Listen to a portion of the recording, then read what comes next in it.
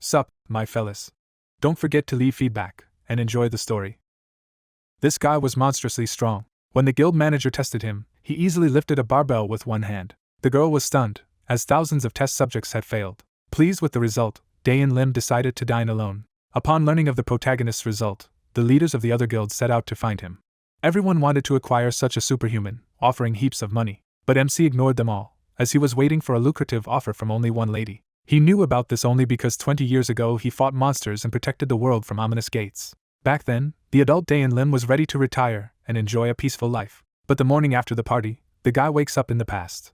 That was the time when his skills had not awakened. Everything around was the same as it had been 20 years ago, and even the neighbors in the dorm were the same. Back then, the man used to drunkenly make noise at night and steal from him while he was too powerless to resist. Remembering that humiliation only makes his resentment harden. When he opens the door, the thug confronts him with the same old bullying attitude. The narrator meets that provocation without backing down. He notices the man is wearing an expensive monster leather jacket, another sign that he has been profiting off others. The thug pretends to be generous, threatening police trouble unless he is paid compensation. Then he reveals what he really wants, the artifact watch. That demand flips a switch in the narrator. Instead of yielding, he strikes first and catches the thug off guard. He follows with a second blow before the man can recover. The assault escalates into a decisive, overpowering hit. The thug is left reeling and coughing blood. The narrator grabs him and keeps control of the fight. He drives another brutal hit into him and ends the confrontation. With the man collapsed, he coldly condemns him for preying on someone younger and weaker. He decides the jacket will serve as partial repayment for everything that had been stolen from him. After taking it, he treats the matter as settled enough and claims the jacket as compensation. He leaves the thug behind, announces he is moving out immediately, and walks away. As he heads out, he reflects that returning to 2018 may be tied to the moment he first awakened after a construction accident that permanently damaged his knees. Deciding to test that theory, he tries to draw on mana again. Power surges through him, confirming that after 20 years of using mana, awakening comes easily. But the moment of triumph is tempered by a practical problem. His younger body is badly underfed and physically weak. His stomach reminds him that food has to come before anything else. He sets out intending to find a restaurant. Instead, he finds construction sites everywhere he turns. He reasons that this makes sense in an era when the world was still scrambling to detect small gates after monster damage had become common. That thought is cut short by a scream. A gate has opened in the street, and panicked civilians realize monsters are pouring out. The first creature identified is a crimson-spotted hound, a pack-hunting beast with razor fangs. As danger closes in, an older man urgently warns him to run at once. A little girl cries out for her father as danger closes in around her on the street. Nearby, a young man notices the chaos and, despite his own exhaustion, decides to step in. Realizing he needs something to fight with, he rushes toward a construction area to improvise a weapon. He finds a metal crowbar and immediately judges it good enough. Armed at last, he launches himself back toward the threat at full speed. His sudden arrival cuts through the panic before the attack can land. He finds the child cornered by 3 red hound-like monsters, still calling for her father. One of the beasts lunges to kill her while she cowers helplessly. He intercepts the strike at the last instant and knocks the monster away from the girl. Placing himself between her and the pack, he orders her to go find her dad while he holds them off. The remaining hounds charge him together, trying to overwhelm him with numbers. He answers with a burst of awakened power through the crowbar. That power spreads along his swing, turning the crude weapon into something deadly. His first empowered blow slams into a hound hard enough to make it yelp. He keeps moving without pause, using speed and momentum so the pack cannot regroup. With a controlled spin, he resets his stance for another chain strike. The next hit crashes into another beast and drives it back as well. He tightens his grip, committing fully to the fight. Sweeping the crowbar in a wide arc, he batters another hound and forces the circle around him to break. He roars with effort as he pushes through the pack's pressure. A heavy finishing sweep blasts several hounds away at once and briefly clears the street around him. Just as he thinks he has breathing room, his stomach growls loudly. Looking around, he realizes there are even more monsters creeping in, and hunger becomes the first thing on his mind. As one hound snarls at him, he reaches an absurd conclusion about the situation. Instead of fearing them, he decides the monsters look edible and starts thinking of them as dinner. The hounds hesitate uneasily, sensing the shift in his intent. His imagination jumps straight to a stew made from these crimson-spotted hounds, which only sharpens his appetite. Too hungry to drag things out, he resolves to finish the fight quickly. He darts between the beasts with surprising agility, noting that age has weakened him less than he expected. When a hound snaps at him mid-rush, he narrowly ducks under it and credits his still reliable knees for saving him. He flips past the attack and smashes the beast across the face on the way through. Using the landing to fuel another overhead strike, he hammers it again before it can recover. He breaks away for a step, drawing the pack into chasing him into a better opening. Another hound lunges, and he realizes the crowbar alone may not be enough to deal with endless attackers. He activates his watch, trying to turn it into a second weapon. The reinforced watch becomes a brutal striking tool, and he slams it into a hound's head. The impact proves the watch is far sturdier than he expected, giving him a useful new option. Even so, he sees monsters still surrounding him and estimates there may be around 10 in total. Police finally arrive and order civilians to follow instructions, and he relaxes, relieved that backup took long enough. With the immediate danger over, he notices his jacket sleeve has been torn up in the fight. As he complains about the damage, an officer rushes over to address him respectfully. The officer thanks him for saving civilians and asks for his name and affiliation so compensation can be arranged. He introduces himself as Dayan Lim and admits he does not belong to any guild, which catches the officer off guard. He adds that he is not even a registered awakener yet and only gained his powers a few hours earlier, drawing attention from bystanders. Since payment cannot be immediate, he offers his phone number and bank details instead, making the officer scramble to keep up. Once that is settled, he cheerfully says he has somewhere else to be and starts to leave. The officer tries to stop him, insisting there is still more to discuss, but Dayan bolts before he can be delayed. As he runs off, he decides that giving his name and number should be enough to spread word about him. Already moving on to his next goal, he calls the Phoenix Guild after hearing they are looking for a newly awakened man around 20. His momentum finally carries him somewhere more important to him in the moment, a hot bowl of beef soup with rice. A young man quietly enjoys his meal while thinking through his situation. The food finally gives him a moment of comfort, and he relaxes as he eats. When his phone starts ringing almost immediately, he realizes attention is already coming for him. He reasons that this is only natural, since awakeners are in high demand and his own performance would have made him stand out even more. Seeing the year confirms he is 2 years past the first gate incident, placing him in a crucial early stage of this new era. He reflects that society has shifted its reliance from traditional forces like police and soldiers to mana users and guild-backed awakeners. In that climate, every promising new awakener became a prize that guilds fought fiercely to claim. So he is unsurprised that his phone will not stop ringing, especially after appearing out of nowhere with exceptional ability. He also notes how undeveloped the world still is, with little training infrastructure or monster knowledge, meaning several major disasters may already be underway. Armed with knowledge from the future, he decides his goal is simple: earn enough now and retire within 3 years. The phone keeps vibrating beside his empty bowl, as if the outside world refuses to leave him alone. Amused rather than pressured, he lets the non-stop calls continue and treats the chaos as almost entertaining. That changes when a suited man approaches him directly and confirms his identity. He acknowledges who he is and invites the stranger to explain himself. The man introduces himself as Gilsa Kim, a manager from the Royal Family Guild, making the purpose of the visit clear. Kim reveals he came after seeing the footage of the young man fighting monsters and is ready to recruit him if he is still unaffiliated. Before that pitch can continue, another recruiter rushes in and calls out to him as well. A woman from a rival guild immediately flatters him and signals that more competitors have arrived. The floodgates open as another guild representative barges in, trying to seize his attention before anyone else can. Within moments, multiple guilds are crowding around him, each trying to start their own sales pitch first. As the recruiters talk over one another, he sits through the noise until he has had enough. He cuts through the chaos with a warning that stops everyone cold. Then he makes his position clear. He will not be joining any of their guilds. The room falls silent, and he takes control by insisting the discussion continue in a more orderly way. The recruiters gather around his table, now forced to negotiate on his terms. Calmly sipping his drink, he drops all pretense and asks them to get straight to the money. He demands to know the signing bonus each guild is willing to offer, turning the meeting into an auction. One manager tries to avoid a public bidding war by suggesting private talks instead. He ignores that maneuver and singles out the Royal Family Guild for questioning first. Before the manager can finish boasting about the guild's prestige, he dismisses them outright.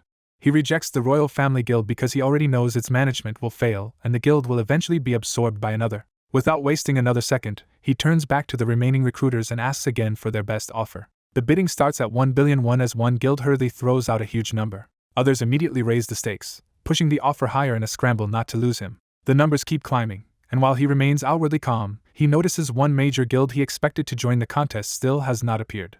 The offers reach 2 billion won, along with top-tier treatment, profit shares, and bonuses. Then Youngwi Beck of the White House Guild speaks with confidence, assuring him that no one else can beat what she is prepared to offer. He recognizes the White House Guild as a newly formed organization that will later rise into one of the nation's top 3 powers. Knowing their future, he understands why they are willing to spend so aggressively and begins to take them seriously. He asks to continue only with Beck and dismisses the others, though he keeps away to contact them later if needed. Once they are alone, a tense silence settles as both sides reassess each other. Beck explains that after reviewing the footage, she concluded his combat skill does not match the background of an ordinary civilian. He realizes she has already investigated him thoroughly and is testing how much he will reveal. She lays out her conclusion plainly: either he is a rare prodigy, or he possesses an ability that gives him an edge in battle. On that basis, she offers not just membership but a place as part of the White House Guild's future itself. The scale of the contract impresses him, but instead of accepting, he asks to add his own conditions. Beck watches in silence as he calmly writes terms into the agreement himself. When she sees how casually he is doing this, her composure slips into confusion. She first treats it like a joke, but he insists he is completely serious and tells her to read what he wrote. His demands are absurdly employee-friendly for a top awakener contract, a 4-day workweek, guaranteed regular hours, and the right to refuse long-term assignments. A stern woman dismisses the situation as absurd, but the young man refuses to accept her terms. He makes it clear he intends to negotiate on his own footing. Intrigued rather than offended, she wonders what gives him that confidence. He answers with complete assurance that taking him on will benefit her. Instead of pressing further, she abruptly rises to leave. She decides to return later with a revised contract, signaling that she is willing to keep talking. Before going, she lightly suggests continuing the discussion over drinks, turning the meeting into a personal test as well. Left alone, he stays silent and watches her departure carefully. He reminds himself that she is the guildmaster's daughter and someone he cannot treat casually. Choosing not to get entangled any further for now, he decides to register himself as an awakener first. He heads to the Seoul branch of the Disaster Management Office to complete the registration. At the Awakeners Aid Division, a new employee explains that the manager is absent, and she is unsure she can process his request alone. Because he is in a hurry, he presses for another option, and she agrees to try contacting the manager. He realizes that if the manager is the person he suspects, he needs to finish quickly and leave before being recognized. When asked whether he has an ability, he lies and claims he is only a physical enhancement type.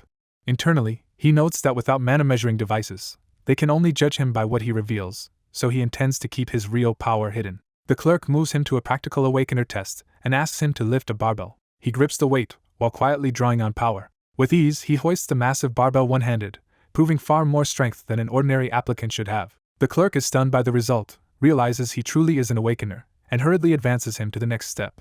She issues him a temporary awakener certificate under the name Dayan Lim, and he accepts it without fuss. With the paperwork done, he leaves after being told the official certificate will follow later. Just then, the manager arrives, and the young man immediately recognizes the danger of being seen. He tries to slip away before the manager can identify him. Recognizing the man as Sang-yu K-ju from the Aid Division, he becomes even more determined not to get involved. As he passes by, he decides he is never returning to this office again. Behind him, the clerk tells the manager that a new awakener named Dayan Lim just registered and was the person mentioned on the phone. The manager reacts with interest, already viewing this newcomer as someone worth noting. Elsewhere, the young man visits a sealed ruin and reflects that monsters once forced this place to be abandoned. He recalls the larger truth. Dimensional gates linked to Gaia will soon appear across Earth and bring humanity into contact with a world of swords, sorcery, and monsters. He identifies this very location as the future site of Korea's gate. Seeing the opportunity, he plans to buy the land with his signing bonus and profit once the gate opens. Before that, he decides to organize his belongings and hunt some monsters in the area. A sudden cry for help and a death threat stop him cold. Hiding inside a shelter-like structure, he hears the threat repeated in the Gaian language and realizes something unusual is happening nearby. He goes still as he processes what he just heard. To investigate safely, he activates his ability. Using stealth to erase his presence, he moves through the ruins with the practiced caution of someone used to scouting and assassination. He avoids charging in recklessly, determined not to repeat past mistakes, and instead follows the disturbance carefully. Suspecting the speaker is being pursued, he decides to find out exactly what is going on. He discovers a red-haired girl cornered by several men as she warns them to stay back. When they ignore her, she unleashes magic in self-defense. The traffickers are startled by the spell, but their shock quickly turns into greed. As her power falters, they realize she can be sold for a fortune. Watching from concealment, he concludes that she is a dimensional refugee from Gaia who speaks its language and has just fallen into the hands of human traffickers. One of the men reaches for her while pretending kindness, trying to lure her in before taking her. Then the young man notices a tattoo on the trafficker that changes the situation for him. He recognizes it as the insignia of the criminal syndicate Crimson Snake. That revelation confirms these men are tied to a larger criminal network, and he is disgusted to learn they are involved in trafficking people as well. Low on mana, he drops his stealth and decides that despite the cost, he will step in and help the Gaian girl. A young man quietly arms himself, preparing to kill. He launches forward through the ruined area with overwhelming speed. His first strike drops one attacker before the victim can be finished. When another assailant tries to retaliate with a knife, he intercepts the blow barehanded. He answers with a clean slash that cuts the second man down instantly. A final motion confirms the threat is over, leaving the rescued girl stunned by how easily he handled them. The red-haired girl trembles, still shaken by how close she came to dying. Seeing her fear, he deliberately softens his presence and tries to appear harmless. He reveals he knows of Gaia and asks her something important. Her shock turns to surprise when she realizes he can speak her language.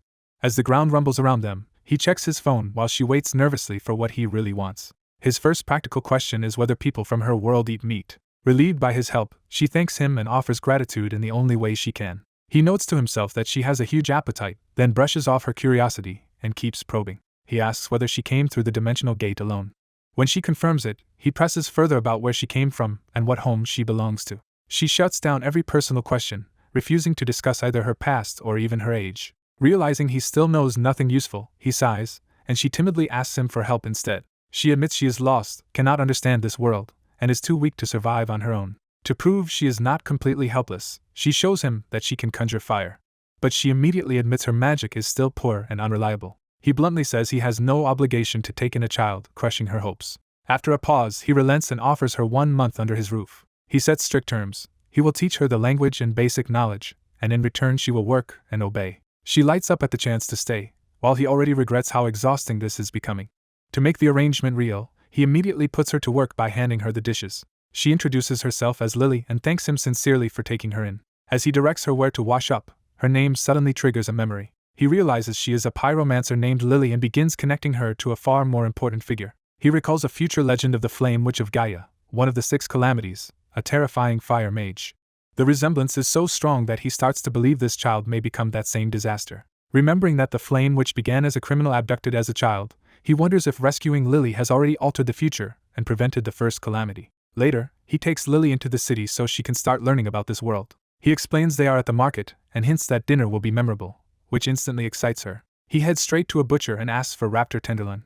He reflects on how, after the first gate opened, food shortages forced humanity to start eating monsters. He also knows monster meat will later become prized because it enhances mana. At the market, Lily's obvious hunger wins them extra meat for free, and he counts that as a lucky break. Remembering her ragged state, he decides to buy her proper clothes as well. Lily eagerly picks an elaborate outfit that suits fantasy more than practicality. His silence makes clear that choice is not happening. Instead, she ends up dressed in simple modern clothes, looking thoroughly unimpressed. He tells her those practical clothes will serve her better where they live and takes her home with several sets. Back home, he presents a mannerich stew as the day's special meal. Lily eyes the strange dish with deep suspicion, and he awkwardly insists that healthy food is not supposed to be delicious. Before she can force herself to try it, she catches the smell of something far better. He gives in and brings out the fried chicken he had planned to save for later. She bites into it, and immediately understands what real comfort food is. The taste overwhelms her, and her delight is instant and absolute. As she devours the chicken and declares she wants to eat this forever, he is struck by a sudden realization. The man forces the girl to eat the monster dish he brought home, threatening to dump it into the soup if she refuses, while she begs him to stop. He makes himself swallow the food too, grumbling that he cannot afford to be picky even though it is barely edible. As he endures the awful meal, he bitterly thinks that if he had not returned in time, he would be enjoying a real dinner instead. The food leaves his tongue numb, but he is told to stop complaining and finish it anyway. Once the meal is over, he orders the girl to wash the dishes and study, making it clear he wants to be left alone, and she reluctantly agrees. With the house quiet, he sits down to meditate and begins circulating mana. He uses the Great Ocean Cultivation Technique, a method meant to increase mana capacity and efficiency. The training works far better than expected, and he realizes his mana is growing unusually fast. He suspects the sudden growth comes from eating monster meat late and from becoming younger again.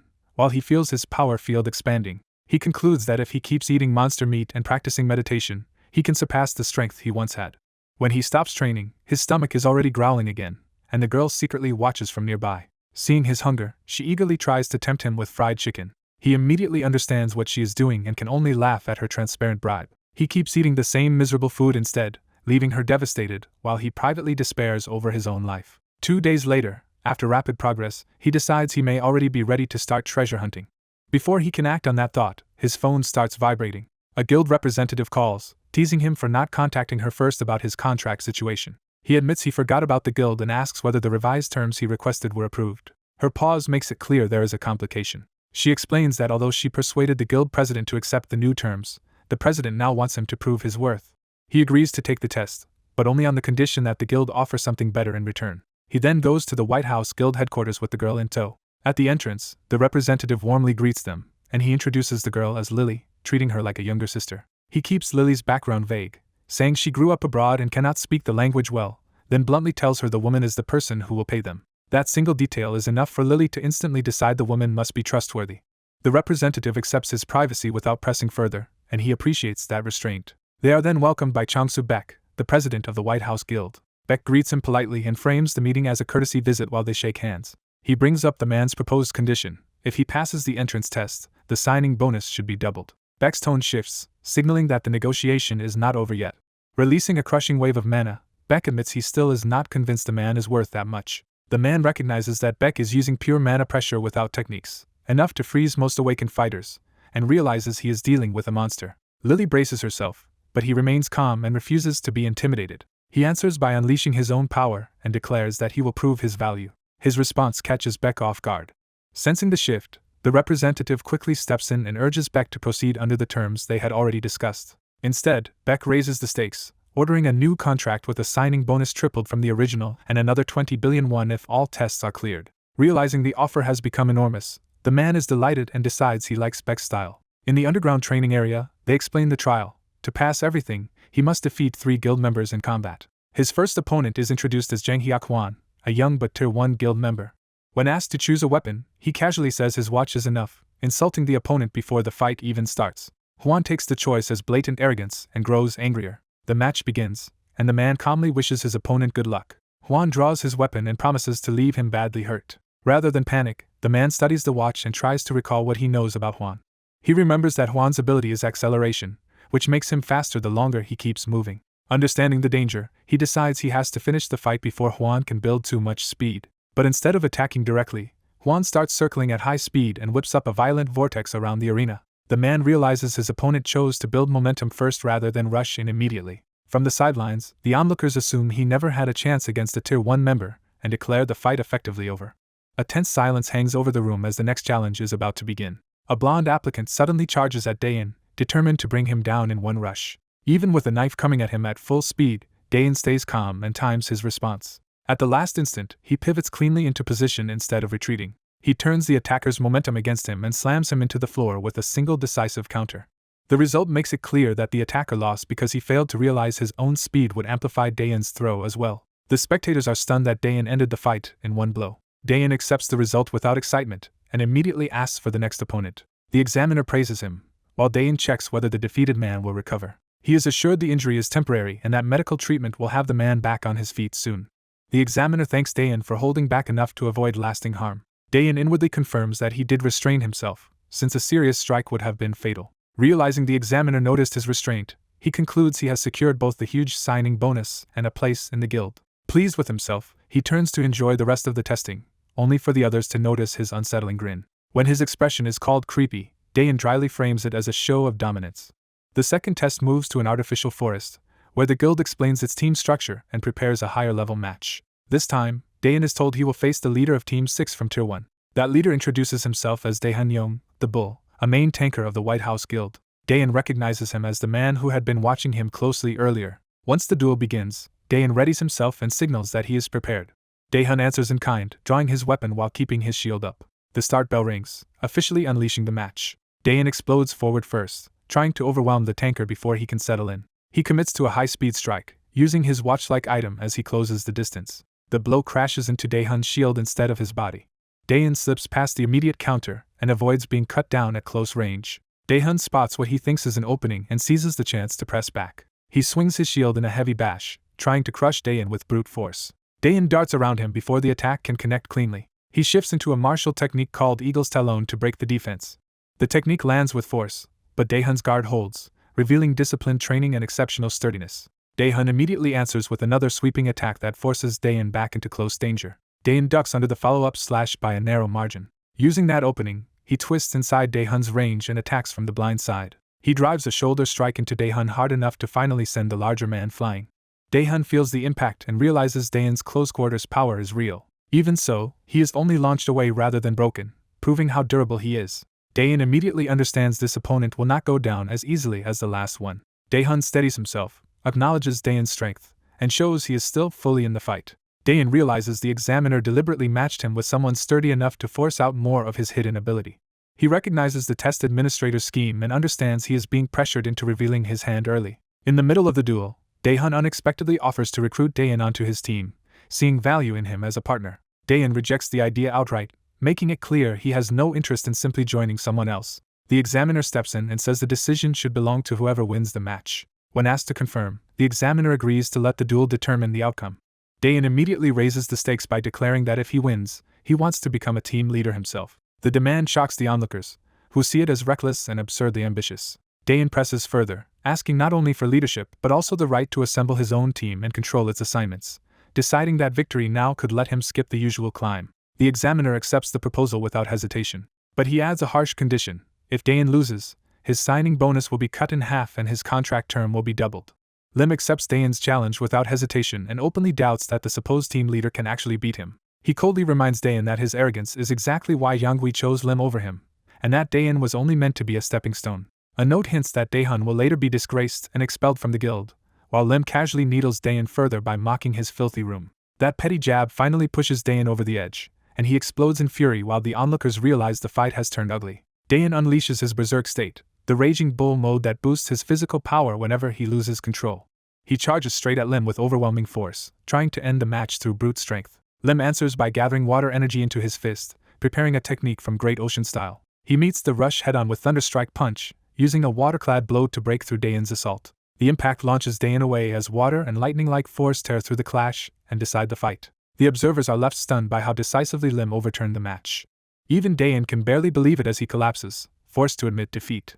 Lim drops to the ground as well, joking about how hard it is to earn money while his battered body catches up with him. Privately, he admits the victory came at a cost, since Thunderstrike Punch drained nearly all his energy and exposed how weak his body still is. He starts meditating to recover and resolves to rely on the same technique again in the next fight if necessary. As he steadies himself, his attention sharpens when he senses the next development.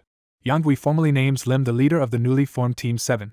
Lim enjoys the title immediately, pleased that the gamble is paying off. He calculates that passing 2 tests has already earned him 10 billion won and starts aiming for the larger reward ahead. When he asks for his final opponent, the answer shocks him.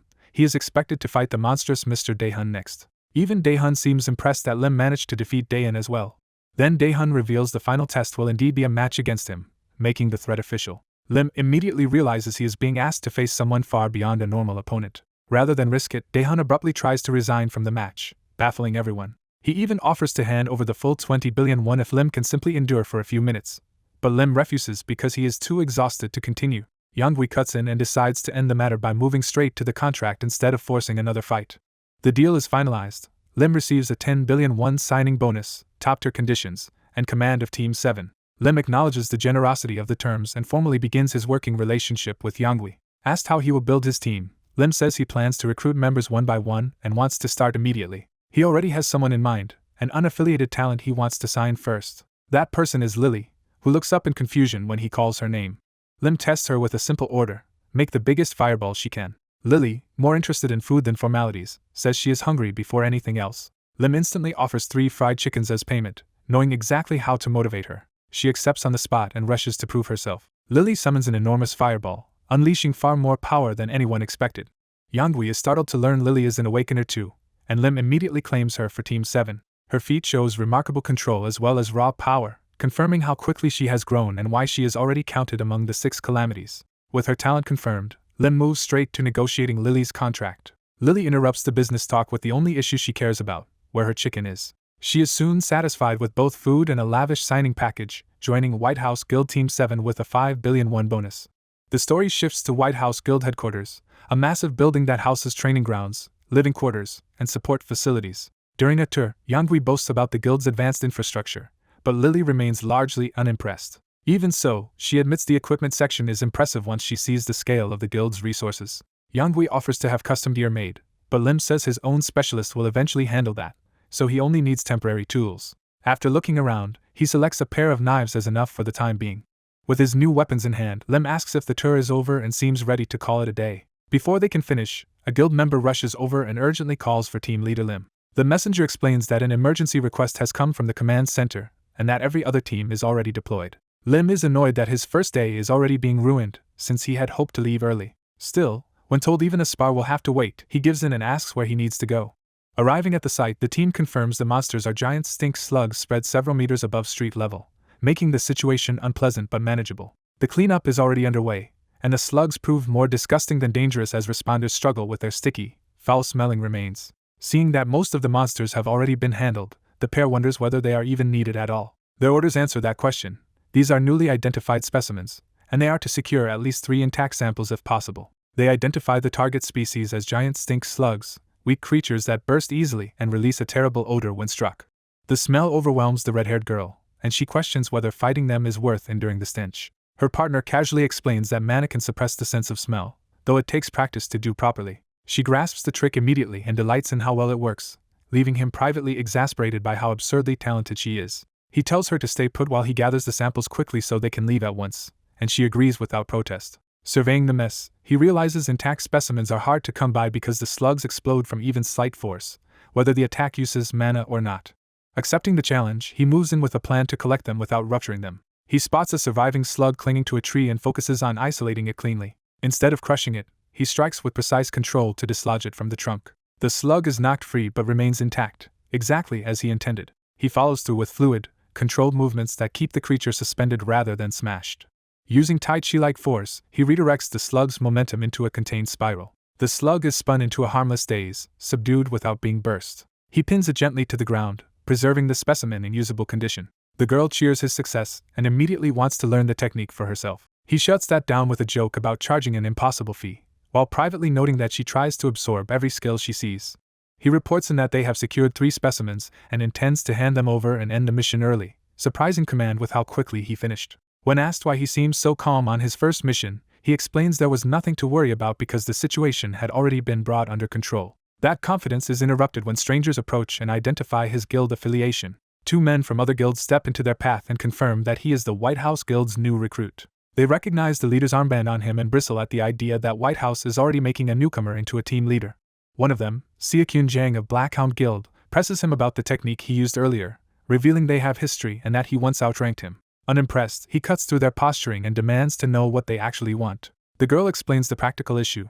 Their own slugs burst too easily, so they failed to collect decent samples. He immediately understands they are after his team's specimens, and he makes clear he has no intention of giving them up. The rival rejects his refusal outright and makes it clear he does not consider the decision his to make.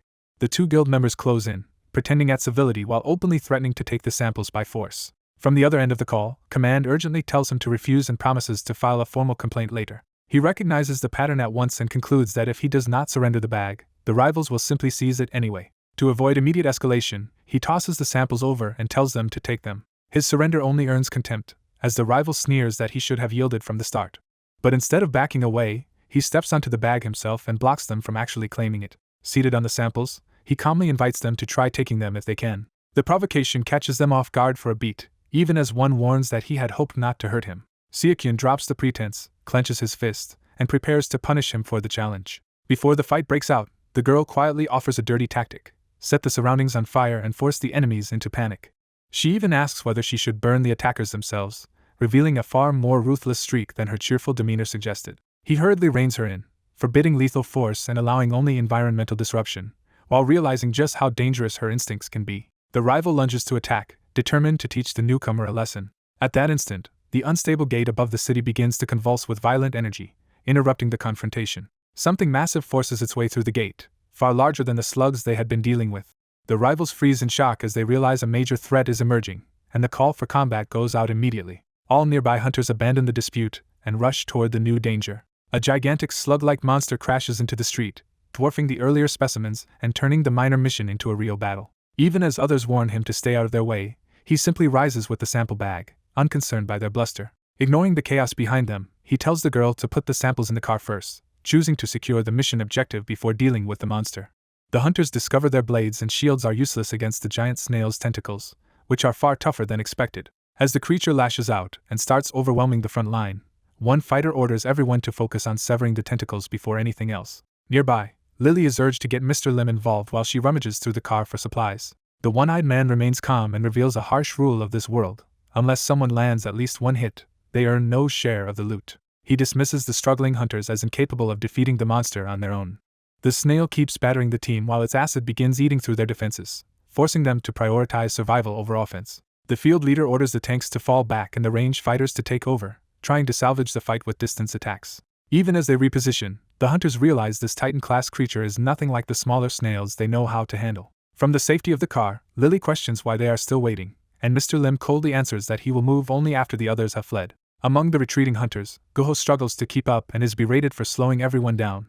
Exhausted and apologizing, Guho falls behind badly enough for his identity and weakness to stand out to the observer watching him. Another hunter warns that his damaged weapon is useless and that the monster is already closing in on them. The order to retreat comes too late as the snail's tentacles crash down and scatter acid across the street. Guho hesitates in panic, and someone desperately tells him to stop using his ability and just run. Before he can escape, a tentacle coils around him and cuts off his chance to flee. The monster lifts Guho toward its maw, leaving him begging for help as death becomes immediate. Mr. Lim finally intervenes, cutting in with contempt for the so-called allies who abandoned him. He slices through the attack, knocks the monster back, and drops between Guho and the snail to save him. Instead of comforting Guho, Mr. Lim bluntly tells him the real problem is that he has been using his ability the wrong way. He leaves Guho with a challenge and an invitation. If Guho wants to learn the right method, he should seek him out later.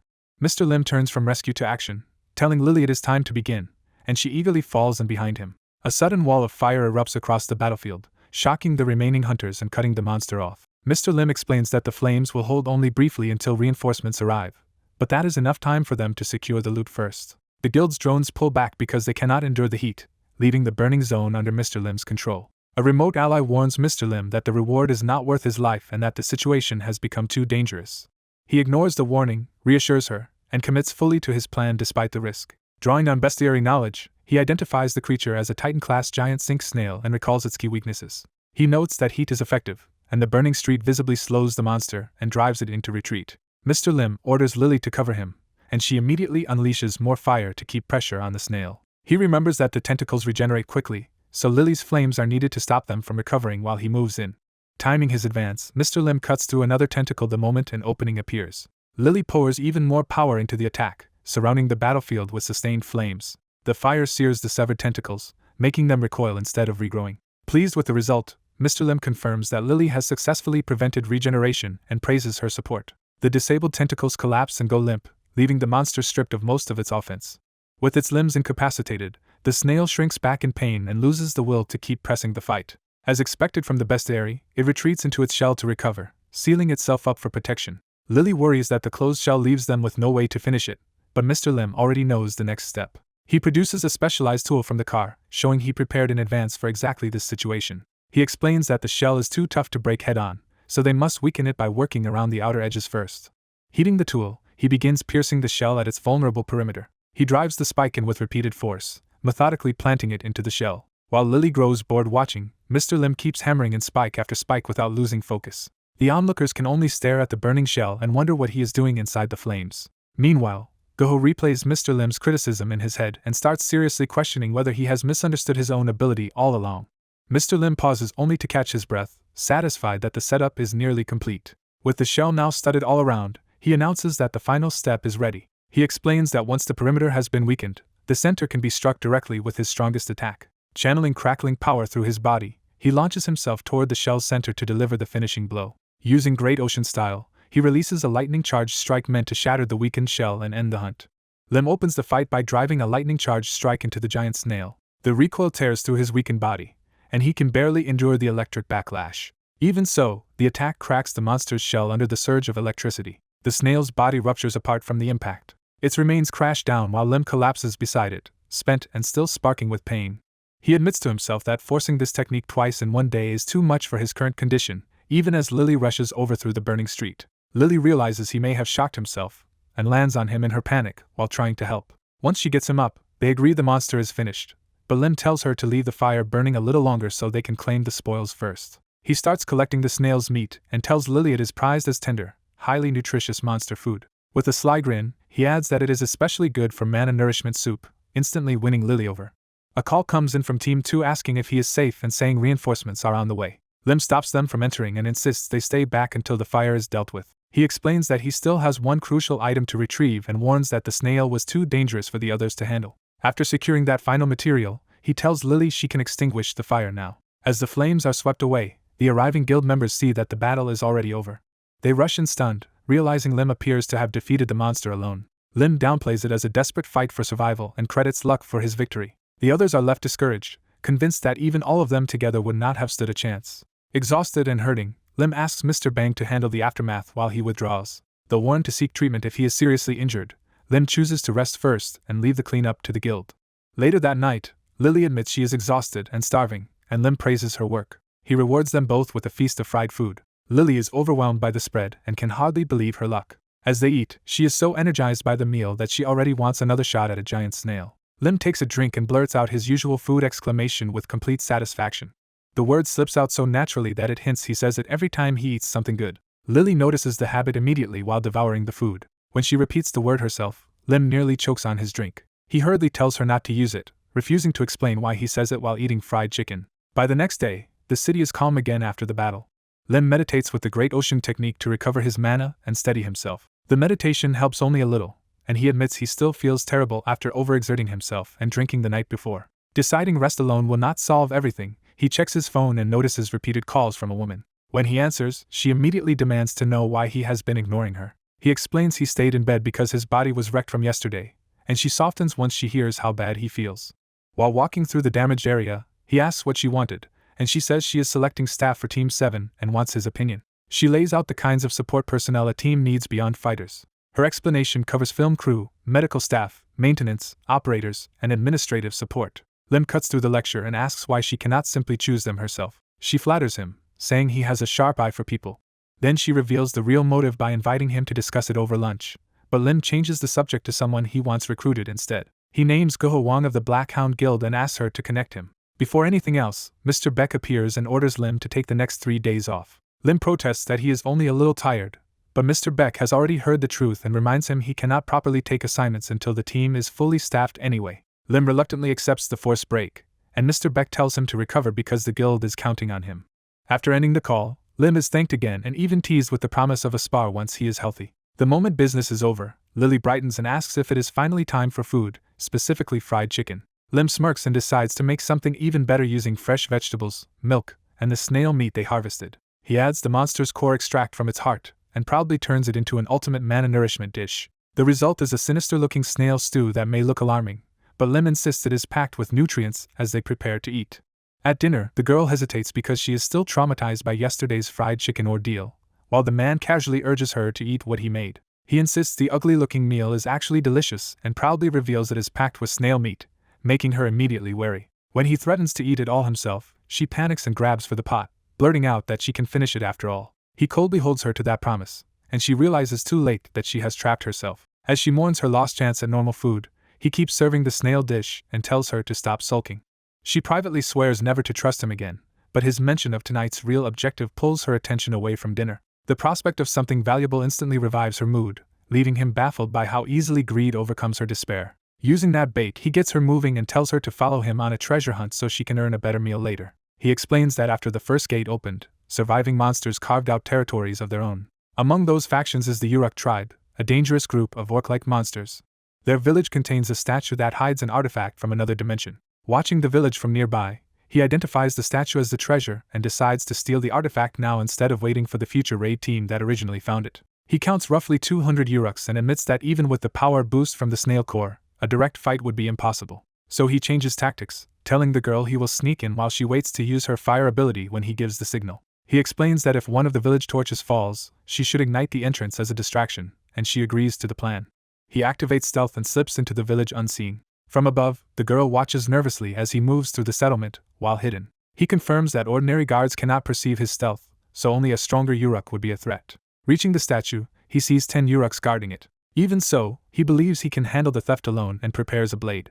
He readies himself to strike quickly and quietly. But a mutant Uruk tribe leader suddenly appears, far more imposing than the others. He recognizes it as the same overwhelmingly powerful Uruk that gave the future raid team trouble. Realizing that monster is too dangerous to engage, he abandons the direct approach and sticks to the distraction plan. Still hidden, he knocks over a torch to trigger the signal.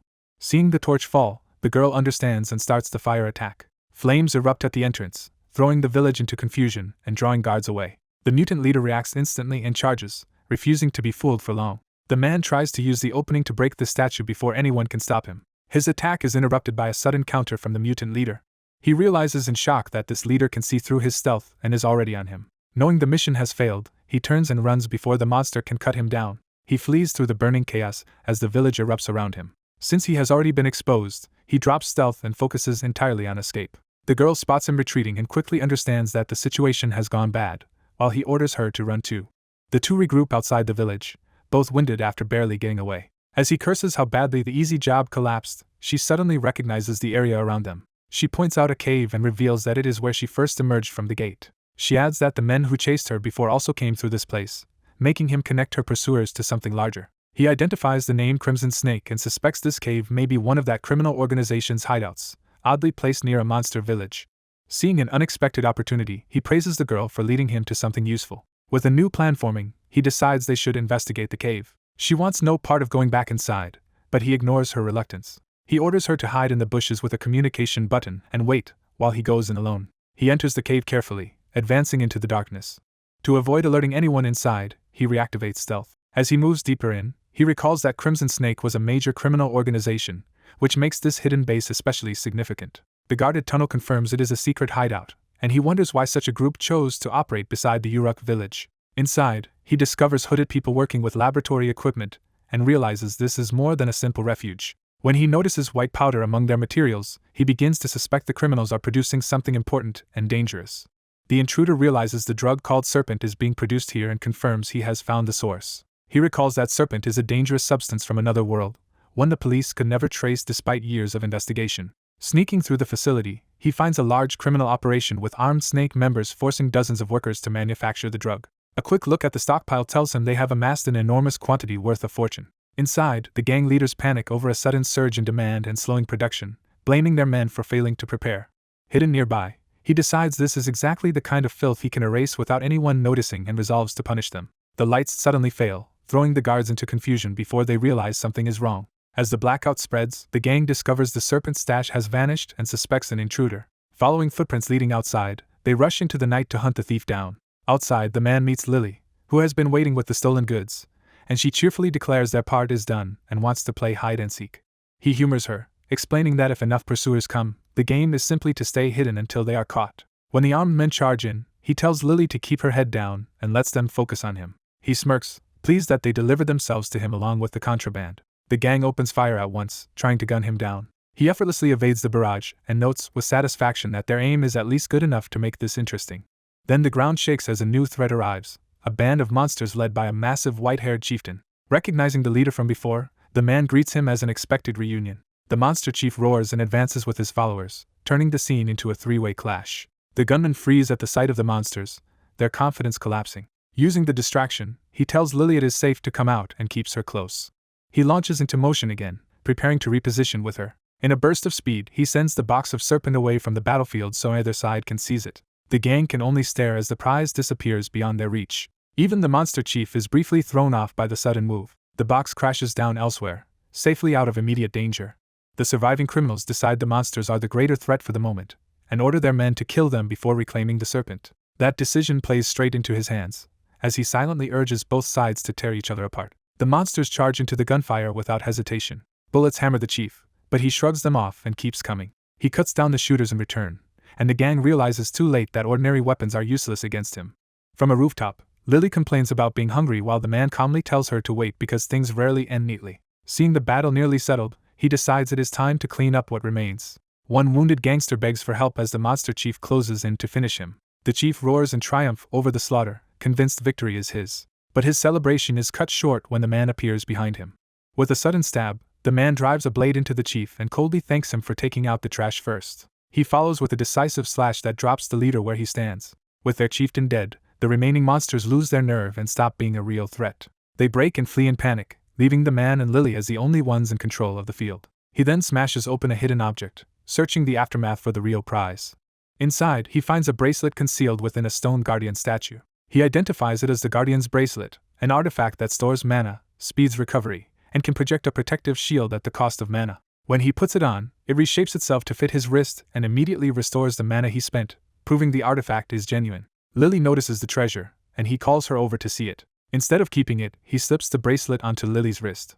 She startles, confused about why he would give such a valuable item to her. He explains that her bracelet is a rare, highly protective artifact too, and this new one matches it. Deciding the pair suits her better, he says the two bracelets together will make her far safer in emergencies, then turns back toward the cave. When Lily asks why he is going back in, he refuses to explain yet and focuses on one last task. He orders Lily to burn the entire place down, planning to erase the operation completely before they leave.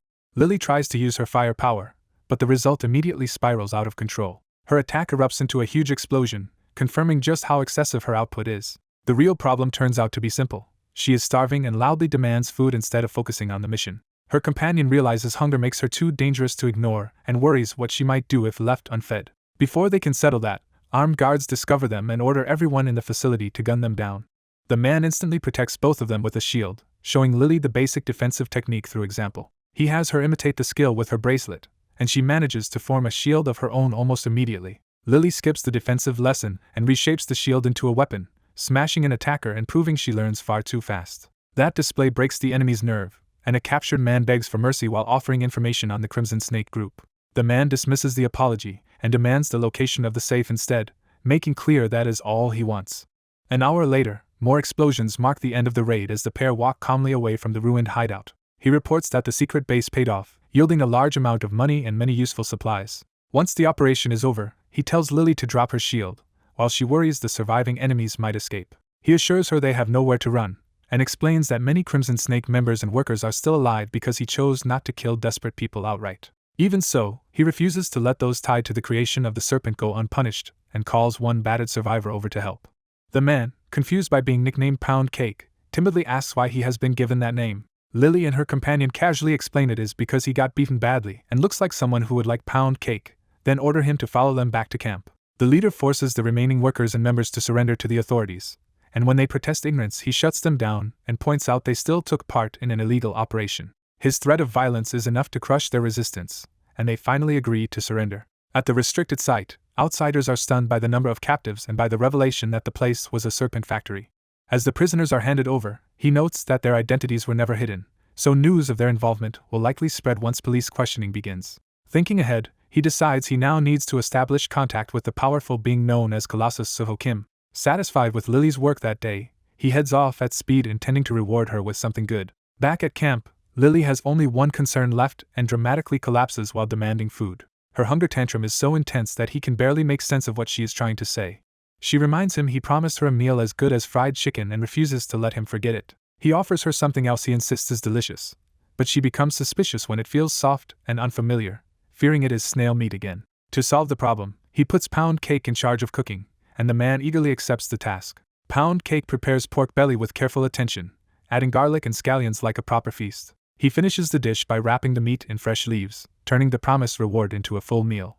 Lily is instantly won over by the taste, and her mood brightens as she happily devours the food. 3 days pass, and while Lily returns to work, the man uses his signing bonus to buy land around his camp and starts planning for the future. He reflects that bringing Pound Cake along was useful, especially now that he is tired of living in a tent. Pound Cake throws himself into the job of building a wooden cabin, eager to prove his worth. He proudly explains that after years of hard labor he has finally found a place where he wants to give his all. The arrangement settles in. Lily enjoys Pound Cake's cooking, and the man casually expects his service to continue for years. It is revealed that Pound Cake cannot escape because the man secretly damaged his body's natural aura circulation, effectively crippling his manhood and trapping him in place. The man fully intends to keep using him for the next 3 years and only reward him with money afterward, while Pound Cake can do nothing but endure it. Later at the White House Guild office, a woman informs him that she will temporarily act as Team 7's secretary. He doubts the arrangement is really temporary, but she insists someone else will eventually join and brushes off his concern. She immediately buries him in documents and tells him to study them because assignments will begin the next day, leaving him regretting not resting during his short break. Among the files, he discovers a gate destruction assignment and is startled that such a long-term mission has been placed on him. The secretary explains the government requested it days earlier, that it is a joint operation with a strict 2-day deadline, and that Team 7 is the only unit free to take it with him. The documents explain that Type A gates simply spawn monsters and vanish once the creatures are dealt with. Type B gates are different, remaining open after monsters appear or sometimes containing none at the entrance at all.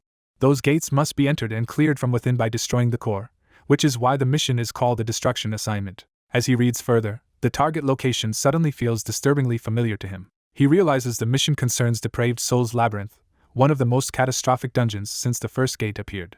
Remembering how infamous it was even during his teaching years, he understands that if he had entered it back then, he likely would have died. When offered a chance to pass the mission to another guild, he refuses and decides his own team will handle it. As Lin heads into a tense meeting, even his own side warns that his temper could cause trouble, and the answer he gets makes it clear that risk is very real. On the way, Lim decides that since recruiting Guho would cost less than buying out his contract, he will simply take Guho for himself. Their car arrives at the hotel where the negotiation with the Blackhound Guild is set to happen. When his driver bows and wishes him well, Lim is caught off guard by the formality. He brushes it off and says he is already grateful for the driver's help.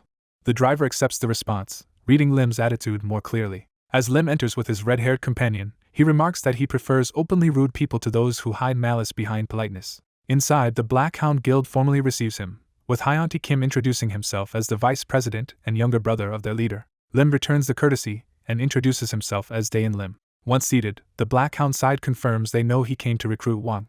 They immediately stress that Wang is valuable to them, while Lim notes that Hyuntae is the president's cousin and the man who usually handles the guild's dirty work. Lim realizes they may demand something outrageous for Wang's release and focuses on the threat posed by the Black Hound Guild. The woman on Lim's side pushes back against the stated termination fee, only to learn the number she heard is already outdated. Hyuntae reveals that Wang renewed his contract that very morning, turning the negotiation into a trap. He raises the buyout even further to 10 billion won and makes it clear they are extorting Lim. Lim quickly concludes they want to provoke a scene and secretly record it, so he decides they should leave before giving them what they want. His ally hesitates because she is the daughter of the White House Guild president and would be an ideal victim for a doctored scandal video. Hyuntae mocks Lim for backing off and pretends that Lim never truly wanted Wang in the first place. As Lim moves to leave, Hyuntae adds one last parting shot by mentioning the cake the red-haired girl ate and suggesting a hospital visit. He admits the cake was expired, revealing he deliberately targeted the girl, and Lim's restraint snaps.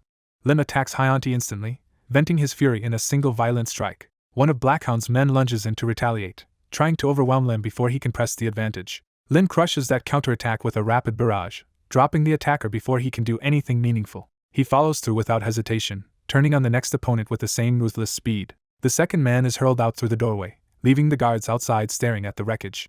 When the guards demand answers, Lim openly challenges whether they are any stronger than the men he just put down. He warns them not to act rashly and to bring their president instead, making clear he is ready for a bigger fight if they insist. Even while his companions protest the violence, Lim stays focused on the fact that Blackhound poisoned the girl first. He tells the girl never to accept food from strangers again, and she quietly accepts the lesson. Concluding that the lie about the cake no longer matters, Lim turns his attention to Goho and calls him out directly.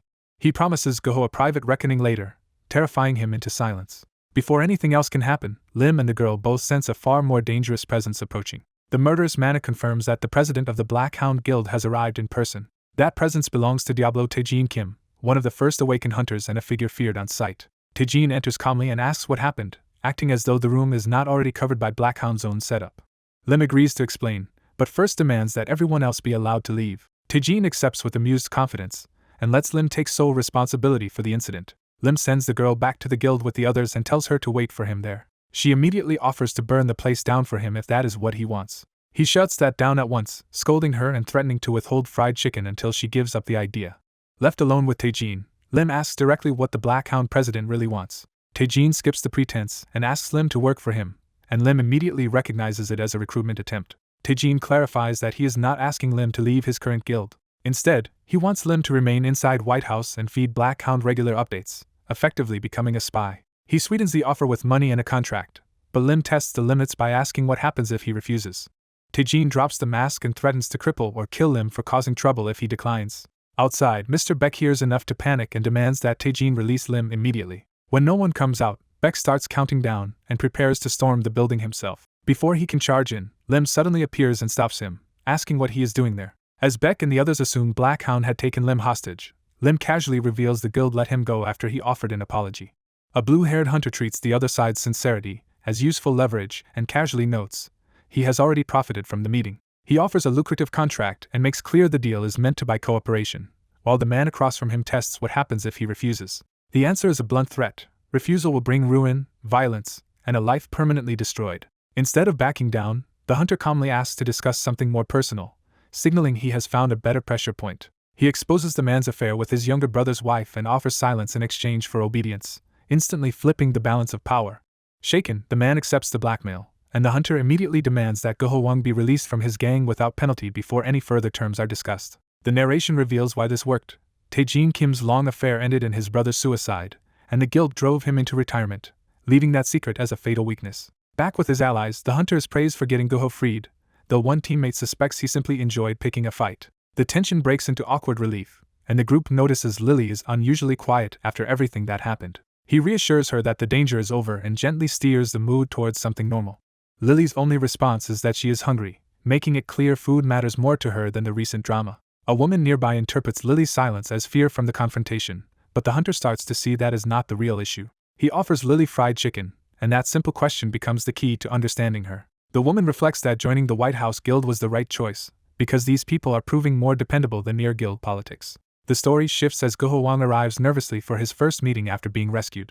Goho apologizes for doubting the contract, and the hunter brushes it aside and invites him to sit, already treating the matter as settled. He confirms the paperwork is done and formally brings Goho onto the team, establishing a new hierarchy with Goho addressing him as Mr. Lim. Narration explains that Goho's timid nature let the Black Hound Guild exploit him until the first calamity killed him in the original timeline. Goho cannot understand why someone strong would want him as a tank, and the hunter answers that Goho is exactly the person he needs.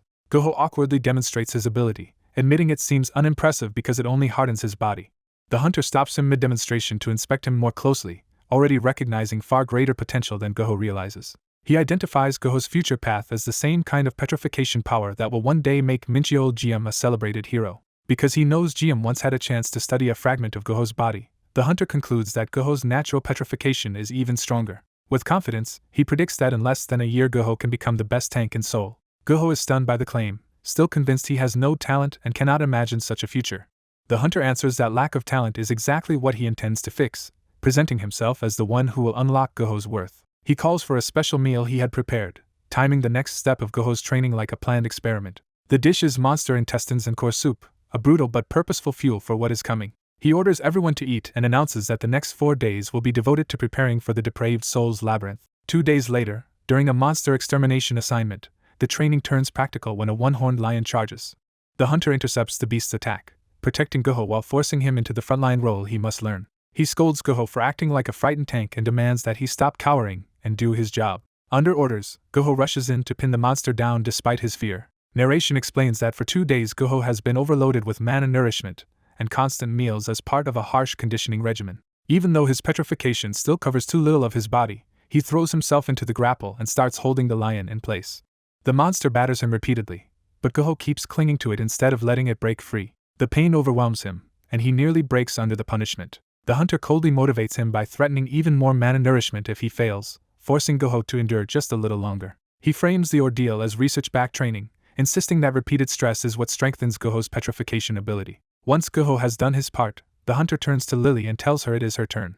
Lily resists immediately, complaining about the miserable training diet and longing for fried chicken instead. He promises her fried chicken tonight, and that reward is enough to make her unleash her power at once. Her fire attack detonates in a massive blast that ends the fight instantly. When the smoke clears, the lion is dead and Goho is left sprawled beside it, exhausted but successful. The hunter criticizes Lily for overcooking the target and ruining any chance to harvest useful materials, while Goho can only marvel that she ended it in one strike.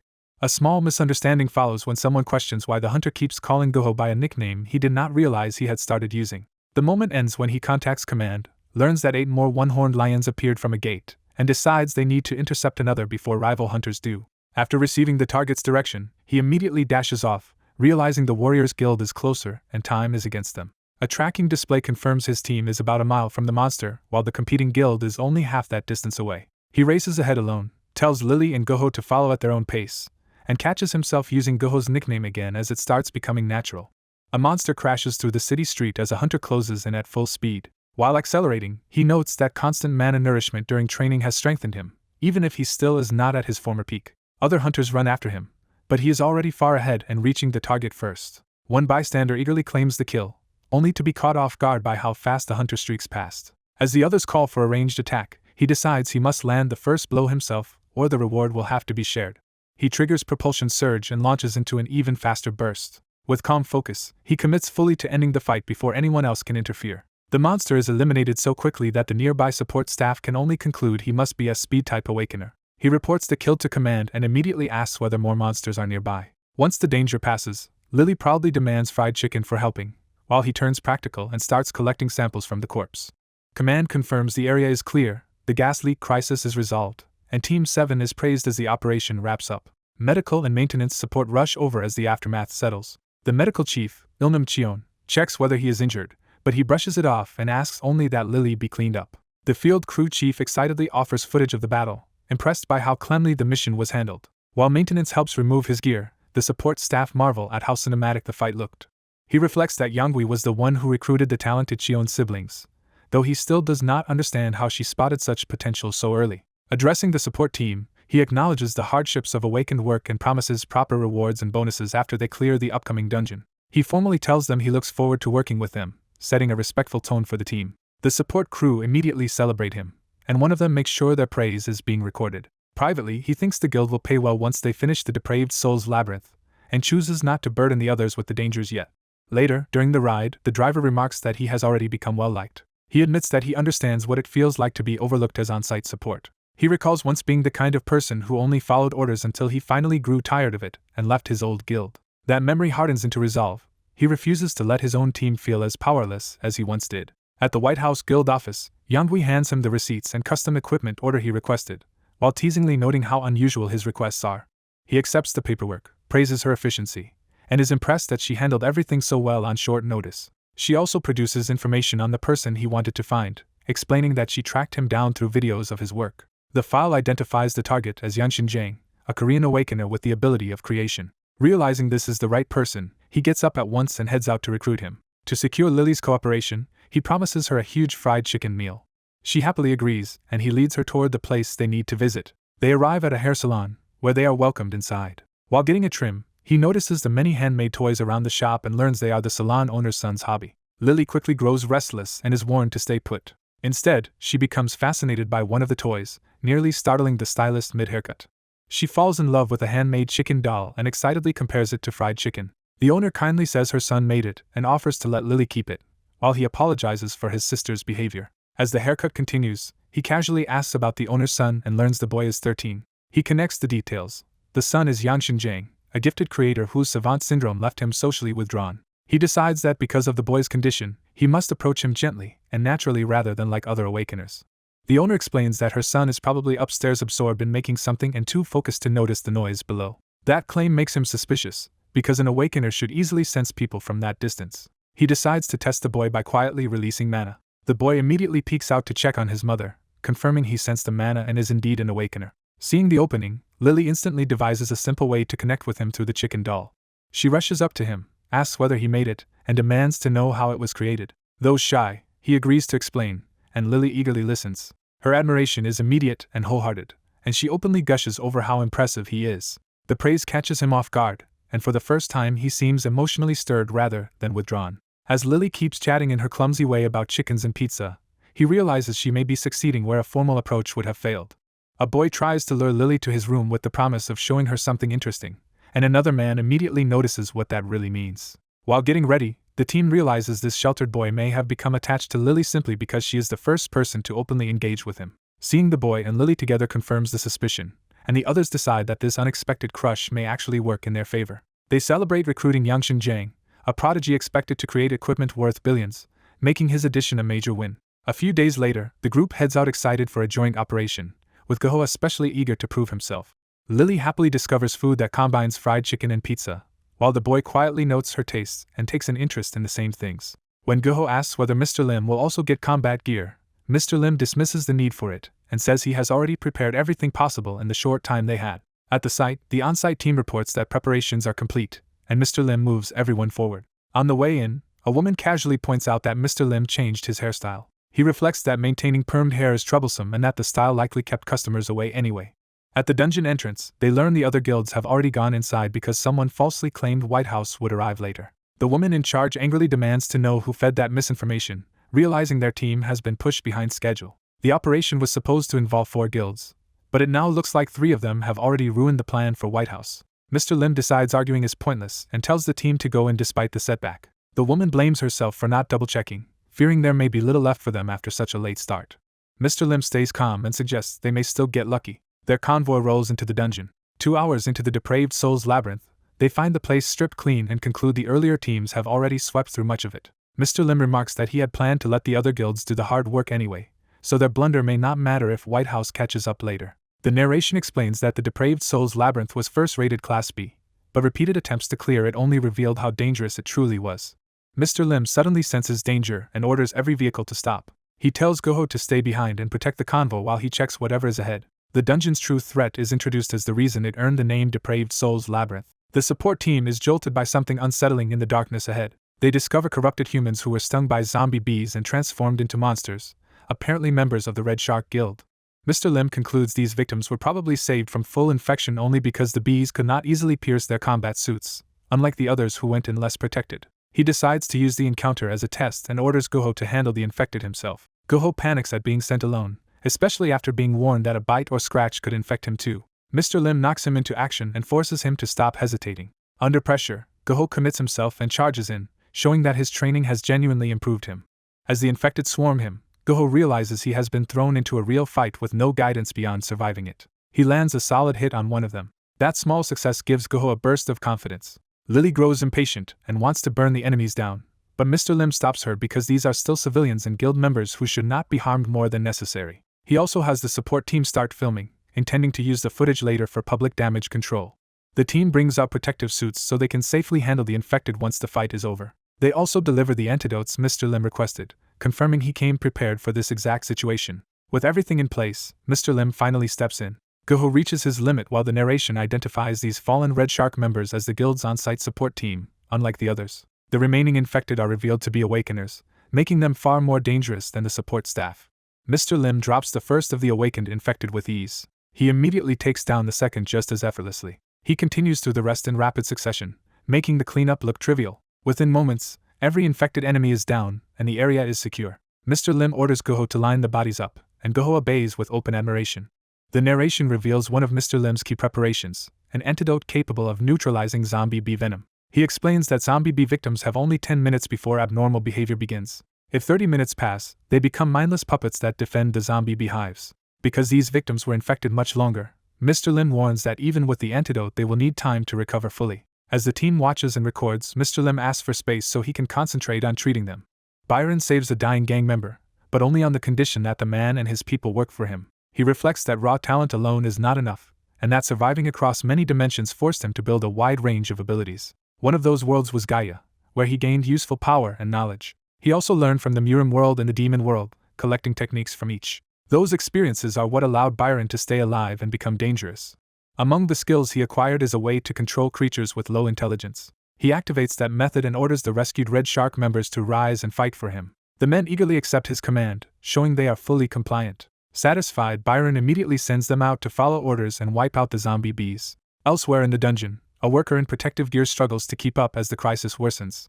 The team reports that they have found the queen bee, but the swarm is too large for them to handle alone. Byron calmly tells the child mage to incinerate the threat, promising a meal afterward as encouragement. The child unleashes a burst of fire that surges into the tunnel and drives the bees back. Watching the operation, someone notices how unusually cooperative the Red Shark members have become. When Byron is questioned, he casually claims their loyalty is simply gratitude for being saved. With the protective suits ready, he moves the group forward and keeps everyone focused on the mission. Before they can proceed far, Byron senses another threat approaching and halts the team. A group of hostile men emerges from the darkness, clearly arriving with bad intentions. The child recognizes the situation from an earlier hunt just before the newcomers make their move. The Warriors Guild suddenly joins the fight, attacking the intruders and effectively repaying Byron's earlier help. Seeing unexpected allies appear, Byron notes that events are going even more smoothly than he anticipated. By the fourth day in the dungeon, a report comes in that monsters have eaten the team's luggage, creating a new problem. Byron sends the child ahead to investigate where the monsters are gathering. The child's roar draws out a pack of crimson-eyed venomous rats and sends the nearby group into immediate combat. As the rats are quickly dealt with, Byron realizes the child is naturally taking to monster control, which suits his plans perfectly. Even so, he reminds himself that their success comes from preparation, and that the dungeon still holds stronger threats. A sinister presence begins to spread through the corridor, signaling the arrival of something more dangerous. The source reveals itself as a mirror demon, and Byron instantly identifies it as a mini-boss. He orders everyone into battle positions, telling the vehicles to retreat and assigning Goho to the front. As the team charges, Byron warns that the Red Shark and Warriors Guild members are safe from the demon's mirror effect.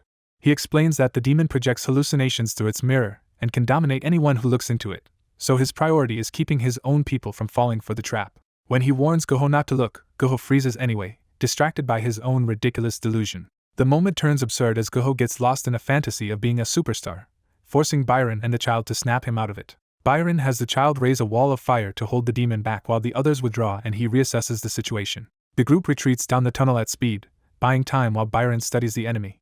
The child asks to burn everything down at once, but Byron tells them to maintain the barrier unless things get worse. Using stealth, Byron slips away from the group with the child and leaves the others hidden behind cover. Once concealed, he searches for the mirror demon's true position instead of chasing its illusions. He prepares a hidden weapon, ready to strike the moment he finds an opening.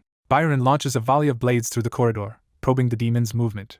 The mirror demon counters by releasing a curved attack from its mirror, revealing that it can bend its trajectory. Byron pulls the child out of danger and concludes that stealth will not fool the creature, so he abandons that approach. He returns to the others, reassuring them that he is unharmed and ready to take control again. Without wasting time, Byron gives each person a role and orders them to begin the next phase immediately. A red signal streaks through the tunnel, marking the demon's renewed advance.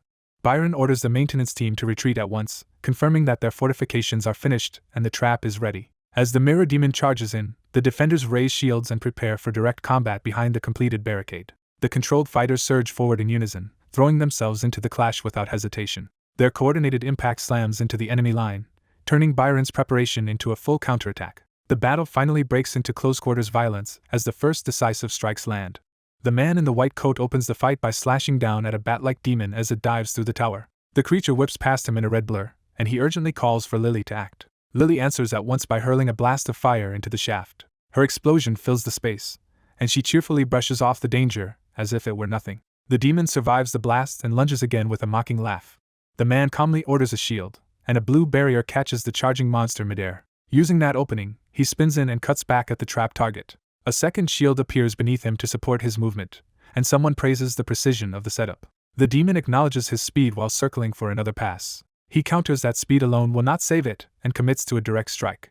Their attacks collide, and his blade tears into the creature. With the upper hand secured, he reveals that a mirror taken from the demon was the key to this moment. Elsewhere, a hooded skeletal boss senses that the decisive stage of the confrontation has arrived. As a massive gate opens, the group advances toward the boss while being warned not to relax just because things have gone smoothly. The white-coated man explains that Goof will stay hypnotized until after the boss fight, since helping him now would only let him fall under control again. In the dark hall beyond, the boss's presence stirs ominously. Blue light flares beneath the hood, revealing the undead enemy's awakened gaze. Its skull face comes into view as soulfire burns in its eyes. The enemy identifies itself as the Soul Devourer and prepares to begin the real battle. The white-coated man reacts with amused interest rather than fear. Several eager fighters rush the boss at once, treating the encounter almost like meeting a celebrity. The Soul Devourer answers their charge with a roar and sudden movement. One attacker jokingly offers a hug as he closes in, still underestimating the threat. The boss slams down hard enough to stop him cold. Pinned under the force, the attacker realizes too late that the enemy is far less cooperative than he hoped. The Soul Devourer follows with a brutal combo that batters him across the floor. Watching from the side, the white-coated man notes that Goho is struggling but enduring, exactly as his training was meant to prepare him for. The boss then notices two more fighters positioning themselves nearby. It unleashes Soul Bind, a domination spell meant to turn everyone in the area into puppets. The white-coated man smirks, already certain the spell will fail. Instead of falling under control, the nearby fighters immediately strike the Soul Devourer from behind. He explains that the mirror stolen from the demon, combined with his hypnosis, had already placed his allies in a deeper state of control than the boss could override. Because of that preparation, the Soul Bind has no effect on his side at all. The Soul Devourer turns in shock as its trump card is neutralized. It tightens its grip on its weapon and prepares a new response. One of the enthralled fighters rushes in with absurd affection, forcing the boss to absorb another awkward attack. The white-coated man tells Lily that her turn is coming soon, and she eagerly accepts the assignment. The Soul Devourer activates its second ability, shifting from blue soulfire to a more dangerous red power. It casts Demonic Invocation, summoning red portals that call monsters into the chamber. When monkey demons emerge, the white-coated man reveals he had anticipated this move too. Lily immediately launches another stream of fire. Her flames engulf the Soul Devourer and the battlefield in a roaring inferno. Delighted by the chaos, she vows to burn everything down and deal with the summoned monkeys herself. The Soul Devourer stands in the blaze, momentarily speechless at the absurdity of its opponents. The white-coated man praises Lily and leaves the monkey demons to her, which only deepens the boss's irritation. He then darts in and hammers the Soul Devourer with a heavy kick. As one enthralled fighter starts behaving in a disturbingly affectionate way nearby, the white-coated man decides that sight is better forgotten. More of his controlled allies dive back into the fight, while he deliberately holds himself back from fully engaging. He explains that his plan is to clear the dungeon with minimal effort by letting the others wear the Soul Devourer down first. Still smiling, he decides he will make his own move only after they have finished tiring the boss out. An hour later, the skeletal guardian stirs awake with a furious roar. Seeing the opening he was waiting for, the blue-haired man calmly prepares to act. He turns toward his blurred companion with easy confidence, signaling that the real fight is about to begin. Facing the awakened boss, he brushes off the delay and moves to finish the battle. The enraged skeleton answers with a hostile scream and charges to crush him. He coolly dismisses the monster's rage, framing the accusation against him as little more than being called a coward. Even as the skeleton lunges, he insists that some people are forced to fight under constraints they did not choose. Using that brief chance, he brings his power together in his hand. He reveals his plan. The mirror could not fully control the soul devourer, but it could freeze it just long enough to create an opening. Lightning surges around his arm as he commits everything to a single strike. He drives down a thunderstrike punch, smashing through the stunned enemy. The blow cracks the boss open, and something brilliant begins to shine from within its chest. He immediately realizes the light is the treasure he came for. The object is a soulstone, a top-grade mana crystal containing extraordinary magical power. This priceless stone was the true reason he entered the dungeon in the first place. Certain he has secured his reward, he tears the soulstone free and claims it for himself. As his companion wonders if the fight is over, he smugly admires the stone in his hand. He exults over the find, already imagining how it will transform his body through physical ascension. What he really wants, though, is not martial mastery but a longer, younger life and an earlier retirement. His companion, thinking more simply, asks whether the glowing prize is something edible. He hurriedly denies that it is food, while the child protests, as if he is selfishly keeping a treat. Before he can explain, the soul stone suddenly starts crumbling in his fingers. He stares in disbelief as the priceless crystal disintegrates into nothing. Both of them are left baffled by the absurd disappearance. He drops to his knees in despair over losing a fortune, while his companion innocently assumes he is just worn out from fighting. Then his watch, silent until now, begins to tick. The sound jolts him, because the watch should not be moving at all. A realization hits him. The watch may have been powered by magic, and the vanished soulstone has somehow reactivated it. Outside, a report announces that 4 guild rescue teams have been missing inside the gate for 10 days with no sign of return. A woman waiting near the gate listens to the grim update, clearly expecting someone specific to come back. When she hears a familiar voice behind her, she turns in surprise. At the same time, White House Guild leader Yuhyuk Bang rejects any suggestion of caution and insists his team will bring the trapped people home. The woman knows his team is strong enough for even rank of dungeons, but she still pleads with him to be careful. As the rescue group approaches the gate, they commit themselves to entering. Before they can move, the gate violently changes, forcing everyone to halt and prepare for combat. At that exact moment, the blue-haired man emerges safely, carrying his exhausted companion on his back. Yuhyuk recognizes him at once and rushes forward. The waiting woman throws herself at him in relief, overwhelmed that he has returned alive. Pinned under her embrace and the child on his back, he irritably asks to be released while she demands to know why he took so long. The child complains just as loudly, wanting to be put down and paid overtime for the ordeal, while onlookers record the reunion.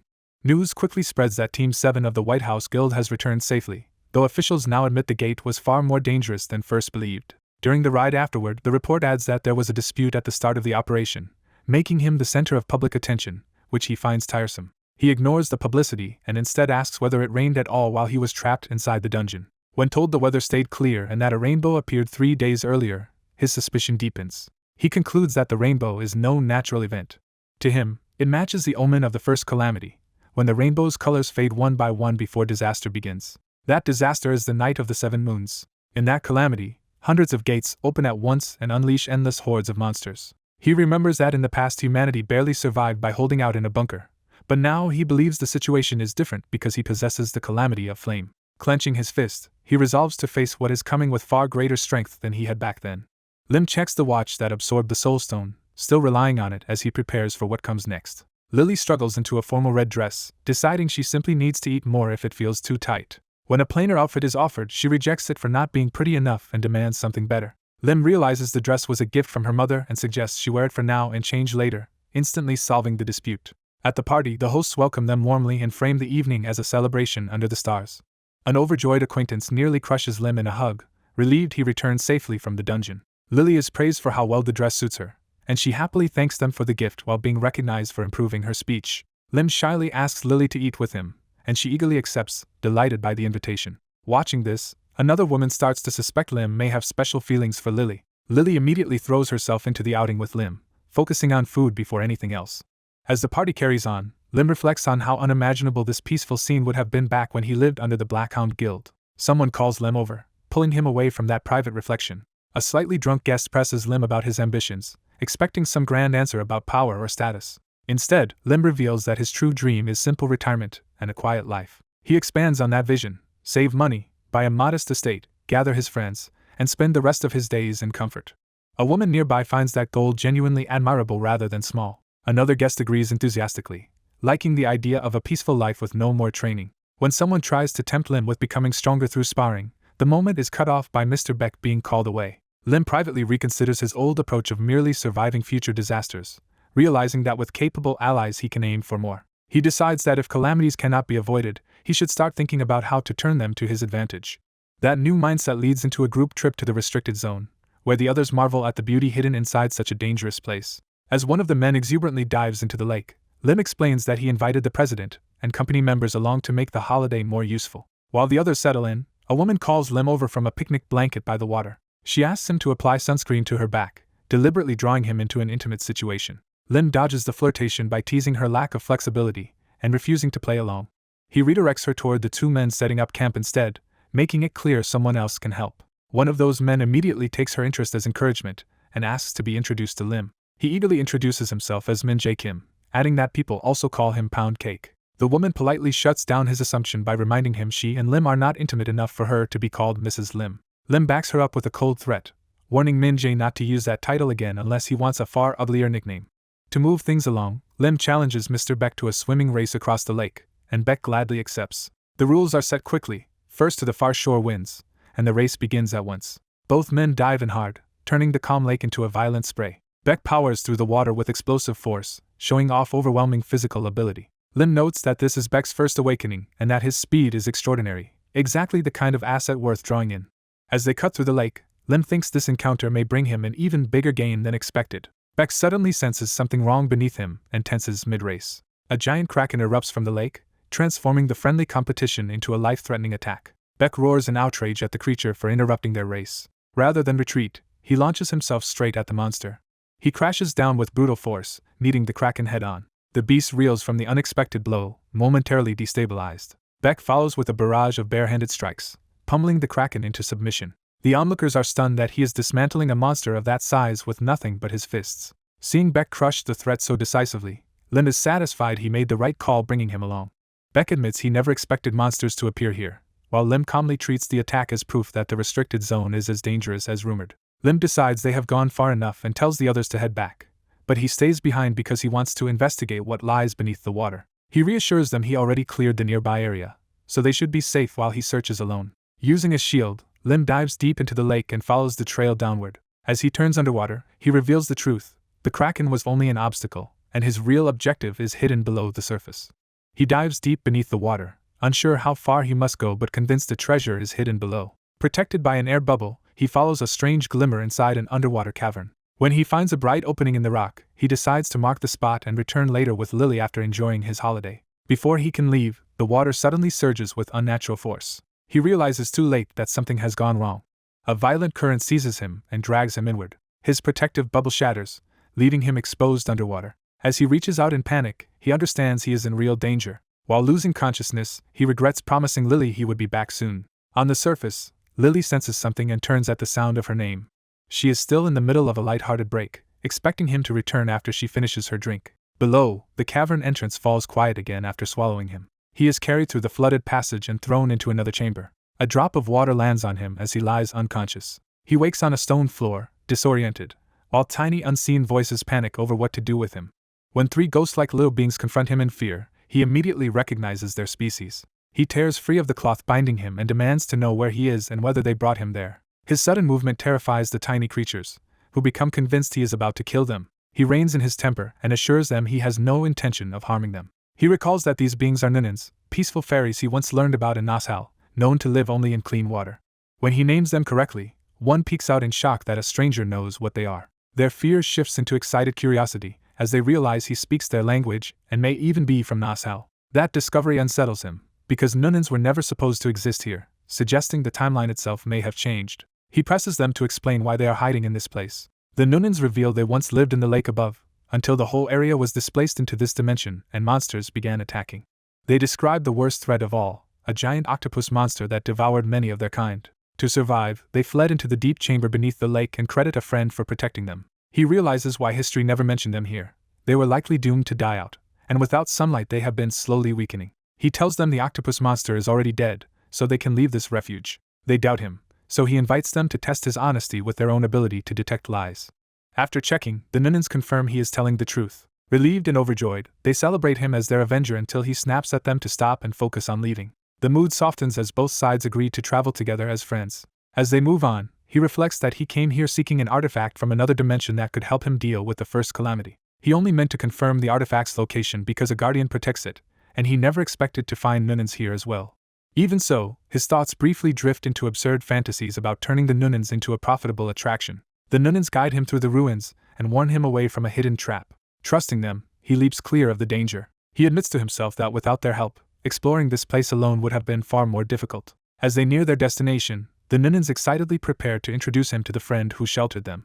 Their description of that friend makes him realize they are talking about someone unnervingly familiar. He concludes that the being they relied on was the chamber's guardian all along, and tells them to go say goodbye while he waits. Before they can do that, they arrive and the sealed chamber begins to rumble open. A squat robot-like guardian appears, and he immediately understands the situation has turned bad. The machine identifies him as an intruder in the sealing room of trial. The exit slams shut around him, trapping him inside with nowhere to run. After scanning him, the guardian authorizes lethal force and begins transforming into a combat form. He dryly asks the Nunans whether their friend is really announcing an intent to kill him, and they can only awkwardly note that their friend is changing. The transformed guardian launches forward and begins the execution attempt. Instead of retreating, he accepts the fight and decides this is a good chance to test himself.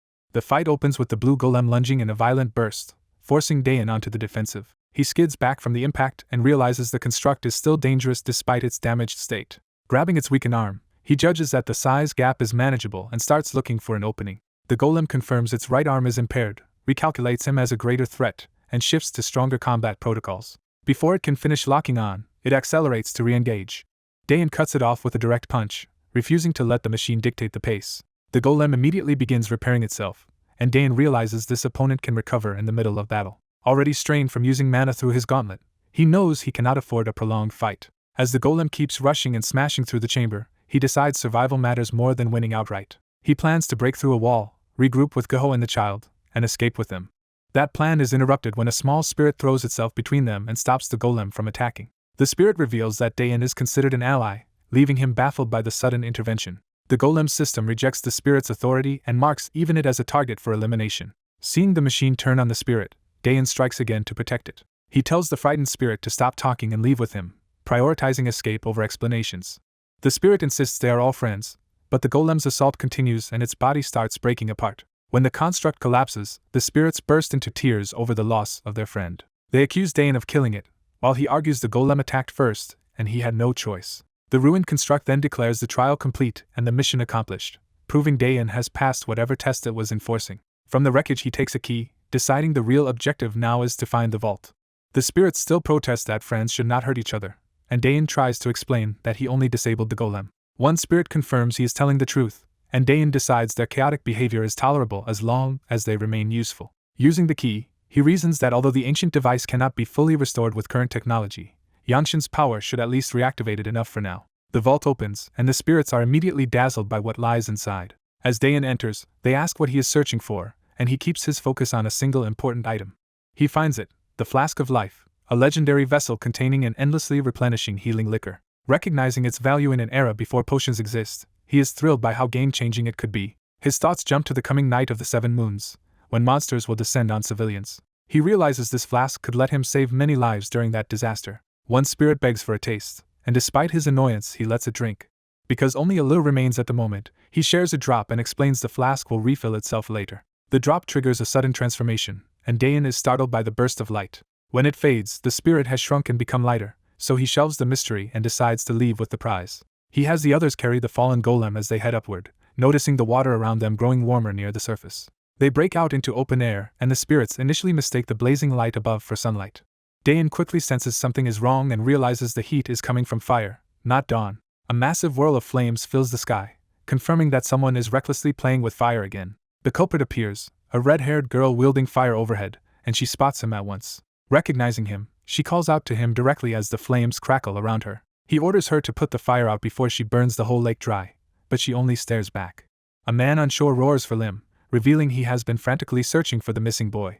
Dayan swims over and apologizes for causing trouble, while the man admits he barely kept the lake from evaporating under the girl's flames. Others rush in as well, relieved that Lim has been found and that the search can finally end. An emotional young woman throws herself at him in relief, overwhelmed that he returned safely. The spirits rush in warning that Dayan is in danger and monsters are behind him, forcing him to calm everyone and promise an explanation. Before he can manage the chaos, the fire-wielding girl slams into him and demands to know where he has been. She keeps pounding his chest, scolding him for missing dinner and making her worry. Her anger spills out as a confession that she searched everywhere because she was afraid for him. Dayan can only smile at the outburst, amused and touched by her concern.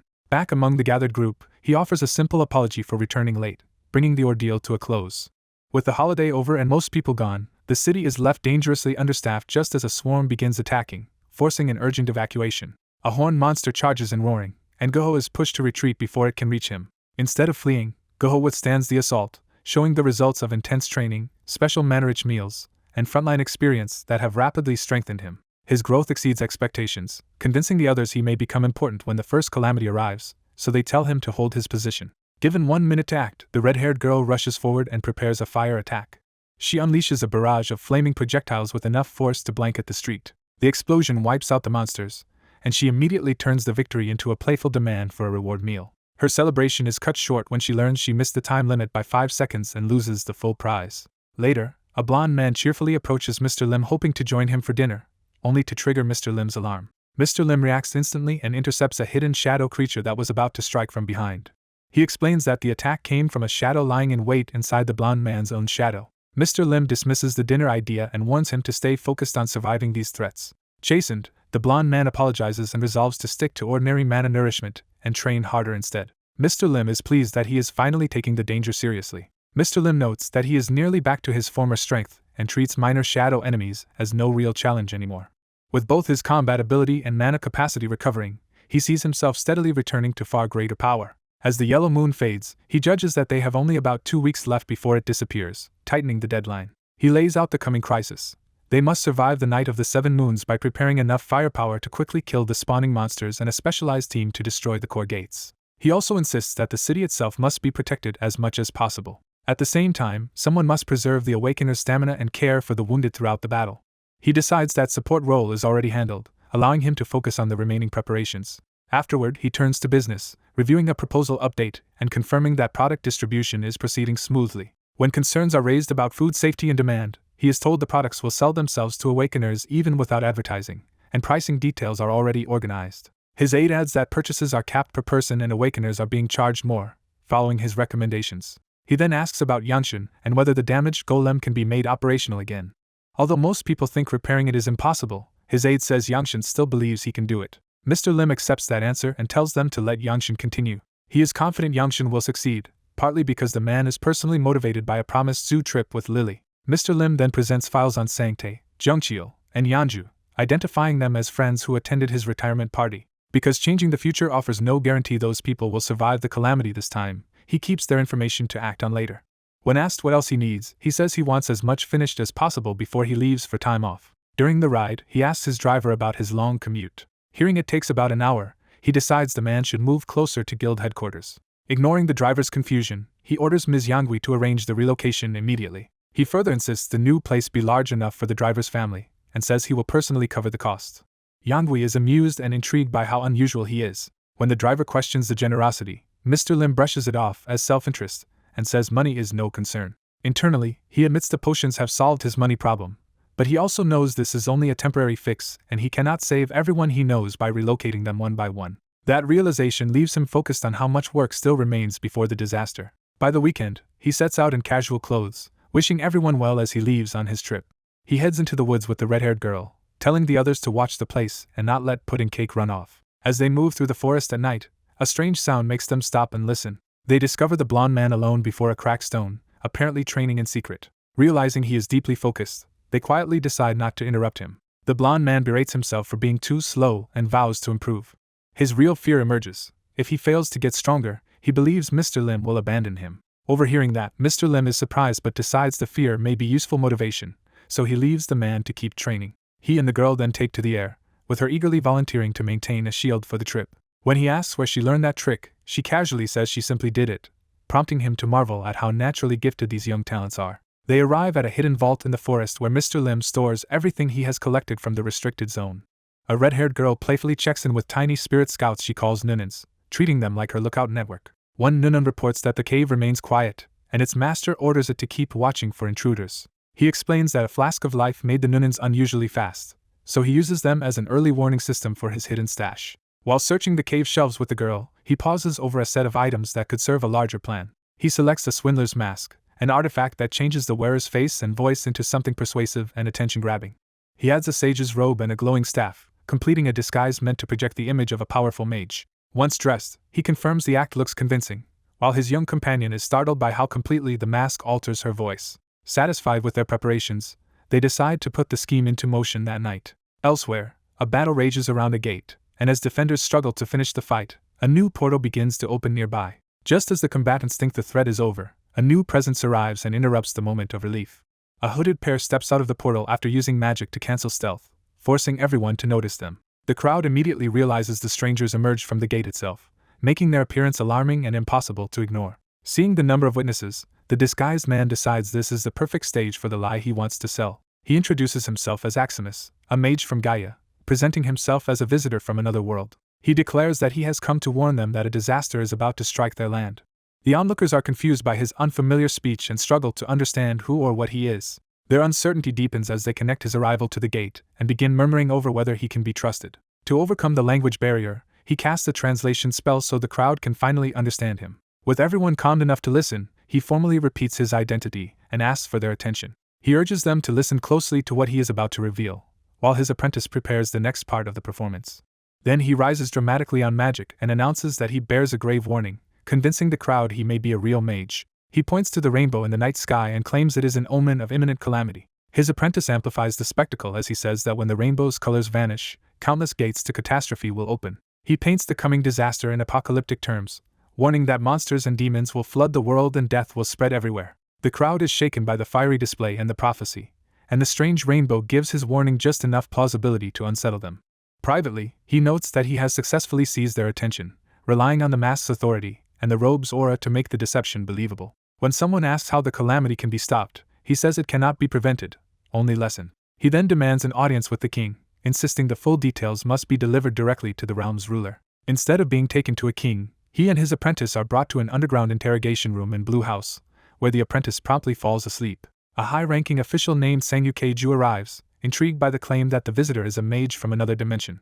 Aximus insists his warning is genuine and asks to be taken to the king at once, still playing the role of urgent messenger. Sangyuke challenges him by revealing there is no king here and warns that his staff will remain confiscated until he is deemed safe. To recover control of the conversation, Aximus claims he can read people's destinies, offering proof instead of obedience. He explains that he cannot see every future, only the destinies of people fated to leave a major mark on history. Using that claim, he tells Sangyuke that although he is not currently a king, he is destined to become one soon.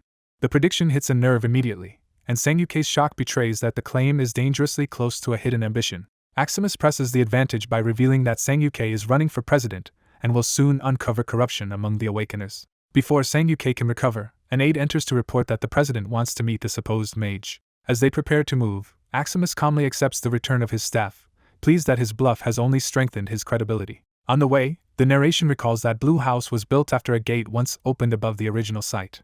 That earlier gate unleashed a lesser dragon and caused a massacre that killed most of the National Assembly, leaving the president as one of the few survivors. Noticing the heavy security, Aximus compares the place to a military base, recognizing how seriously this nation treats gate-related threats. He is escorted into the presidential office, where the president waits amid a formal display of authority and protection. The president greets him politely and asks whether he truly comes from another dimension.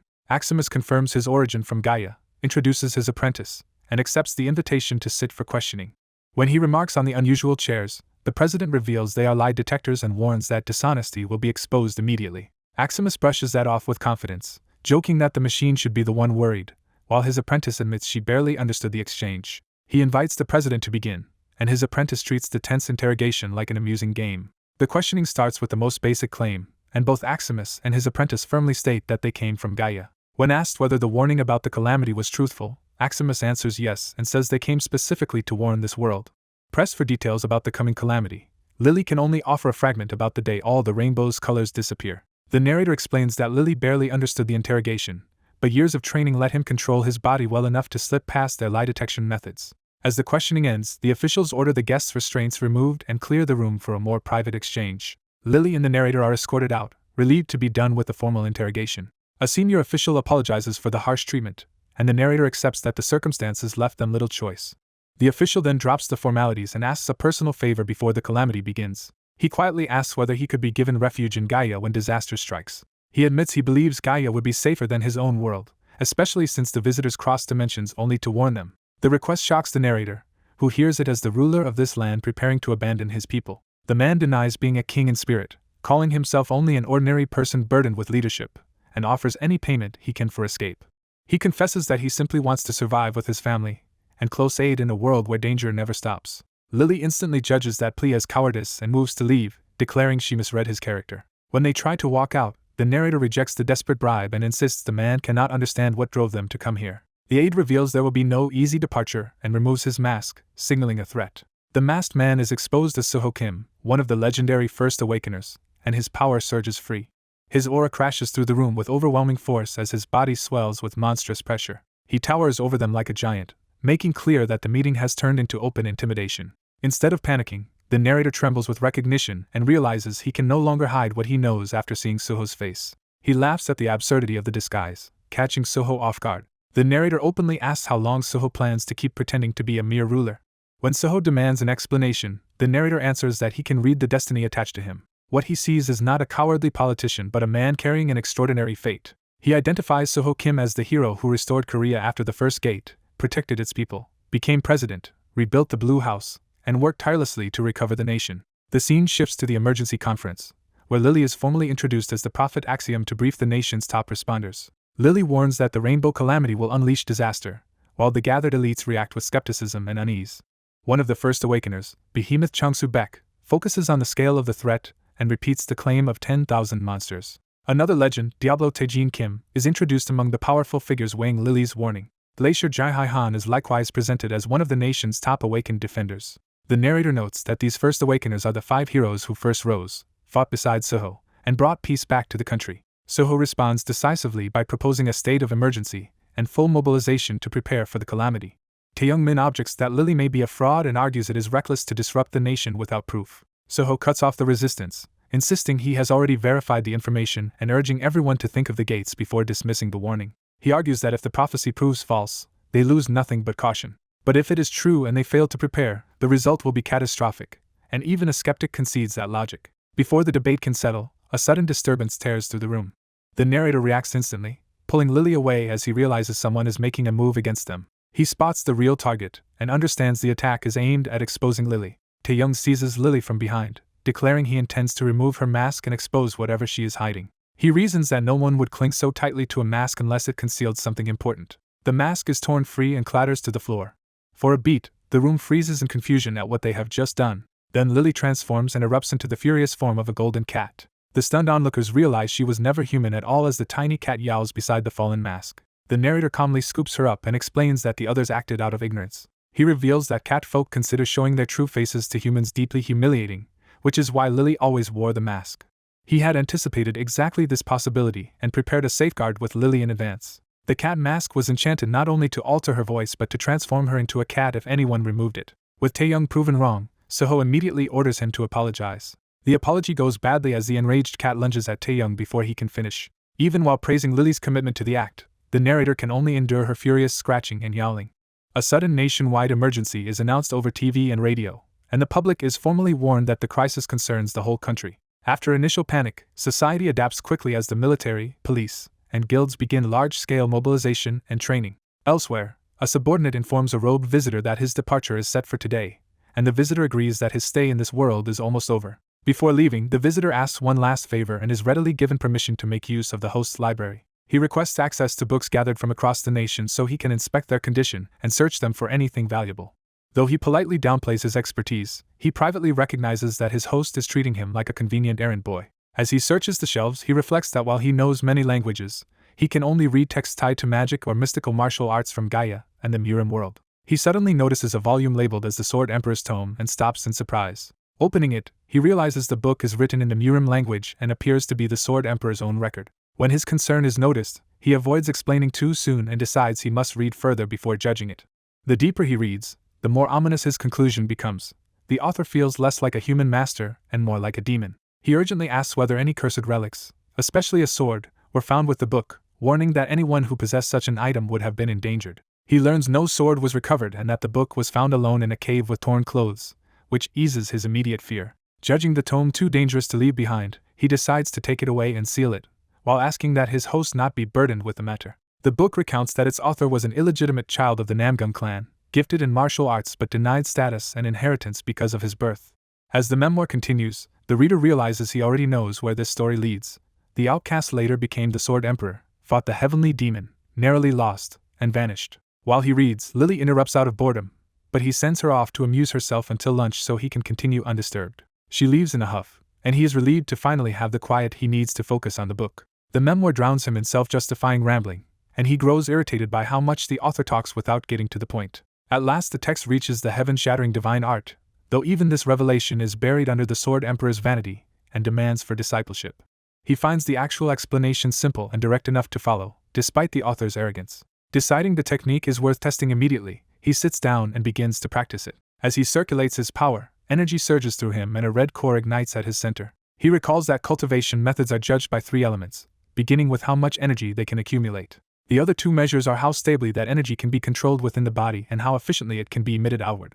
He realizes the heaven-shattering divine art is exceptional because it balances all 3 qualities instead of excelling in only one. By the end of the session, he understands why true martial artists revere supreme arts, and decides he has learned enough for the day. Looking up, he discovers he has practiced past lunchtime and starts wondering why Lily still has not returned. A sudden tremor interrupts that thought and warns him that something is wrong outside. He rushes to the window and sees a crackling gate opening in the sky above the grounds. A minotaur drops from the portal, confirming that monsters are now breaching directly into the area. Its arrival sends nearby people into panic as they realize a monster has appeared in the palace grounds. He immediately throws up a shield and intercepts the creature's charge before it can crush anyone. After pushing it back, he orders the civilians to stay inside the barrier until reinforcements arrive, then prepares to test the Sword Emperor's martial art in real combat. Because using large spells here could wreck the palace, he chooses to fight the Minotaur physically instead. He meets the beast head-on, evading its heavy swings and cutting into it with swift sword-like strikes. Channeling power through his weapon, he presses the attack and forces the monster to recoil. A stronger follow-up blow sends the Minotaur crashing away across the courtyard. When the creature survives more easily than expected, he pauses in surprise. The Minotaur mocks his lack of power, and he realizes this enemy is far weaker than the one he once fought. As it lunges again, he calmly reads the attack and prepares a cleaner counter. He slips behind it in a flash, seizing the opening before the beast can turn. With a single empowered punch, he blasts through its body and ends the fight decisively. He understands that the problem was never his weakness but his own growth, and the easy victory makes him consider studying more divine arts. Lily suddenly reappears from above and cheerfully announces that his assistant has arrived. When he quietly asks where she has been, she admits she was off eating with a new friend, surprising him with how quickly she has settled in. Before he can dwell on that, another gate tears open overhead with even more violent energy. Several more minotaurs emerge at once, turning a single intrusion into a full monster incursion. Seeing their numbers, he abandons his earlier restraint and decides he can no longer protect the palace without using wider destructive force. He unleashes a fire attack across the courtyard, engulfing the invading minotaurs in flames. In the aftermath of Aximus's astonishing magic, reinforcements arrive and the narration hints that his deeds will be remembered far into the future. At the Blue House, the rescued people thank Aximus as a savior, but he downplays his role and only wishes them success in recovering from the disaster. They insist on giving him a token of gratitude, and the gift turns out to be a case full of valuable high-quality cores. Though overwhelmed, Aximus is pressured into accepting the reward and can only offer awkward thanks while marveling at its worth. Sensing their time is up, Aximus and Lily activate a shielded teleportation circle and prepare to depart immediately. Before leaving, Lily cheerfully says goodbye to a new friend and promises they will meet again. Aximus parts on warm terms as well, carrying the gifted case and offering his final good wishes. Back in the ruined city at night, Pound Cake's voice suddenly breaks the silence. He reunites happily with his boss, clearly relieved and affectionate after the separation. The reunion is cut short when another guild member rushes in and warns that a major crisis is unfolding. He explains that Rainbow's colors are disappearing, a calamity is beginning, and the president has warned that hundreds of gates may open. Pound Cake initially treats the news lightly, but the others make clear that the situation is too serious for jokes. At the guild, they learn an emergency summons has been waiting for Mr. Guho, who agrees to report to the guild leader at once. The messenger admits he expected Guho to avoid responsibility, only to be moved when Guho answers the call without hesitation. Encouraged by his subordinates' approval, Guho briskly orders everyone to gather their things and move out. Looking over the devastated city, he grimly concludes they may have less than a week before everything worsens. At the guild, the secretary angrily confronts Mr. Lim for ignoring the emergency call. She stresses how dire the crisis is, and he casually admits Guho filled him in on the way over. Guho smooths things over by greeting the secretary warmly, while also asking why the guild is crowded and whether there is room for them to stay. Mr. Lim decides they will remain at the guild for the time being and thanks her in advance. The secretary says lodging can be arranged later, but the real priority is that the president wants to see Mr. Lim immediately, so Guho sends Pound Cake off with their luggage. As they head in, she warns Mr. Lim that even the president may be angry over his failure to answer the emergency call, while he shrugs it off as bad timing on a weekend. Before the meeting, they unexpectedly run into Guho's former teammate Goof, who freezes the moment he sees Mr. Lim. Mr. Lim greets him casually, but the simple question leaves Goof stunned and emotional. Unable to contain himself, Goof lunges forward as if attacking, only to collapse into a desperate embrace. Through tears, he reveals the truth of his outburst. He missed Mr. Lim and believed he had been abandoned. Mr. Lim reassures him that no matter how others may mock him, he would never cast Goof aside. That promise steadies Goof, who immediately starts thinking about how he can still be useful to Mr. Lim. Lily bluntly praises Goof's loyalty, and while he timidly corrects her on his name, Mr. Lim moves on when the president's office opens. The president summons Mr. Lim inside and invites the group to sit for an urgent briefing. As everyone settles in, the president dismisses concerns about Mr. Lim's lateness and asks whether he already knows the situation. Mr. Lim reveals that Aximus privately shared another prophecy with him before departing. The prophecy speaks of the Seventh Night Order, a group that will be left to follow fate's course. Its conclusion is hopeful.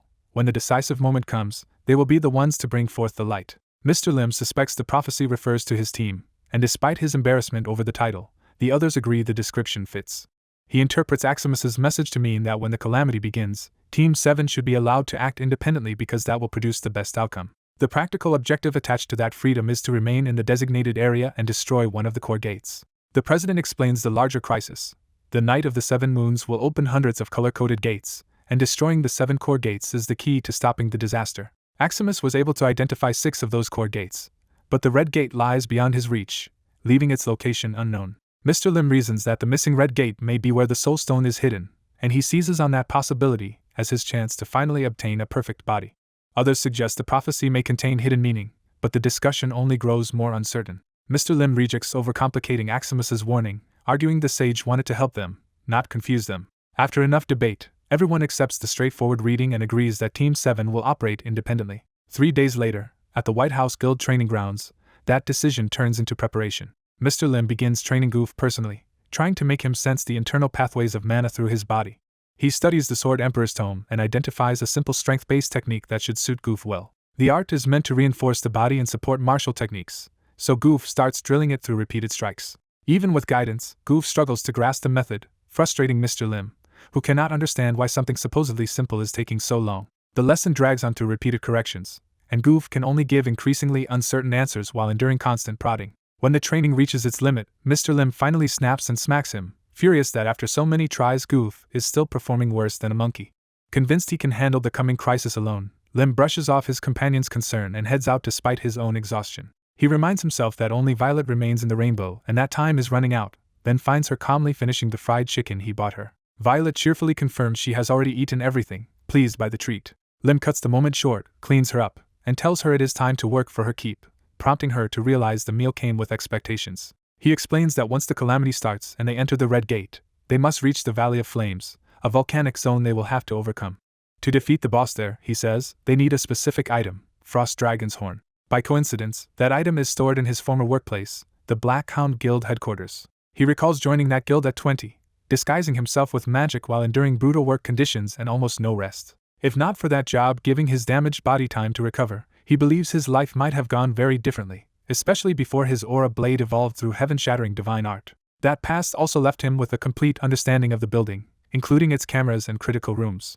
Using that knowledge, he leads Violet inside through a covert route and warns her to move carefully. They slip into the security control room, where the staff are grumbling about being stuck on duty while everyone else shelters. The guards complain about the emergency and focus on locking up so they can flee to the guild shelter as soon as the calamity begins. A nearby camera suddenly goes dark, drawing their attention to a problem they do not yet understand. They realize the disabled camera covers the area right beside their room, but by then Lim is already on them. He knocks the guards out before they can respond and leaves them unconscious. Back in a place he knows well, Lim settles in at the controls with quiet confidence. He triggers a false code red alert claiming intruders have reached the president's office, sending the guild into panic. Security confirms 4 intruders have been spotted and orders all personnel to rush to the president's office at once. The responding guards storm in expecting a fight, only to find the room empty and start wondering if the intruders escaped. Before they can recover, the room seals itself and the blockade drops, trapping them inside. With the intruders detained exactly where he wants them, Lim leans back and mockingly decides to entertain the trapped guards with music. He and Violet then blast open the secured storage area and move deeper into the guild. Violet is thrilled by the success, while Lim stays amused and in control. As they pass the guild's valuables, Lim reflects bitterly on how the organization always claimed it was struggling financially, despite the obvious wealth around them.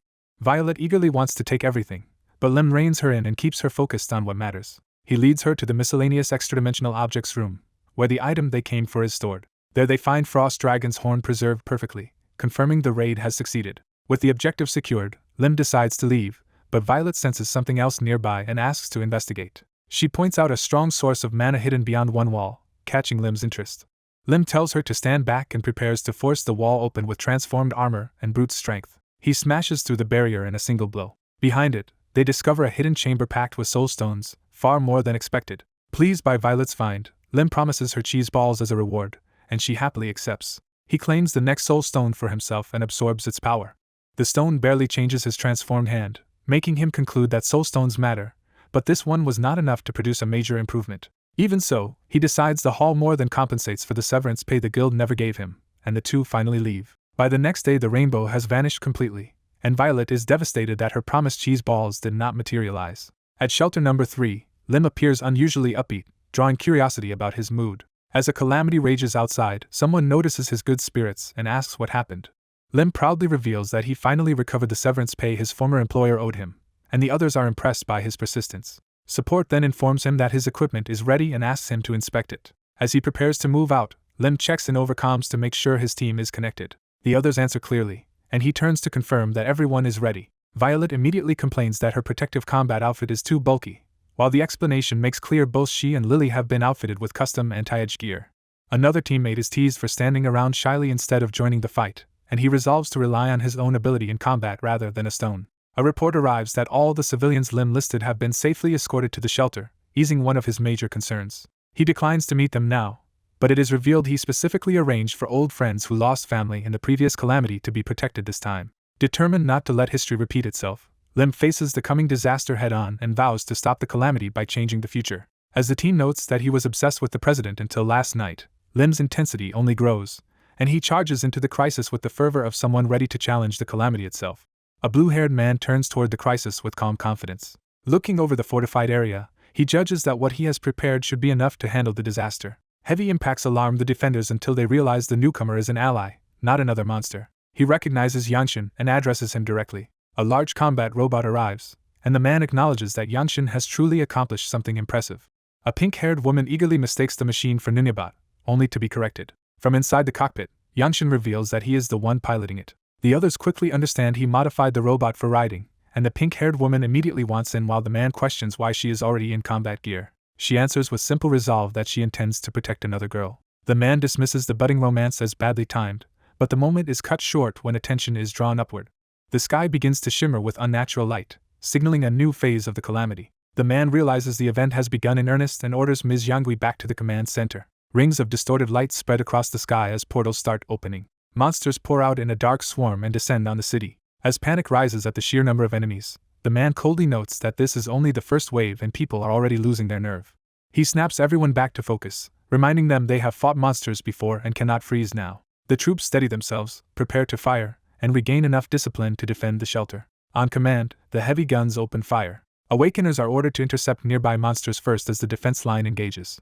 Explosions tear into the charging beasts, but the battle spreads fast across the streets.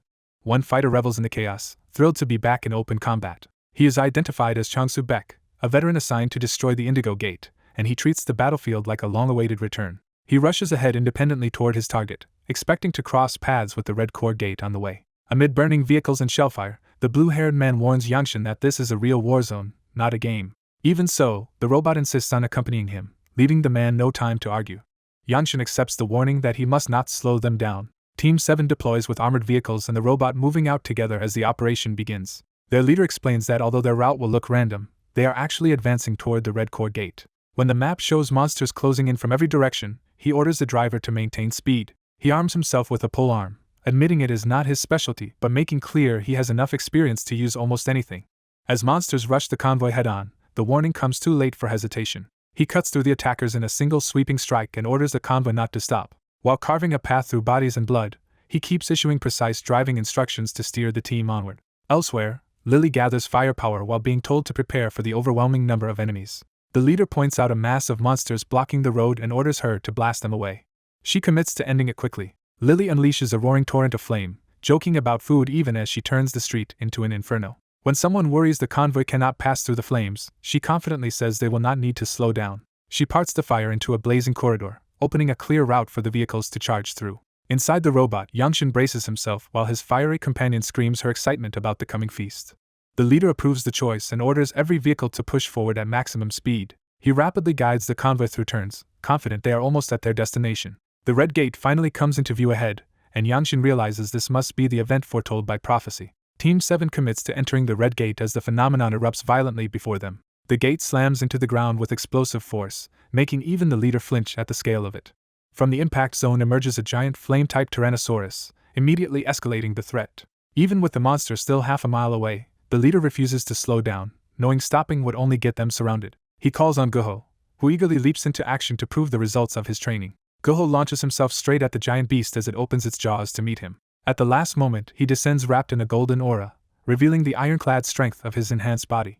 Someone praises the young inventor for finally figuring things out and turns to Yangshin, reminding him that he promised to protect Lily. Yangshin steels himself at that appeal, gripping his gear as the burden is placed squarely on him. A giant dinosaur-like monster charges in, and the answer to whether they can handle it is an immediate yes. The creature lunges, but a fast-moving strike lashes across its head before it can press the attack. Mr. Lim moves in with calm precision, cutting through the opening created by the monster's rush.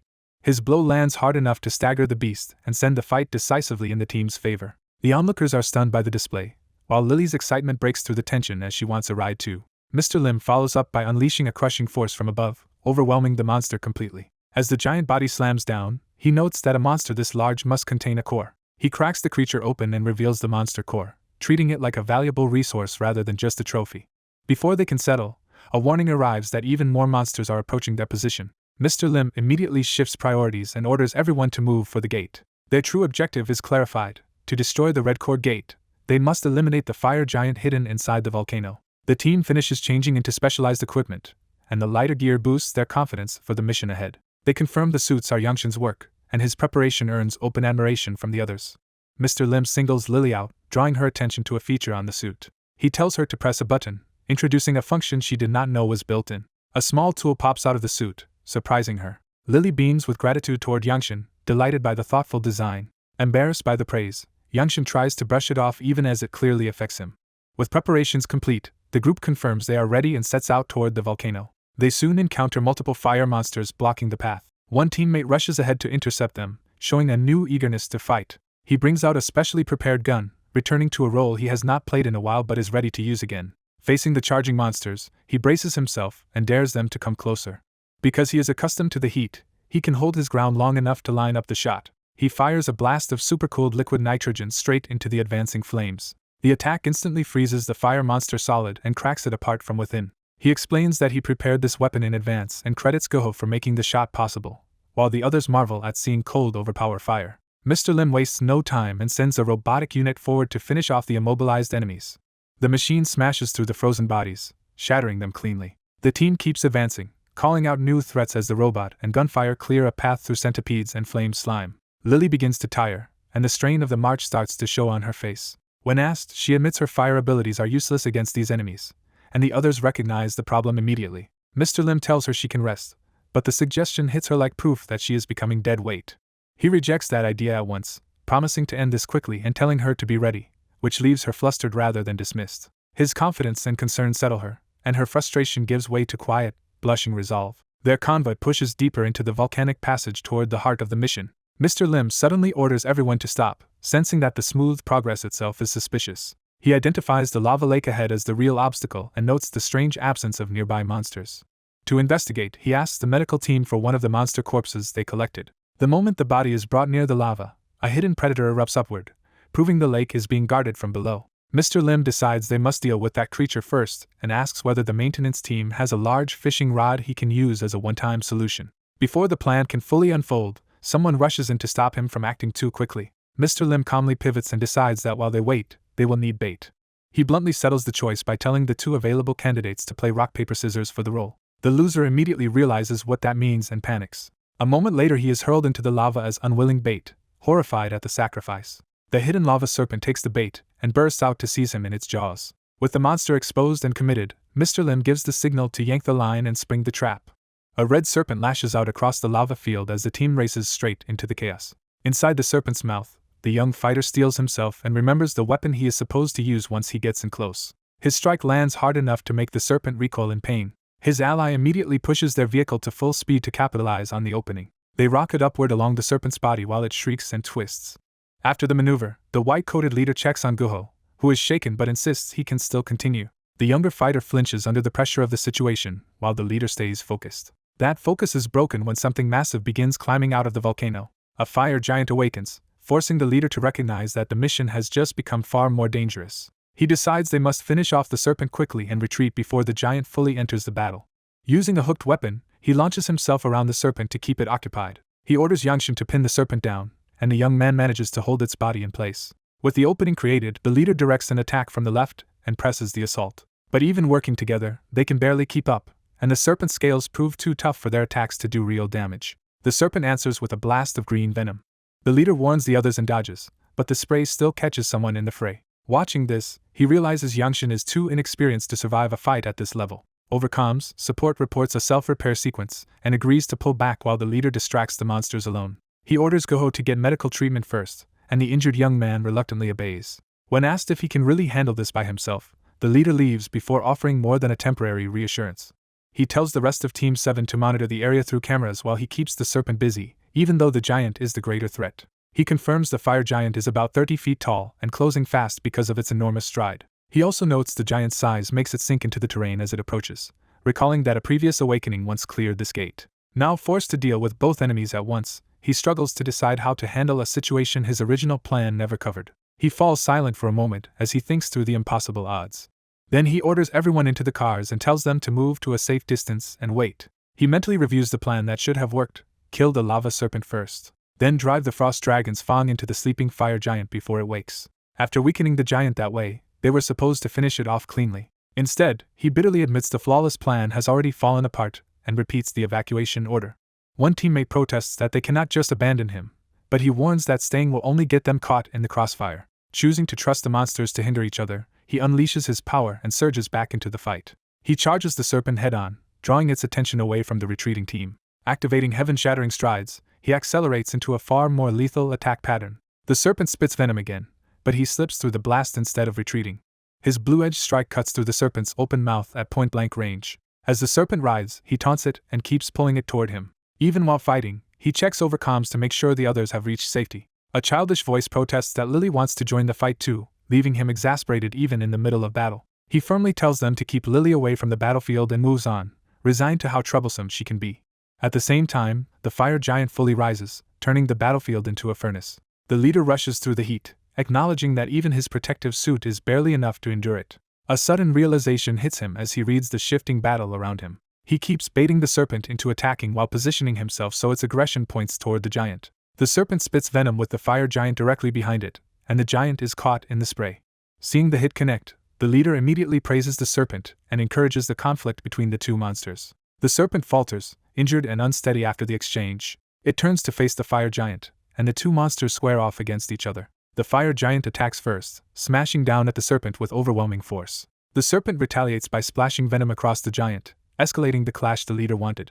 A lava-bodied stone giant notices something unusual as green liquid seeps across its rocky form. While the monster rampages, a man in a white coat stays hidden behind cover and urges himself to keep waiting for the right opening. He decides his best chance is to use the fang weapon in a precise strike aimed near the creature's heart. Preparing for a quick hit and run, he readies himself to rush in and retreat before the monster can retaliate. Before he can move, the giant suddenly recoils as something else crashes into it.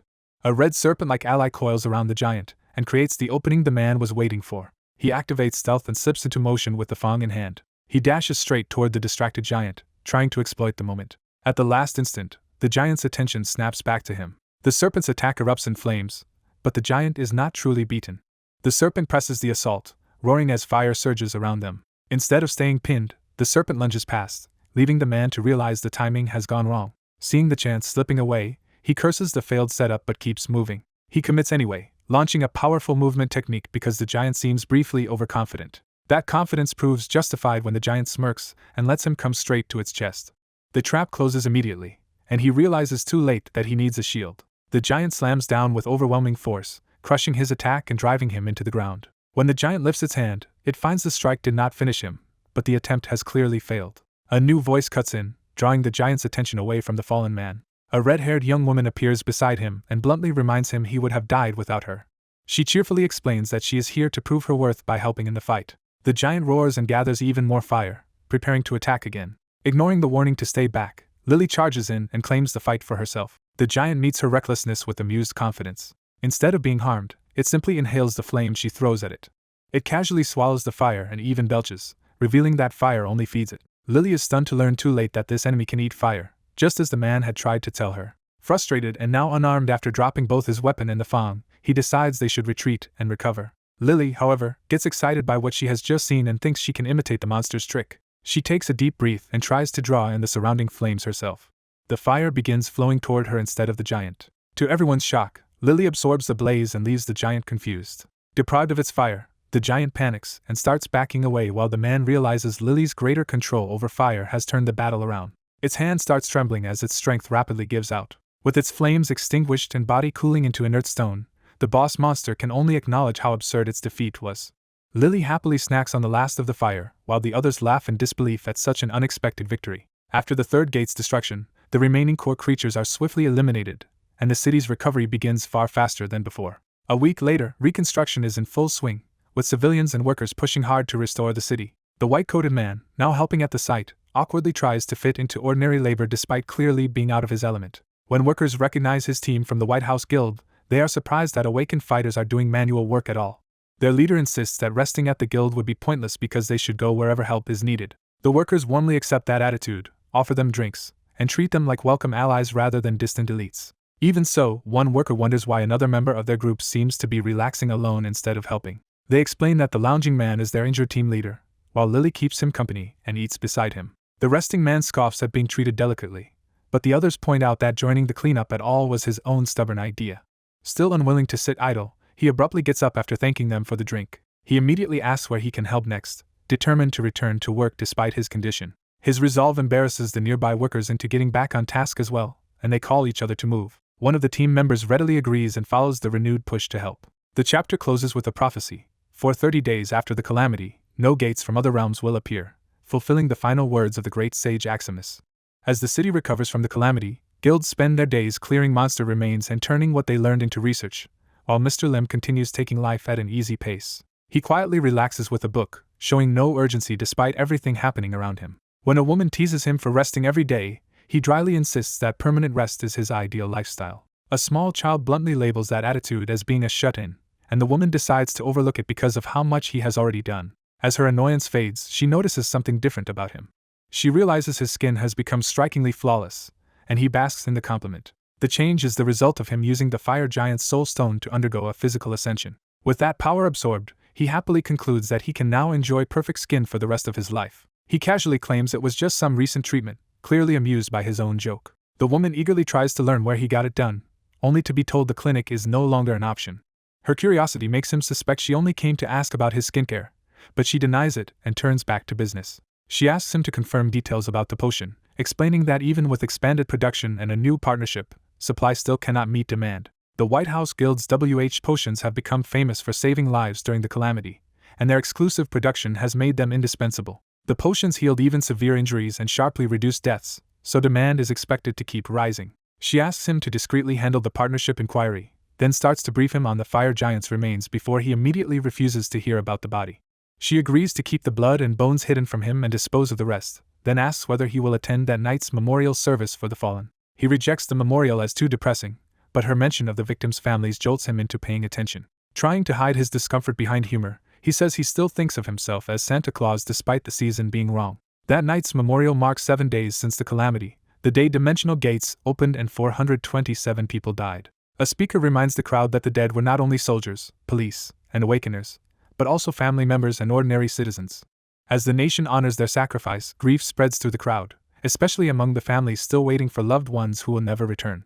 One young man tries to comfort his crying mother with a forced joke about Santa's naughty list, using humor to hold her together. Watching this, the president is pained by the thought that he has failed the great sage Maximus. Before the mood can settle further, something suddenly tears across the night sky above the memorial. People look up in alarm and mistake the approaching sleigh and its tiny helpers for another monster attack. Even as fear rises, a child recognizes the figure overhead as Santa Claus. Fiery portals bloom across the sky, making the arrival look even more overwhelming. The president immediately orders a defensive response and the protection of civilians. He charges forward with his power ready, furious that anyone would attack during a memorial. But the blazing magic above does not descend as an assault, instead gathering into a dazzling display. The child excitedly insists that it really is Santa, pulling others toward wonder instead of panic. The sky erupts in fireworks, and the crowd begins to realize this is a spectacle, not an attack. The little helpers spread music and bubbles through the air, turning the memorial's grief into a brief moment of amazement. When an aide asks for orders, the president decides not to interfere. He concludes that what has arrived is better treated as Santa Claus than as monsters. The sleigh then speeds away toward the White House Guild headquarters rooftop.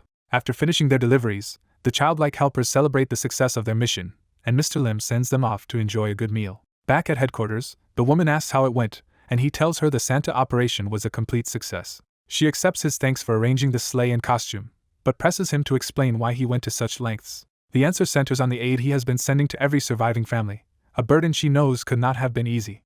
He downplays it, though the losses weigh heavily because many of the dead had been the providers their families depended on. He believes what those families need most right now is practical support, and that government relief alone will not be enough. So he simply chose to help because he could, using the resources he has to make that support real. He frames it as a lifestyle choice: sleep when he wants, stay lazy, and help when the mood strikes him. His attempt to sound detached only makes the woman more uneasy, because his kindness is becoming harder to dismiss.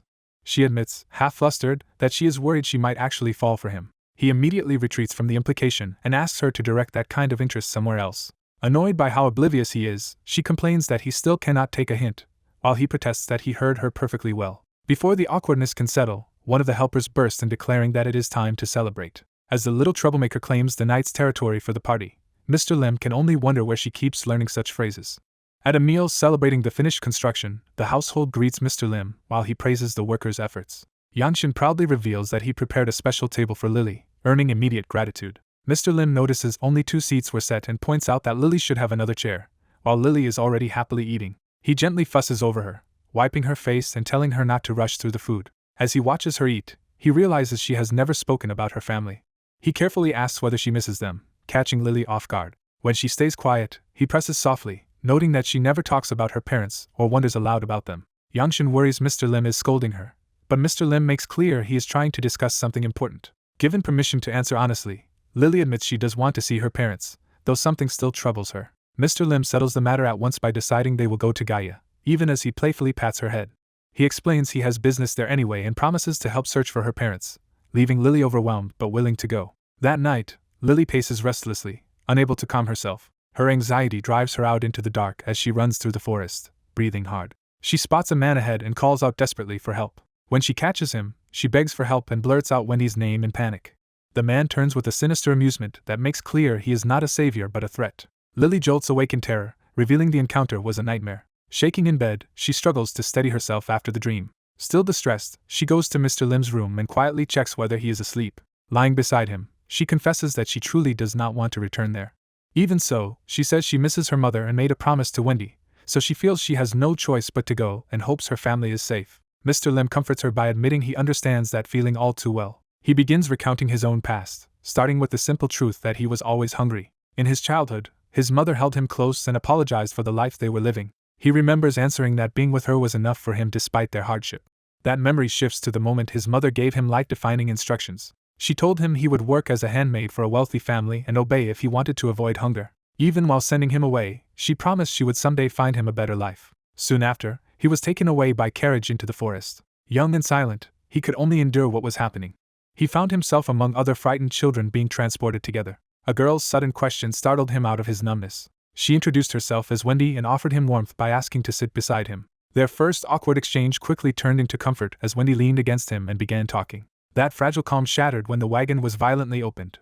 The children realized they had not been taken to a city at all, and fear spread among them. Armed escorts forced them onward, silencing resistance with violence. The captors ordered the children to keep quiet and follow without question. He and Wendy were eventually locked in a large cell, while the other children vanished one after another. He later learned they were being used in a forbidden operation to transplant a fragment of a Balrog's flame into a child's body. The experimenters monitored the process, waiting to see whether the host would reject it. When the reaction stabilized, they celebrated the success and dismissed any concern for what the child would become. From that day on, his hunger only worsened, just as Wendy stayed by his side. When food finally came, Wendy pushed her own bread toward him and insisted he eat. She forced the choice on him, making clear she would rather throw it away than watch him refuse it. He accepted in tears, ashamed that his hunger was stronger than his guilt, while Wendy reassured him. One day Wendy decided they had to escape, and showed him a strange icy power she had somehow awakened. He was stunned, and she noted that even her hair had changed color because of it. Despite not understanding the power herself, Wendy urged him to run away with her. Trusting her, he agreed. On a tense moonlit night, someone desperately orders a captive to be released. Masked pursuers close in on Wendy and blame Lily for not warning them sooner, insisting she let Wendy go. Instead, Lily lashes out with deadly ice, refusing to surrender Wendy. The masked man blocks the attack with ease and makes clear he is not threatened. He reveals they intend to turn Lily into a controllable puppet rather than simply kill her. Lily rejects the thought of returning to confinement, even if resisting costs her life. Choosing Wendy over herself, Lily unleashes her power and orders Wendy to run. The attackers try to crush Lily's resistance as her ice surges wildly around them. Wendy suddenly awakens fire magic and blasts one of the assailants away. Realizing she has changed just like Wendy once did, Wendy stares at her own new power in shock. The enemy immediately recognizes Wendy's awakening and moves to seize her too while Lily struggles to bring her back to herself. Lily forces through the chaos long enough to tell Wendy this is her only chance. She makes the choice for her and orders Wendy to flee immediately. Covered by Lily's overwhelming ice storm, Wendy finally runs. As Wendy escapes, Lily promises she will follow and begs her not to stop. Wendy reaches a closing gate, jumps through it, and vows she will return to save Lily. That promise gives way to sleep, revealing the escape was part of a remembered dream. Waking in the present beside a blue-haired man, Wendy fixates on one detail from the memory, a goblin mask. The realization hits hard enough to make her slam the table in outrage. Elsewhere, a guild official angrily refuses to let Lim take a month off so soon after a major disaster, arguing the whole organization is overwhelmed. Lim insists on leaving anyway and adds that he also has a personal request. When the official tries to delay his leave until next month, Lim decides to force the issue. He abruptly questions projected potion revenue, catching the staff off guard. Another employee nervously admits demand is so high that the guild may need to renegotiate exclusive production rights. Lim presses the point by reminding them how much profit his Gatecore loot and his team's earnings bring in, making it clear the guild depends on him.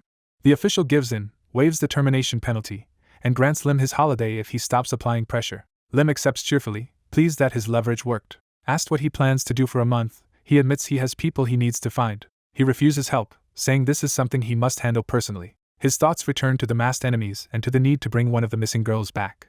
Beneath that resolve is a colder promise to kill the others responsible. He then brings up the personal favor he mentioned earlier. The official is stunned when he hears what Lim wants. That evening at Dayan's home, Lim shows Gaia a map and begins explaining the place he has in mind. Gaia recognizes the marked area as the region where her home is located.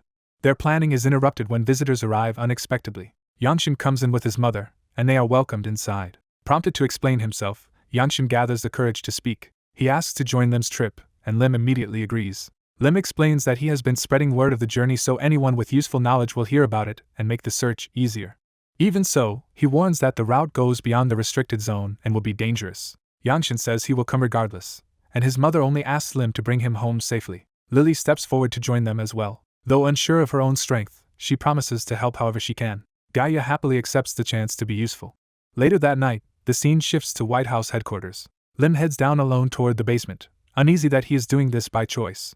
At level 12, the elevator opens onto a training hall where someone is already waiting. The man greets Lim as late, and Lim answers with dry sarcasm while recognizing him as the person he came to meet. The shirtless fighter turns and mocks Lim for seeking him out after always avoiding him before, setting the stage for a tense confrontation.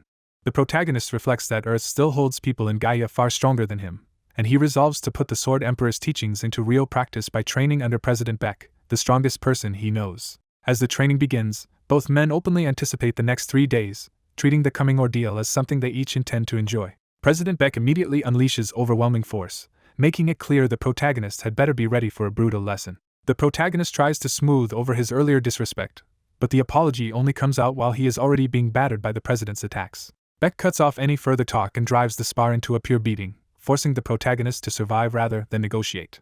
The exchange ends in a crushing impact that leaves no doubt about the gap between them. 3 days later, the protagonist returns visibly injured enough for his daughter to immediately notice something is wrong with his eye. She angrily demands to know who hurt him and wants revenge, but he shuts that down and tells her to focus on packing for the trip. He explains that sparring with the president greatly improved his mastery of the Sword Emperor's mystic martial arts. But he also admits the key technique he had been trying to complete failed the day before, so his progress came at the cost of taking a severe beating. Even while recovering, he can only conclude that President Beck is an absolute monster. At the White House Guild lobby, the group gathers with luggage to see him off as he prepares to leave. His teammates worry about his safety, but he reassures them that whatever danger lies ahead should not be a problem for him. Before departing, he appoints Goho as temporary leader of Team 7, catching the young man completely off guard. He warns Goho that if he embarrasses the team or damages its reputation while he is gone, there will be consequences waiting when he returns. Goho nervously accepts the responsibility and promises to do his best, still unaware that others already regard him as one of the strongest tanks around. The protagonist also assigns another teammate to keep watch over Goho while he is in charge. When he turns to Ms. Yangui, his attention shifts from team business to something more personal. Seeing her leaves him briefly captivated, showing that his feelings for her are still very much alive. She notices his battered eye at once and questions him about it. Another woman immediately bristles at the interaction, accusing Yangui of angling for intimacy under the excuse of concern. Beneath the jealousy, Yangui reveals a deeper fear. She dreads that this departure might somehow become a final goodbye. He cuts off the tension by announcing that they are leaving now, and his daughter cheerfully waves farewell to the others. As the party heads out, the team sends them off with wishes that he enjoy the break. Once they are alone, his companion notices that Yangui looked far from reassured by his departure. Yangui admits she is troubled by the feeling that she may never see him again, even as she tries to dismiss it as needless worry. Her companion comforts her by insisting that Lim is much stronger than she realizes. To prove it, he recalls how Lim nearly overwhelmed him with one of his attacks just the day before. That memory only hardens his resolve to train until he can challenge Lim to another fight. Far away, Lim suddenly feels an ominous chill, as if some unseen threat has just fixed itself on him. At the restricted zone camp, a young companion checks on him, and he brushes off the feeling before asking whether the boy properly said goodbye to his mother. The boy confirms it, and explains that this is not a vacation at all but another dimension mission to bring Lily back. He adds that he is ready for it, and has already modified the golem as requested. To demonstrate, he activates a control on his phone. The golem responds by unfolding into a new configuration.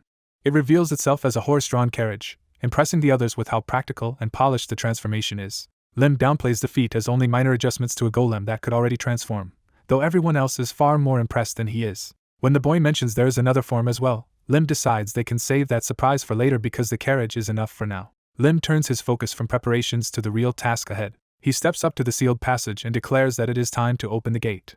A swirling portal begins to form in front of him as his power stirs the connection between worlds. He explains that Gaia is already linked to Earth, and that the problem is not distance but the fact that the gate has been shut. Normally it would reopen on its own in a year, but with a soul stone in hand he can force it open immediately. He crushes the soul stone to release its stored power. The energy erupts outward in a violent surge as he channels it into the gate.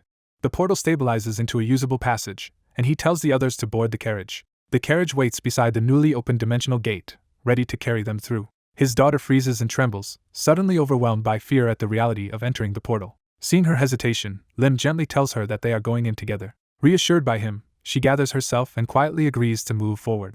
A carriage suddenly tears into the village in a burst of teleportation magic. The spell finishes with a violent flash as the arrival locks into place. At the same time, the village is already in chaos, with homes burning and raiders being ordered to hunt down everyone they need. Villagers flee and beg for help as the attackers cut them down. Even pleas to spare the children are ignored, and the slaughter continues. The bandits corner the bound village chief and mock him for resisting instead of revealing what they wanted. They threaten to murder his son and grandson unless he tells them where he hid the target of their search. A cloaked villager overhears the interrogation and realizes the chief is about to break under the threat. Unable to abandon the man who once helped him, he draws his sword and rushes in despite apologizing inwardly to his master. Before he can act, a voice from the newly arrived carriage calls out and claims to be the one the bandits are looking for. The carriage crashes down hard enough to seize everyone's attention. The bandits quickly recognize the arrival as some kind of mass teleportation spell and are stunned that it delivered only a carriage. As the carriage settles, the newcomer complains about the rough landing while the onlookers struggle to make sense of him. A composed young man in a white coat steps out, annoyed that he did not wait until after entering the gate before riding inside. He finds himself facing the bandits, the bound chief, and the burning village all at once. When his red-haired companion tries to follow, he shuts the carriage door and tells him to stay inside for now. Seeing the massacre before him, the newcomer's calm hardens into anger. He turns toward the scene with a cold, focused expression. Nearby, an injured villager struggles on the ground while the chief remains tied up and helpless. Hidden civilians, including children, tremble in terror as they watch their home burn. The mage lets his fury spill out and demands whether the bandits understand what they have done. He reflects that this town was meant to become a key trade hub once his gate opened in a year, making its destruction a direct blow to his plans. Mistaking outrage for opportunity, one of the raiders begs the mage to save them. The man flatters him as a great mage whose teleportation and carriage prove power beyond comprehension. He immediately offers a bag of gold in exchange for help.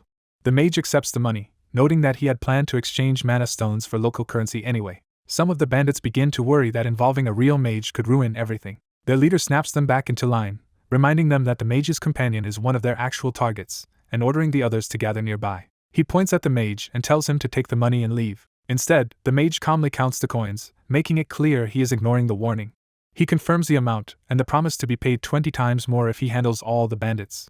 Then he names his own price for killing every last one of them, 700 gold. When the villager hesitates, the mage starts to walk away, forcing an immediate decision. He then reveals he was going to wipe out the bandits regardless, so the deal simply makes it official. Realizing too late that he never intended to leave, the bandit leader orders a volley before any magic can be cast.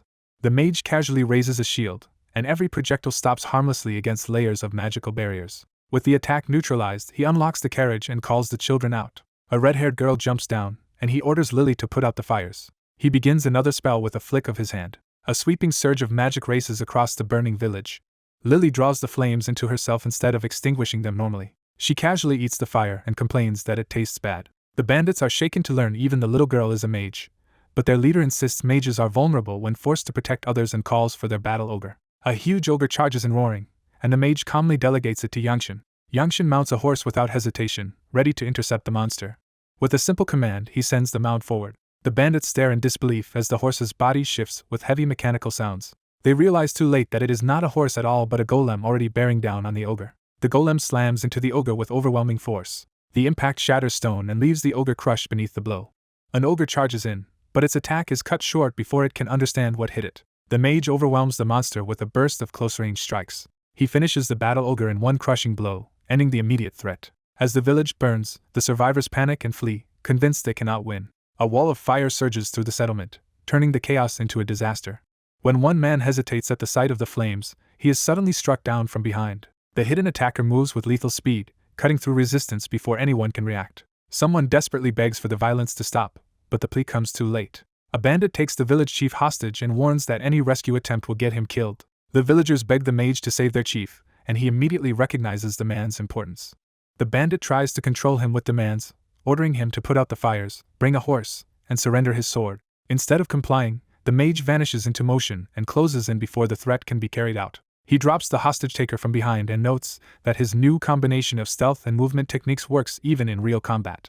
As the bandit collapses, the mage notices something unusual about the body. He quietly searches the corpse and slips an item away without drawing attention. Later, with the village saved, the chief bows deeply and offers heartfelt thanks over dinner. The chief insists the mage's help was not motivated by money, since he had already treated the villagers generously. He invites the mage to stay the night and enjoy the meal, then excuses himself as more guests arrive. A hooded traveler thanks the village for earlier help and asks to join the dinner. The chief warmly welcomes the newcomer and offers a seat at the table. The traveler introduces two companions, presenting one as a wife and the other as a personal knight. The mage greets them politely, but immediately doubts the story when he hears they supposedly had a knight who never appeared during the attack. The red-haired companion acts casual and cheerful, trying to make the group seem harmless. The mage keeps eating and watching, hiding his suspicion behind a calm expression. As the others stare at him, he realizes they are scrutinizing him just as carefully.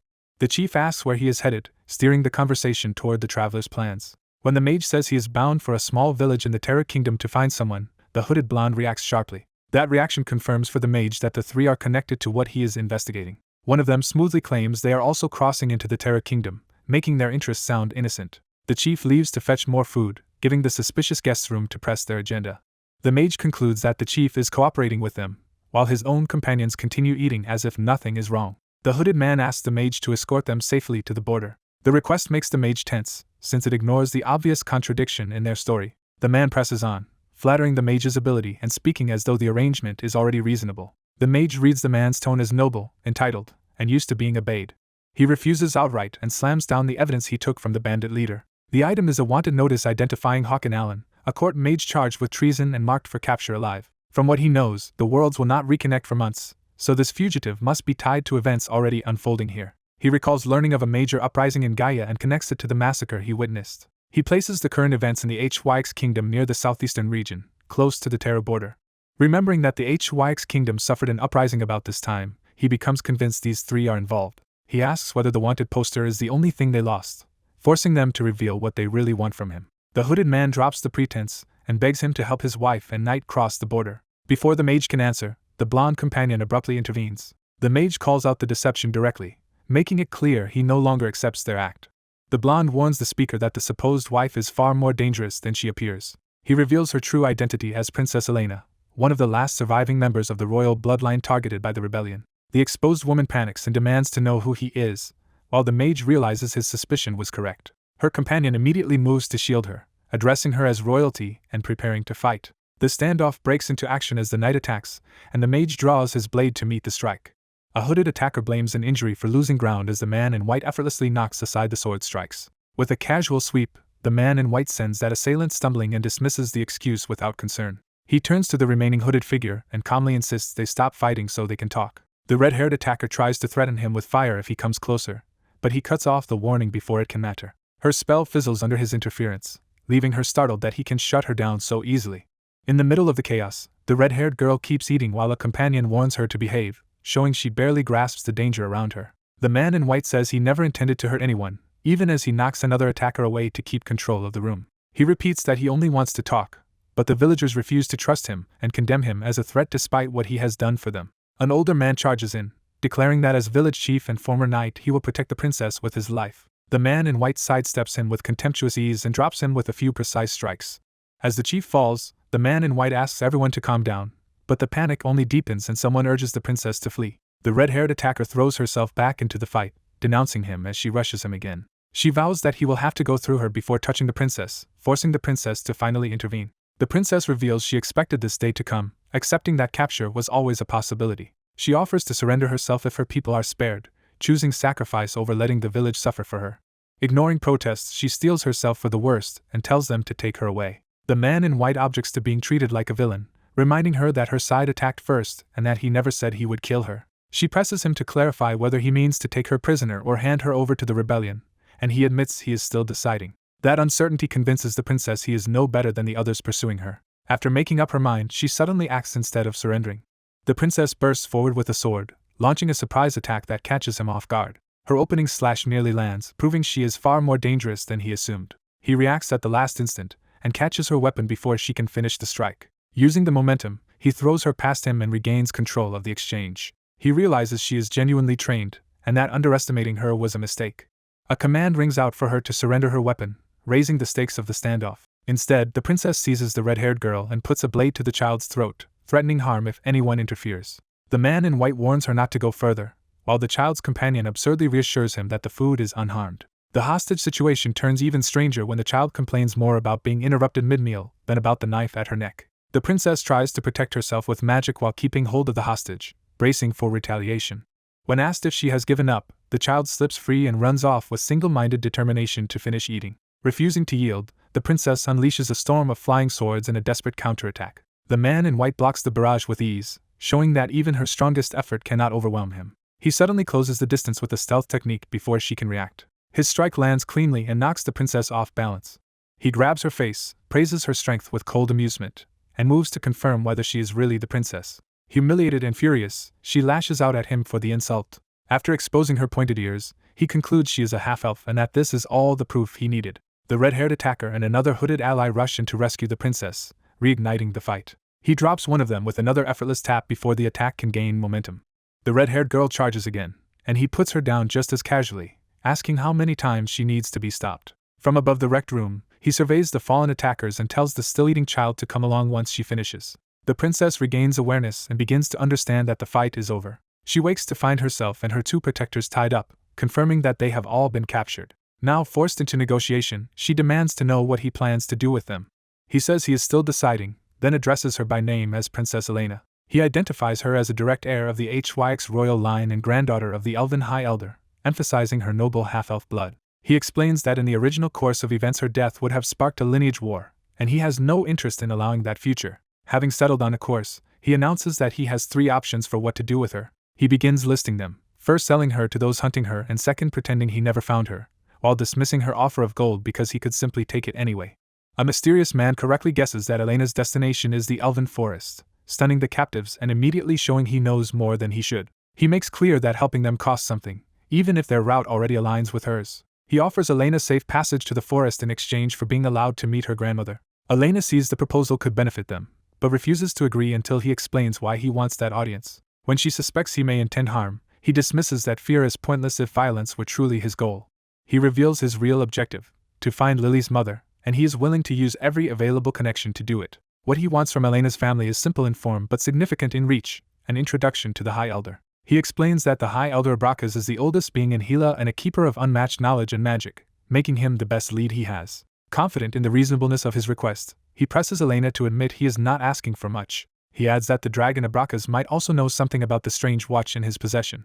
Elena warns that even her grandmother may not persuade Abrakas, but she agrees to bring him there if he handles everything else. As the carriage continues through the mountains, the journey itself unsettles the group. Inside, the older passengers marvel at the magically enhanced carriage, while the younger ones sleep through the ride. The man keeps the noise down so the children can rest, showing unexpected restraint. He checks on the poisoned elder outside and learns the antidote has been given, though recovery is slow because of the man's age. He accepts the delay without concern, focused only on reaching his goal. Trying to speak with Elena again, he is coldly shut down as she refuses any familiarity. He reminds her that their bargain still stands, forcing her to engage despite her hostility. Elena lays down terms. He is not to expect royal treatment and must obey her orders without argument. She adds a final safeguard. Until they reach the elven forest and the High Elder, he must leave the royal seal as collateral. She then reveals a deeper secret. The seal left in the kingdom was a fake, while the real one has been hidden with her all along. That revelation makes him question how the usurper learned of it. But Elena cuts past that and asks what he intends to do once they arrive. He says only that he will reclaim the seal from her. He assumes she means to remain in the forest, but Elena fiercely rejects the idea of hiding there forever. She vows instead to gather allies, crush the rebellion, and take back her kingdom. He warns that marching straight into war may be unwise, but leaves the choice to her even as she burns for justice over her parents' deaths. With a teasing detachment, he says a life consumed by revenge and ambition misses simpler joys, though he admits she can ignore him if she wants. Elena dismisses him as lazy and absurdly optimistic, and he cheerfully accepts the description. Their argument is cut short when a command from outside forces the carriage to halt. Elena immediately realizes trouble has found them. A retainer reports that Marquis Ormond's pursuing unit has already caught up far sooner than expected. The man wakes the children, and the red-haired girl groggily mistakes the emergency for breakfast time. He bluntly tells them enemies are here and orders Youngin to stop the carriage, snapping the group into action. As the carriage stops, the driver panics, but the man calmly tells the recovering elder to stay inside while he handles the interruption. The hooded elder sees armed riders closing in and warns that these are true knights, far more dangerous than the bandits they faced before. Unbothered, the man tells everyone else to remain in the carriage. The enemy force surrounds them, tightening the trap while the man steps out to meet it. Their commander greets Renard with mocking familiarity and confirms that the half-elf princess is inside. Renard explodes in anger, branding the commander a filthy traitor. The commander, now Count Manchi, mocks Renard's fall from celebrated hero to fugitive, and enjoys his humiliation. He twists the knife further by saying Renard never deserved the title of sword master, then draws his blade to prove the point. Manchi orders his men not to interfere because he intends to kill Renard personally. Renard charges anyway, cursing him and making one desperate attack. Manchi effortlessly parries, his superior technique turning Renard's strike aside. He counters immediately and cuts Renard down. With Renard collapsing, Manchi raises his sword for the finishing blow and declares the old man finished. At the last instant, Manchi senses danger and hesitates. The man in white bursts into the duel with a sudden slash, forcing Manchi away before he can kill Renard. The attack lands just enough to shock Manchi and strip away part of his prized beard. While Manchi reels over the insult, the man kneels by the fallen girl and uses an expensive potion to keep her alive. Renard, still able to move, seizes the opening and hurls Manchi aside, shouting for the mage to take the old man away. An old swordsman furiously condemns the young man's aura blade and vows to kill him, while the young man dismisses the weapon's supposed mystique. To the veteran's shock, the young man calmly reveals that he can form an aura blade too. The old man rejects it as impossible, convinced someone so young could only be faking such power. That disbelief is cut short when the young man closes the distance and meets him blade to blade. As they lock swords, the old man realizes his opponent is far less accomplished than expected, barely beyond a novice in pure swordsmanship. Even so, the young man endures the exchange, forcing the veteran to admit this is not an easy victory. The young man reflects that he only gained an aura blade days ago, and that his recent physical growth and study are what let him keep up at all. He concludes that despite those gains, he still cannot beat this old master in a straight sword fight, even as the old man mocks him for retreating. Instead of being rattled, The young man smiles and hints that he has not yet begun to fight seriously. The old swordsman finally understands he is not facing an ordinary knight at all. The young man abruptly changes the rhythm of the duel and crashes down on him from above with overwhelming force. The old man lashes out in anger, denouncing him as unworthy of the title of swordsman. A sudden cut lands, and the veteran is visibly shaken by the hit. Driven into a frenzy, he unleashes a storm of slashes to seize back control. Realizing the duel is turning against him, he orders his men to attack the carriage and kill everyone except the princess.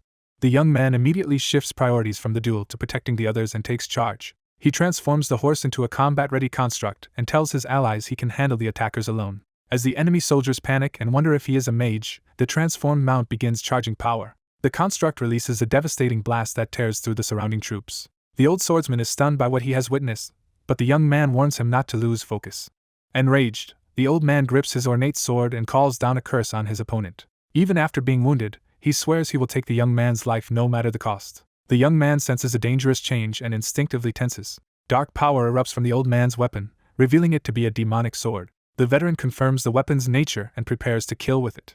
He commits fully to the demonic blade and launches himself at the young man. The young man mocks him for relying on equipment instead of skill and warns that such a sword may be too dangerous to keep using. The old man refuses to be intimidated and rushes in, determined to see how long his opponent can endure. Their weapons collide again, but this time the demonic force presses brutally against the young man. Under that pressure, his own blade begins to crack. The demonic power bursts through the clash and tears into him. A violent impact sends him flying as the cursed attack detonates around him. He cries out in pain, bloody by the blow. Seeing him injured, the old man exults, while the red-haired girl near the carriage jolts in alarm. She tries to save him by hurling fire at the old swordsman. The old man contemptuously absorbs the flames through the demonic sword, turning her rescue attempt into nothing. Shaken by that failure, she is pushed aside as the transformed horse moves in, and the young man reassures her that he will handle it. He coldly orders her to stay back, deciding the fight has become too dangerous for her. Facing the old man again while wounded, he drops any pretense of testing himself and prepares to end it. He grips the transformed weapon and resolves to demonstrate what a truly overpowered armament can do. The old swordsman, still smirking, charges in for the kill with the demonic blade. The young man meets that charge with calm curiosity as blue power surges through his weapon. At point-blank range, he delivers a simple death sentence and releases the attack. A colossal blue blast erupts forward, overwhelming everything in its path. Inside the carriage, even the princess is startled by the force of the strike. The red-haired girl is likewise stunned by the sheer scale of what he unleashed. The attack gouges a massive path through the forest, and the young man notes that this was only a quarter of the weapon's power on its first use, yet still better than expected. When the smoke clears, the demonic sword remains intact, and the wounded young man walks toward it. Inspecting the blade, he is impressed that it survived without a scratch and recognizes its unusual toughness. That durability makes him think of another famous sword, suggesting this demonic weapon may be tied to something far more significant. The journey centers on the demonic sword Shalit, a blood-fed weapon that grants immense power while steadily driving its wielder into ruin. The mage realizes he has unexpectedly obtained this infamous sword, recalls that it rose to prominence during the racial war, and decides he cannot keep using something so dangerous. As the carriage rolls on, he starts wondering whether he can trade the cursed blade for a holy sword instead. A hooded royal companion interrupts his thoughts by asking how much longer remains before they reach the border. He explains they will arrive at Randall soon and reach the border a few days after that, though he warns the carriage may not even last that long. The princess reacts sharply, but the hooded figure admits with regret that he is no longer the powerful mage he once was. Trying to comfort him, the princess says his presence alone still matters, yet he quietly takes her words as proof of how far he has fallen. To avoid the tension, the mage pretends indifference and buries himself in a book. The silence turns awkward as the two royals fix him with expectant stares. The hooded figure gathers the nerve to ask the mage for a favor, only to be refused before he can even begin. After forcing the mage to at least listen, he prepares to make his request. The mage dismisses any appeal to duty, nobility, or service to the kingdom before it can be used against him. The princess tries to stop the request, but the former hero presses on despite her concern. His shaking hands betray how deeply he resents his own weakness and how much he still longs for the strength he never attained. He remembers being celebrated in war and expected to become a sword master, only to fail both that dream and his duty to protect the royal family from rebellion. Now he sees himself not as a guardian, but as a burden who can no longer protect anyone. The mage ends the matter by refusing to hear more, and the carriage falls back into uneasy silence. Their group finally reaches the entrance to Randall Fortress. Once there, the mage orders Lily and Princess Elena to accompany him, while everyone else stays behind, catching them off guard. When challenged for exposing the princess to danger, he insists it is safer to keep the three of them together and take her personally. Any protest about impropriety is undercut by the reminder that they already used Lily as leverage before, so Elena reluctantly agrees to go. Under cover of night, the small party slips through the back alleys of Randall instead of entering openly. As they move through the slums, the mage tells the others to stay close because he has business to handle before finding supplies.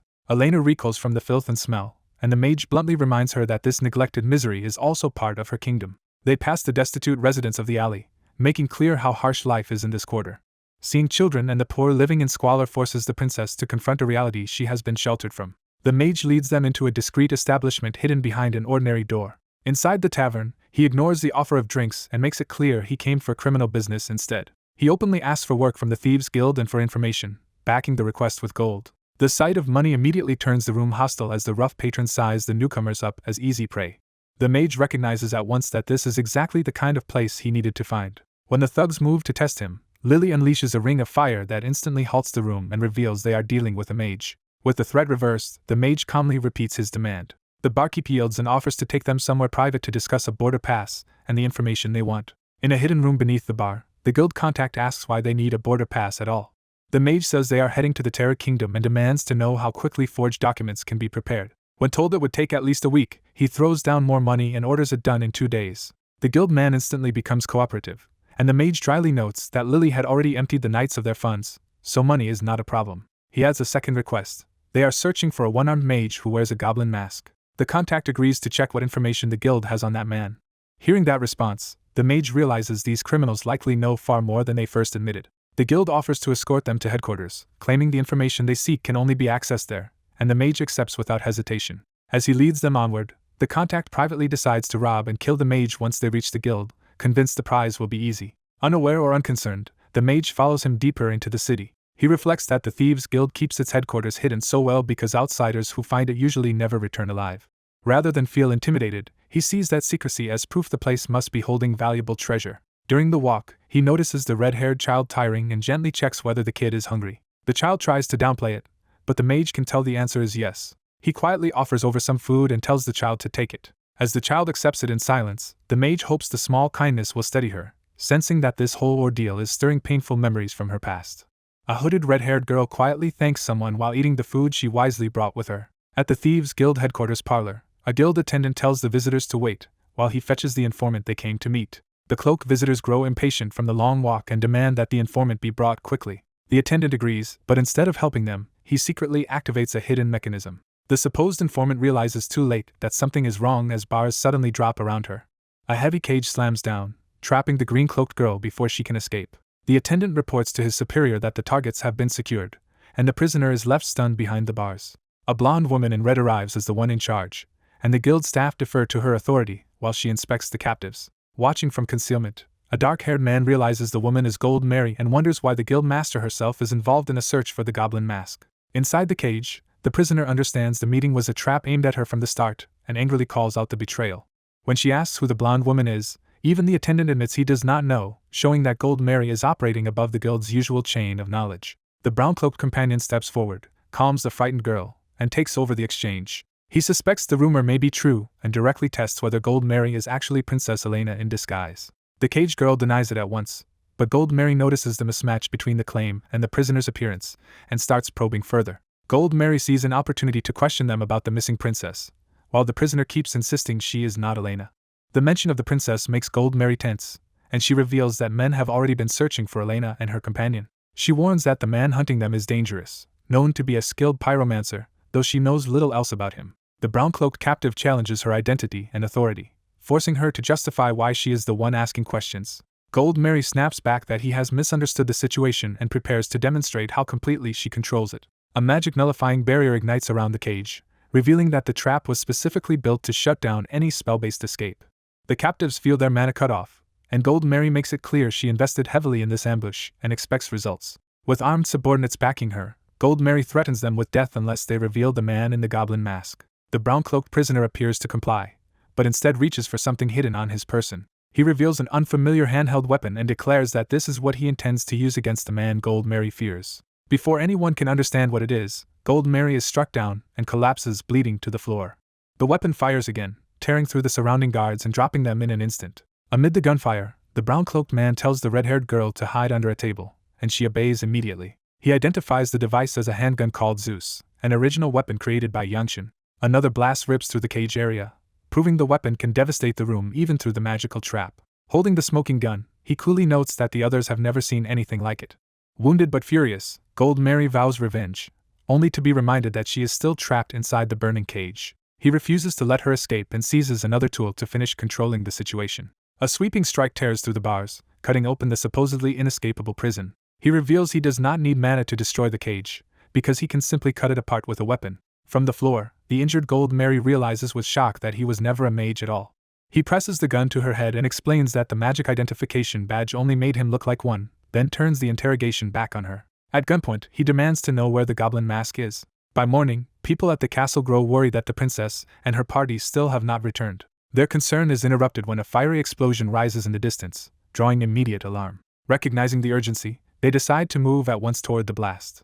They soon encounter the returning hooded group and rush to greet the princess with relief while asking about the fire. The hooded figure casually explains that the blaze was just a cover to erase tracks, and the sack they brought back is full of presents. The gifts include an emerald staff and a jar of honey-pickled mandrake, surprising the recipients. They also recovered an arcane weapon blueprint and a transforming bracelet of shadows. Among the haul is a cute charm necklace that delights its new owner. After handing everything out, the hooded benefactor finally relaxes, satisfied that the loot has been distributed. He proudly judges the raid a success and says the treasury they hit was worth the effort. But his mood darkens when he admits that his other objective ended in complete failure. Gold Mary angrily rejects any insult against the people controlling her, revealing fanatical loyalty rather than independence. It becomes clear that Gold Mary had been brainwashed by mysterious masters, knew almost nothing about them, and only recognized their agent by the goblin mask. The narrator concludes that the only way out is a one-way magical communicator, a tool usually tied to shady dealings. While the children sleep, he realizes the situation has become far more complicated than he expected. He reasons that anyone funding experiments on children must belong to a power on the scale of an empire or a kingdom. That makes him focus on finding the man behind the goblin mask before the crisis grows beyond control. But he immediately hits a problem. He has no idea where to find that man, until the thought of finding him sparks a new line of reasoning. Since Lily escaped from her captors, he assumes they are still searching for her. From that, he decides he can draw them out by making them come to him through Lily. As they travel, the route is framed by the HYX Kingdom's border walls, ancient barriers built through the deepest canyons to block monsters from the central mountains. The group's plan is to cross that border, pass through the elven forest in the central range, and reach Lily's mother in the Terror Kingdom. When he tries to lift their spirits, the others stay grim because they know reaching the border is only the beginning. The elf bluntly tells him his plan is hopelessly unrealistic. In her view, his strategy amounts to smashing through the border by force. He admits that much, but warns that the real obstacle is the man who controls border security. The elf identifies that man as Count Golkin, captain of the Black Lion Knights and a famed sword master who fights monsters beyond the wall. He confirms it and cautions that Golkin is no ordinary opponent but the greatest swordsman in the kingdom.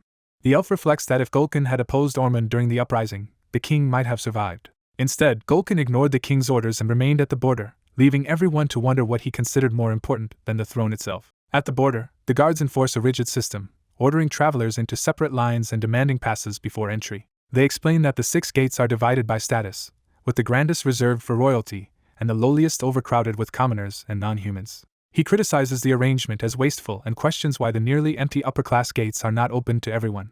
The elf admits she once accepted status-based separation as natural, but no longer can. Seeing refugees driven from war has made her realize she is no different from people who have lost their homes. She quietly hopes she will someday be given the chance to make that realization mean something. Her companions immediately pledge themselves to that hope and promise to get the group across the border no matter what. Moved by their support, she thanks them, while he awkwardly downplays the moment.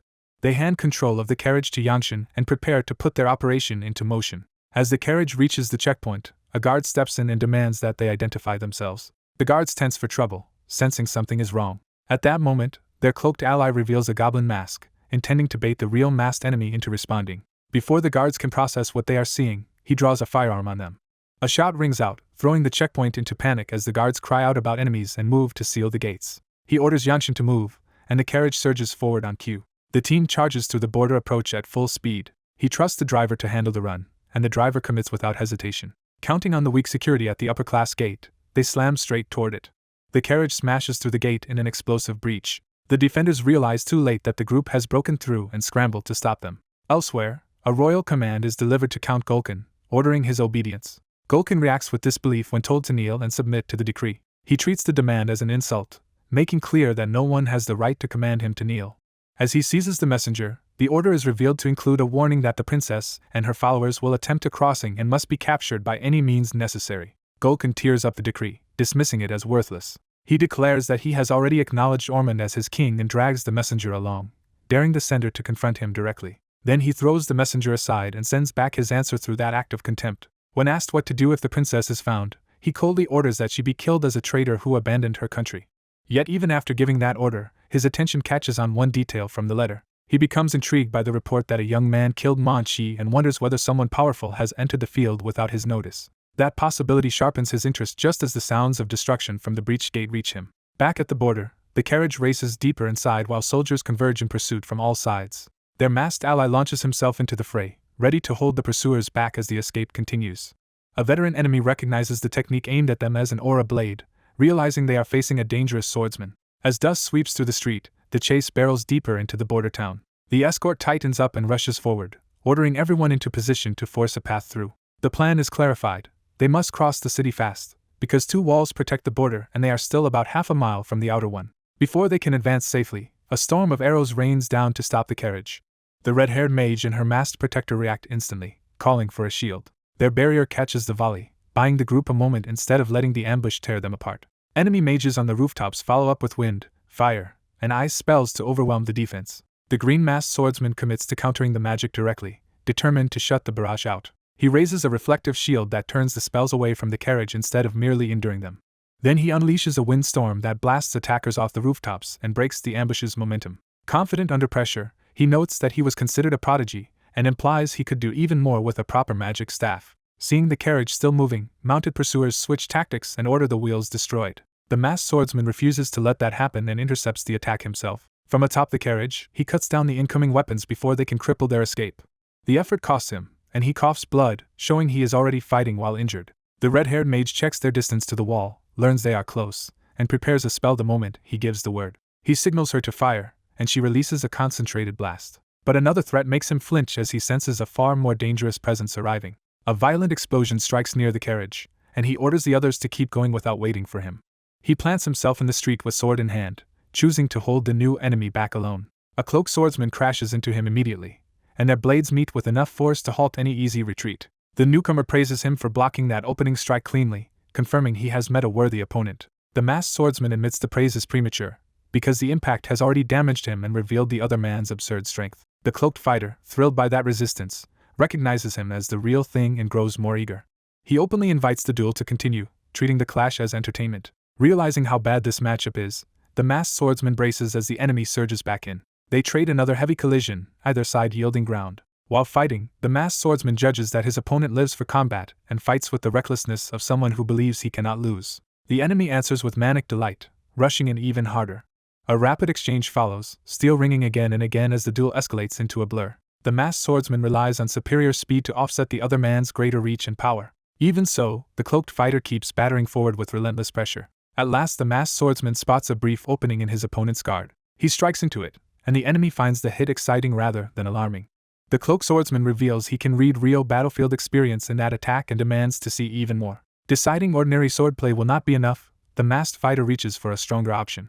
Blue lightning gathers around his arm and blade as he prepares a charge technique. He commits to using only a quarter of his power, yet the energy still erupts with overwhelming force. When the light fades, blood drips to the ground, but the enemy is laughing instead of collapsing.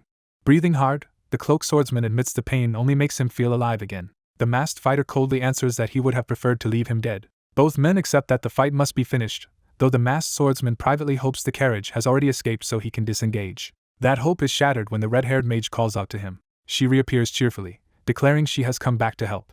He is furious because he fought to buy her time to flee, not to have her return to the danger. She refuses to abandon him, and at the same time more allies arrive, revealing the others have turned back as well. The carriage rolls back into the fight with reinforcements aboard, and the masked swordsman realizes the silence meant trouble, not safety. The reason becomes clear: soldiers have surrounded them, and they must now face both the army and Gulkin. With no clean escape left, the masked swordsman readies his crackling blade and accepts that they will have to risk everything to break out alive. A masked swordsman suppresses a reaction as an unnatural chill suddenly settles over the scene. His opponent bursts into laughter, amused rather than intimidated by what just happened. The masked fighter presses him on a contradiction. With his skill, he could have crossed the border quickly, so why did he spare everyone on the way? He bluntly asks whether the man deliberately held back against them. The answer is simple: he avoided killing because a client specifically requested it. That unexpected explanation immediately catches the listener's attention. The client is revealed to be Princess Elena, who wanted the people spared because she expects them to become her subjects again. With that settled, the swordsman proposes ending the conflict and offers the group food and shelter for the night. The offer is met with startled disbelief, then sudden enthusiasm. At dinner, it becomes clear that Gulkenberger has a habit of inviting interesting outsiders to his table to satisfy his curiosity.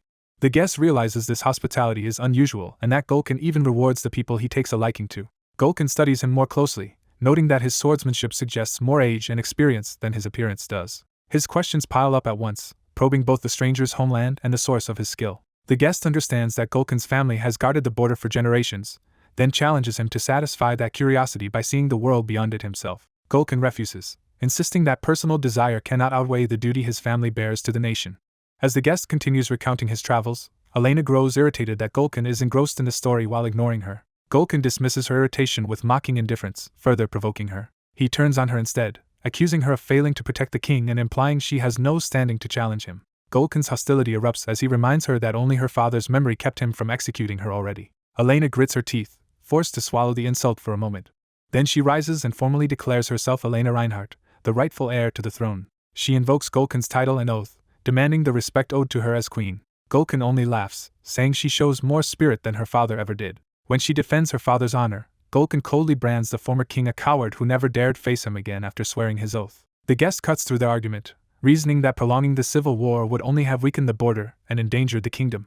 Gulken agrees only in part, saying the king was not worth risking the nation for, and orders Elena gone by tomorrow with a warning never to return. Elena refuses to yield, vowing to punish the traitors and reclaim her kingdom. She insists the journey has changed her, because she has now seen what the kingdom truly costs its people and defenders. Remembering the weak, the poor, and the dead who sacrificed for her, she resolves to come back and set things right. Her vision is concrete: open all 6 gates to everyone and make the nation serve the welfare of its people above class. Gulken immediately rejects that plan, unwilling to allow such a decree. The guest points out that a queen could enforce it by royal order, then leaves the two of them to continue the confrontation alone. Outside, one of Elena's attendants grows frustrated at being kept waiting while the decision drags on. Elsewhere on the wall, Gulken instructs his men to keep Ormond's envoys around a little longer before throwing them out. Asked what he will do about Elena, Gulken decides to wait and watch, promising that if she returns, it will only be while the border still stands. The story shifts to the entrance of the Elven Forest in the central mountain range, where a reception party has been expecting them. An elf named Garand, sent by the High Elders, formally welcomes the group and offers to guide them onward. Elena asks to be taken to the village at once, but the escort's attention shifts when he senses something troubling. He directly asks the hooded human whether he is carrying an object tainted with demonic energy. When the presence is confirmed from afar, the elves refuse to let the human enter the village while he bears it. He hands over the source without resistance, revealing a demonic sword and assuming that should settle the matter. But the elf leader says the problem is not over yet. He suddenly draws his blade and denounces a demonic enemy in their midst. The accusation shocks the red-haired girl, who realizes he is pointing at her. Ignoring protests, the elf seizes the situation and insists she is a demon in disguise.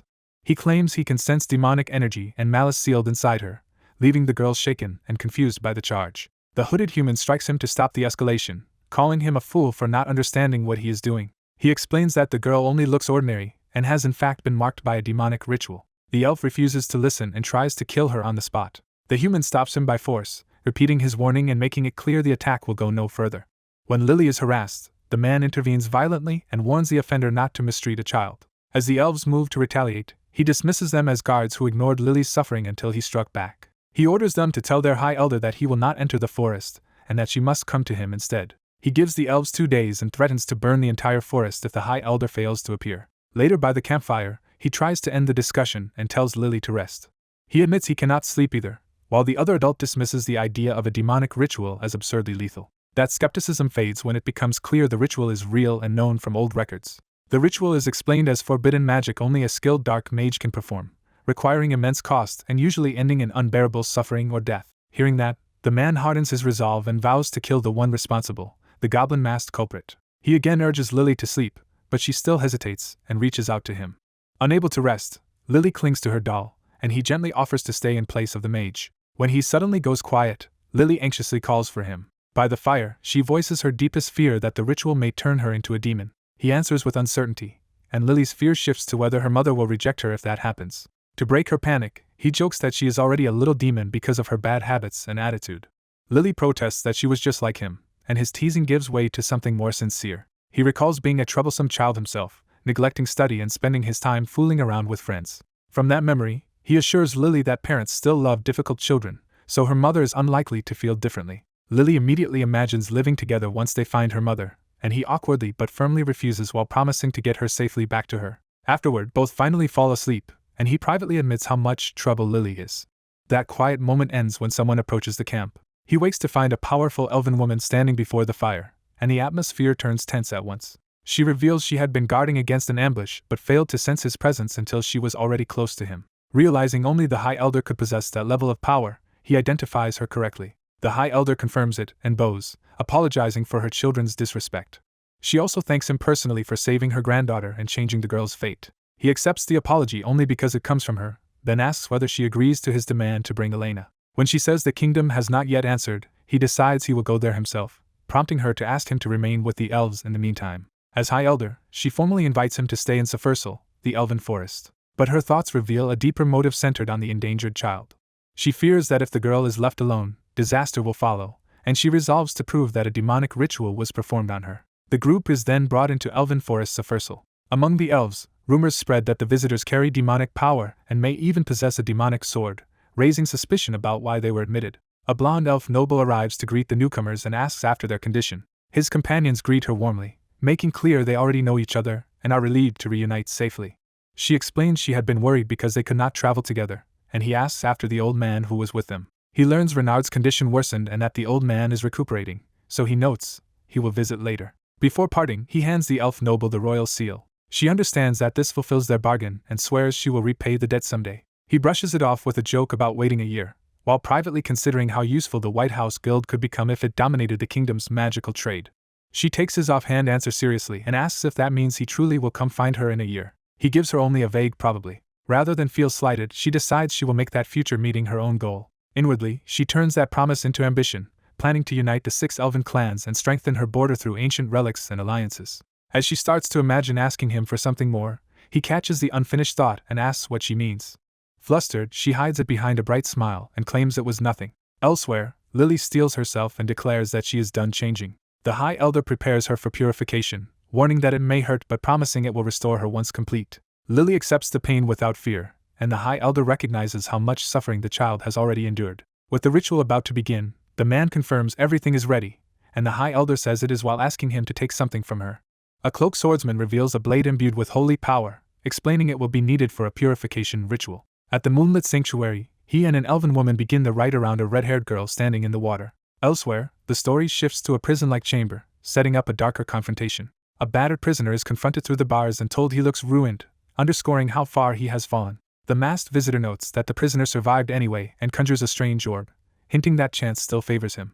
The orb draws out a vision of the recent battle, forcing the prisoner to witness what happened outside. The memory sharpens around the red-haired girl as violent energy erupts from her. Recognizing the source, the prisoner realizes the lost child of flame has resurfaced. He is reminded that this is the one he lost before, and the sight of familiar masks deepens his outrage. His hatred spills out as he blames that girl for reducing him to a test subject once again.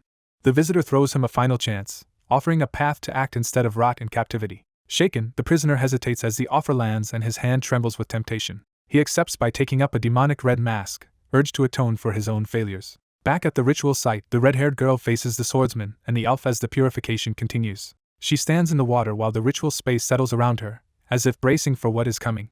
The elf channels a large spell, pouring stabilizing magic into the ceremony. A vast magic circle forms beneath the girl, locking the purification into place. Water rises around her in a controlled surge as the ritual begins to cleanse what is inside. The process immediately meets resistance, and demonic power burns through her body painfully. The elf senses overwhelming demonic energy but urges the girl to endure a little longer. Seeing the danger escalate, the swordsman tightens his grip on the holy blade, ready to intervene. The girl doubles over as the corruption tears at her from within and the pain worsens. A mass of dark red-black energy bursts out of her with a scream, finally taking shape outside her body. The elf drops to the ground and desperately tries to halt the possession before it can seize the girl again. She realizes the only way to complete the cleansing is to kill the demon now that it has been forced out.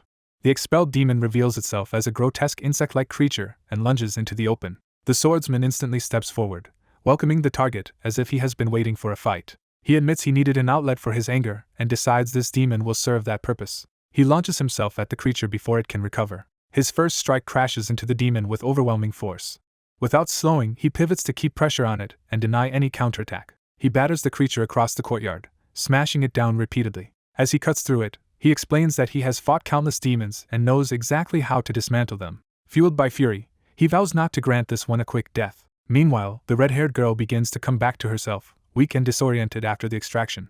The elf supports her gently and explains that her confusion is natural as she regains awareness. The girl notices the swordsman's brutal assault and worries about what is happening to him. The elf tells her that anger is natural when someone precious is harmed, leading the girl to realize how much she matters to him. The fight leaves blood across the stone as the demon struggles to keep going. Standing over it, the swordsman coolly admits he feels better after venting his rage. He observes that the demon keeps regenerating, but each recovery is slower and its demonic energy is fading. Seeing an opening, he decides he may be able to finish it with a technique he has only studied. He takes the stance of the heaven-shattering divine blade, even though he can barely imitate it. As the demon charges again, he commits to the form and prepares the named first stance. He unleashes a massive holy slash straight through the battlefield. The attack resolves into Demon's Bane, a concentrated vertical strike of blue divine power. The blast is so intense that the elf shields the recovering girl from the light. As the glare fades, the girl stirs, sensing the outcome before she can fully see it. The courtyard falls silent under the aftermath of the strike, with the swordsman standing alone at the center of the devastation. In the wake of victory, his body crackles with strain, showing the technique pushed him to his limit. After forcing a powerful technique through too early, he realizes why it was meant only for someone at the enlightened level. His sword begins to fail under the strain, and he regrets ruining a fine weapon because an ordinary blade could not endure that move. Spotting a demonic core on the bloodied ground, he notes that a demon of that rank would naturally leave one behind. He weighs whether to use the core as a mana source or forge it into an artifact, but hesitates before deciding. He drives the damaged sword into the core to test another idea instead. The core's power surges into the weapon, wrapping him in violent demonic energy as the fusion takes hold. When the transformation settles, the blade has changed into something darker and stronger, and he judges the result worthwhile. Before he can dwell on it, the red-haired girl rushes in and clings to him with sudden relief. Though still hurting, he gently tells her to let go, and she checks whether his anger has passed. He reassures her with a warm touch, and her fear gives way to happiness as she says she feels fine now. By the next day, the crisis has passed and the story shifts to a calmer morning in the elven settlement. He meditates to recover, deliberately avoiding restoration potions because he wants his body to retain the lessons of the previous battle. As he checks himself, he finds that even his damaged power field is slowly healing. An elf elder brings him food, asks after his condition, and he returns the concern by asking how Lily is doing. He learns that Lily is still suffering the ritual's aftereffects, though the sacred tree should eventually restore her. The elder adds that her biggest immediate problem is her enormous appetite, which he accepts as normal for her. Over a simple meal, he sincerely thanks the elder for helping them. The elder answers that he was only repaying the debt owed for saving his granddaughter. Refusing to leave it at that, he insists he still owes repayment, but the elder claims to want nothing. He brings up the dangerous misty forest, surprising the elder by already knowing about it. He explains that he overheard enough to understand it is a spreading region of lethal mist within elven lands. Since the mist does not affect other races the same way, he offers to investigate it himself. When the elder tries to frame that as a paid request, he brushes off the idea of rewards and says wealth is not what motivates him. Left alone with that offer, the elder falls into heavy silence while looking out over the forest. He admits to himself that his own life may be nearing its end. The young man approaches him casually, breaking the old elf's grim thoughts. The elder jokes about the rumor that he defeated a demon, and the young man realizes the princess has already spread the news. Their talk turns to a book the elder keeps rereading, which he dismisses as an old swordsman's self-important memoir. Yet the elder explains that one passage matters deeply because it describes a swordsman exhausting everything in battle and glimpsing something beyond ordinary skill. He regrets that he encountered those words too late in life, believing earlier understanding might have changed everything. The passage speaks of a power beyond, and the elder realizes the young man may still be able to reach it with the right push. He focuses on the key section, where the writer describes his body failing while something deeper awakened within. The elder says his own experience was different, but the account still stirs recognition in the young man. He recalls facing slow death, and, in that state, rediscovering the true way of the sword he had long forgotten. Moved as one swordsman by another across worlds and eras, the elder asks to see how the young man follows that path. He directly requests a demonstration of the writer's sword. The young man admits he has not fully understood it yet, but agrees to show the form once and tells the elder to watch closely. He draws his blade and settles into a focused stance. Then he unleashes a flowing slash that carries more intent than brute force. His movement continues seamlessly, body and blade acting as one as he completes the technique. The cut races outward like a clean current through the open air. The elder answers by raising his own weapon and meeting the demonstration head-on. Their exchange erupts in a burst of force as the elder tests the meaning hidden inside the strike. In that instant, he understands that the young man has entered a state of zen. Seeing it confirmed, the young man realizes the old passage truly did help the elder grasp his condition. The elder acknowledges the change with respect, saying the title of old man no longer suits him. Soon after, they head into the misty forest to confront its dangers directly. Inside the forest, the elder loudly challenges the enemy while the young man warns that he is only going to draw every monster in the area. The elder, newly energized, declares that he will cut them down with his aura blade, and the young man notes how fired up he has become. As they move on, the red-haired girl calls after them not to chase the zombies, and the young man wryly reflects that surviving death itself has clearly changed the elder.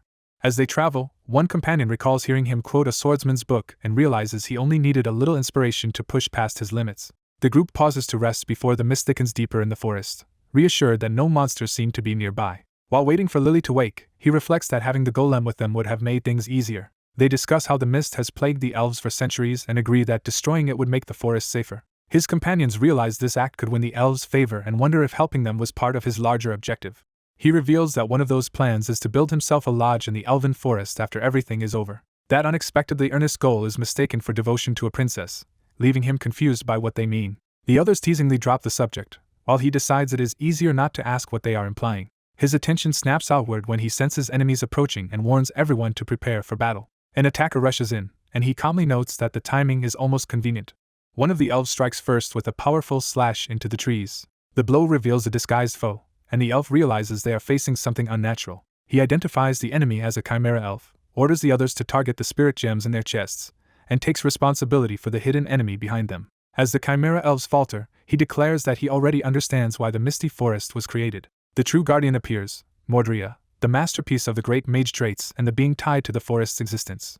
Mordria immediately attacks with a blazing shot, forcing him to evade at speed. He meets her head-on, confident that at least in movement he will not be outmatched. She counters with a sweeping burst of green power as he closes in. Mordria follows with elemental arrows, layering different magical attacks at once. He deflects the barrage with his sword, holding his ground against fire and ice together. When another spell forms behind him, he realizes she is chaining attacks faster than expected. He survives the next strike by raising a shield spell at the last instant. Even while pressured, he judges that this replica is vastly stronger than the previous versions he has encountered. He recalls that Mordria was a doll modeled after the elf traits loved, and that countless later copies never matched the original. Accepting that this fight will be difficult, he resolves to claim her anyway as the most valuable prize here. He launches a sudden counterattack before she can reset her aim. The strike cracks into her chest area, hitting the weakness he identified. He instantly dashes past her guard to press the advantage. A heavy blow lands cleanly and drives her backward. She tries to recover with a desperate swing, but the momentum has shifted. He unleashes another burst of speed, now clearly beyond what she can track. Successive hits shatter the spirit gems in her body, ending the fight. With Mordria collapsed, he catches his breath and admits the battle was tougher than expected. His companions finish their own fight, and when asked if he intends to take Mordria with them, he confirms that she is too valuable to leave behind. They move on to Drake's hut, which looks ordinary outside but is said to hide a basement full of treasures. Inside, they find rare magical ingredients and lost tomes, and he reins in the others so they only take what truly matters. He reaches for a chest believed to hold the great mage's most prized possession after Mordria. Before opening it, he invokes the spirits, knowing the treasure can only be claimed with their approval. As power gathers around him, he tells the worried others not to interrupt. The spirits respond playfully, and he accepts their terms to earn what he seeks. Their power surges into the chest and into him as the seal breaks. Nothing outwardly changes, but he can feel that he has gained the power of the spirits. When questioned, he hides what happened, tells the group to gather everything, and orders them to break the magic circle and leave. Outside under the night sky, they confirm the mist has vanished completely, leaving the forest clear at last. As they head back, he suddenly stops, sensing something through a communication device. The device activates with an incoming signal, and he realizes someone is trying to contact him. He silences the others and keeps them away while he answers in private.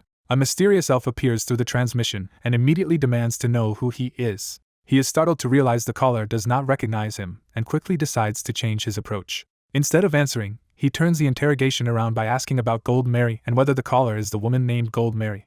A masked contact confirms he is Ansel of the Randall Thieves Guild and reports that Lady Gold Mary sent him to pursue the people who destroyed their headquarters. When he hears they escaped in an unusual steel carriage, Gold Mary immediately recognizes the lead and presses for details.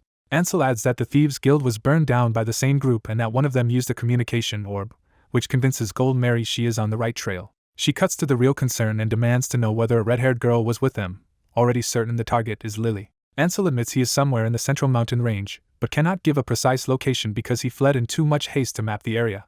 Gold Mary orders him to stay on their trail until she arrives, but Ansel warns that the damaged orb is failing. The cracked orb worsens, and Ansel fears he may not be reachable by the next day. Gold Mary asks whether he has another orb, only to learn he is too poor to own one and has already spent everything on the chase. Realizing the enemy may have deliberately announced their destination to Turkey Kingdom, Gold Mary decides Ansel is still her only chance to locate Lily. Though the organization would likely kill Ansel once they find him, she chooses to risk contacting them through him because the situation is too urgent.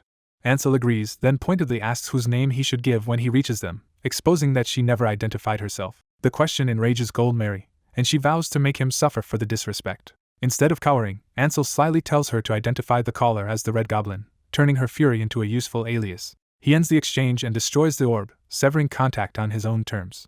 Afterward, the traveler uses spirit gems from Dratz to awaken Mordria, then asks to be guided to the elven forest by the quickest route. When they return to the village, a festival is underway in celebration of the forest's salvation. The villagers crowd around in gratitude, praising him for saving lives and restoring hope, while he awkwardly tries to slip away. They keep pressing gifts on him anyway, piling more thanks and offerings into his arms than he can comfortably carry. An elf woman approaches and tells him he has earned the villagers' gratitude because everyone is relieved the misty forest is gone. She explains that the whole village is rejoicing because his actions freed them from that threat. He insists he only repaid a favor for Lily, but she reminds him that he also changed Elena's fate. She reveals she can read the fates of others, though she cannot alter them and is permitted only to watch. What unsettles her is that she cannot read his fate at all, even while sensing that the world's future is being reshaped by his influence. He guesses Tithiel's watch is obscuring him and asks whether she is telling him to stop interfering. She gently rejects that idea and instead urges him to keep changing the fates of others.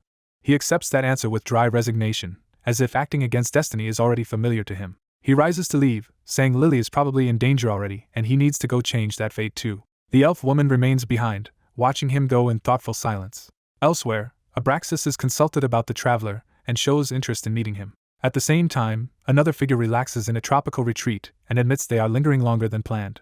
That person refuses to leave yet because their dream retirement home is still being built and they want to see it through. They also conclude their return to Earth will be delayed by at least a month. Back at the village, someone calls for the traveler from inside a house. Two cheerful companions announce they have finished painting, proud of the work they completed. He praises them, tells them to wash up, and says he will load the luggage in the meantime.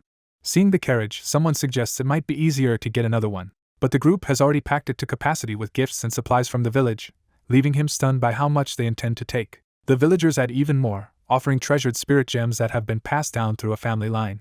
Overwhelmed by the excess, he orders half the load removed despite the others' protests after all their stacking work. By sunset, the preparations are finally complete and departure can no longer be delayed. The villagers gather around the carriage and bid the travelers farewell with genuine sadness. One of them clasps his hand and promises they will meet again and repay the debt they owe him. Another bows deeply, thanking him and vowing to become a better mage before their next reunion. An elf asks him not to forget his promise to return and see them again in a year. He lightly cuts through the emotion, telling them they are being too dramatic and that they are welcome to visit his village anytime. The elf offers one final blessing, praying that his journey will lead him to the answer he seeks. He accepts that wish quietly, believing Abraxas will be waiting for him at the end of his travels. With that, he gives the order to leave and the carriage starts rolling. A red-haired companion leans out to wave goodbye until someone warns her not to hit her head. As the carriage departs, the villagers remain behind waving, watching the travelers disappear down the road. Once their target disappears, the group immediately shifts from watching him leave to beginning their own operation. The blonde leader turns to her followers and orders them to start, and they accept her authority without hesitation. That same night, the white-haired young man arrives by carriage in Firenze city of the Terror Kingdom. He reflects that Gulkin's border pass and a change to his hair made entering the kingdom easy, and he is pleased his disguise is holding. He identifies a grand hotel as the rendezvous point the goblin mask had told him about. Inside, he notices the ragged children with him stand out in such a place, but the staff still receives them politely. To establish himself at once, he demands 2 of the hotel's finest rooms and shocks the clerk by paying with a bag of gold. He adds one more request for a communication orb, making it clear money will not limit him tonight. The narration reveals the Grand Firenze is the most famous hotel and casino in Gaia, with ever more dangerous gambling floors hidden below. The children are overwhelmed by the luxury as they enter the glittering interior. One girl is instantly distracted by the promise of shiny things and food, treating the place like a wonderland. He gives the children spending money and tells them to enjoy themselves until they are tired, then return to their rooms. He separately instructs the dark-haired woman to stay alert, protect the others, and report anything unusual. With the children sent off to eat and play, he finally frees himself to pursue his real objective alone. As he moves through the casino, he reveals his goal is not the public gaming floor but a hidden fourth basement level. By the time he reaches the third basement, the stakes have become lethal, and he realizes anyone allowed deeper is gambling with life itself. He also notices the staff has begun watching him closely because he is an unfamiliar face in a place that screens its patrons. From what he observes, this is no ordinary casino at all but a fortified criminal den guarded by fighters, mages, assassins, traps, and anti-magic measures. A dealer approaches and offers him a game, testing whether he belongs here. The dealer proposes roulette and explains the simple rule: pick a number, and if the ball lands there, the chips are his. Pretending casual interest, he accepts the challenge. He immediately pushes all his chips onto the number 7, making an absurdly reckless bet. The dealer laughs at the boldness but proceeds, expecting the stranger to lose everything. As the wheel spins, the surrounding gamblers assume the newcomer is a fool throwing away his fortune. Instead, the ball lands on 7, stunning everyone nearby. He calmly accepts the payout and, when invited to stop, chooses to press his luck further. The dealer smugly assumes the first one was chance, and is certain repeating the same bet will ruin him. Ignoring the warning, the young man again goes all in on 7, forcing the dealer to commit to a second spin. When 7 hits a second time, the room's disbelief turns into alarm at his impossible streak. The dealer panics, convinced cheating is involved, and stalls by claiming such a large prize must be paid by check. Before that can happen, another figure steps in to congratulate the winner and draw him away from the table. The young man abruptly smashes the mountain of chips, turning the crowd's greed against itself. Coins and chips scatter everywhere, and the gamblers dive into chaos trying to seize the sudden windfall. Using the uproar as cover, he praises the move as successful and slips free of the crowd's attention. The trick is aided by a weak synthesized spirit from Drake's hut, whose ancient magic lets him evade most mana detection. The casino then formally converts his winnings into a high-value check, acknowledging him as a major winner. Even he is surprised they honor the payout so easily, but the staff downplays the amount to keep him comfortable. A white-haired host personally appears and offers to escort him to a private area reserved for distinguished guests. Sensing this invitation may lead where he wants, the young man accepts with interest. As they descend, he hears a scream, and the host casually explains that patrons here sometimes wager possessions other than money. The deeper they go, the stronger the smell of blood and the sound of suffering become, confirming he is nearing the true heart of the place. They arrive at the hidden fourth basement level, where the host ushers him onward. Inside a private room, the host reveals he chose 7 for the young man on purpose and invites him to join an ongoing game with dangerous players. The young man learns his reputation for cheating has already reached this room, and the challenge is now openly personal. The game is explained: each player rolls 3 dice, and the highest total wins, though matching numbers score higher, with triple ones being the best possible result.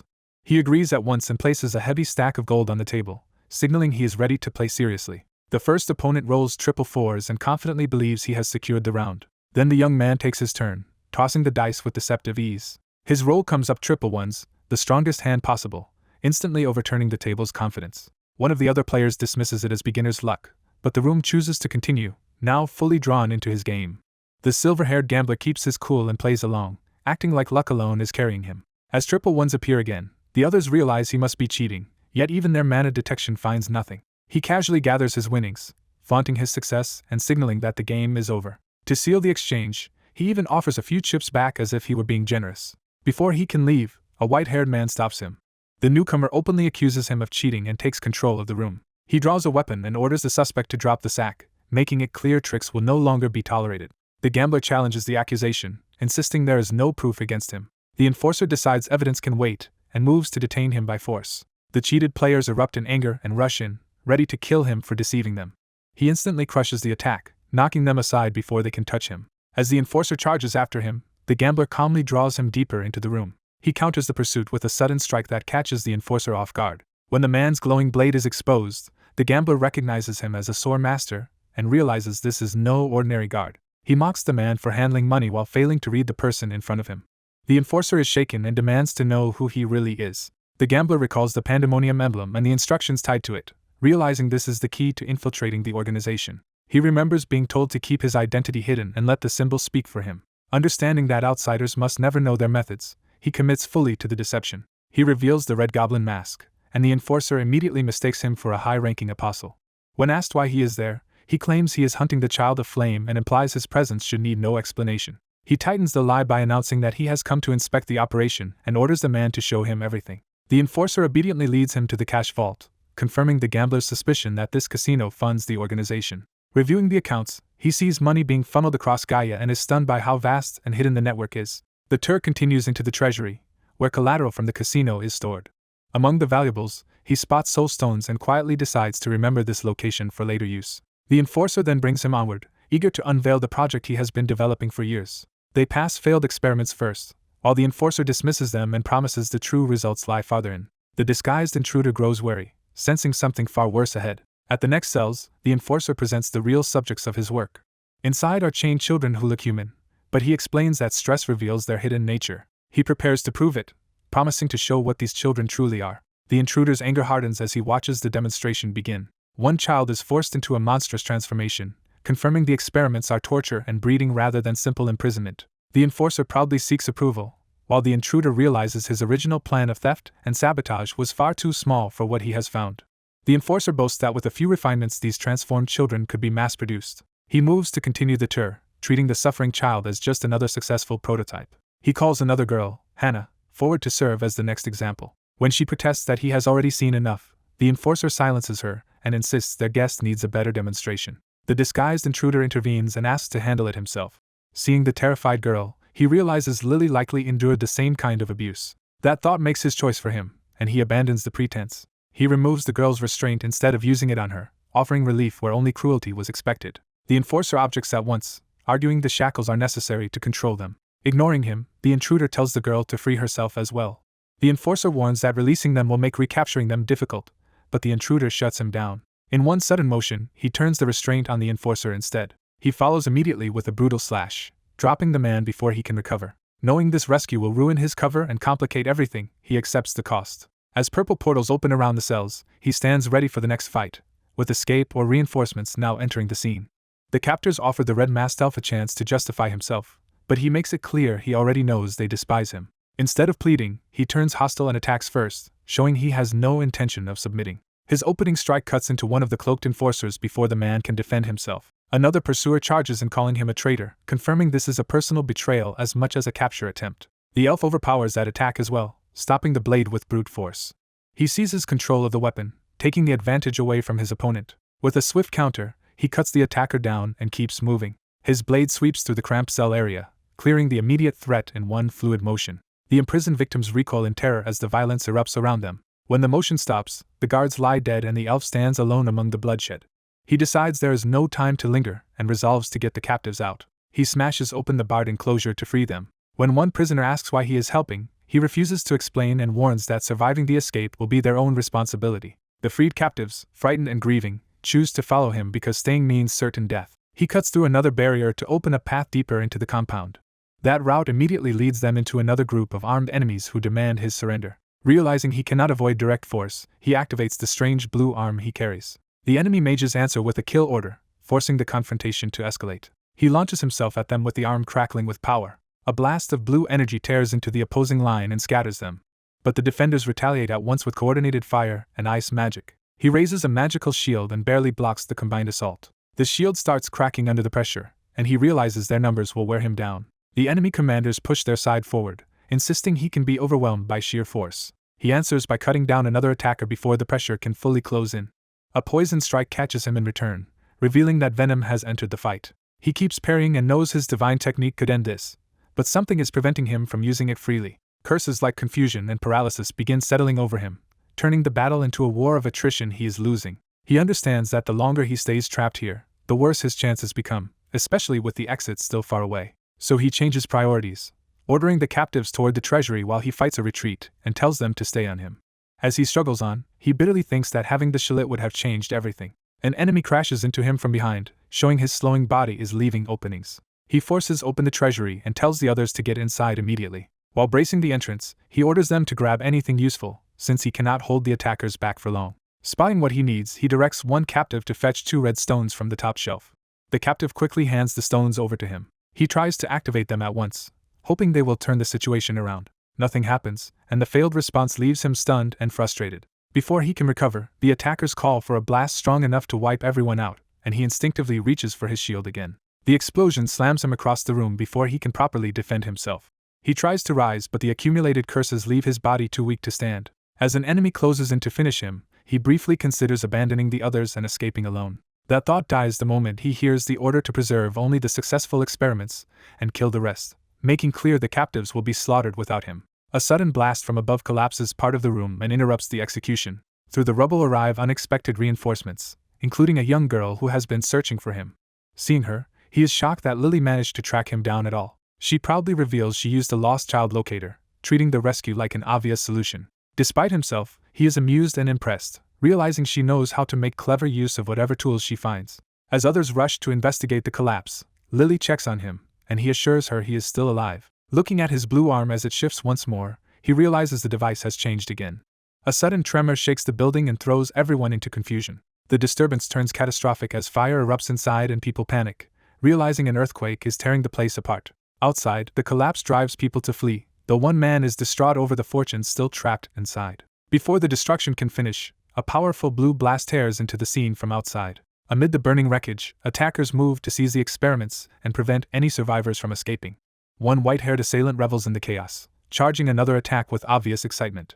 A mounted captain arrives to investigate the disaster and demands an explanation from his subordinate. He learns the building suddenly ignited and collapsed, with strange lights and sounds still coming from within, leaving no time to focus on firefighting alone. The captain recalls hearing that the Red Goblin had betrayed their side, but he has never fully believed it. Even with the city burning around him, he struggles to understand why Red Goblin would turn traitor. That doubt ends when a ring of fire opens and reveals the white-haired attacker standing above the flames. The intruder presents himself openly, confirming he is no rumor but a direct threat. Seeing him, the captain realizes the accusation was true and identifies him as Red Goblin. The captain confronts him in fury, demanding to know why he caused this destruction. Red Goblin dismisses the outrage and prepares another strike, while the captain concludes he must belong to Pandemonium. The confrontation turns violent as Red Goblin unleashes a devastating blue attack at close range. The captain is struck down, and while his men panic over the assault, the attackers use the confusion to get away. By the next day, the story spreading through the city is that a notorious criminal not only stole the trendsetters but also set the building ablaze. The kingdom responds with a wanted notice, hoping to recover from the immense losses by capturing the culprit. That culprit is publicly named as Red Goblin, and he is ordered to return to headquarters immediately. Through a communication orb, Red Goblin rejects the charge and insists the one seen in the kingdom was an imposter. His superior believes that part, but warns that the imposter knew their organization and methods too well, proving there is a traitor among them. The organization decides to halt outside operations until the traitor is found, a decision that immediately alarms Red Goblin. He realizes that if they investigate him now, he may lose his freedom forever just after reclaiming his mask. So he declares that he will keep searching for the Child of Flame instead of obeying the shutdown. His superior treats that as open defiance, and orders him to return at once. Red Goblin refuses, claiming he has already found traces of the girl and will come back only after locating her. Even as the warning continues through the orb, he cuts off the conversation. Left alone with his resolve, he vows to find the Child of Flame and kill the imposter who stole his name. He enters a quiet building to follow the trail himself. The silence inside tells him the place has already been emptied of life. He discovers a blood-soaked room with a dead woman, and from the stillness he infers he has arrived after the damage was done. Searching the burned site, he finds a strand of red hair and concludes it must belong to the Child of Flame. That clue confirms he is close, and he fixes on the trail with grim certainty. Elsewhere, one of the rescued girls remains deeply suspicious of the man sheltering them, fearing what he might do. The others push back, arguing that he has only helped them and shown no obvious malice. When one girl mentions her injured leg, their caretaker immediately turns to help instead of ignoring her. He uses a potion to heal her at once, proving his care through action and surprising the children. He goes further by making them bathe, treating them less like captives and more like children under his protection. He even provides clean clothes, and his awkward kindness begins to soften the atmosphere. Still, the most distrustful girl tells herself his generosity must be a calculated attempt to lower their guard. Her suspicion is shaken when a reunited child joyfully recognizes his mother nearby. The man returns the child to her, and asks only that she quickly leave with him for safety. He explains that pursuers may come again, offers to write a referral to the elves, and urges them to escape as soon as possible, astonishing the girl who expected cruelty. A red-haired companion notices her wavering and teases her for doubting him. Another voice jokingly frames the man as someone whose only motive is helping others, making light of the tension. Even so, the girl insists that such perfect kindness only makes him seem more suspicious. But beneath that resistance, she begins to admit that she may be able to trust him a little. As night falls, the group settles down to camp and continue the journey in the morning. Their caretaker says they will reach Lily's town by tomorrow and gently asks the remaining child whether she wants to go home, catching the wary girl off guard. The children awkwardly reject the idea that their own family would want them back, exposing how little security they feel. Hearing that, the blue-haired young man realizes some families have abandoned their children rather than searching for them. When he offers to leave them at the elven forest on the way back, the children eagerly accept, and he agrees to it. He moves to make dinner, only for the others to panic at the thought of him cooking. The group quickly insists that Zeke should cook instead, making it clear the blue-haired man's food is a danger to everyone. He reluctantly yields, admitting he had first suspected Zeke of trying to poison them, but now understands the real problem is simply terrible cooking. As the stew boils, someone impatiently asks whether it is ready yet. The red-haired girl begs for a taste, but Zeke refuses because she would devour the whole pot and sends her off to play with Hannah instead. Wanting to improve the smell of the meat, Zeke seals the pot and leaves briefly to fetch bay leaves, warning everyone not to open it. He finds the herb he was looking for in the nearby brush. As he hurries back to camp, a heavy presence closes in behind him. Before he can react, someone clamps a hand over his face and captures him in silence. A masked elf immobilizes him and demands his cooperation, leaving him unable to move and desperate to know who has taken him. Zeke recognizes the same mask from before and realizes this stranger is the true enemy. Back at camp, the red-haired girl impatiently calls for Zeke to return, unaware of what has happened. Under the intruder's control, Zeke's body is forced to move against his will, and he realizes too late that he is being made into a trap. Horrified, he can only internally refuse as his body carries out the attack. The controlled strike hits the camp, and the red-haired girl and the dark-haired man are knocked down as bowls scatter across the ground. The masked elf praises Zeke for the blow, revealing he orchestrated the attack through him. The intruder rushes in openly at last, declaring he has finally found the child of flame. He reaches for the girl, convinced that taking her back will elevate his own status. Before he can seize her, the dark-haired man intercepts him with a sudden, crushing punch. The masked elf is sent sprawling, and the dark-haired man reveals he had been expecting him. Standing over him, the dark-haired man says he has been waiting for this confrontation and that it is only beginning. He explains that after the trouble at the border and the fire at the Grand Firenze, he knew the enemy would keep pursuing them. That certainty made him expect the masked elf to follow their trail, so he deliberately slowed their progress by dropping the children off at their homes first. He even pretended not to notice the pursuit and created an opening, expecting the stalker to approach cautiously once they camped. Watching the enemy slip something into Zeke's hands, he realized the intruder was not trying to kill him outright and began to question the real method. He identified the substance as sleeping pills and understood the enemy had chosen a quiet setup so the children would not witness the abduction attempt. After subduing the masked elf, he tries to wake him, intent on forcing answers out of him. Instead, the captive lashes out with a mind control ability. The dark-haired man resists immediately, his will and power flaring hard enough to break the attempt. He counters at once and slams the masked elf again, making it clear mental domination will not work on him. Assessing the exchange, he notes that the enemy endured his hit unusually well despite lacking a fighter's skill. The masked elf recognizes him as Ansel and accuses him of stealing the child of flame and burning down the casino. Ansel rejects the accusation's wording, refusing to treat Lily as property. He drives that point home with another blow, insisting Lily is not an object to be claimed. As the fight continues, Ansel unleashes a burst of blue force to pressure his opponent. Elsewhere, an ally drops her stealth at his command, and he orders her to guard the children and signal him if anything happens.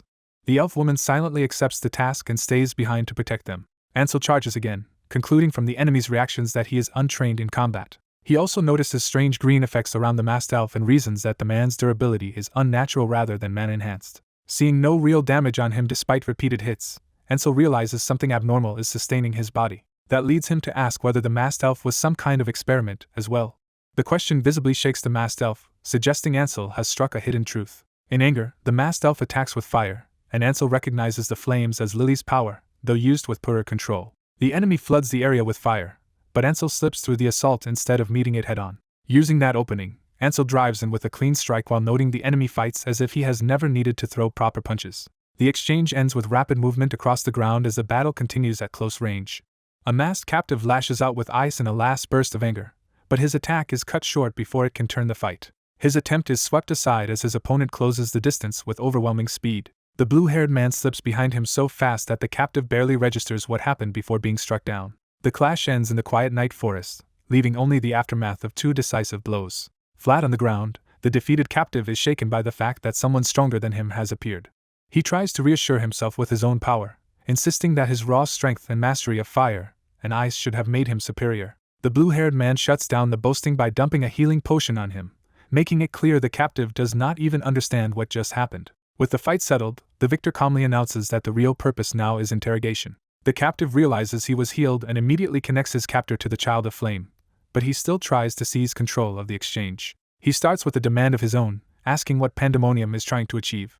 Instead of answering, he smirks and makes it clear he intends to reveal nothing. The blue-haired man warns that resistance will only make things worse and prepares a harsher method. Even while injured, the captive defiantly claims he has already endured the worst the world can offer. That claim is answered immediately as invisible force strikes his body again and again. The blue-haired man seizes on the boast and decides to show him a pain beyond anything he has known.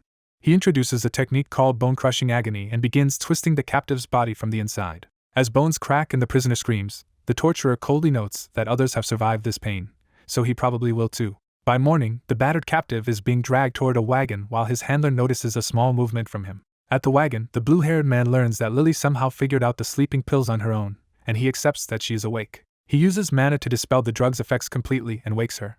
Still groggy, Lily is told to come outside because there is something important she needs to see. When she reaches the forest clearing, she recoils at the sight of a bound masked prisoner waiting there. She asks who he is, not yet understanding why she has been brought to him. The prisoner answers by identifying her as the Child of Flame. He reveals that he has been hunting her for a long time, and the recognition sends fear through her.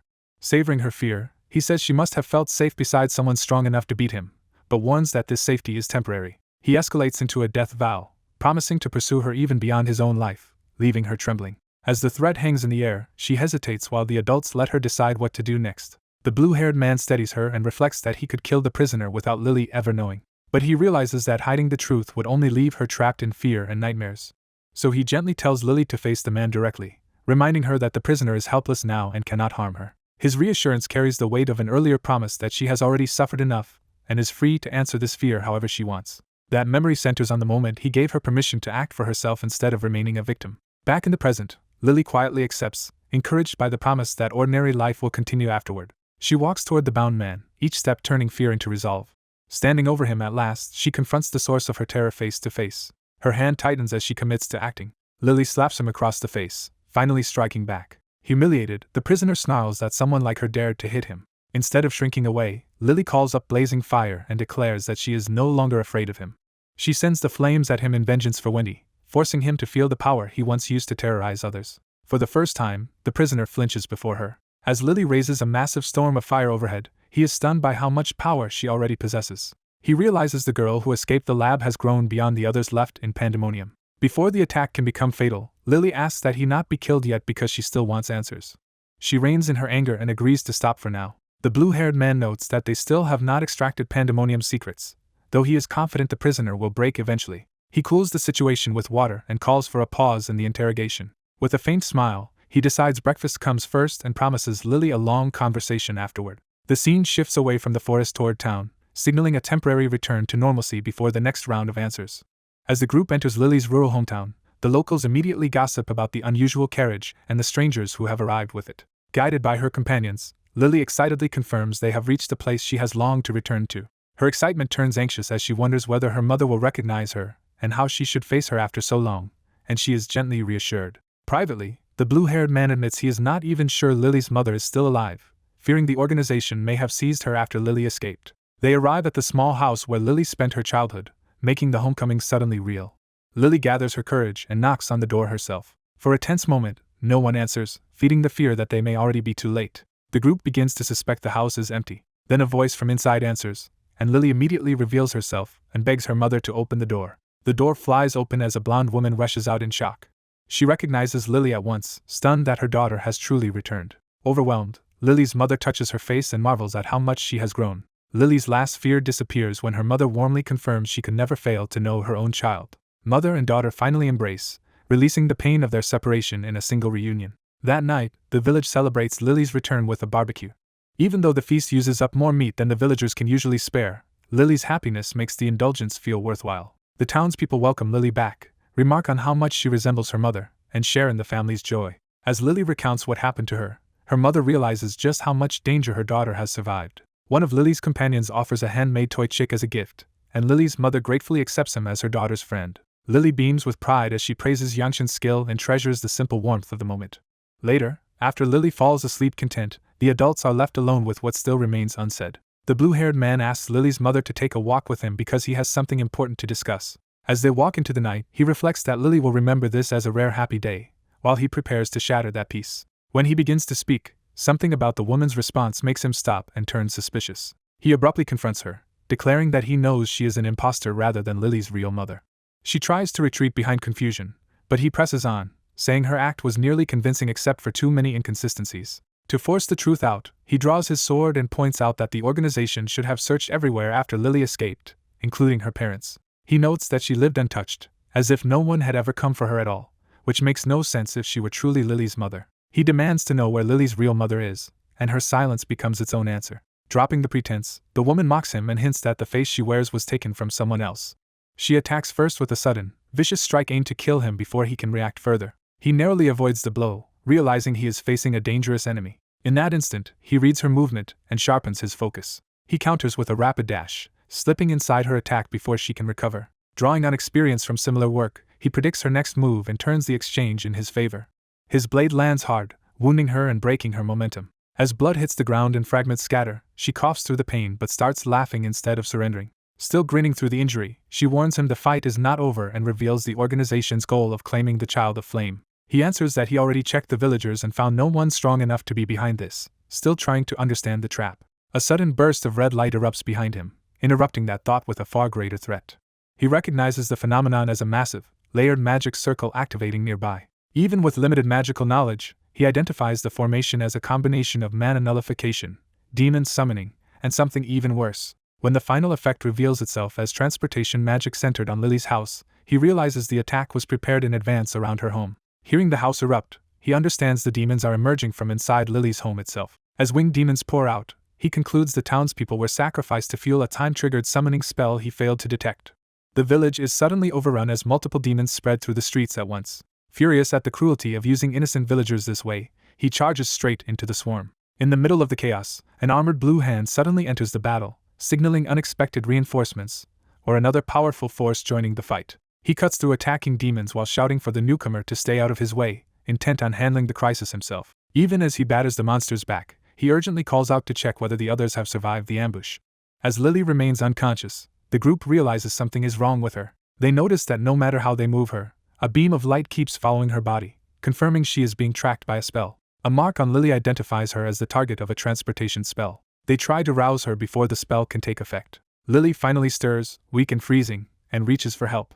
The hooded man concludes that the spell is sending her to Pandemonium and estimates they have only about 5 minutes before it activates. He orders the others to move at once and carry Lily to wherever they left their supplies. While running, he reasons that they either need to get Lily out of town before the deadline or find a way to break the magic with the tools they have. Before they can escape, an enemy mage attacks from above and cuts off their retreat. The fire attack explodes near them, forcing the group to scatter as the attacker vows not to let them get away. The goblin-like mage, confident the chaos will trap them, declares that this place will become their grave. Instead of panicking, the hooded man quickly forms a plan. The enemy sends more demonic attackers after him and orders them to kill him. The hooded man tells his allies to hold on for a moment, as he rushes into position. He steps into a mana nullification field, knowing it will suppress his magic. With no time left, he decides to rely on sheer physical skill and his blade anyway. He unleashes a powerful sword technique, Demon's Bane, despite the handicap. The blue slash tears through the battlefield, forcing the enemy side to scramble to block it. Using the opening, he channels energy through his gauntlet and closes the distance. He follows with a massive burst that blows through the enemy formation. The impact shakes the area and disrupts the goblin mage's footing. The hooded man seizes the goblin by the cloak before he can recover. He whirls the captive through the air and slams him down hard. Pinned and dazed, the goblin realizes he has been overpowered. The hooded man warns everyone else to get down as he prepares the next step. The armored ally gathers energy into his hand to support the escape. A blue blast surges across the street, clearing space and driving the enemies back. As the wolf urges Lily to hold on, the hooded man turns from direct combat to solving the spell itself. Unable to use magic normally inside the field, he decides to combine stolen artifacts instead. He produces a doppelganger's mask, a one-use item that can copy someone's appearance for about 5 minutes. He places the disguise effect onto the goblin so the enemy will visually match Lily. Next he brings out the Spell Thief's Mirror, an item meant to preserve traces of magic. Using it together with a special pen, he copies Lily's transportation mark onto the disguised goblin. He prepares the final piece, knowing the timing has to be exact. He places a leaf from the sacred tree on Lily, temporarily dispelling magical effects on her body. The link to Lily is severed for a moment, just as he intended. He knows that alone would not be enough, because the spell would simply reconnect to Lily once the leaf's effect ended. So he creates a perfect decoy, 2 identical lilies, leaving the spell to choose the marked bait instead. The real Lily wakes up enough to realize something has been put over her mouth. She finds herself conscious, gagged, and clutching a chain case that has been strapped to her. The hooded man calmly tells her he is not finished yet as he arms the device. He activates the case and leaves her with a timed payload meant for whoever receives the teleport. Before departing, he tells her they can meet again if she survives. He also promises that next time he will be the one hunting her, making clear this is deliberate revenge. The transportation spell finally triggers and pulls the bait away in a burst of light. The disguised goblin arrives at the destination bound, gagged, and confronted by another goblin who assumes he has returned. The captive immediately tears off the gag and tries to warn them that this is a trap. Still clutching the chained case, he screams for everyone to run and reveals the enemy set them up. The receiving goblin bursts into laughter, dismissing the warning as an absurd lie. He keeps mocking the claim, too arrogant to realize the trap has already been delivered. A violent explosion tears through the site and engulfs everything in fire. The blast wipes out one of Pandemonium's underground labs, killing 11 people, including troops and executives, while destroying precious materials and research. As the town burns from the demon outbreak that started there, Lily mourns the mother who raised her and realizes that woman was never her true parent. When she asks whether he already knew, her companion admits he had suspected it, and Lily forces herself to face the likelihood that her real mother is gone. He cannot confirm her death, because no body was found, leaving her a small space to hope. He gently suggests her mother may still be somewhere in Gaia searching for her, and Lily turns toward that possibility. She decides that if her mother is alive, she will keep searching across the world, and even if they missed each other before, she refuses to give up now. With her purpose in Gaia fulfilled, she prepares to leave, but first resolves to settle one last matter. Inside the carriage, she reveals she has already completed her mission and pointedly calls out the hidden observer who has been watching them. She identifies the watcher not as Mordria, but as Abraxas, exposing the deception. The disguised elf drops the act with amused approval, pleased to have finally been noticed. Her accuser admits it was mostly intuition, since she cannot openly cite the security footage that first raised suspicion. Abraxas presses for the full reasoning, intrigued by someone perceptive enough to uncover him. He deduces she comes from another world and asks how she recognized a demonic term and how she learned to use the carriage. The young man realizes Abraxas's reputation for relentless curiosity is well deserved. He offers to purchase Abraxas's knowledge, only to learn that this being deals in far more dangerous prices than money. Abraxas makes clear that if they cannot satisfy his desire, they will suffer whatever consequence he chooses. His threat manifests with overwhelming magical pressure, making the danger behind his words unmistakable. The young man stays calm despite the intimidation and refuses to be rattled. Abraxas looms over him like a god and repeats the terms of the bargain: give him what he wants or pay dearly. The young man accepts without hesitation, earning Abraxas's approval as the hostile aura recedes. Pleased, Abraxas says he looks forward to what this encounter will bring, while Lily nervously asks when they can finally leave. Abraxas's attention shifts to Lily, and his mere focus is enough to make her recoil. She clings to her master in alarm, instinctively recognizing that this presence is nothing like Mordria. Unable to fully explain it, Lily can only say that Abraxas feels overwhelmingly vast and different. Abraxas dryly notes that terror is the normal response to meeting him. He reassures them, reveals that the real Mordria had been with him all along, and abruptly invites the group to his home. In an instant they are transported to a magnificent palace by the sea, where Abraxas says he has not hosted guests in 5 centuries. The young man reflects that many awakened ones claim to have met Abraxas before, but he may be the first ever brought into the being's private domain. As he takes in the place, he notices a radiant substance, and wonders if it is the elixir he has been seeking. The palace proves even more extraordinary, filled with golden apples, a unicorn, and ancient mandrakes. Abraxas casually offers the rare ingredients to him, and he immediately decides to hold him to that promise. Before any deeper business, Abraxas snaps his fingers and insists they eat first. A lavish feast appears, and the group is seated at a table overflowing with impossible abundance. Lily throws herself into the meal with delight, and Abraxas indulgently tells her she may eat as much as she wants. While they dine, Abraxas asks to hear about the young man's world, and he begins recounting its history from the dawn of civilization. The meal stretches on as his explanation continues, turning dinner into a long exchange of knowledge. Later, in a quieter setting over wine, Abraxas finally asks what the young man truly wants from him. He dismisses grander temptations like immortality, supreme swordsmanship, or world-ending power, and narrows his interest to a single object. He places a strange watch on the table and says he wants to understand exactly how it can be used. He explains that the watch consumes enormous mana, changes form after reaching certain thresholds, and activates one hand at a time. What he most wants to know is what will happen when all 5 hands are moving together. Abraxas becomes genuinely interested, takes the watch with magic, and agrees to inspect it himself. The moment his power touches it, the watch reacts violently, confirming that it is protected by a serious enchantment. Abraxas says the protective spell means the analysis may take time, though he cannot estimate how much. When asked what happens if he fails, the young man insists that outcome is impossible and only a matter of patience. Amused by that confidence, Abraxas offers a binding promise. If he cannot fully analyze the watch, he will grant any wish in compensation. The young man accepts the wager and asks what Abraxas expects in return. Abraxas says he wants to be surprised and gives him complete freedom in how the watch is investigated. But he adds a final condition to the game: if the result disappoints him, he will take the young man's soul. The man accepts the challenge without any sign of fear. Abraxas is caught off guard by how calmly he agrees. The man immediately moves to act, leaving Abraxas wondering if he is really starting already. Abraxas realizes he may have underestimated him and grows curious about what he will do. When loud equipment starts up, Abraxas briefly suspects he might be planning some kind of attack. Instead, the man simply plays a song for him, beginning with a band called the Beagles. The narration explains that many greedy beings once sought favors from Abraxas, but most failed to earn them. Abraxas is unexpectedly captivated by Earth's music and admits he has never heard anything like it. The man finds the request easy to fulfill, and a few days later the result becomes clear. Delighted, Abraxas declares that he wants to return to Earth together with him. The man warns that such a thing is impossible because a being as massive as a dragon entering Earth would cause disaster. He cites the Crimson Dragon of the Apocalypse, whose arrival once threw the world into catastrophic weather chaos until it was destroyed. Abraxas brushes the warning aside by noting that his true body is not on Earth anyway. He explains that if only his soul crosses over after sealing away his power, the danger should be avoided. The man, already dreading the consequences, begs him to at least be able to restore his own seal if needed. Abraxas agrees, reveals that his current form is only a doll-like vessel, and appoints the man as his guide on Earth. Thrilled by the arrangement, Abraxas eagerly pushes to leave for Earth at once. Before that can happen, an emergency alert announces that a gate has opened and nearby districts must evacuate. Humanoid monsters called Blade Specters emerge into the city. A hero named Guho is ordered to hold them back while civilians are protected.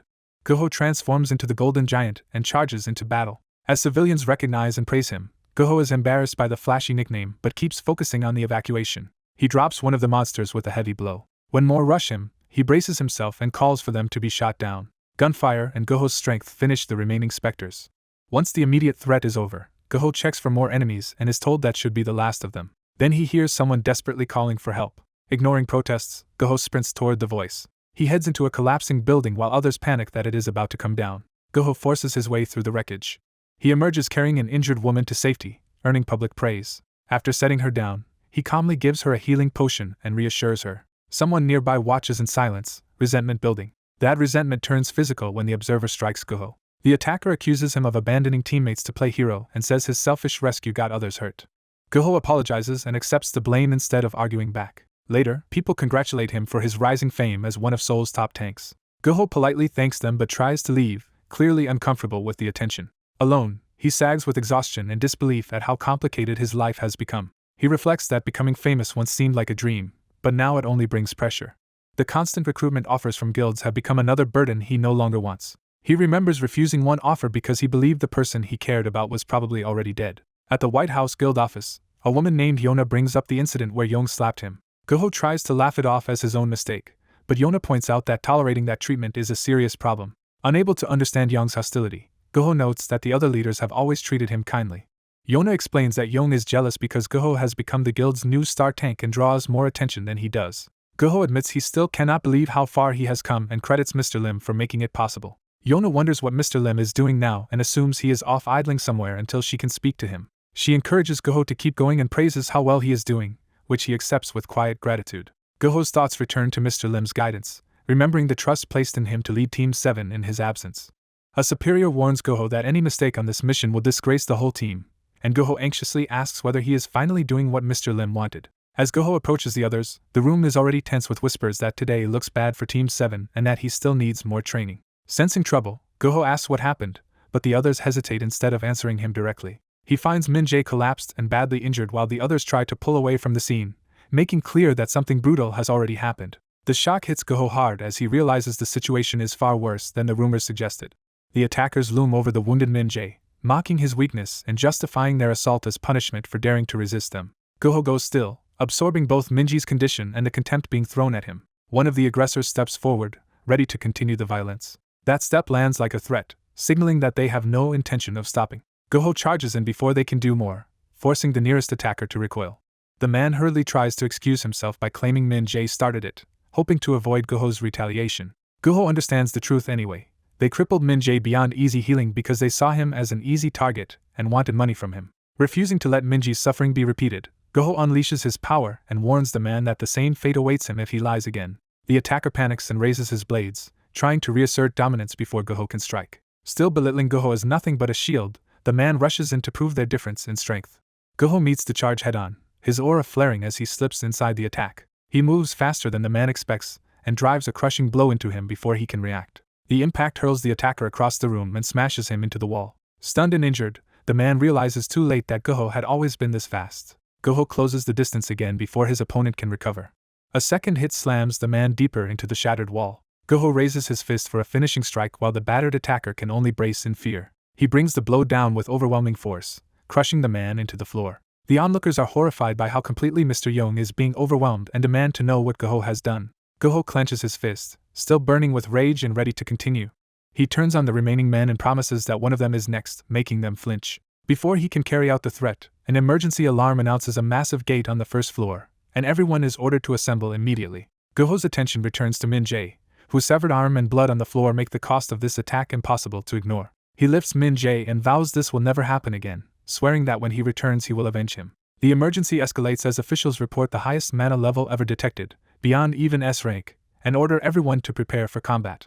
Outside, responders speculate that the gate in Central Seoul might be another lesser dragon, though no one is confident. Goho reports with White House Guild Team 7, and someone quietly acknowledges what happened to him and Min Jae. His superior postpones punishment for the outburst and orders him to focus on the crisis first, which Goho accepts. Internally, Goho hardens his resolve and decides he will never be treated lightly again. As the gate intensifies, ranged bombardment is prepared, but the first things to emerge are not monsters charging out. Only a few carriages come through, leaving the defenders confused and wary because they still do not know what is inside them. A cloaked blue-haired man steps out calmly, treating the military response as an unexpectedly warm welcome. The sight of him shocks the defenders, and Goho immediately suspects the newcomer is Lim. Overcome, Goho calls out to him as Mr. Lim, unable to hide his recognition. Later, in an interrogation room, the returned man is pressed about whether he truly went to Gaia, a place he notes he has not spoken about in this room for a long time. He begins by reminding them that they all saw him emerge from the gate, so his account should not be dismissed outright. He explains that while vacationing, a dimensional gate opened beneath his carriage and dragged him to another world, leaving him no immediate way home and forcing him to survive there. As he describes the elven forest and its social structure, the listeners realize his story aligns with what Aximus once told them, even if its scale is hard to believe. He then reveals that the great sage Aximus personally helped send him back to Earth, stunning the room. When asked directly, he confirms he met Aximus, was recognized as someone from Earth, and learned that a gate linking Gaia and Earth will appear again in a few months.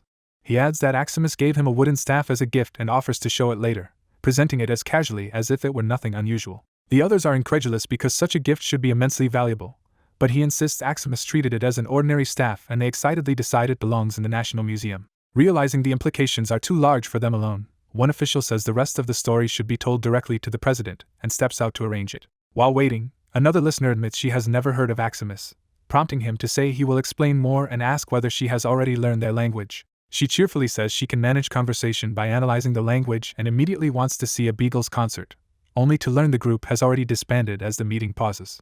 A lavish meal arrives, and the group is instantly swept up in the excitement of finally getting to indulge. The red-haired girl happily devours the food, relieved to enjoy a taste she has clearly been craving. The blonde woman is especially impressed by the fried chicken and insists it becomes even better when paired with soda. When the red-haired girl keeps taking only drumsticks, the others tease her for being picky, and one of them even offers his share to Lily. 3 days later, the visit has turned serious enough for formal farewells and the next phase of business. Lim parts from Mr. Lim with the promise that they will stay in contact. Their handshake seals the arrangement and leaves the door open for future dealings. Lim reflects that during those 3 days he briefed the president about Gaia and agreed to guide the guild once a gate opens between Korea and Gaia in a few months. Since everyone else is focused on exploring Gaia, he decides to return first and prepare for the gates expected to appear in the United States or Europe. Back in the city, a driver from the White House Guild receives Lim and welcomes him back. Lim greets the older man warmly, while the red-haired girl tags along cheerfully and is acknowledged as well. The blonde elf is invited to come too, and Lim notes that she would simply be seen as a tourist from Gaia. As the car carries them through the city, the visitors compare this world's vehicles to steel carriages from their own experience. Inside, the elf nearly opens the door out of curiosity, but the others quickly stop her and make sure everyone is buckled in safely. Lim notices Yonghui is missing and learns she stayed behind at the guild because of work. He privately worries that her being too busy to meet him means he may be in trouble for having been gone so long. He also notes how quickly the White House Guild has restored the city after the calamity, making modern life feel close to fully recovered. The car arrives at White House Guild headquarters, where Lim is finally back at the center of guild affairs. The moment he steps out, he calls for Yangshin, sensing something urgent. Instead, his mother rushes out to meet him. She breaks down in relief as she embraces him, overwhelmed that he has returned alive. Lim explains their return was delayed by problems, and his mother makes clear that his safety matters more than anything else. Once the reunion settles, instructions are given for everyone to rest, while Lily is told to start learning about this world. Before he can fully move on, Lim is called back by Yonghui. She arrives out of breath and reveals that the issue is not routine work but something involving Goho.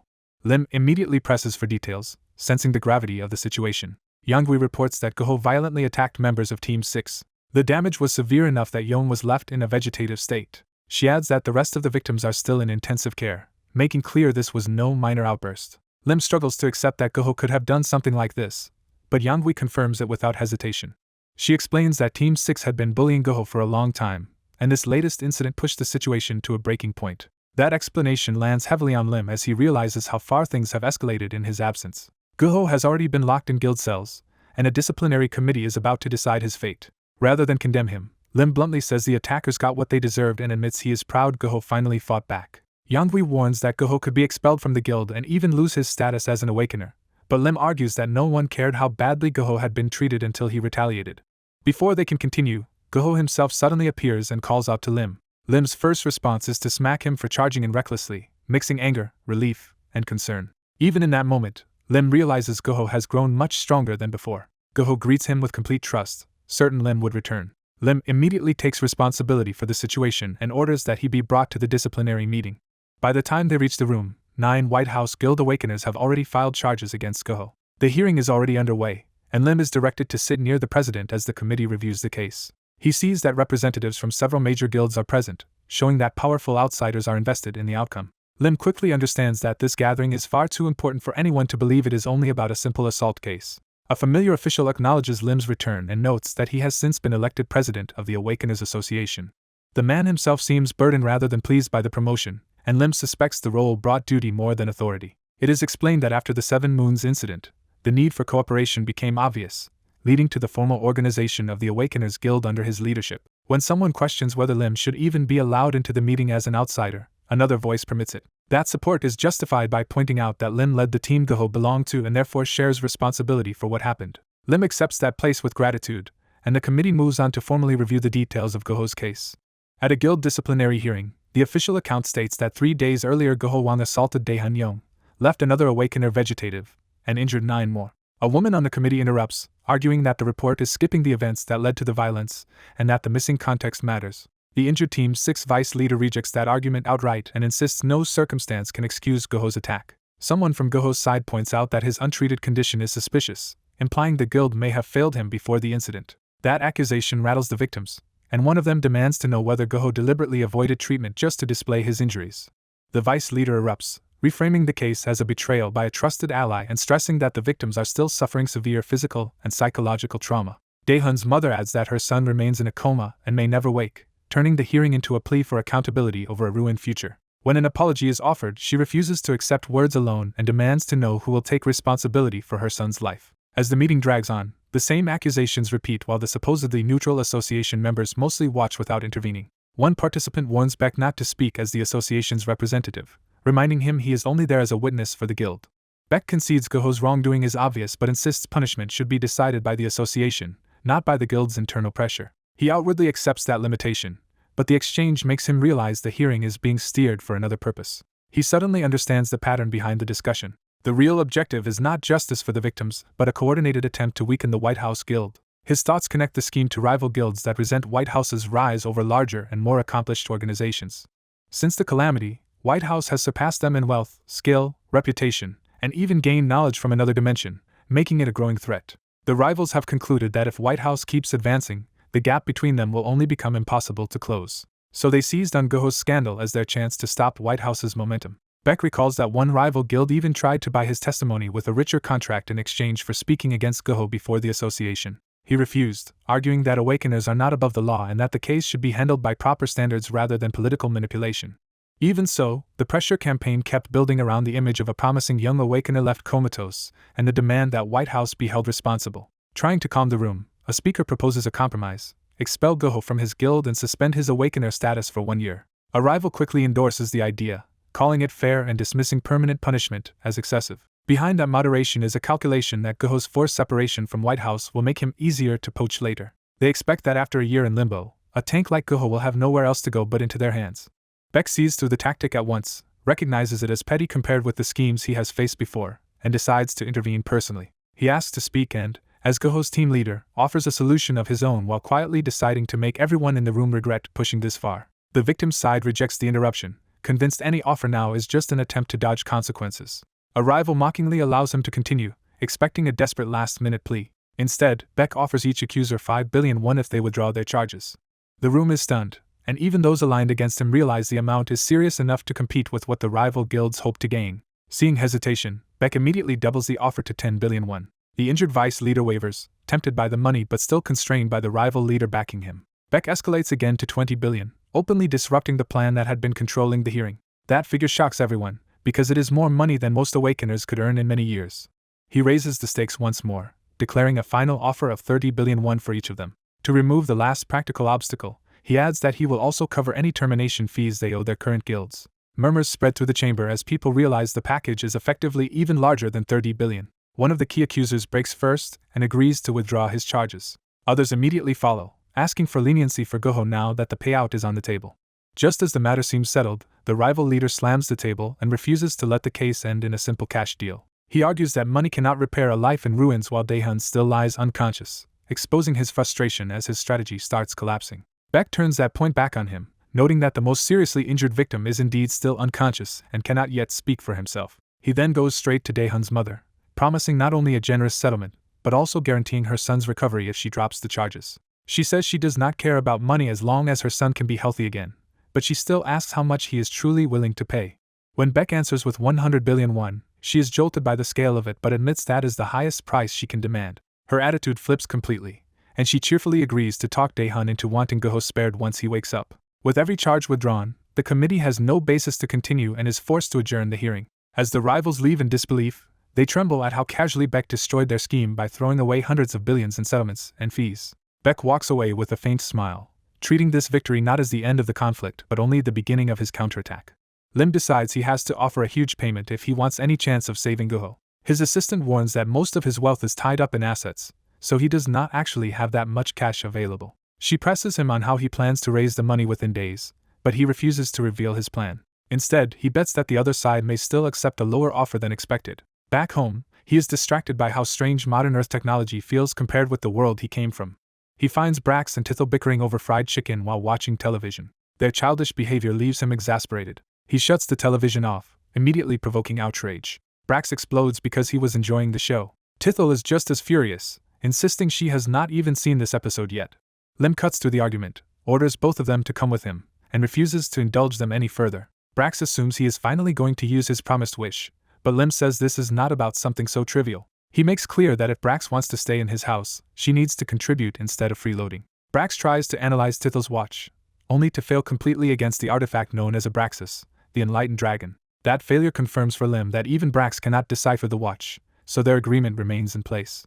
Since he still has no wish he wants granted, Lim tells her to keep the watch safe and continue working within her limits. Brax accepts that he has not decided on a wish yet, and agrees to keep studying the watch while staying with him on Earth. Lim notes that she will be with him constantly anyway, making the arrangement convenient for both of them. He also secures a promise that she will repay him for anything she consumes on Earth, though he privately worries about what he has just committed himself to. At the hospital, Goho's family learns the settlement is actually 100 billion won, and the son is stunned by the scale of it. Goho's father apologetically says he cannot pay the full amount at once and asks to spread it out in monthly installments. His wife objects, but he insists they can always squeeze more money out of Lim later, and she quickly falls in line. Lim counters by producing a miracle potion from Gaia, explaining that it can cure any condition and is therefore beyond ordinary price. He reveals he only obtained 2 doses and already used one to save their son. Goho's mother coldly says that is not her problem and demands even more money, arguing none of this would have happened if Goho had not been hospitalized.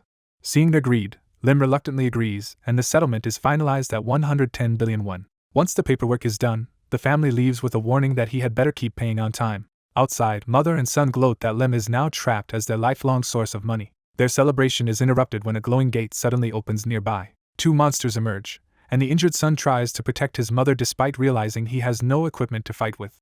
The creatures step fully into the hospital corridor, confirming the threat is real. Even so, he arrogantly dismisses them as weak orcs and boasts that he can handle them barehanded. He charges in immediately and is struck down in a single blow. The attack leaves him coughing blood and helpless on the floor. His mother panics as he collapses in the hallway.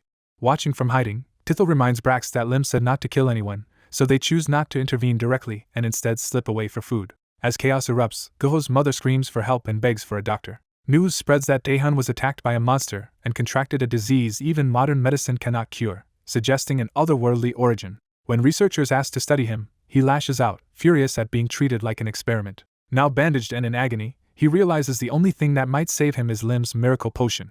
Driven by desperation, he goes to Lim's office and begs for help. He kneels and pleads to be treated again, saying the pain torments him every day. Lim tells him he has only one potion left, forcing Daehan to make an offer if he wants it. When Daehan promises money, Lim immediately sees an opportunity. He first names 150 billion won, shocking Daehan, then dismisses that as too cheap. Lim raises the price to 200 billion won and pushes the contract in front of him. Desperate to live, Daehan signs without any real leverage left. Only after securing the agreement does Lim hand over the final miracle potion. Daehan drinks it at once, while Lim reflects that he did not expect to burn through both priceless potions so quickly. As the medicine begins to take effect, Daehan senses something happening and realizes the cure is working.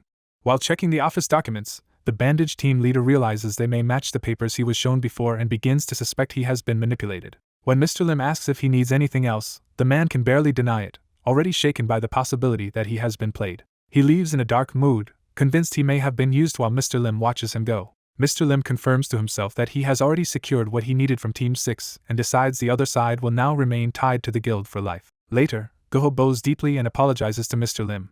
Instead of accepting a vague apology, Mr. Lim presses him to admit exactly what he failed to do. Goho confesses that while Mr. Lim was away, he should have led Team 7 properly but let others take advantage of him. He recalls enduring insults, delays, and open mistreatment from other teams without resisting. Mr. Lim is unsurprised, as if this weakness was exactly what he expected. Goho blames himself further, believing that if he had stood his ground, Min Jae would not have been injured.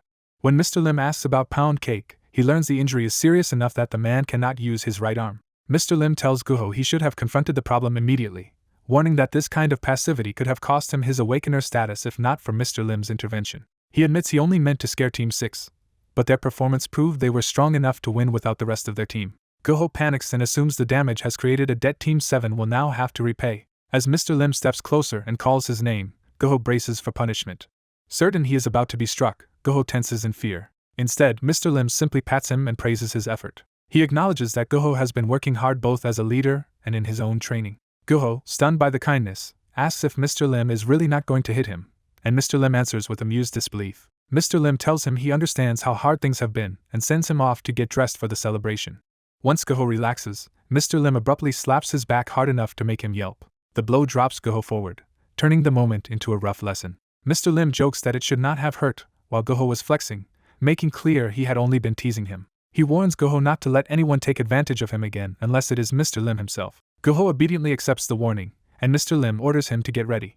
Left alone with his thoughts, Goho remembers how useless he once felt before Mr. Lim taught him how to use his power. He also remembers being taught martial arts and being treated with patience even after causing trouble. That kindness convinces Goho that Mr. Lim will not abandon him. That night, a party is held to celebrate Team 7's return. Mr. Lim arrives in formal wear and is immediately welcomed back by the team. The others eagerly ask about Gaia, and he promises to tell them everything because a great deal happened there. The gathering quickly turns lively as food and conversation are pushed his way. The team enjoys the meal, with one member enthusiastically introducing dishes and another struggling with chopsticks but liking the food. Mr. Lim notices the unfamiliar blonde woman and wonders if she is the person who came from Gaia. He steps forward to address everyone more formally. Apologizing for his long absence, he explains that his trip lasted longer than expected because he had gone to another dimension. He shows that he understands how badly Team 7 has been treated in his absence, from ridicule to being used as support for others. One teammate confirms that the past period has been genuinely difficult. Others agree, complaining especially about Team 6 and how aggravating they were. Mr. Lim assures them that now that he is back, the other teams will not dare treat Team 7 the same way again. To prove it, he opens a case of gifts he brought back from Gaia and offers one to each person. One gift is a bracelet that boosts concentration, which immediately appeals to the team's medical specialist. Another is a necklace that reduces fatigue, perfect for someone who spends long hours editing videos. A magic crystal ball that allows multi-way communication excites the support member because it will speed up equipment coordination. A protective ring is claimed with obvious delight, though the recipient is a little too eager to put it on. Mr. Lim calls her out for wearing the ring immediately and refuses to let her switch gifts after the fact. The team happily thanks him, amused that a support team has somehow ended up receiving magical items as presents. Satisfied with their mood, Mr. Lim tells everyone to simply enjoy the night. He sweetens the celebration further by announcing that everyone gets tomorrow off. As the party shifts into full celebration, someone jokes about learning how to say hello in Gaian while the team begins to dance. A girl nervously tries to return a greeting and push the conversation forward, but she is clearly flustered. Watching this, another woman teasingly wonders how someone would confess affection in Gallon, turning the moment playful and romantic. The scene shifts as Mr. Beck arrives, and the vice president welcomes him with wine while noting that his recent work has made the event enjoyable. The vice president immediately asks about Team 6, and Mr. Beck reveals he chose to let them remain. That decision seems like good news for the guild's manpower, but Mr. Beck warns the situation is not that simple. He explains that although he had expected Team 6 to be finished after their failure, their return has only revived old problems and debts inside the guild. Mr. Beck adds that other guilds have already noticed the weakness and are now watching them closely. The vice president thanks him and promises he will not be such an easy target next time. Privately, Mr. Beck recognizes that rival guilds will keep interfering, so he cannot afford to relax. He reflects that even if one looming disaster involving Lily was prevented, another threat could easily take its place. To prepare for that uncertainty, he resolves to strengthen both the White House Guild and Team 7, then turns to a matter he wants to discuss with Mr. Beck. That matter is blunt and ambitious. He wants a promotion. The request catches the vice president off guard, and he repeats it in disbelief. Later, Mr. Beck is already imagining the office arrangement for his future title, treating the promotion as inevitable. A woman catches him at it and questions what he thinks he is doing. With a smug answer, he says he is deciding where to place his nameplate as vice president. She points out that his current nameplate still marks him as Team 7 leader, exposing how premature his fantasy is. Mr. Beck insists he is only preparing in advance, but she doubts the promotion will happen soon because the president already rejected the request once. The vice president's reasoning is straightforward. Mr. Beck has not even been in the guild for 6 full months. Worse, half that time was lost while he was trapped in another dimension, making a leap to vice president politically impossible. The vice president warns that the other team leaders would never accept such a sudden rise. Mr. Beck concludes that he must first prove himself enough that the other leaders cannot object, and the vice president agrees that this is only part of the problem. For now, the vice president tells him to produce clear results from the recent incident before the promotion can even be considered, and Mr. Beck decides to leave the matter there temporarily. Even so, he remains convinced that becoming vice president is necessary if he wants enough authority to strengthen the guild, especially with a second calamity still unresolved and suspicious signs coming from the Awakeners Association. Before he can pursue that goal, emergency alarms announce a gate outbreak in several Yunpyang districts and order civilians to evacuate.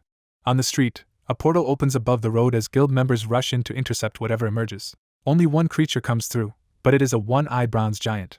Mr. Beck quickly identifies it as a bronze giant, a tough but low-class monster, and orders his team to target its armpits where the skin is softer. He checks that Pound Cake and Goho understand the plan, and they confirm they do. Pound Cake charges first, closing the distance at high speed to execute the attack.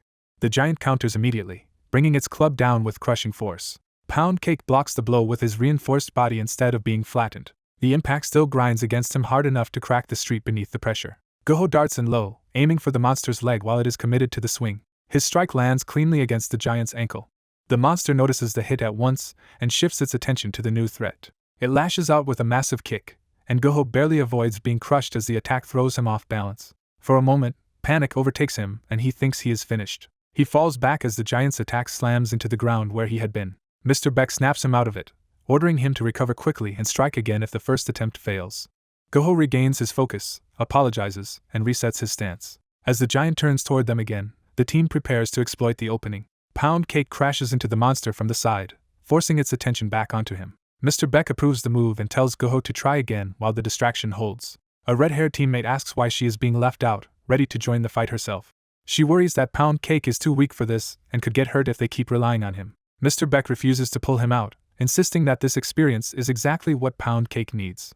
Elsewhere, in the White House Guild medical ward, a recovering patient is overjoyed to see his boss return. When asked about his progress, he proudly says he has practiced the meditation technique he was taught every day. He reveals that a month after his boss left he awakened, though his ability turned out to be modest, leaving him only slightly stronger than average. The young man bitterly blames his current suffering on past sins, then reveals he has heard new information from Ms. Yangui. He had found it suspicious that he never awakened despite special nourishment and the Great Ocean cultivation technique, so he is relieved someone finally came to investigate him in person. Asked what he wants now, he makes clear that the only thing that matters is his own determination. Clenching his fist, he admits that when he was first taken in, he expected the next 3 years of his life to be miserable. Instead, helping strangers and being thanked gave him pride and a sense of worth he had never expected. Remembering that feeling hardens his resolve, and he decides he still refuses to give up. His answer satisfies his mentor, who smirks and decides to begin real training the very next day. That promise leads straight into a brutal attempt to force his dormant power to awaken. The training immediately turns violent as he is knocked down in the street by a heavy blow. Even while hurt, he reassures Min-jae that he can keep going and forces himself back into position. A monstrous attack crashes toward him, showing that the lesson is not going to be gentle. He narrowly evades the strike and refuses to be overwhelmed. Realizing his right arm is unusable, he adapts on the spot and commits to fighting with his left because defeating the enemy matters more than anything else. His counterattack lands with enough force to draw attention from the observers by the vehicle. Watching closely, his mentor notes that he was right-handed but has already begun compensating, though he still is not ready for a true battle. Their training is interrupted when a woman arrives and dryly questions the mentor's new hobby. The blonde visitor reveals she came because she was bored, while the mentor explains he is training the boy rather than hunting monsters. She studies the trainee's opponent, and immediately recognizes that the human boy possesses an unusual ability. The narration explains that many awakeners never understand their own powers, and that Pound Cake's ability is especially rare. Its effects depend heavily on how it is activated, and it can even continue enhancing physical strength after awakening.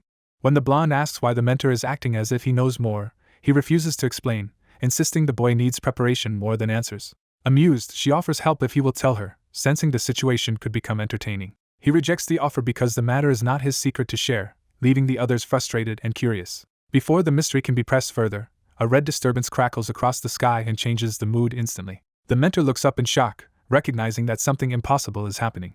An urgent report confirms a massive anomaly has appeared overhead. When others suggest retreating until they understand it, he rejects that idea outright. Drawing his weapon, he identifies the phenomenon as the Crimson Cloud, one of the signs of the second calamity, even though by his memory it should not arrive for another 6 months. A dark figure erupts into motion as the crisis begins in earnest. The mentor immediately ends the training session, treating the emergency as far more important than the lesson. He orders Pound Cake to get medical treatment and places Guho and Lily on standby formation. With the practice over, he gathers the team and tells them to prepare for a real response. The narration explains that the second calamity takes the form of crimson mist, which hangs in the atmosphere before descending to swallow the entire city. That mist is lethally toxic to humans, causing a mysterious illness that ends in agonizing death. It also weakens awakeners and drives monsters into a frenzy, turning the city into chaos. As emergency procedures are carried out and guilds are warned, the mentor acknowledges the report and shifts towards civilian protection. He orders the team to put on protective gear before moving out. Guho and Lily report that their equipment is sealed tightly enough that not even water could get through. Lily notices that their leader is not wearing the same protection and questions why he is exempt. He answers that he does not need it because the spirits can protect him instead.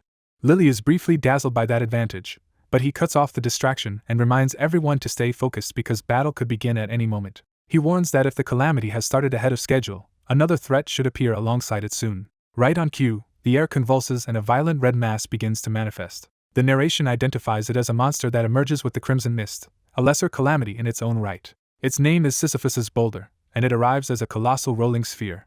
The monster crashes through the city with unstoppable momentum. It is described as a boulder that rolls endlessly, crushing and absorbing every life form in its path to grow larger. The mentor recalls that it should only be about 100 yards tall at this stage, but in the past it reached 300 after countless deaths, so he resolves to act early this time. He turns to Guho and asks whether he can stop the boulder before it becomes even worse. Guho answers without hesitation that he will stop it no matter the cost, even if it destroys his own body. A massive boulder suddenly drops into the area, forcing the group into immediate crisis. A masked young man surges forward wrapped in golden energy, bracing himself to stop it before it crushes them. He catches the descending weight head-on and keeps it from slamming down. His footing tears across the ground under the strain, showing the boulder is overpowering him. Even as his body shakes, he keeps pushing back with everything he has. His ally urges him to endure a little longer while they prepare a way out. A hand touches his back and channels support into him, giving him a brief second wind. The effort starts breaking him apart physically, but he refuses to let go. The boulder keeps grinding downward despite his resistance. He spreads his arms and holds the full weight in place long enough for the others to act. The leader orders Lily to move them to the boulder at once, and she agrees. Lily opens a fiery transport path and brings the team directly beside the moving mass. The leader tells Lily to strike the exact point he shoots, and she readies her flames. Gunfire and fire hit the same spot together, concentrating damage on one section of the shell. He explains that the real monster is hidden inside and will destroy the boulder and escape if it feels too threatened. So instead of provoking it, they crack the outer layer open first. He follows up by driving a blue charge force into the weakened point. The impact blasts a hole through the boulder's surface. Knowing the outer layer will regenerate quickly, he tells Lily they have to move now. They dive through the opening before it can seal shut. Inside the tunnel-like interior, he tries contacting Guho, but their communications fail. Lily senses the place is warped by space distortion magic and warns that they could get separated if they are careless. A flashback reveals the prize inside, the Blackstone, a core hidden within the boulder, and the reason he came despite the danger. He recalls that the boulder's core can produce the hardest minerals and can keep growing and reshaping itself. He also remembers that Korea once stopped the boulder at terrible cost, only for it to self-destruct and lose the stone anyway. Later, China extracted the black stone using that knowledge, and he resolves not to let that happen again. An explosion interrupts the advance from deeper inside the cave. Lily recoils in disgust at whatever bursts out to meet them. She prepares to incinerate the creatures swarming them. When her companion notices an unfamiliar fire technique, she casually reveals she learned it from Brax. That answer startles him, and he realizes even dragons have taken an interest in Lily's talent. He encourages her to keep learning from Brax and even jokes about funding her lessons with fried chicken, which delights her. Before the creatures can overwhelm them, he cuts in with a sudden blue arc. He carves through the swarm in a rapid series of slashes and clears the area. With the immediate threat gone, he believes that was the last of them. He then notices Lily still is not using her usual fire and asks why. Embarrassed, Lily admits she is too hungry to fight properly because she burned through her energy earlier and barely ate. They press on until he reaches a huge sealed door deep inside the boulder. At the threshold, he senses the presence beyond it is even stronger than expected and realizes Lily is in no condition for a hard fight. Then he abruptly senses another presence and halts. Both he and Lily spin into guard as they realize someone else is already here. A blonde intruder appears in green energy and greets him like an old acquaintance. She explains she has been exploring the shifting cave and followed him in after he entered the boulder. She mocks the idea that he could handle this alone, while admitting her current state also limits her. Her real goal is not simple theft but understanding how this life form was created and controlled. He accepts that objective for now, saying he only needs the boulder stopped and the blackstone secured. The blonde woman immediately launches into action with a bow and green power. Her attack combines with his strike to blast through the barrier in front of them. The shattered passage opens into a vast inner chamber as something rushes through the smoke. The true creature reveals itself at last, a horned beast with glowing green eyes waiting inside. The battle opens with the swordsman rushing straight at the horned demon before it can seize the initiative. He draws and swings in one fluid motion, trying to overwhelm it with speed at close range. Their blades meet head-on, proving the demon is ready for him. The clash throws him back, and he realizes this enemy is far stronger than the lesser demon he fought before. Refusing to retreat, he gathers blue energy in his hand and prepares a stronger attack. He unleashes the blast at full force, betting on raw power to break the stalemate. The explosion tears through the hall, and for a moment it seems like the direct hit should have crippled the demon. Though hurt himself, he convinces himself the strike must have done serious damage. As the smoke shifts, he waits for confirmation that the fight has turned in his favor. Instead, the demon emerges still standing, enraged rather than broken. Its aura surges violently, making clear that his strongest attack barely slowed it. Pain shoots through his body, and he admits he may have underestimated an opponent who survived that blast almost unharmed. With his options narrowing and his body already strained, he is forced to ask himself what he can do next. The demon answers first, lunging back into the fight before he can recover. A fiery strike crashes down as it presses the advantage and punishes his hesitation. A blonde ally intercepts the attack with a staff, calling out that he dropped his guard. Shaken, he accepts the warning and admits he may have overestimated what he could handle alone. Even so, he reminds himself that he has grown stronger, learned how to face calamities and demons, and refined his divine blade. He realizes his real mistake was entering this battle without first studying the enemy. Determined not to be caught off guard again, he switches tactics and draws a gun. He opens fire on the demon's head and torso, testing whether constant pressure can create an opening. While his shots force the demon to move, the creature keeps advancing through the barrage. The demon's growl makes it clear the gunfire is irritating it, not stopping it. As the hall fills with hostile presences, he realizes the situation is worsening beyond a simple duel. The blonde ally notices the danger too and warns that they cannot afford to lose control now. He concludes they will get nowhere fighting everything at once and asks whether she can weaken the demon with a curse or binding spell. She says demon can resist curses, but if they can keep the lesser threats off her and buy time, she can try to immobilize it. Before the plan can settle, another burst of fire erupts across the battlefield. The blast expands violently, disrupting the enemy's momentum. A red-haired ally arrives with flames in both hands, announcing herself with perfect timing and fresh energy.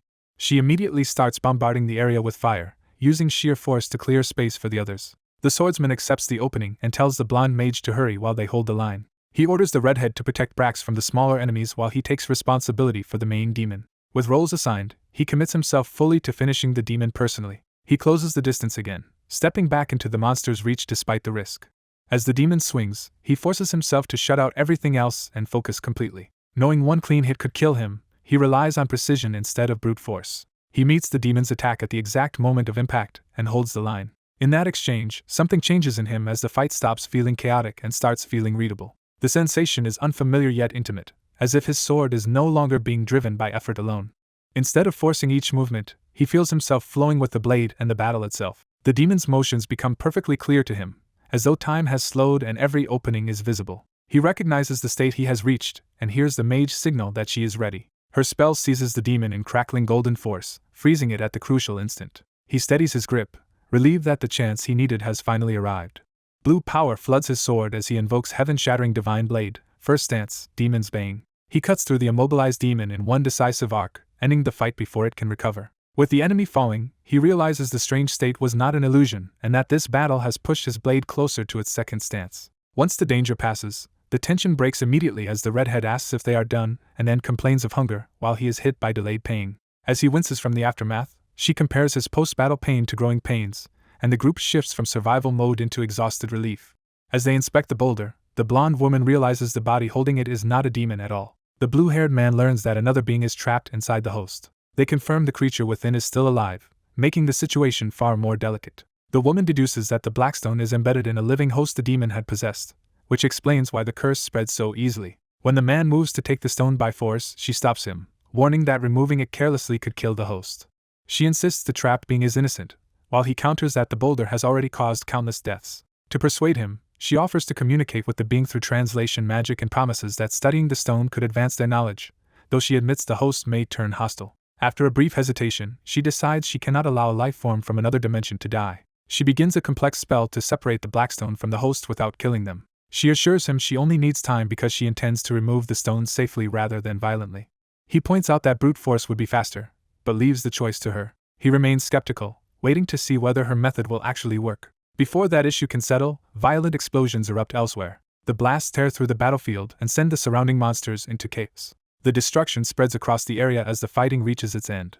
Soon after, the orc encampment is declared cleared, and the blue-haired man orders his team to rest while cleanup begins. Back at his control station, he finally gets a moment to relax after the operation. Freed from immediate danger, he revels in how exciting it feels to command such overwhelming power. The woman keeps her promise, offering to make it possible for him to control the boulder in exchange for sparing the life found inside the demon. They seal the agreement with a handshake, marking the start of an uneasy but useful partnership.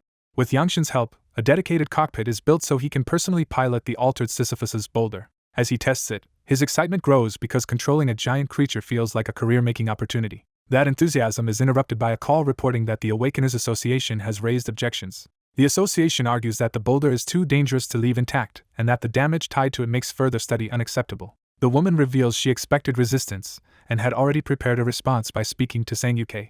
She frames the issue as a national crisis, explaining that monster habitats now divide Korea so severely that humanity is struggling to hold the line. Because Awakeners alone cannot keep up, she argues that reclaiming those lands will require something far more efficient like the boulder. Her argument wins conditional approval. The weapon is too dangerous for private use, but acceptable if controlled by the nation. After the formalities are completed, he receives official authorization to pilot large-scale monsters despite expected complaints. Later, a red-haired companion mocks how useless his identification photo is because it barely resembles him. When she admits she does not really understand IDs and only repeated what others told her, he realizes he may have been too lenient with her training. His clearance comes through, and he prepares to move on to the next habitat mission. A week after the Crimson Mist began, the crisis is still spreading. Even though frenzied monsters have caused heavy casualties, the situation has not collapsed completely. Potions heal the wounded, and Sisyphus's boulder prevents the disaster from becoming an immediate calamity. Still, he worries that the crisis began months earlier than it should have, as if history itself has been altered by forces tied to gates, dragons, and another dimension. For now, he sets those suspicions aside and focuses on practical action, using his public identity to warn people about the Crimson Mist and support evacuations and mass distribution. As the mist continues to worsen, officials request that each guild send an elite team to investigate its source. Within the White House Guild, Team 7 is selected for the mission despite concerns about how dangerous it will be. They prepare to enter the mist the next day, and he reassures himself that the monsters inside are manageable compared with solving the real problem. His attention turns to the central question of how the Crimson Mist can actually be erased. He concludes that the ideal answer would be divine power from Luna, Gaia's saintess, but that option is impossible because Gaia is not connected to their world and no gate to it exists. Lacking any artifact that could replace that divine power, he is left without a clear solution. His thoughts are interrupted when he is told the extra-dimensional survivor has awakened. He remembers that they kept the rescued being alive, and learns she specifically wants to speak after hearing their discussion. Though he sees no reason she would want him, he is told she insists on speaking to him personally. The messenger adds that the woman wanted someone capable of a more intelligent conversation, making it clear the request is deliberate. When he hears that her message concerns the Crimson Mist, he immediately pays attention. The rescued being introduces herself as Kiri of the Lorda Kingdom and begins by thanking them for saving her. Kiri then reveals the crucial truth: the Crimson Mist is lethal to them all, and she knows how to get rid of it.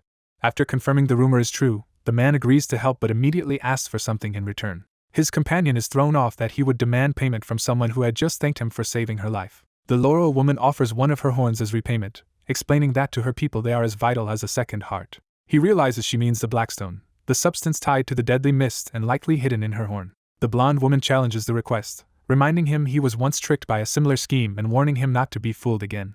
He snaps back that she was the one who deceived him before, while the Loroa insists she never meant to exploit him and only acted out of guilt. Pressed over their past, the Loroa denies malicious intent and argues that calling it fraud is unfair. To prove herself, she finally admits that she was the one who created the mist. She manifests the same red energy in her hand and asks him to accept that confession as truth. As she starts to beg for help, he cuts her off and decides they need to settle something first.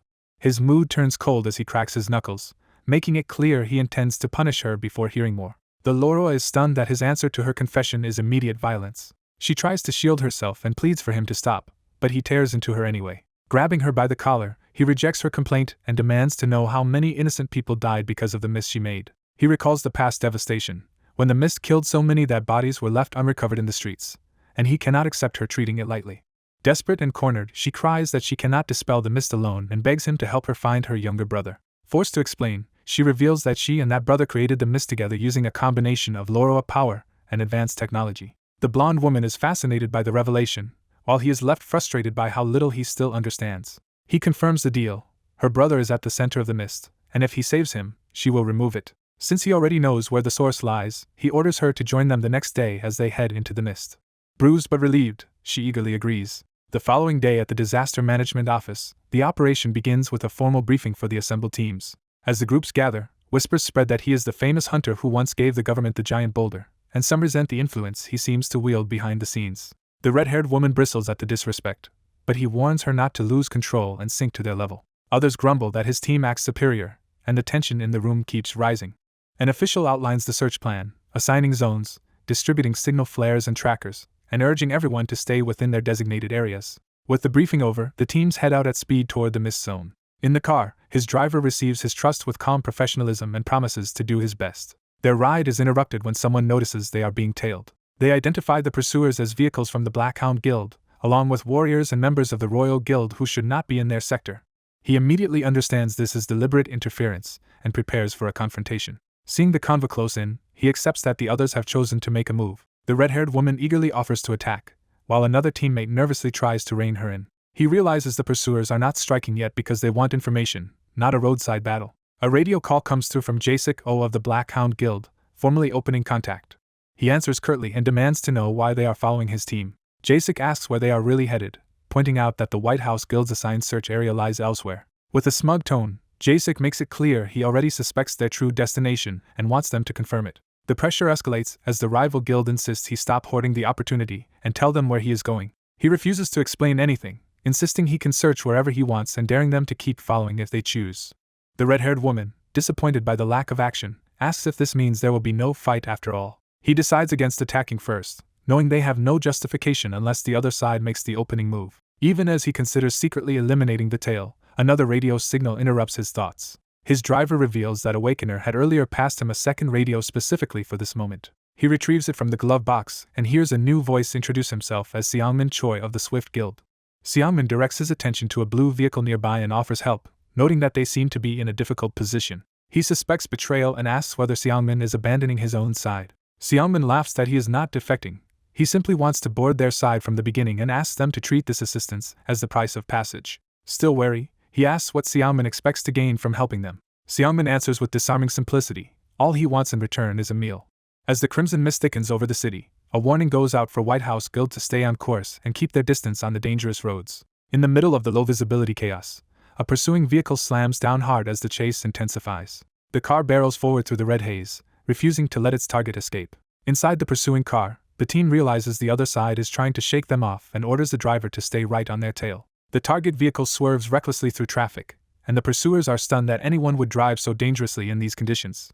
Their leader remains confident and vows that the fugitives will not get away. The fleeing car speeds ahead, and the pursuers recognize that whoever is driving knows exactly how to weaponize the road. A sudden maneuver reveals the fleeing vehicle belongs to the Swift Guild, turning the pursuit into a guild-level conflict. The chase ends in a violent crash, throwing monstrous figures into the confrontation. As smoke pours from the wreck, the survivors stagger out in shock, trying to understand what just happened.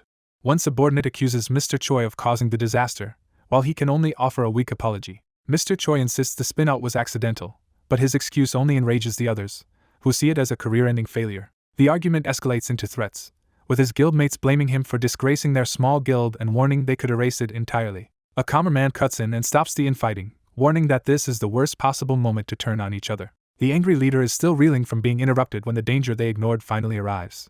A hulking beast crashes into the scene, forcing everyone to abandon their argument and face the real threat. Panic gives way to emergency orders as they are told to mask up and prepare for combat before the mist affects them. One fighter realizes his weapon is still in the car, but leaves the battle to Mr. Lim and rushes off to retrieve it.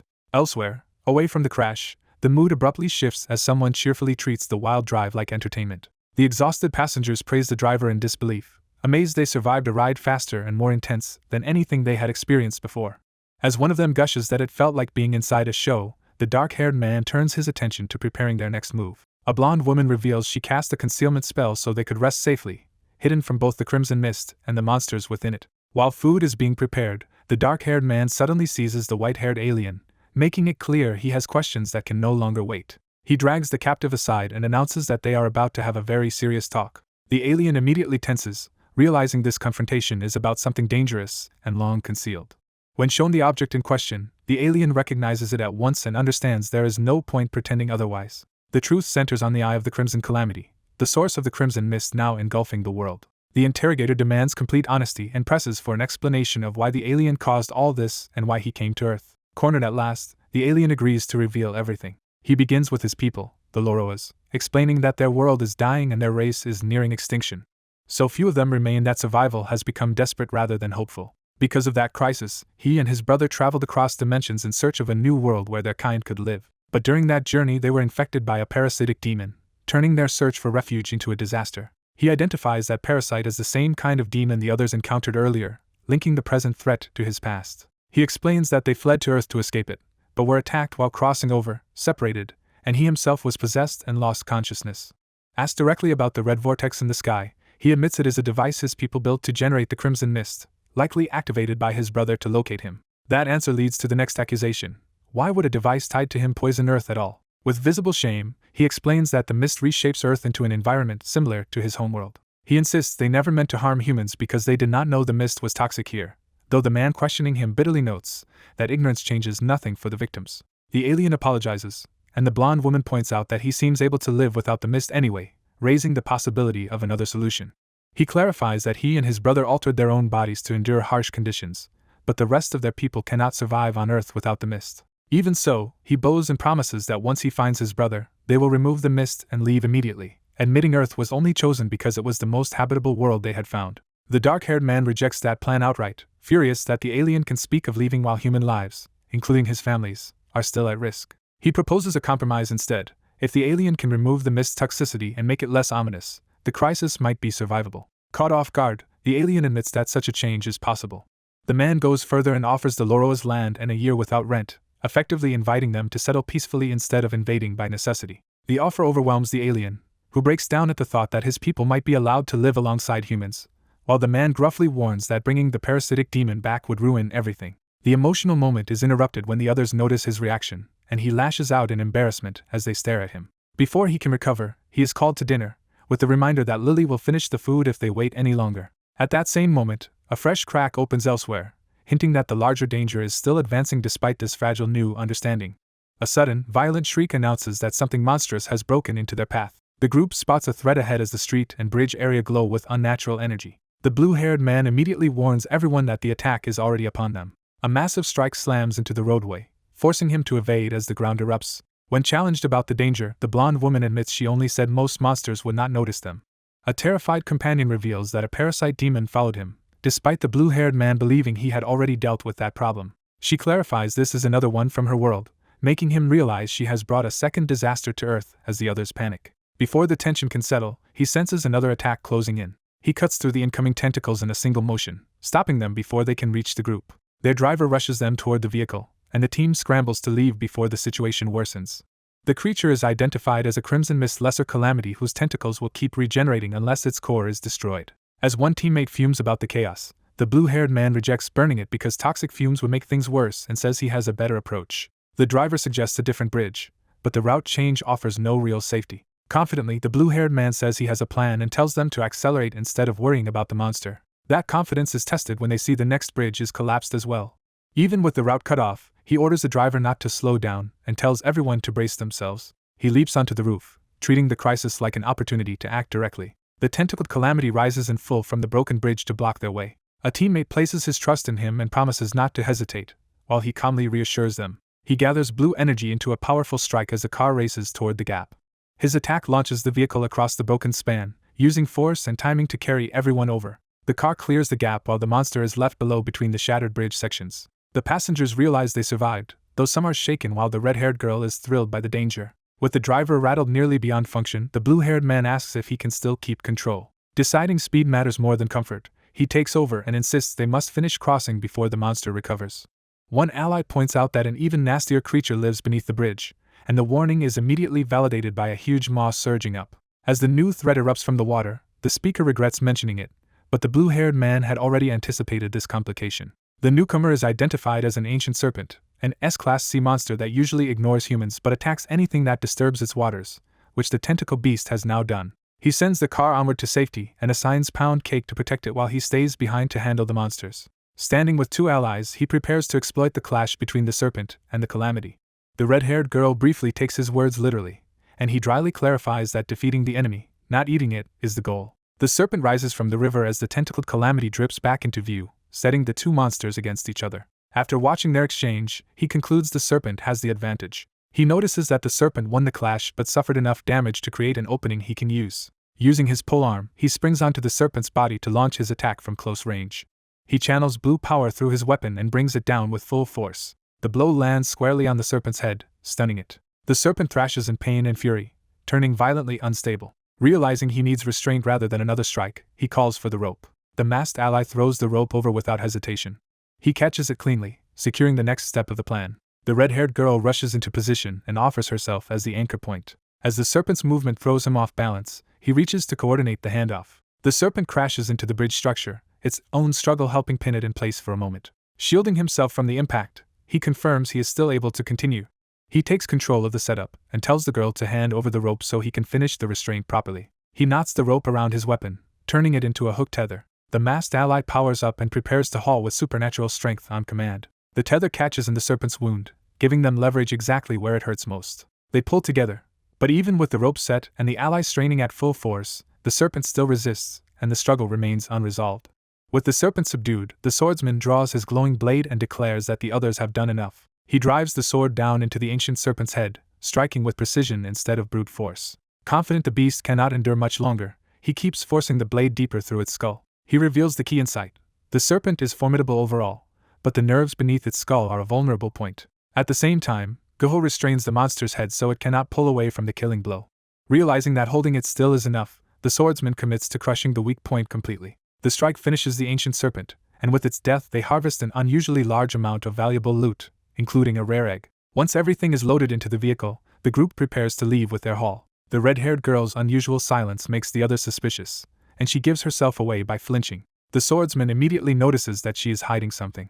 Pressed by the group, she tries to play innocent while they demand to see what she took. She finally reveals the prize she is clutching, the serpent's egg. The others realize the monster must have laid it, and they ask what she intends to do with it. She proudly announces that she has already decided to raise the egg as her own and has even given it a name. Though warned that caring for it will be her responsibility, she eagerly insists she can manage somehow. The elf reassures them that serpents are actually simple to raise, while the swordsman resigns himself to one more complication. Their return is interrupted when a crimson disturbance spreads over Incheon Station. The swordsman and the elf stop and stare as the ground and air begin to tremble. The elf reveals the source of the crisis. The monstrous tree ahead is actually his brother. When questioned, he confirms it, and the tree's violent twitching shows that something is deeply wrong. He explains that each Ron has a different gift. His governs minerals, while his brother Soro communicates with plants and animals. But a demon has now seized control of him. Seeing his brother's agony, the elf realizes Searle is still resisting and may have noticed them. Before they can act, empowered insect-like monsters surge in as the corrupted area reacts to their presence. The swordsman takes command at once, ordering everyone to prepare for battle. Goho answers by unleashing his golden power and drawing the attackers toward himself. The swordsman cuts through the swarm in a fast, sweeping assault. The red-haired girl follows by hurling fire across the battlefield, burning through more of the insects. Amid the fight, the swordsman notices something off about the monster's behavior. The elf realizes the insects are ignoring everyone else and targeting only him, even though he no longer has his Ron. He suspects the tree may still need him, and could be trying to use him to make the surrounding mist even more poisonous. The swordsman quickly connects the pattern. If the mist empowers these creatures, the tree may be deliberately covering the area with enhanced monsters. The elf is shaken by the implication and apologizes for dragging them into this. While continuing to cut down enemies, the swordsman dismisses the apology and refuses to blame him. Instead, he names his price for helping. Once this is over, he wants the brother's Ron as well. Desperate to save Searle, the elf agrees without hesitation as long as his brother survives. The swordsman adds one more demand, that the elf later teach him how to use the Ron, and the elf accepts, leaving them to focus on a plan. From what he has observed, the swordsman concludes that the monster tree is protected by a dense mist acting as a defensive barrier. He further determines that the tree absorbs that same mist to repair its own damage. He assigns roles. Lily will draw the tree's attention, and Kiri will seal its eye while it is distracted. Lily accepts enthusiastically and immediately asks for fried chicken as payment before launching her flames. Her fire streaks upward and detonates against the tree, forcing its attention toward her. She shapes the blaze into a towering fire giant to make herself impossible to ignore. As she gets carried away with the spectacle, the others remind her to conserve strength and stay focused on the mission. The fire giant surges forward under her control, winding up for a direct strike. Its blow crashes into the tree with explosive force. The attack keeps the tree occupied, but the swordsman points out that climbing it directly would take too long. He grabs the elf and sprints, asking if he is ready for a faster approach. Goho understands the plan immediately and braces himself to assist. He slams his foot down and creates a solid launch point with his mineral power. Using that support, he twists up a rising stone path, setting the swordsman and elf on course for their assault. A white-haired fighter drops into the corrupted area under stealth, entering the crisis at speed. A protective platform and shield are established beside the red rift so the team can work without being overwhelmed. The leader asks how long sealing the breach will take, and the elf technician promises to do it as quickly as possible. He reaches into the rift's mechanism to begin the seal. The system violently rejects him before he can complete it. He realizes the demon altered the mechanism, locking him out and preventing him from stopping the mist. When asked to restore the missing function, he admits he can, but not fast enough to solve the immediate danger. As the team holds the line, hostile tendrils close in around their shrinking safe zone. The technician explains he had hoped to use the Eye of the Calamity to halt the mist, but he cannot even absorb it, leaving them without a direct solution. Faced with that failure, the leader considers letting the mist consume itself instead. He asks Kiri to increase the mist output, even though the request makes little sense at first. Refusing to explain, he orders Kiri to do it immediately, and Kiri obeys. Elsewhere, Lily struggles to keep a giant fiery construct under control and admits she is reaching her limit. Her ally pushes her to hold on for one last task, bribing her with rest and food while privately noting she still lacks pacing. Lily agrees and steels herself. Kiri finishes the modification, adding a filter so the mist will no longer harm their side. With the team protected, they try to withdraw, but the exhausted technician is abruptly dragged along. At that same moment, Lily's flaming giant drives a fist into the rift. She follows through with a full-force strike. The impact detonates through the breach, overwhelming it with the very mist it was feeding on. Kiri is swept up in the chaos, shouting in alarm as the backlash hits. Once the danger passes, the leader thanks Lily, and she answers with amused satisfaction. The mist collapses outward in a useless surge, and the leader dryly notes that this is what happens when something overeats. Afterward, a teammate carries the now sleeping Lily away, while another remarks that letting her witness the result would have been a bad idea. The group then moves deeper inside the tree, following directions toward their next objective. Kiri guides them to a point just ahead, while one companion remains fascinated by the strange interior. They arrive at a cocoon, and Kiri senses that Siri is inside it, identifying it as the nest of a parasitic monster. The leader decides they must cut the cocoon open at once. A companion hesitates, worried that opening it could injure the captive brother inside. The leader asks Kiri to pinpoint the brother's exact location, but Kiri cannot do so with confidence. Concluding there is no safer option, the leader prepares to cut anyway and leaves the outcome to luck. When Kiri protests, the leader insists a clean cut should be easy, horrifying Kiri with how casually he treats the risk. He openly admits he also wants to see what will emerge, and another companion calls him out for being motivated by curiosity as much as rescue. He accepts the criticism, deciding that anything that could raise his guild's standing is worth pursuing. They identify the cocoon as being under a growth acceleration spell and decide they cannot wait for it to hatch naturally.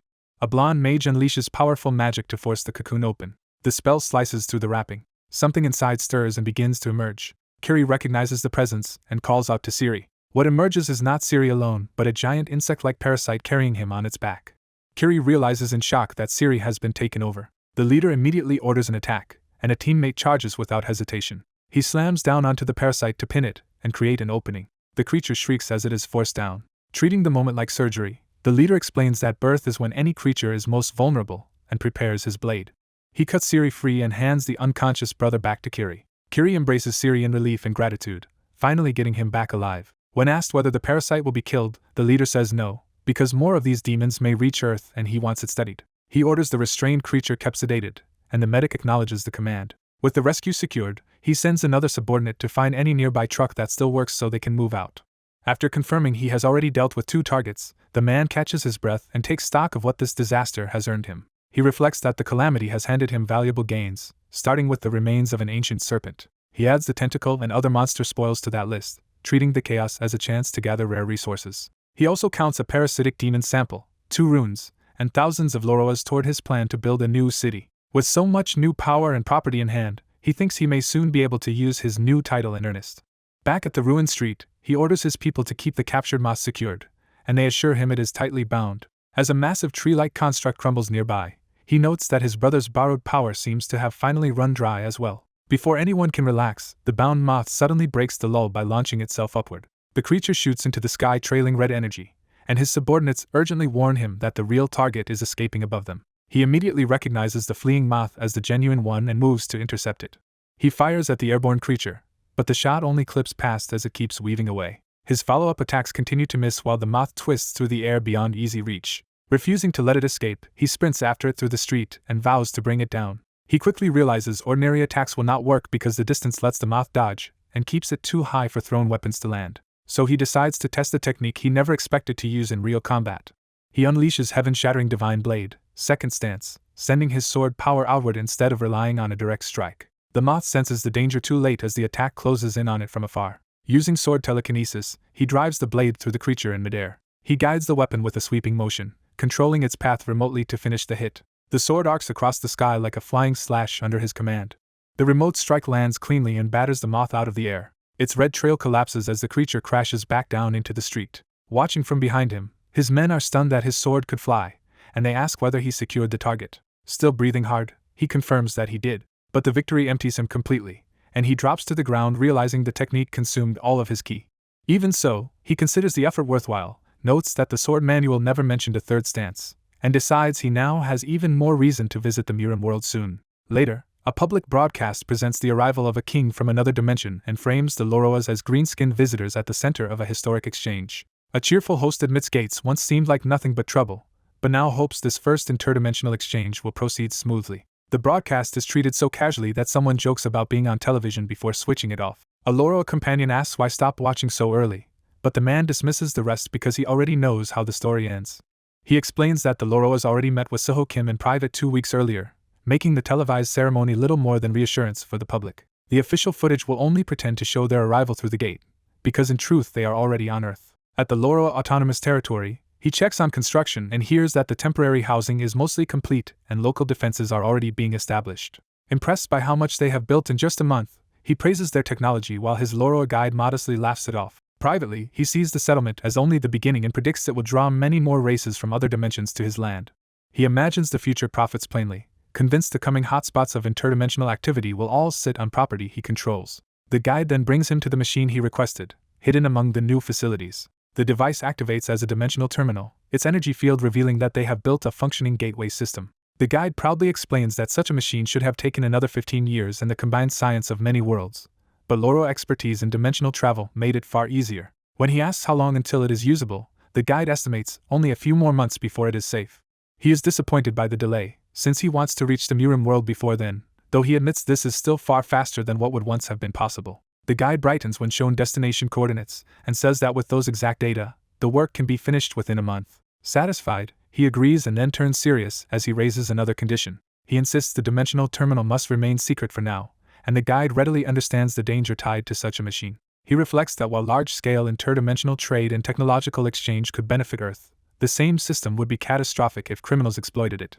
In the worst case, a war between dimensions would amount to a new calamity for the planet. Returning to practical matters, he mentions that he is also building an estate nearby and tells them not to rush, so long as the guild accommodations are done properly. As they promise to build it perfectly, his attention is pulled away by someone calling for him. A red-haired girl runs up excitedly and presents an egg she has nicknamed Squishy, announcing that it is moving. She explains the vibrations mean it should hatch soon and happily offers him the special privilege of touching it. When the red-haired girl wonders whether he should be happy about Squishy being born, he brushes her off and acts like she is already enough trouble. He doubles down, complaining that a baby would only make his life harder instead of sharing her excitement. His answer hits her hard, and she realizes he may not have been joking at all. Seeing how shaken she is, he decides to keep pushing and insists she seriously think about what raising Squishy would mean. He starts listing her childish habits, arguing she only thinks about immediate cravings and comforts. The criticism escalates into an attack on her immaturity, accusing her of copying nonsense and acting without sense. He adds that she even caused scenes just to keep Squishy, framing the child as an expensive burden. Feeling rejected, she explodes and concludes that his constant refusals must mean he hates her and Squishy. She calls him a heartless idiot and bolts before he can stop her. As she runs, she convinces herself that if she is only a burden, disappearing would be better than staying where she is unwanted. Later, he notices she is truly gone and begins to understand this is more than a brief tantrum. He finds a note telling him not to look for her, along with the bracelet she left behind, confirming she ran away. At first he dismisses it, assuming reality will scare her into coming back soon. Still unconcerned, he casually orders fried chicken and waits for her return. By late evening, with food spread out and no sign of her, his irritation starts turning into worry. When midnight arrives and she still has not returned, the situation finally feels serious. He rushes out to search for her himself, cursing his mistake. The next day he checks one of her favorite chicken places, but the owner has not seen her and can only promise to contact him if she appears. At another restaurant, an employee confirms Lily came by the previous evening but barely ate, suggesting she was upset and wandering without direction. Out on the street, he grows frustrated and starts wondering where she could be hiding and what she is trying to do. A blonde acquaintance named Brax finds him and asks whether he is looking for Lily. When he confirms Lily vanished the night before, Brax immediately wants to know how Lily seemed when she saw her. Brax recalls that Lily had come to her asking for money, and she had kindly given her some without expecting repayment. Lily had accepted the help timidly and even asked Brax for one more favor, showing she was desperate but trying to manage on her own. He snaps at Brax for giving Lily both money and a powerful invisibility cloak, realizing that made her far harder to track. Brax defends herself, saying she never imagined Lily would run away because Lily had always seemed obedient. Accepting that ordinary searching will not be enough, he decides to use every connection and tool available. He places a call to Xiangmin Choi to bring in outside help. Using his ties with the Swift Guild after the Crimson Mist incident, he asks Xiangmin to locate Lily discreetly. Xiangmin agrees, and the search gains the backing of a highly capable ally.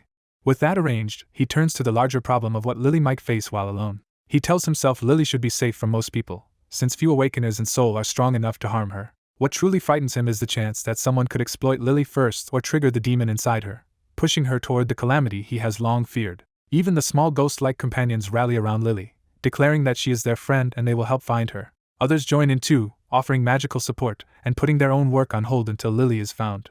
News of Lily's disappearance spreads through the household, and everyone reacts with alarm and urgency. He takes full responsibility, insisting he will be the one to bring her back and that he already has something ready to use. He deploys 100 advanced drones, turning the search into a citywide operation. By the 5th day, even the Awakeners Association knows a guild leader's missing girl has drawn searches across the restricted zone. In the shadows, hostile figures mock the concern around Lily and recognize that her disappearance creates an opportunity.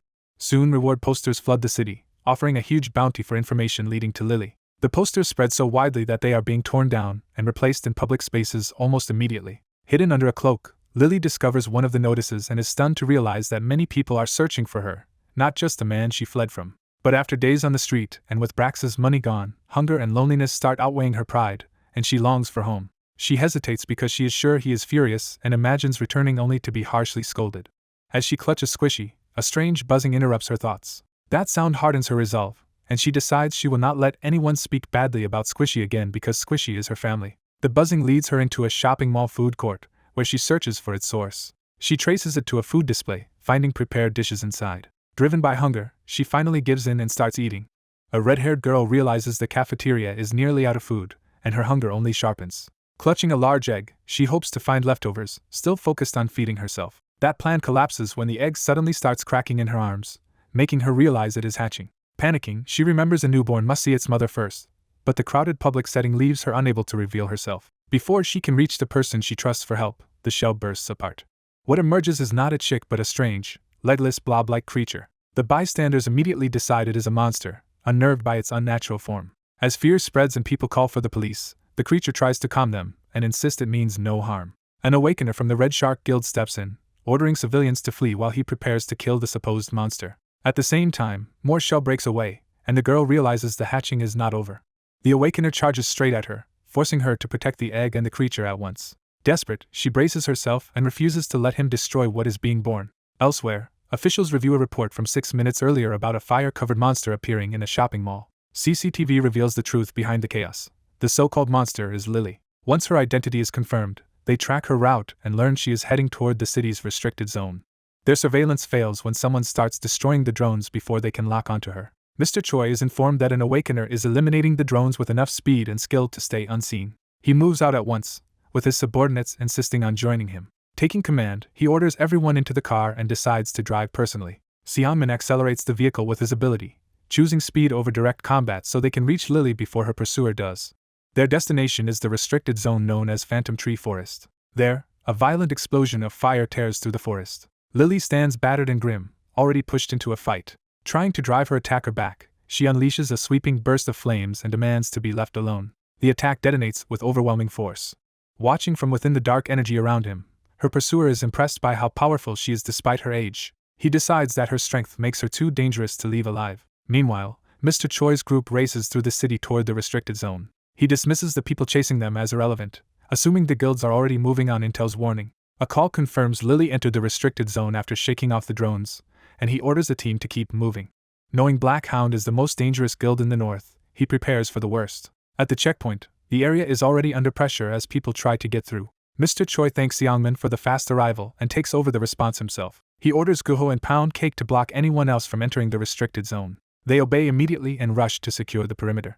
One of them leaps into position to stop the crowd. He lands hard in front of the civilians, creating a barrier by force. With a cold warning, he makes it clear that no one will be allowed past him. He formally declares that entry into the restricted zone ends here. The civilians protest that they are only searching for a lost child and accuse him of overstepping his authority.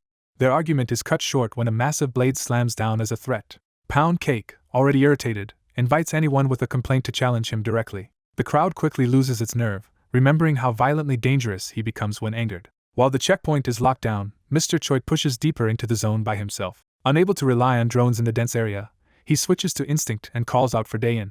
A small flying companion spots a distant blaze, and Mr. Choi immediately heads toward it, believing it may be Lily. As he closes in, he bitterly reflects that the child has caused him endless trouble and will owe him a serious apology if she survives. At the fire's center, Lily staggers and demands to know why she is being attacked. Facing the black-clad man advancing on her, she pleads to know what she has done wrong. He gives her the brutal answer: her very existence is the problem.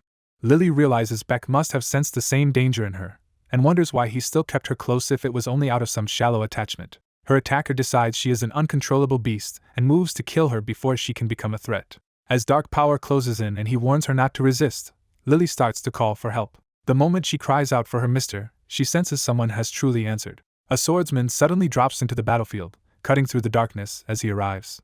Kim Tae-jin appears at Lily's call as if answering a summons.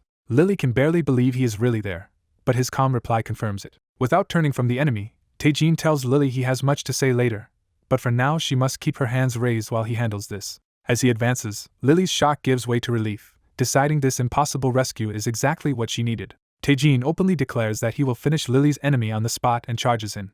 The enemy welcomes the clash, but Tae-jin immediately slices through the dark attack aimed at him. Lily realizes his feat was no accident. He can genuinely cut through the darkness itself. Grinning, Tae-jin addresses his opponent as Mr. Kim and proposes ending their long conflict here. The other man admits Tae-jin had hidden his true strength, yet still insists Tae-jin cannot defeat him. He unleashes another barrage of darkness, trying to overwhelm Tae-jin with speed. Tae-jin slips through the assault and lands a clean slash across his opponent's side. That precision makes Tae-jin pause, as if a buried memory has just resurfaced. He recalls Kim Tae-jin as a once-revered First Awakener and leader whose greatness was acknowledged even before everything changed. His opponent lashes out again, demanding to know how Tae-jin is doing this. Tae-jin answers with confidence, dismissing him as weaker than he used to be. The wounded man refuses to be rattled, clinging to his identity as the strongest Awakener. Tae-jin cuts through another wave and coldly questions whether that title ever meant much. At close range, he tells him that raw ability without mastery is worthless, and that his life has been wasted on empty talent. The man finally understands why he is losing. Taejin is reading through the darkness, as if it cannot hide anything from him. Taejin presses the advantage and carves into him again before he can recover. As the man screams and retreats, Taejin promises the next strike will take his heart. Desperate and shaken, the man orders Lily to stay back and reassures himself that a potion can fix his arm, blaming his injury on carelessness. Trying to regain control, he decides to use a secret ultimate move that he believes Taejin has never seen. He launches Dark Mire, sending a massive surge of darkness to swallow Taejin. Taejin meets it with a faint smile, already recognizing the technique. Using Blink Step, he vanishes through the attack and reappears right in front of his enemy. Face to face, Taejin reveals the truth. This same man tried to kill him 10 years ago, and failed then just as he is failing now. After dropping him, Taejin concludes with contempt that his enemy had natural gifts but never achieved anything with them. With the fight over, he coldly notes that they are deep in a restricted wilderness where no one will ever find Taejin's body. Before he can act on that grim thought, a strange voice comments hungrily on what it sees, jolting him. Taejin realizes the voice is coming from his synthetic spirit. Watching the black creature stretch toward the corpse and drink in the surrounding darkness, he understands it is consuming the dark energy itself. The spirit sleepily continues feeding, making Taejin wonder if it can use darkness too. Fascinated rather than alarmed, he decides this discovery is important enough to study properly once he returns. Then he hears someone approaching and turns alert again.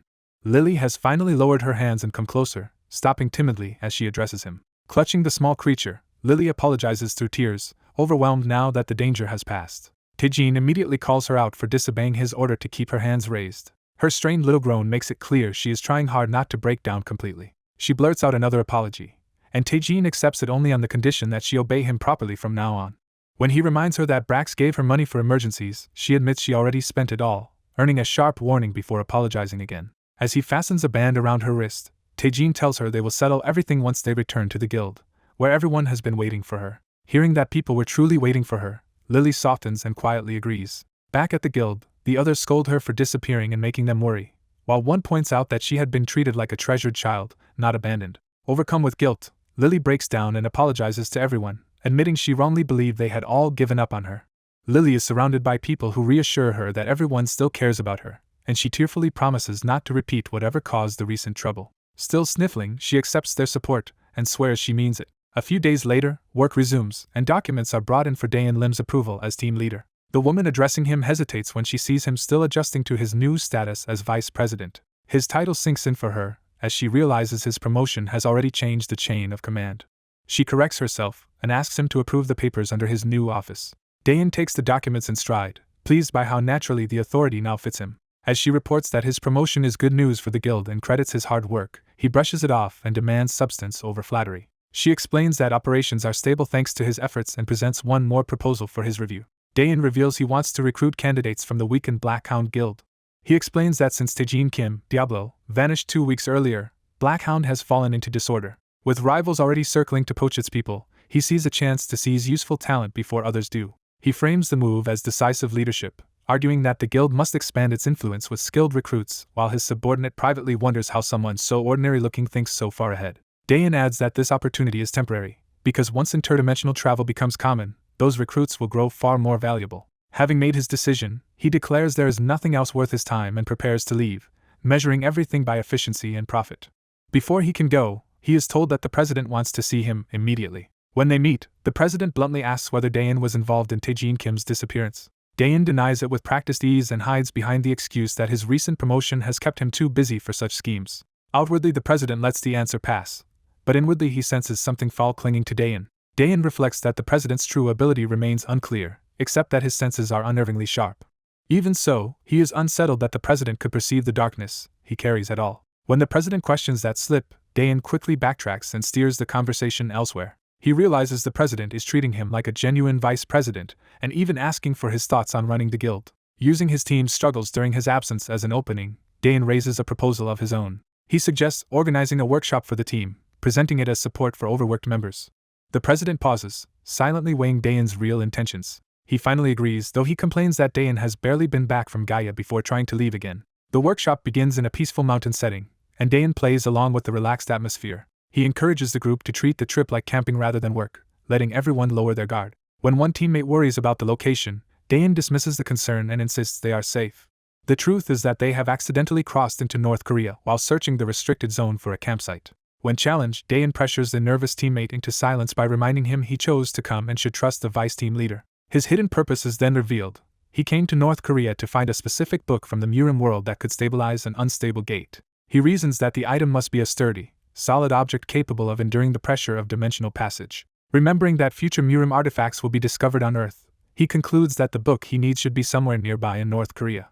Even while the group cooks and camps, Dane keeps his focus on finding the artifact quickly before their illegal presence causes bigger problems. He maintains the appearance of a normal outing, even feeding a companion, while privately planning to leave as soon as he secures the item. As night falls, movement in the surrounding woods signals that someone has noticed the camp. A local observer sees at the sight of outsiders acting freely on his land. He sneaks closer, hoping to discover what they want and steal something valuable from them.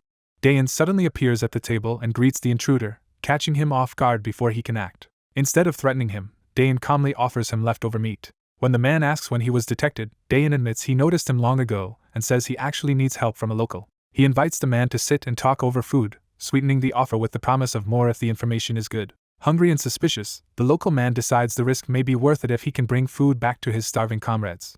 Dayan starts by exchanging names, introducing himself and drawing out the other man's identity as Cheoljin Ri. After confirming they are in Swan County of North Gyeonggi Province, Dayan asks directly what lies in the area. He lies about his purpose, claiming he is searching for treasure hidden in a nearby cave and only needs directions. Cheoljin weighs the offer, tempted by the food because it could keep his comrades alive. He agrees to help, but only for a steep price, half their food and 2 vehicles, a demand Dayan immediately recognizes as outrageous.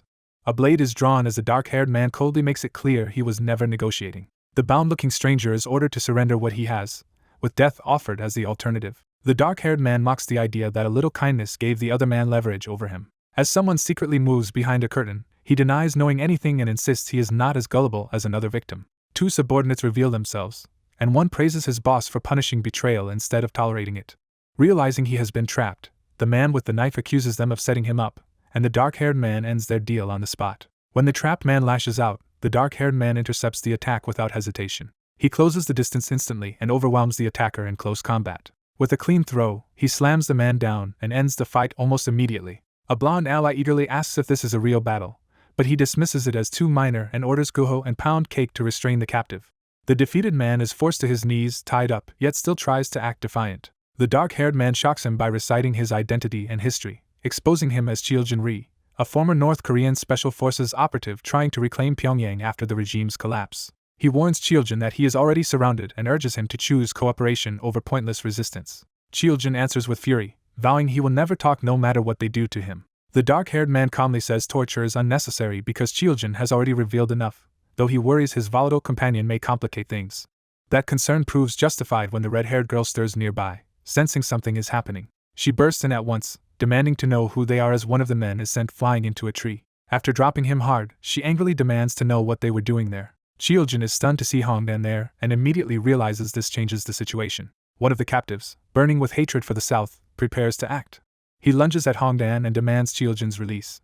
Hongdan instinctively readies herself to strike back. Before things escalate, the attacker is silenced and restrained. The dark-haired man takes control again, offering answers and supplies in exchange for information. The younger captive breaks first, begging for mercy and admitting their comrades are starving. The dark-haired man reassures him that food was always coming and says force was only used because Cheoljin threatened them, which unsettles the bound leader. With the fear easing, he presses for the location of the rest of their group. The answer leads them to a cave where several hidden survivors huddle in fear. Seeing how desperate and fragile they are, the dark-haired man's irritation turns into grim concern. He immediately calls the medical help, and a healer arrives, startling the refugees by saying she came on Cheoljin's behalf. She reassures them that they are there to help because of Mr. Cheoljin, easing their suspicion. At the same time, the dark-haired man orders Pound Cake to handle the practical side of feeding them. Pound Cake happily explains that his new prosthetic makes food preparation much easier. The dark-haired man sends him off to work, while privately noting he never explained the arm's special function. Leaving the others behind, he heads deeper along the forest path toward another objective. Cheoljin and the younger survivor thank him for helping their people, though they still warn each other not to trust these southerners too much. The dark-haired man reminds Cheoljin that now it is time to honor their bargain, assuring him his comrades are safe. Cheoljin reluctantly reveals that they have been searching every cave in the area. The blonde ally immediately claims the most suspicious location for herself, while the dark-haired man focuses on the lead Cheoljin just gave. As they move, the story explains that during the first gate disaster, Pyongyang was overwhelmed when part of the spirit realm surfaced inside the city. The dimensional corruption twisted the entire area so badly that the newly awakened could not stop it, turning Pyongyang into a fortress of the spirit world. The dark-haired man reflects that this is beyond anything he expected, while the blonde rushes ahead despite his warning that the place is dangerous. He accepts the situation and begins the search in earnest, with Hongdan enthusiastically joining him. By the fourth day, they have checked cave after cave, and he dryly notes that if every one were empty, he should not be blamed for the wasted effort. At last his Mikey reacts, and sensing they have finally found the right place, he orders the captives to wait while he goes in alone. Hongdan eagerly volunteers to guard the North Koreans, who resent her but promise not to cause trouble. As he enters, he recalls that the heaven-shattering divine art was created to defeat the heavenly demon, and his Mikey flares harder the deeper he goes. In the depths, he finds a statue of the first heavenly demon radiating overwhelming demonic energy, the kind of presence that would have drawn warriors from the Murim world. He realizes the heaven-shattering art has been shielding him from that pressure, or he would already be in danger. Facing the statue directly, he decides he is not here for revenge against his master but to suppress and overcome the demonic energy before it spreads. Inside the mountain, a black force clashes with blue power as the man in dark clothes pushes through a violent magical disturbance. A blonde figure tries to shield himself, but the spreading darkness keeps tearing through the space around him. The dark-clad man steadies himself within the blue energy and forces his way through the chaos. Outside, the people waiting realize the mountain is starting to collapse and argue over whether to rush in or obey the order to stay put. The red-haired girl decides to act anyway, frustrated that caution is winning out again. Before she can move, the man emerges carrying a stone-transformed victim and reveals this was the statue he came for. He is openly pleased, because the mission has finally produced something they have sought for a very long time. His excitement grows when he discovers a hidden scroll in the statue's mouth, suspecting it points to treasure in the Murim world. With the objective secured, the group prepares to leave. One of the rescued locals sadly accepts their departure, admitting he had misjudged them at first but came to see their kindness. He wishes they could stay longer, but understands they have no reason to remain, and the party sets off. The villagers respond with heartfelt gratitude, clinging to their benefactors as they say goodbye. The healer is especially relieved, proud that the medicines she had stockpiled were finally used to save people instead of going to waste. Others continue helping with food and cleanup, and the camp briefly settles into a warm, communal calm. That peace breaks when someone notices Lily approaching from the cave in a dangerous blaze. A torrent of fire erupts outward, turning the warning into an immediate attack. One of the men throws up an urgent alarm for everyone to protect themselves. He answers the fire with a giant iron wall, blocking the blast before it can wipe out the camp. The healer takes command of the evacuation, ordering the support team to move the civilians deeper inside at once. The attackers reveal themselves as possessed figures with spirit-like power, thrilled by the concentration of living humans and eager to slaughter them. As they surge forward under orders to hunt everyone down, a defender rushes in to intercept them. He stops the first flaming attacker with a barehanded strike before the enemy can break through. Standing his ground, he makes clear that no one here will be harmed while he is still fighting. When multiple enemies converge on him at once, he refuses to yield and meets them head-on. He unleashes Spearstone Edge, smashing the attackers down with overwhelming force. One enemy's counter is cut off by a sudden stone barrier that blocks the blow. Another ally joins the melee and drives an attacker back with a hard strike. Gunfire follows immediately, riddling a spirit zombie and proving the non-combatants can fight too. The armed support team declares they were trained for this and will hold the line while their leader is absent. Their confidence shatters when one of them senses a threat behind them too late. They turn to find the healer Ilnam already gravely wounded, coughing blood after being struck from behind. Her comrades panic as they realize she has been hit. The enemy commander freezes the defenders in place and singles out the stone-powered man, forbidding him to move. To force obedience, the enemy threatens total slaughter and proves the threat by holding the dying healer in his grasp. In the middle of the crisis, the stone-powered man recalls the villagers' joy and the simple promise of sharing dinner together. That memory sharpens into suspicion when he remembers how suddenly the cave had gone quiet. He realizes the silence had been the warning sign that something was terribly wrong. At the cave entrance, he finds the aftermath of a massacre, with blood everywhere and their people missing. He reaches the wounded healer beside a vehicle and tries to rouse her. She struggles for breath as he opens the car, desperate to keep her alive. Ilnam barely responds, confirming how critical her condition is. While he pours out a potion, he learns the attackers took the non-combatants hostage and used them to force everyone else to surrender. Ilnam explains she escaped capture only because Pound Min-jae told her to pretend to be dead until help arrived. He tells her to focus on surviving, while realizing the enemy had not even needed healing items before his arrival. A survivor then explains what they are facing: wraith fiends that seize living people and transform them into their own kind. He understands these creatures are officially known as spirit zombies, beings that normally require magical contracts to keep a stable form in another world. But because they were forcibly brought here, they survived by taking over human bodies as hosts, creating the spirit zombie outbreak. Worse, anyone infected will fully turn within about 72 hours, so he resolves to find his capture team before that deadline passes. He remembers that even a massive Awakeners operation in Pyongyang saved less than half its people, and the scale of the task leaves him doubting whether he can rescue everyone alone. As that fear hangs over him, the red-haired girl notices the eerie absence around them and realizes something disastrous has already happened. The red-haired girl urgently reports that the spirits have kidnapped everyone, forcing Brax to consider whether this means the missing team was taken into the barrier-covered city. Refusing to abandon his people, Brax decides that if he can find a way into the barrier, he may still be able to save the rest. The elf confirms she already investigated the ruins, avoided the dangerous center, and mapped the outskirts, then offers him the information he needs to try opening the barrier. Studying the map, Brax realizes that breaching the barrier might let him push deeper into the city. He asks whether Cheoljin can join the operation, reasoning that other survivors besides their current group may still be alive inside. Cheoljin agrees without hesitation, framing the mission as a fair trade if saving the team also helps him reclaim Pyongyang, and orders everyone to gather. Once inside the magical barrier around Pyongyang, Brax immediately feels the strain and judges that his human body will not last long in this place. He hopes at least one spirit will surrender rather than force him to hunt alone, but a suspicious presence catches his attention first. Recognizing the darkness around himself, Brax realizes the spirits are mistaking him for a host possessed by a dark spirit, and wonders how such a young body came to carry one. He turns the misunderstanding to his advantage by directly addressing the dark spirit confronting him, startling it with his awareness. Ma lashes out at once, overwhelming the spirit before it can react. Brax notes that the locals now see him as a spirit-corrupted being, though even he did not expect Ma to devour them so quickly. He reins Ma in, promising it more food later and accepting that this disguise may be useful. After making contact with his allies, Brax confirms he is inside the barrier and that communications are working clearly. A voice draws his attention to the ruined city itself, inviting him to take in the scale of the place he has entered. An allied spirit explains that most enemies here are lesser spirits, and only a fraction are intermediates, but the city is still crowded with monsters. Brax learns that greater spirits rarely travel alone and that even spirit lords must treat them seriously, so he cannot afford carelessness. He is then warned that the most dangerous threat in the area is a specific being nearby. That threat is identified as the Supreme Spirit Frost, whose presence dominates the ruined city. Because the Spirit King is absent, Frost now effectively rules this place, making it a disaster-class enemy that must be dealt with before it notices them.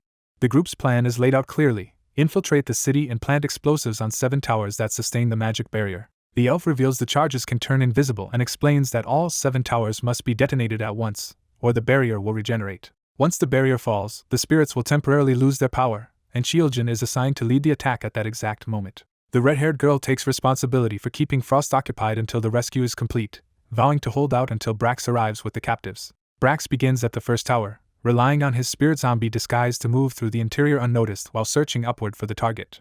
Inside, 2 spirits become suspicious and question why a dark spirit is there at all. Brax answers with violence, cutting one down before it can raise an alarm. The other spirit tries to retaliate, offended that someone it sees as lesser would dare attack it. Brax calmly concludes that he can handle intermediate spirits without difficulty, as Ma finishes the job. As Ma devours the fallen spirit, Brax realizes the creature is growing stronger by consuming other elements, not just darkness. Pleased by that development, he decides to keep Ma fed as long as it remains useful. Hours later, cries of intruders and panic spread through the tower network, signaling that the operation is starting to draw attention. By then Brax has already planted the 5th explosive and moves on with Ma, staying ahead of the search. He notes that Ma has already reached intermediate spirit strength, and promises it another hunt later if it endures a little longer. As swarms of spirits begin searching the outskirts, Brax recognizes that the disappearances he caused have finally triggered a coordinated investigation. With only the central tower left, he hurries toward the city center to place the final charge before the net closes around him. The deeper he goes, the more intermediate and greater spirits he encounters, and he reasons that Team 7 and the other trained captives are probably being held somewhere nearby. Before he can continue, a powerful voice singles him out directly. Brax immediately realizes a greater spirit has found him when a hand settles on his shoulder and addresses him as a child of darkness. The spirit introduces itself as Shade, a greater dark spirit, and remarks that it has never seen a dark spirit like Brax before. Seeing no reason to wait any longer, Brax orders Brax to tell Cheoljin to begin the operation at once, even though the timing shocks his ally. He follows the command with a sudden strike, trying to kill Shade before the greater spirit can react. The blow tears into Shade's neck, but Brax immediately realizes the wound is regenerating and that his target is tougher than expected. Shade retaliates furiously, attacking the intruder for daring to enter its domain. In the clash, Shade is stunned to discover that it is absorbing Brax's darkness instead of being harmed by it. Brax shifts tactics at once, drawing his sword and asking Ma if it is ready to finish the fight another way. At his command, Ma tears into Shade repeatedly, ripping the greater spirit apart with a flurry of slashes. The commotion alerts nearby spirits, who cry out that a human intruder has attacked their master. Knowing the city will soon swarm him, Brax gathers power in his hand and tells Maw that if it has finished feeding, he is leaving. He unleashes a burst of force to blast his way out before the spirits can trap him.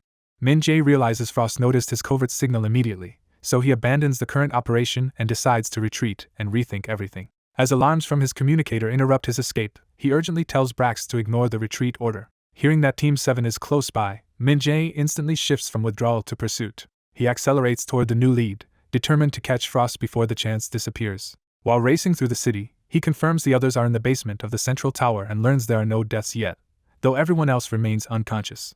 He pieces together that the spirit's magic woke some people earlier than others, and that the status resistance necklace he gave Min-jae protected him from Gaia's influence. Inside the basement host vault, Min-jae finds a horrifying mass of human bodies and realizes the spirits have been using people as disposable fuel on a massive scale. The sight confirms his suspicion that the hosts are being drained like batteries, filling him with disgust and urgency. Even while explosions shake the area, Min-jae asks whether his prosthetic arm is still intact and gets confirmation that it is. The subordinate is shaken that Min-jae knows his name, and Min-jae, despite his own tension, is caught off guard by the emotional response. Min-jae admits he had wanted to observe longer because of the man's troubling past, but with the crisis escalating he decides to trust him anyway. He reveals that the man truly does have an ability, and that there is no more time to hide it. Min-jae explains that the new prosthetic contains a hidden trigger that will inject a monster compound directly into his body. He further reveals the compound carries the essence of the ancient serpent and the parasitic demon, and orders him to accept it and merge it with his mana. The activation tears through the man's body, forcing a violent awakening. At the basement host vault entrance, the chase ends as a powerful spirit calmly decides there is no need to keep pursuing Min-jae. The greater electric spirit Thunderbird orders Frost to handle the human, while it conserves energy. A weakened subordinate spirit complains after consuming too much mana, and Thunderbird redirects it to feed only on humans who are near death. As the spirit moves off, someone hidden nearby realizes the barrier should have prevented any human from entering, meaning an unexpected intruder has arrived. The spirits sense the newcomer and demand to know who has infiltrated their domain. The answer is a newly awakened demonized Min-jae, who dismisses them and promises their deaths. Thunderbird is stunned that a demon has appeared in the tower at all. The narration clarifies that Min-jae's true ability is assimilation, a rare power that lets him awaken further through monsters and grow far stronger. Drunk on his new strength, Min-jae launches himself into battle with manic delight. He tears through the enemy in a blur of savage strikes, immediately proving the transformation's destructive power. Instead of fear, Min-jae feels exhilaration, reveling in how overwhelming the new power is. Elsewhere, a horned ally reports that the tower has been secured and stands ready to destroy it on Min-jae's command. Min-jae ends the call with relief, having set the final piece of his plan in place. Back outside amid fire and spirits, he confronts the remaining enemies and declares them already dead. As two spirits rush him, Min-jae calmly counts them off, showing complete control of the battlefield. On his signal, the tower is brought down. The collapse erupts through the city in a chain of explosions. A roaring wave of destruction spreads outward, wiping away the spirit's stronghold. One fire spirit begins to fail as its mana and the barriers sustaining it are stripped away. Seeing the colored phantoms weakened, Min-jae's side orders an all-out assault before they can recover. They press the attack without restraint, determined not to repeat the mistakes that once cost them dearly. Min-jae cuts through the phantoms with ease, noting that they have become much softer now that the tower is gone. Even so, he knows Frost remains a serious threat, and a crystalline ice spirit begins to manifest nearby. Min-jae calls for Lily, and she answers from above. Lily arrives dramatically, eager to join the fight and turn the tide. She dives straight down wreathed in blazing power. Her descent erupts into a giant fire form that orders the enemy to stay put. The fiery strike slams into Frost's icy body with explosive force. Frost is shocked that a mere human can produce flames on that scale and turns angrily toward the attacker. Min-jae recognizes that Lily has gained the advantage through surprise, but warns that a top-tier spirit will adapt quickly unless they exploit the opening.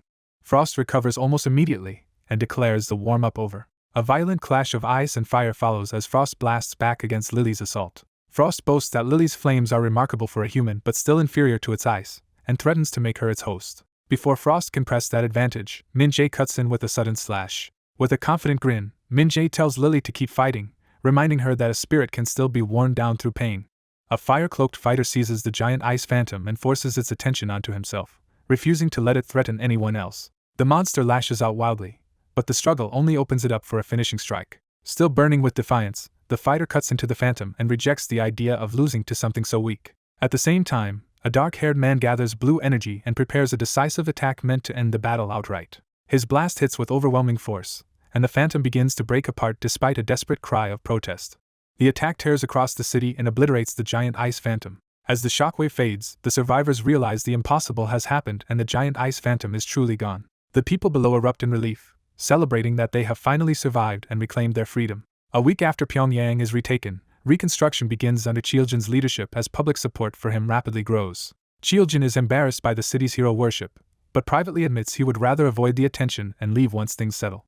The dark-haired man finds him anyway and reminds him that any need of his takes priority because Cheoljin still owes him a tremendous debt. He makes clear that repayment will not be symbolic, and that he fully intends to collect on that debt. Expecting the next step of his plan, he notes that the others should be arriving soon. A convoy pulls in, and Cheoljin realizes the people his allies summoned have arrived. When Cheoljin sees the line of cars, he is startled by the scale of what has been brought in.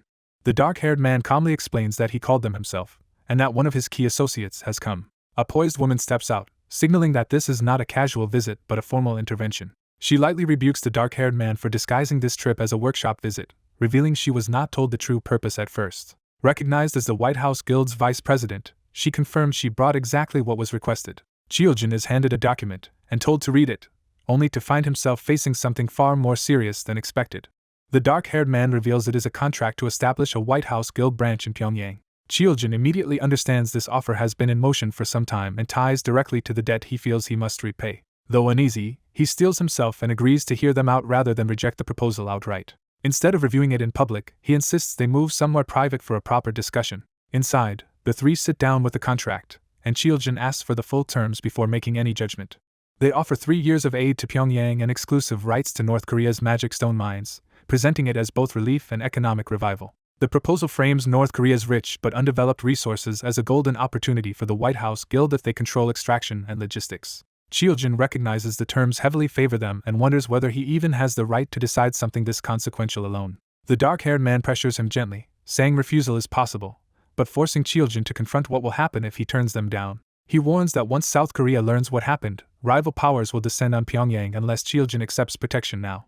The vice president reinforces the point by stressing the White House Guild's unmatched power and promising that their presence would keep Pyongyang safe. She sweetens the offer with 3 years of free food and medical aid, insisting no other guild could match such support. Cheoljin admits the proposal is practical because Pyongyang cannot survive long without outside help, but he still hesitates because he is a soldier, not a ruler. He argues that only a true leader should make a decision of this magnitude. The dark-haired man cuts through that excuse by asking where that leader is and why Cheoljin should not become that person himself. Cheoljin bristles at being pushed, but the challenge forces him to consider that there may be no one else capable of taking responsibility. He reflects that most former leaders are dead and the survivors who fled cannot be trusted with the country's future. His visitors press that the people already trust him for reclaiming Pyongyang, making him the only credible figure to guide reconstruction. Faced with that truth, Cheoljin finally turns inward and weighs what accepting leadership would mean. He decides he must act with confidence for the sake of the people who followed him, and begins to sign. The dark-haired man is satisfied, and soon afterward the White House Guild reports the arrangement to the South Korean government. Aid teams are dispatched in response, while other guilds show interest too, but the White House Guild has already secured control of the situation. Over the next month, Pyongyang starts recovering, and Cheoljin strengthens his position by gathering scattered North Korean military forces under his command. The ruined city steadily transforms as reconstruction takes visible hold. Observers note how quickly progress is coming, crediting the Lorods and Team 7 for driving the recovery without rest. As rebuilding continues, awakened fighters protect civilians by crushing monster outbreaks before they can spread. Their combat success becomes another pillar of stability, and the general's strength inspires confidence in the people around him. Medical teams expand the recovery effort as urgently as the fighters, treating the wounded and stabilizing the city's hospitals. Even research support arrives, with a specialist introducing spirit dimension plants that could improve food and medicine beyond ordinary supplies. While overseeing the city, the dark-haired man is suddenly approached from above by Kiri, signaling the next development in his plans. Siri unexpectedly reappears before Lim and cheerfully reminds him who he is. He explains that he has come to build a gateway that will make travel between Pyongyang and Seoul much faster, and Lim immediately approves. Lim reflects that this kind of progress should have taken decades under normal circumstances. He sees the accelerated development of both nations as a way to strengthen his position against unforeseen changes caused by altering history. Siri then asks about the statue he previously entrusted to Lim, and hints that the result is promising.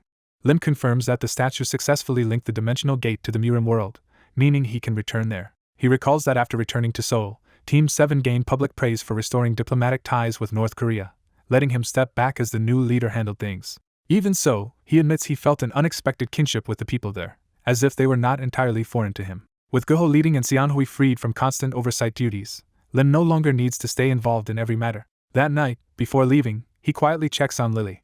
He finds her sleeping deeply, reassured that she is finally resting well. Remembering how much effort it took to stabilize her, he feels he can leave more easily now. He notes that Lily will start school next week and that Brax has agreed to watch over her for the time being.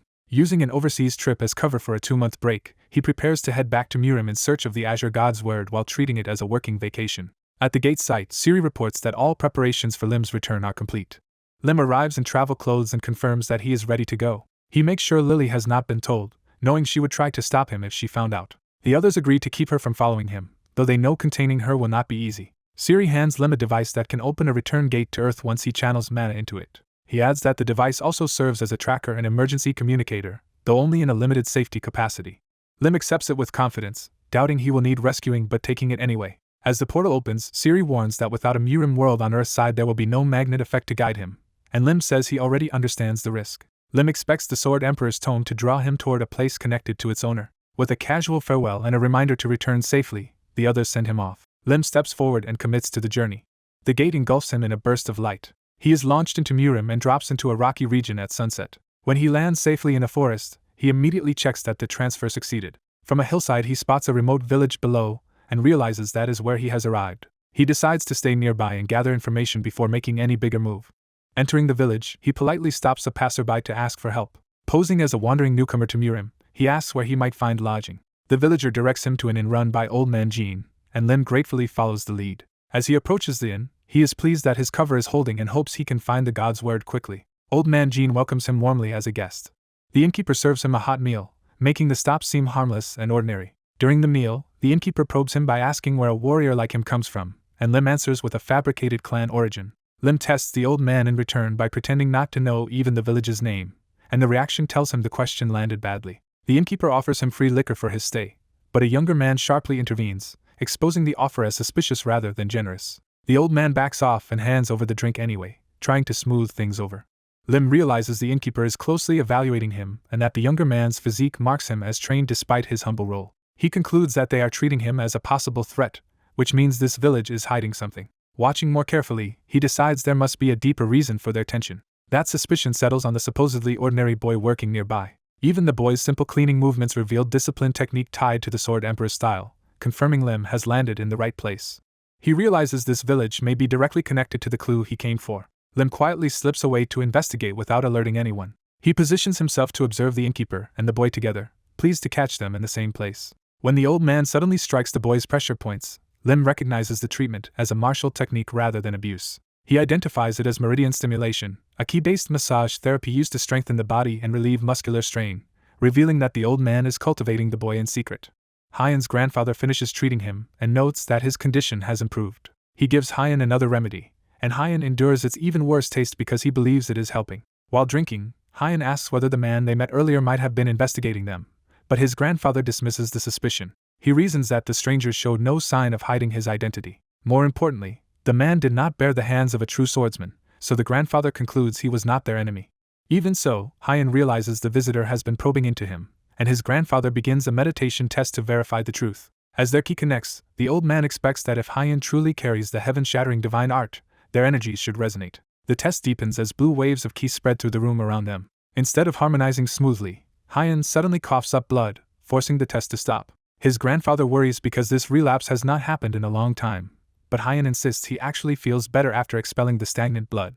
The old man immediately realizes the energy inside Hyen is not the heaven-shattering divine art he expected. He judges Hyen's ki to be unstable and crude, more like raw material once used by the Sword Emperor before refining that legendary art. Seeing Hyen's worsening body, the grandfather decides to sell the last jewelry left by Hyen's mother to buy a coming elixir. Hyen objects because selling it could expose them, but the old man prioritizes saving his life. He makes it clear that if danger follows, they will simply move again, because Hyen's survival matters more than anything else. He reflects on the 15 years he has spent raising Hyen despite the boy's frail body and the constant need to keep running. His only wish is for Hyen to grow up healthy, so he entrusts the jewelry sale to an old friend and promises they will leave as soon as the elixir arrives. After wishing his grandfather good night, Hyen is left alone with the weight of that sacrifice. He falls into despair over a life spent hiding his identity, his name, and even his sex just to survive. But he rejects self-pity, reminding himself that his grandfather has already done too much for him, and reaffirms the false identity of Hyen Namgung as the role he must keep playing.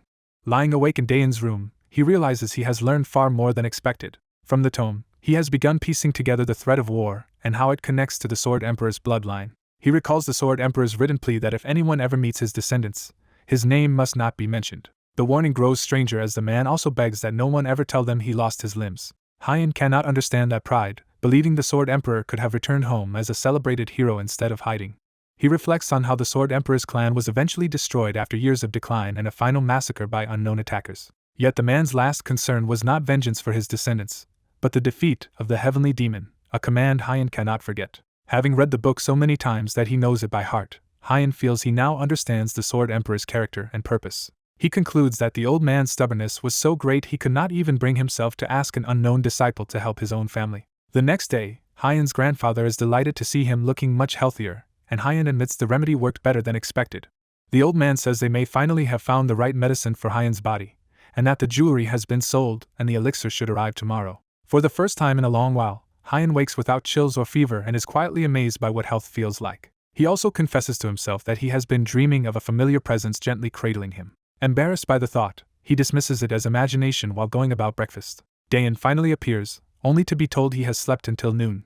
Hyen brings him food, and their easy bickering shows how comfortable they have become around each other. At the table, Dayan casually asks for liquor with breakfast, and Hyen indulges him despite thinking it is absurd. Watching him, the grandfather privately judges Dayan to be decent but frustratingly lazy, especially for someone who seems ignorant of even basic martial science like blade aura. When asked whether he plans to train, Dayan brushes it off and claims he is already doing enough. The grandfather laments that such talent is being wasted and reveals he once taught martial arts himself. Hyen immediately seizes on that and offers him a senior position at his school, catching the old man off guard. He sweetens the offer with pay and benefits, but the grandfather declines, pretending age has made him unfit for that kind of work. Hyen sees through the excuse at once, recognizing that the old man still trains every dawn and remains in exceptional condition. The grandfather changes the subject by reminding him that the inn will close in a few days, so he should find somewhere else to stay. Hyen answers that he was planning to leave anyway because he has finally located what he came for. That target is the Azure God's word, which proved easier to trace than he expected. He has learned it is being kept inside the martial alliance, protected by powerful warriors. Since charging in blindly could get him killed, he has been considering infiltration plans while waiting to assess the place in person. Before anything else can be decided, a messenger bursts in to report that bandits have attacked the merchant caravan heading to town. The grandfather's first thought is the elixir for Hyen, but the messenger reveals the entire caravan was looted and people were killed. The old man refuses to let the bandits take the elixir after all he sacrificed to find it, and decides to go himself. A young swordsman immediately volunteers to accompany him, determined to help. Another young man insists he can handle the bandits alone and tells Hyen not to worry. As the elder leaves, Hyen offers a casual farewell while inwardly making clear he never expected anything from him. When questioned about his lack of concern, Hyen bluntly points out that the grandfather is strong enough to survive on his own. He signals that his reasoning should be obvious, as if he has already read the situation clearly. Without warning, Hyen lashes out toward the room itself, striking at a hidden threat before anyone else notices. His attack lands on a concealed intruder, exposing the ambush with blood. The others realize someone had been hiding nearby, and Hyen explains the place has been under surveillance, and that the attackers chose this moment deliberately. The hidden enemy's cover is shattered, confirming the trap. More assassins rush in at once, revealing that their true target is the boy. Hyen shields the boy as the attackers close in on him from all sides. Remaining calm, Hyen counts the enemies instead of panicking. Even as one assassin charges in to kill him, Hyen finishes assessing the total number present. He seizes a table as an improvised weapon before the strike can land.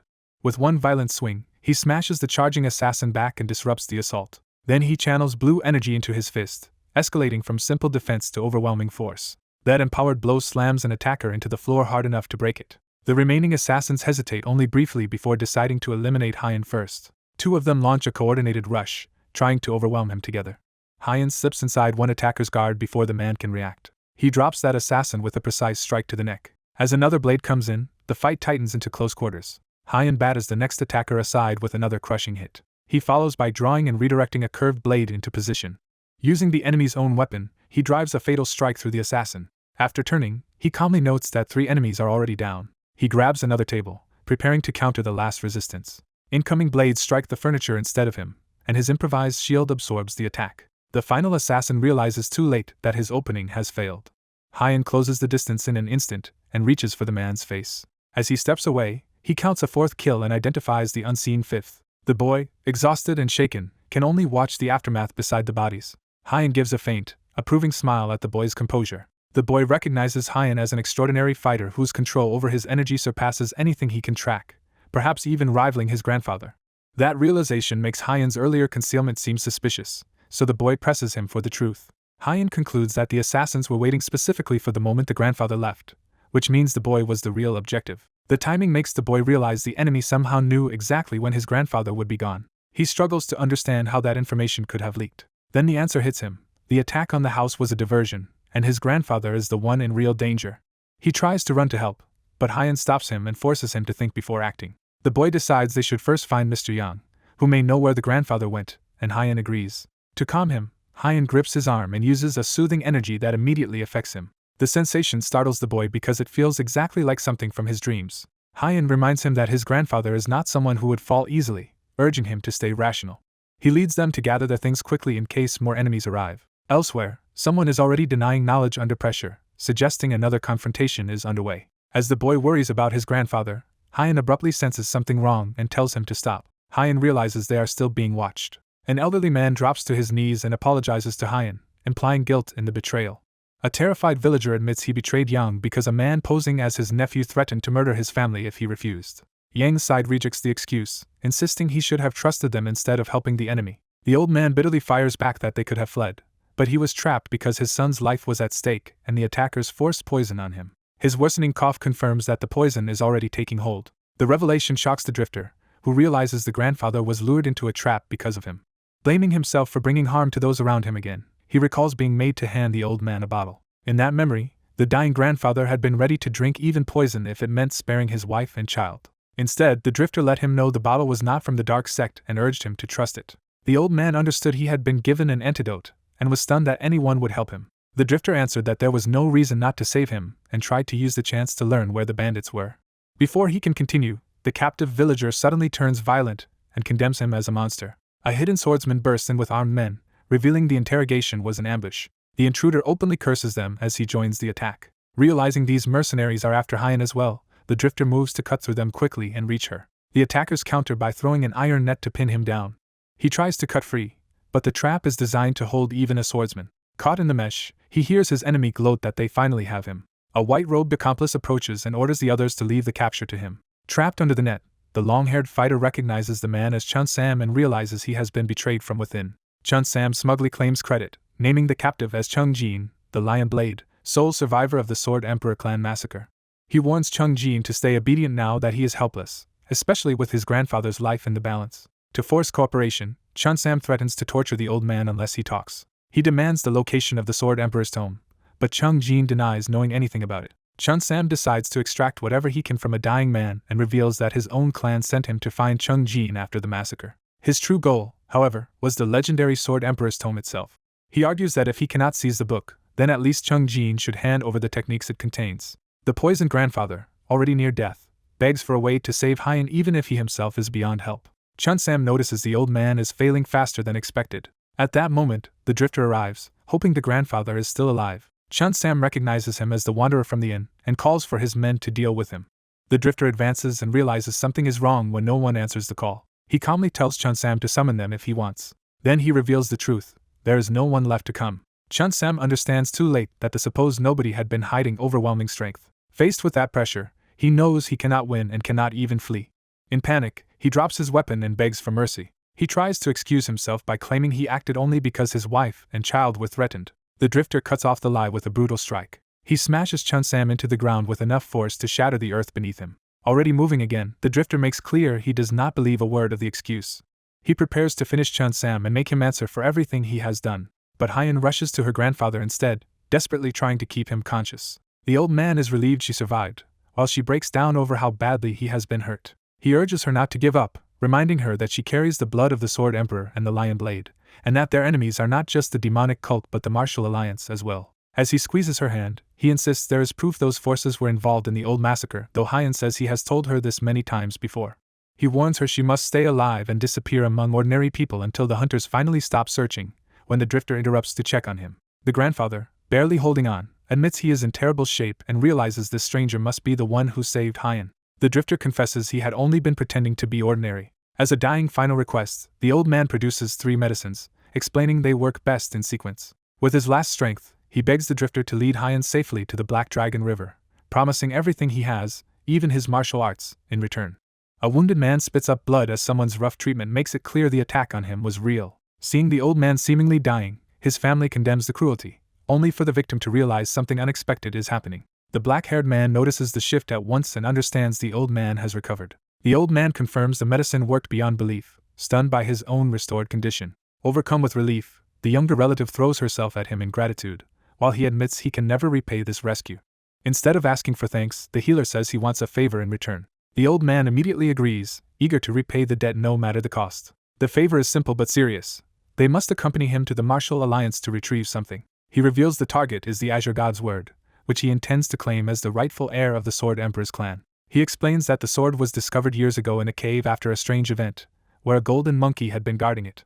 Because the monkey had learned the Sword Emperor's art, he suspects it may have been taught by his missing sworn brother. As they travel, he recounts how the Sword Saint recovered the sword, but the golden monkey disappeared without a trace. Privately, he finds the coincidence absurdly close to his own past and starts to believe this young woman truly is tied to the Sword Emperor's legacy. That realization makes him conclude that an old enemy had been more foolish than he first thought, and it explains why the girl felt familiar from the start. While the old man and the girl keep staring at him with admiration, he dryly notes that he has already told them everything. What he shared included the impossible truth that he inherited the Sword Emperor's martial art and came from another world. The old man cannot fully grasp that story, but he decides results matter more than explanations and pledges to follow if Hyan can be cured. The girl quickly joins in, hoping that going to Earth will also free her from the people hunting her. They agree to work together, and in return he promises them two things: a new life on Earth and treatment for Hyan's illness. He explains that Hyan suffers from Heaven's vein disruption, a severe blockage of the body's internal channels that ordinary medicine cannot fix. A true cure requires rare top-grade elixirs and a supreme master, and he already has the elixirs but not the master. For now, he has only stabilized her condition with a temporary treatment until they reach Earth. Learning he has been quietly protecting her life all along, Hyan is moved and insists on repaying him for saving both her and her grandfather. He then lays out the plan: travel discreetly to the Martial Alliance in Hunan with Hyan and Jean while keeping his identity hidden. Once there, Hyan and her grandfather will speak publicly while he remains in the background. The goal is to force recognition of their rightful claim to the Azure God's word, since only the Sword Emperor's descendants should inherit it. But because the clan was wiped out years ago, the Martial Alliance has used that extinction as an excuse to keep the sword. He expects them to stall and refuse to surrender it outright, but believes they can at least be pressured into producing it. What he truly wants is not the weapon itself, but the heaven-shattering divine art hidden within it. Hyan worries that the realm may reject her claim entirely because her birth was never officially acknowledged. Her grandfather answers that the clan's fall began long before its destruction, and her hidden birth was part of that decline. As the family's fortunes collapsed through repeated setbacks, even Hyan's capable father could not stop their ruin. Their pleas to the Martial Alliance were ignored, and amid the growing pressure, Hyan's father concealed his wife's pregnancy. Because she was born in secret shortly before the final disaster, Hyan was never officially entered into the world at all. Only the pursuers, her grandfather, and Dayan know that the child born that day was a girl. She realizes the man before her must have seen through her disguise from the beginning and asks if he knew her true sex. He dismisses the issue as irrelevant, making clear that her identity matters less to him than the larger problem. He warns that even with her grandfather's testimony, the Martial Alliance may still refuse to acknowledge her lineage, especially in the current political climate. Worse, they could accuse her of being a spy, and they currently have no proof strong enough to silence that suspicion. He suddenly remembers the obvious source of proof: the people who have been chasing them. He identifies those pursuers as the Dark Blood sect and realizes they should possess records of Hyan's true identity. The scene shifts to Earth, where a hooded young man nervously invites a question. He is asked where their headquarters are. The answer is the W.H. Hope Foundation. At school, rumors spread that a girl called the Awakener burns monsters to death. The whispers grow wilder as students claim she is frighteningly strong and recall seeing her make another girl cry. Hearing herself turned into a school legend, the red-haired girl snaps and shouts at everyone to stop talking about her. After the outburst, she can only brood that school is miserable. A letter addressed to Lily tells her to behave while its writer is away, do well in school, make friends, and rely on Brax if trouble comes. Lily walks off alone under one final warning in the letter: she is absolutely not to follow him. A girl worries that if Murim is truly dangerous, Dayan may be in danger too. That thought stops her cold as she realizes he went alone into a place far beyond his experience. Panic takes over when she imagines him hurt and unable to even call for help. Unable to sit still, she rushes off determined to save him herself. Elsewhere, a captive assassin weighs whether to protect his sect or bargain for his life when asked where their headquarters are. His hesitation is cut short when his interrogator tightens his grip and makes it clear stalling will only bring more pain. The pressure works, and the interrogator coldly notes that the prisoner is still scheming instead of surrendering. Broken down, the man identifies his group as the Dark Blood Sect, a murder-for-hire organization. With the prisoner finally talking, the interrogator demands to know the sect's size. The captive reveals a structure of 1 main unit and 4 support squads, with about 100 in the core and 50 in each squad, and admits he leads Squad 1 under the name Ilho. The questioning broadens as the captors confirm they are dealing with Chung Jin, the bloodline heir of the Sword Emperor clan they have hunted for years. Once that is settled, they press for the name of whoever hired the assassins. Ilho insists he truly does not know because only the sect leader ever met the client. All he can offer is his suspicion that the 5 supreme clans are involved. That claim enrages the older man, who immediately connects them to the destruction of his clan, though he is warned not to accept it as fact too quickly. The captors instead ask about records, and Ilho confirms the sect kept reports and evidence of the pursuit, including treasures taken from the Sword Emperor clan. Forced to continue, he explains that the sect relocates its headquarters every 3 years and that the current base is in Liaoning. Hearing the location is close, the group decides to stop there on their way, while Ilho realizes they now know enough to wipe out his sect. Desperate to save himself, Ilho begs to come along and offers knowledge of the estate's hidden defenses and contact methods. His plea only earns contempt from the others, who see him as shameless. Ilho argues that a messenger pigeon report is due that very day, and missing it will alert the headquarters. Rather than spare him, they force him to send a message exactly as dictated so the sect remains unsuspecting. As the report is written, Ilho secretly amuses himself, convinced he still has a way to turn things around. He reveals his hidden move by warning that they have made a grave mistake. But his captor immediately sees through him and recognizes that Ilho was trying one last trick. That deception reaches the Dark Blood Sect headquarters under the moonlit cover of night. At the base, a letter from Ilho is delivered to the sect leader Dako and an elder, informing them that the boy tied to the Sword Emperor's heir is involved. Dako confirms they have pursued that bloodline for a decade and tells the elder he will soon have a role to play. The elder remains skeptical that the Sword Emperor's bloodline truly survives and says he will believe it only when he sees it himself. Dako then points out that Ilho embedded a cipher in the letter. The elder decodes it and realizes Ilho has been captured and that their enemies are heading straight for this estate. Instead of fear, the elder greets the news with excitement, taking it as a chance to settle old scores. He laughs off the threat and declares that he will not be the one who falls. Dako proposes turning the warning into an ambush, luring the attackers in and capturing them alive with the elder's help. The elder refuses any reward, saying the chance to see the Sword Emperor's bloodline again is payment enough. Even so, Dako privately suspects the elder is hiding something and reminds himself not to forget why he summoned him. The elder, fully aware of Dako's intentions, openly notes that Dako plans to use his soul extraction art to steal the Sword Emperor's techniques. He adds that Dako means to hand over the victim's memories to the client, likely one of the clans that erased the Sword Emperor clan, and grudgingly admires the nerve of it. Dako accepts the risk, deciding he needs the elder for now but resolving to eliminate him once the job is done. The target is revealed as the Dako Trading Company, the public front for the Dark Blood Sect headquarters.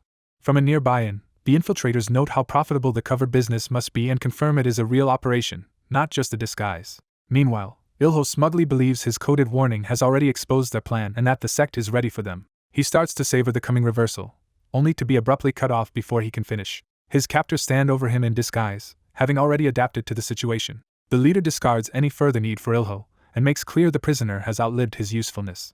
He turns instead to prepared artifacts that can help them infiltrate the enemy base. One of them is a doppelganger's mask from Gaia, an artifact he says worked so well on the Red Goblin that he had Brax obtain another. Using it, he takes on Ilho's appearance well enough to pass at a glance. His companions are impressed that the artifact changes not just his face but even his build and hair color, making it far more than a normal disguise. With their infiltration method secured, they move on to planning the coming assault on the sect headquarters. Under the moonlight, a covert operation unfolds inside a fortified city. 2 guards intercept an unexpected intruder approaching in bad shape. A wounded man demands to be taken to their leader immediately, making clear the matter cannot wait. Brought before the leader, he reveals the mission has gone wrong before its planned start and is ordered to explain. The report shocks the leader. Their people at the inn were attacked, turning a controlled operation into a crisis. The survivor explains that trained assassins struck, and in the chaos Chung Jin escaped with the child, forcing a call for reinforcements. The leader quickly realizes their employer likely hired multiple parties, meaning they now have rivals pursuing the same target. Refusing to lose the initiative, he moves at once, convinced the fugitives cannot have gotten far. Before leaving, he presses the survivor for the target's direction. When the injured man hesitates, the leader turns violent and demands an answer. Instead of breaking, the wounded messenger suddenly strikes back. He reveals the helpless act was a trap, and that he came prepared to kill the Dark Blood Sect's formidable leader. The ambush lands cleanly enough to rattle the sect leader and expose the attacker's hidden intent. The disguised fighter follows with a relentless flurry, trying to finish the job before his advantage disappears. He seizes the opening to trigger a concealed weapon. A burst of hidden projectiles slams into the sect leader at close range. To the attacker's disbelief, even that surprise assault fails to put his opponent down. Seeing the leader stagger, the infiltrator briefly believes he has won. He opens the window, signaling to allies waiting outside. An accomplice confirms the signal and prepares to move in. Thinking the danger has passed, the infiltrator turns his attention to looting the fallen leader. A sinister laugh freezes him in place, warning that the real threat is only beginning. He looks out and realizes an even more terrifying presence has arrived. A white-haired elder appears above the compound and recognizes the young fighter as the Sword Emperor's heir. The infiltrator is shaken by the newcomer's monstrous aura, which far exceeds the Dark Blood sect leader's strength. The elder drops into the courtyard with crushing force, taking control of the battlefield the moment he lands. The pressure alone unsettles the young man, while the elder's amusement shows complete confidence. The elder declares that the Sword Emperor's bloodline truly survived, confirming a suspicion he has long held. As the young fighter charges, he realizes the old man has mistaken him for the Sword Emperor's descendant, but decides to deal with the immediate threat first. The elder sees through the youth's face-concealing artifact and demands to see who he really is. The young man refuses, insisting the resemblance is coincidence and denying any blood tie to the Sword Emperor. The elder dismisses the denial and closes in, determined to verify the truth himself. He attacks head-on, intent on proving the boy's identity through combat. The youth meets the charge and narrowly deflects the first deadly exchange. The elder immediately shifts into another attack with fluid, overwhelming speed. The young fighter counters low and fast, trying to exploit a practical opening rather than match the elder's mastery directly. That unexpected tactic catches the elder off guard for a moment. Even while mocking the move as crude, the elder acknowledges the style behind it and hints at a familiar lineage. He then grabs the youth's robe, taking control of the exchange and disrupting his movement. The struggle tears away the disguise, exposing the fighter's true appearance. Now revealed, the young man steadies himself and reassesses the danger. The elder studies his face and notes that the Heavenly 15 must have altered his body, though the youth rejects the age and identity being imposed on him. Still unconvinced, the elder points out that the boy's every movement mirrors the Sword Emperor's techniques. He introduces himself with grim satisfaction, saying he once knew the Sword Emperor and has waited for this encounter. The elder warns that if the young man wants to survive, he must fight with everything he has. He launches a brutal barrage, forcing the youth fully onto the defensive. The young fighter blocks and absorbs repeated blows, but the elder's pressure keeps breaking through. The elder revels in the battle, treating the clash like a return to his glory days while battering his opponent harder. Driven back and outmatched, the youth realizes he desperately needs a weapon to stand a chance. Just as the fight reaches a critical point, a commanding voice orders the elder to stop. A wounded swordsman in dark robes lunges across the courtyard, trying to break through by force. The white-haired elder dismisses the charge as pointless and calls for Dayan to come to him. Dayan snatches up his ornate sword and strikes the attacker first, knocking the man back before he can reach the elder. He fully draws the blade, revealing a weapon of unusual quality and power. With blue sword energy surging from it, Dayan drives a fierce slash at the elder, testing whether the old man can truly withstand it. The elder evades with effortless speed, showing that even that empowered strike cannot pin him down. Amused, the elder praises the blade and admits that very few famous weapons could even scratch him. Dayan warns him not to get comfortable, then reveals that he has finally remembered the Sword Emperor's art and can now fight with a real sword. That declaration catches the elder's attention, and he decides to answer with his own sword as well. Nearby, the injured brown-haired man and his companion realize the fight has entered a far more dangerous stage. As the elder summons a sword through void manipulation, Dayan understands that his opponent's abilities are broader than expected. He immediately recognizes the situation is slipping beyond his control. Assessing the battlefield, he notes the elder is damaged, his ally is barely holding together, and the burden on him is growing. Their side tries to rush in and support the elder despite the chaos around the duel. The elder furiously forbids any interference, and makes clear that anyone who intrudes will be torn apart. He turns the confrontation into a personal contest, inviting Dayan to fight him freely until dawn. Dayan tightens his grip and curses the Sword Emperor, frustrated that this inheritance is forcing him into a crisis now. Their clash detonates across the courtyard, and the onlookers are stunned by how monstrously strong the elder really is. Even the sect's masked subordinates hesitate, unsure how to respond as the battle overwhelms them. While trading blows, Dayan admits to himself that although his ki is not inferior, he is being outclassed in every practical way and toyed with. The elder punishes that lapse in focus, reminding him that hesitation will get him beaten. Forced to escalate, Dayan unleashes a massive blue manifestation of the Sword Emperor's power around himself. Instead of retreating, the elder becomes excited, recognizing this as the proof he wanted. He charges straight into the attack and demands that Dayan come at him with everything he has. The elder's answer is brutal hand-to-hand pressure, battering Dayan at close range before the sword can decide the exchange. He follows with a sweeping strike that sends Dayan reeling and exposes a hidden detail. Seeing daggers involved, Dayan realizes there is another scheme moving behind the duel. The elder abruptly breaks away, having understood the same thing. He finds the Dark Blood sect leader standing over fallen people and ordering his men to stop the elder's chosen target immediately. The sect leader threatens the youth on the ground, intending to force him down even if it costs lives. Dayan confronts the elder with the contradiction, and the elder reveals the sect's employer specifically wanted the Sword Emperor's descendant alive. The sect leader insists the elder has misunderstood and claims the child beneath his foot is the true heir. Dayan, exasperated, makes it clear yet again that this is false. The sect leader orders his subordinates to bind Dayan anyway, trying to salvage control through numbers. The elder loses interest in the game the moment the deception is laid bare.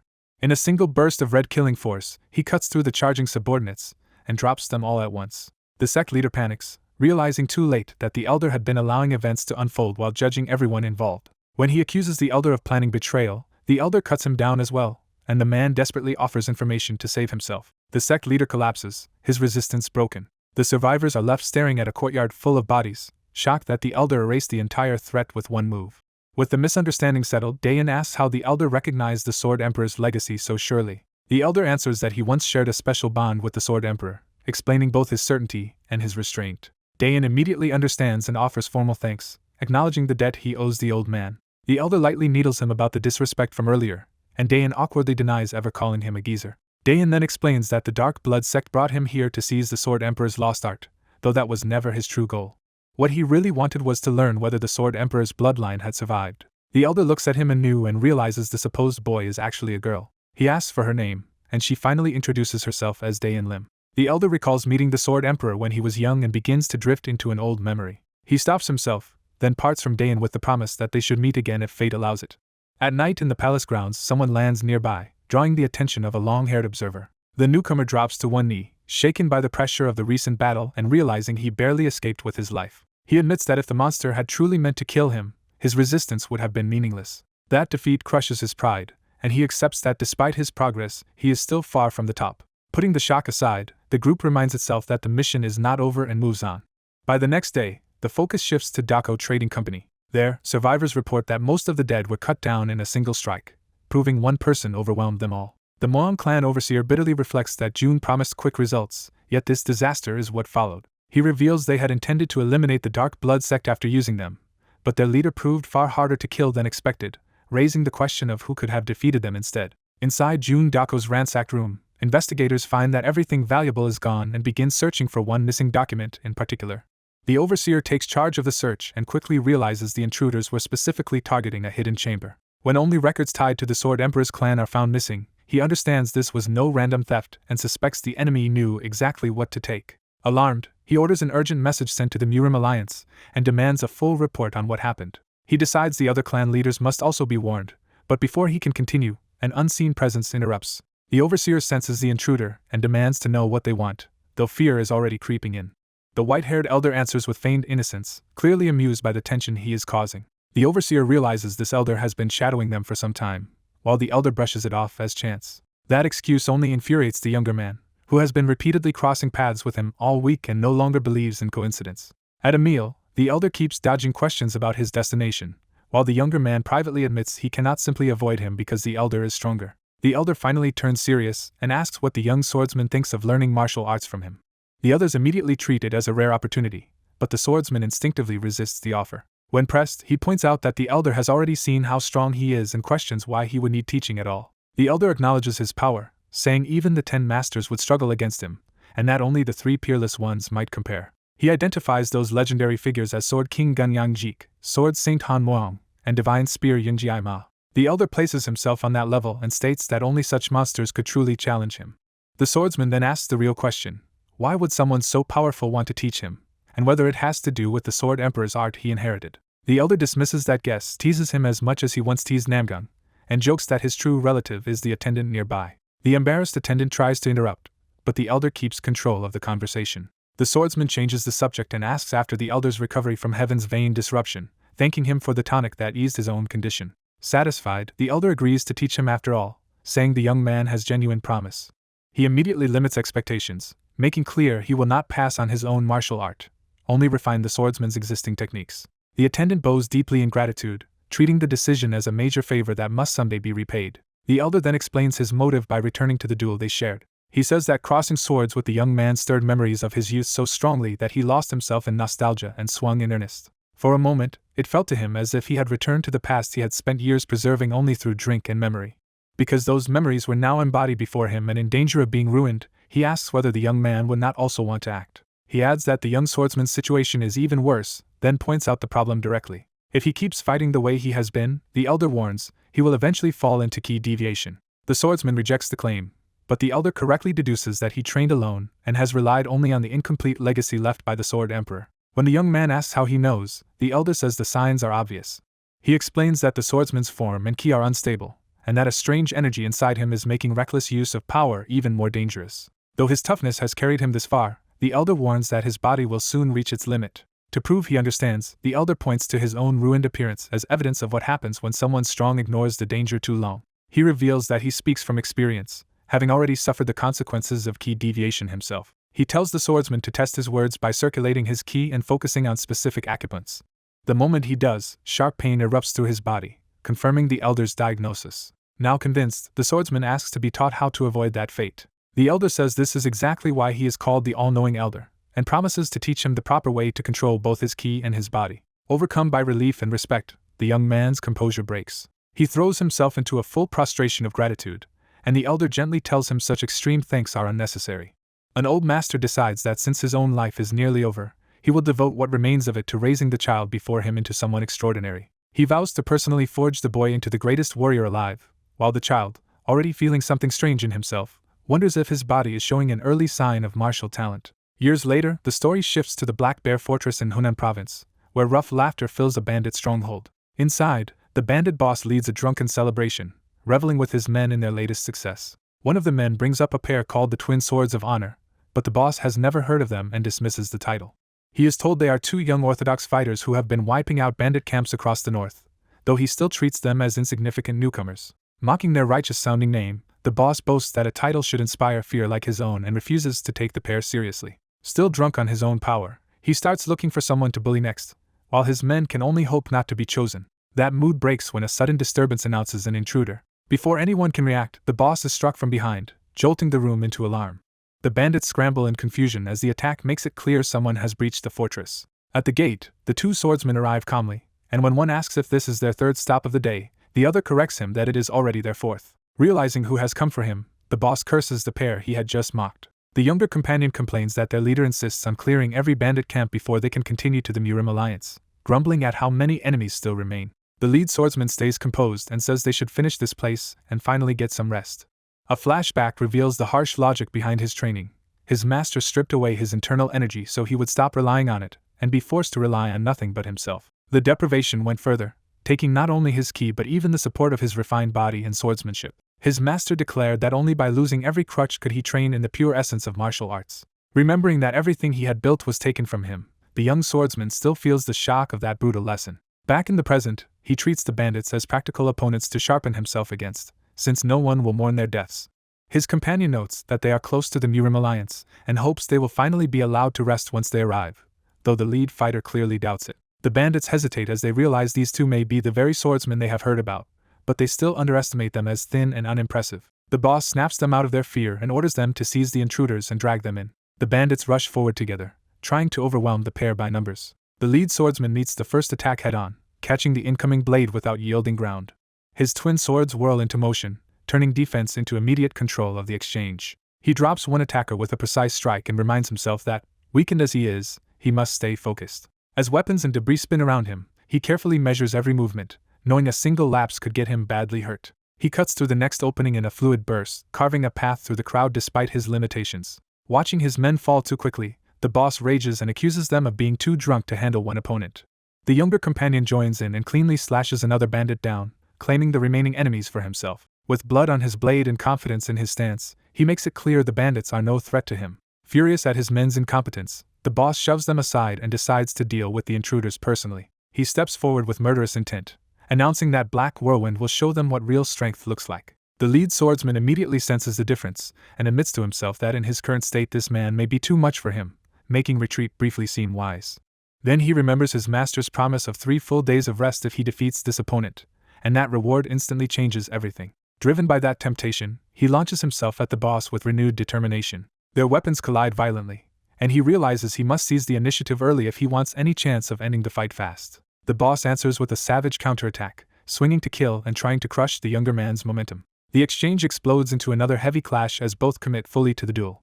In the middle of the struggle, the swordsman reads the fight through a single sharp glance, searching for the decisive opening. The boss, however, sees through him enough to grin, confident he can still overpower his opponent. He unleashes a brutal sweeping strike meant to smash through the swordsman's guard in one blow. Instead of meeting force with force, the swordsman drops low and plants a hand, turning the attack into an opportunity. Using that angle, he whips upward and lands a sudden strike that snaps the boss's head back. He immediately springs away again, refusing to stay in range after scoring the hit. The boss steadies himself, enraged rather than shaken, and vows to tear the young fighter apart once he gets hold of him. The younger companion offers help, but the lead swordsman rejects it because this battle is his alone to finish. Accepting that there will be no easy way through, he charges straight back in and resolves to settle the fight himself. The duel resumes at full speed, and as their blades crash together again, the swordsman begins to read the boss's movement closely enough to see the flaw in his footwork. A hidden mentor drills the young swordsman on fundamentals, warning him that he cannot imitate the Sword Emperor directly and must reshape the style to fit his own body. The praise that he is receiving the Sword Emperor's personal guidance only irritates him, because his resentment toward key deviants keeps him from appreciating the opportunity. Even while he grumbles, the training pressure never lets up, and he is forced to defend himself the instant his attention slips. As he avoids the strike too easily, he realizes something is wrong and starts questioning whether his opponent is truly moving at full speed. Watching the bandit's sluggish axe swing, he recognizes that the man is not merely clumsy but far slower than expected. He tests that suspicion by countering cleanly, knocking the attack aside and seizing control of the exchange. Confidence replaces doubt as he senses that his sword is finally responding the way he wants. He bursts forward with sudden speed, leaving the bandit unable to track him. The movement comes naturally now, as if his body has finally caught up to the technique. The bandit collapses in shock, unable to understand how he was beaten so decisively. The young swordsman is left staring at his own blade, stunned that he actually pulled it off. His master's earlier taunt about hidden talent resurfaces, and for the first time he seriously wonders if that word might apply to him. He begins re-examining his life through that possibility, treating talent not as an insult but as an explanation. He imagines how different everything might have been if injury, bad circumstances, and poor guidance had not held him back from the start. That thought hardens into a painful realization that he may always have had the potential to reach this far.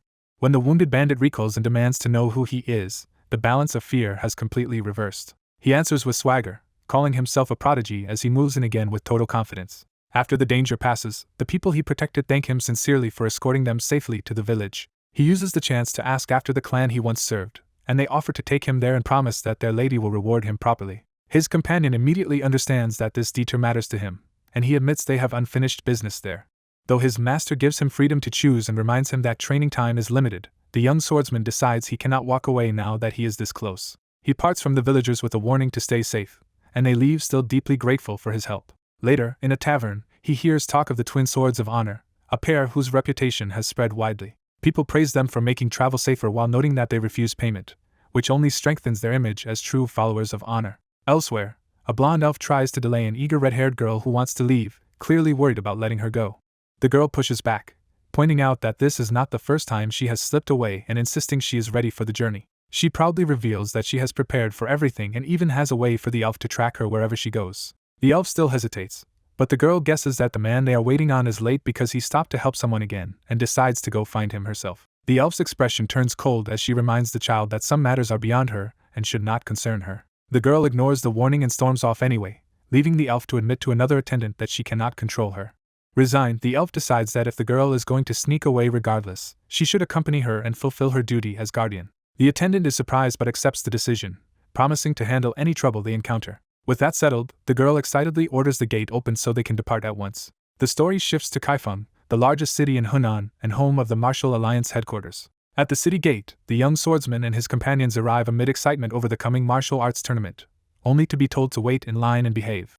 An arrogant man slams the table and lashes out, furious at being treated like everyone else despite the Alliance's authority. Before the complaint can escalate, the young swordsman quietly checks him with a warning to watch his step. When the man reaches for his weapon, the swordsman's killing intent makes it clear that drawing steel would be fatal. The bully immediately loses his nerve and backs down without another word. Observers from the side take note, sensing that the newcomer is far from ordinary.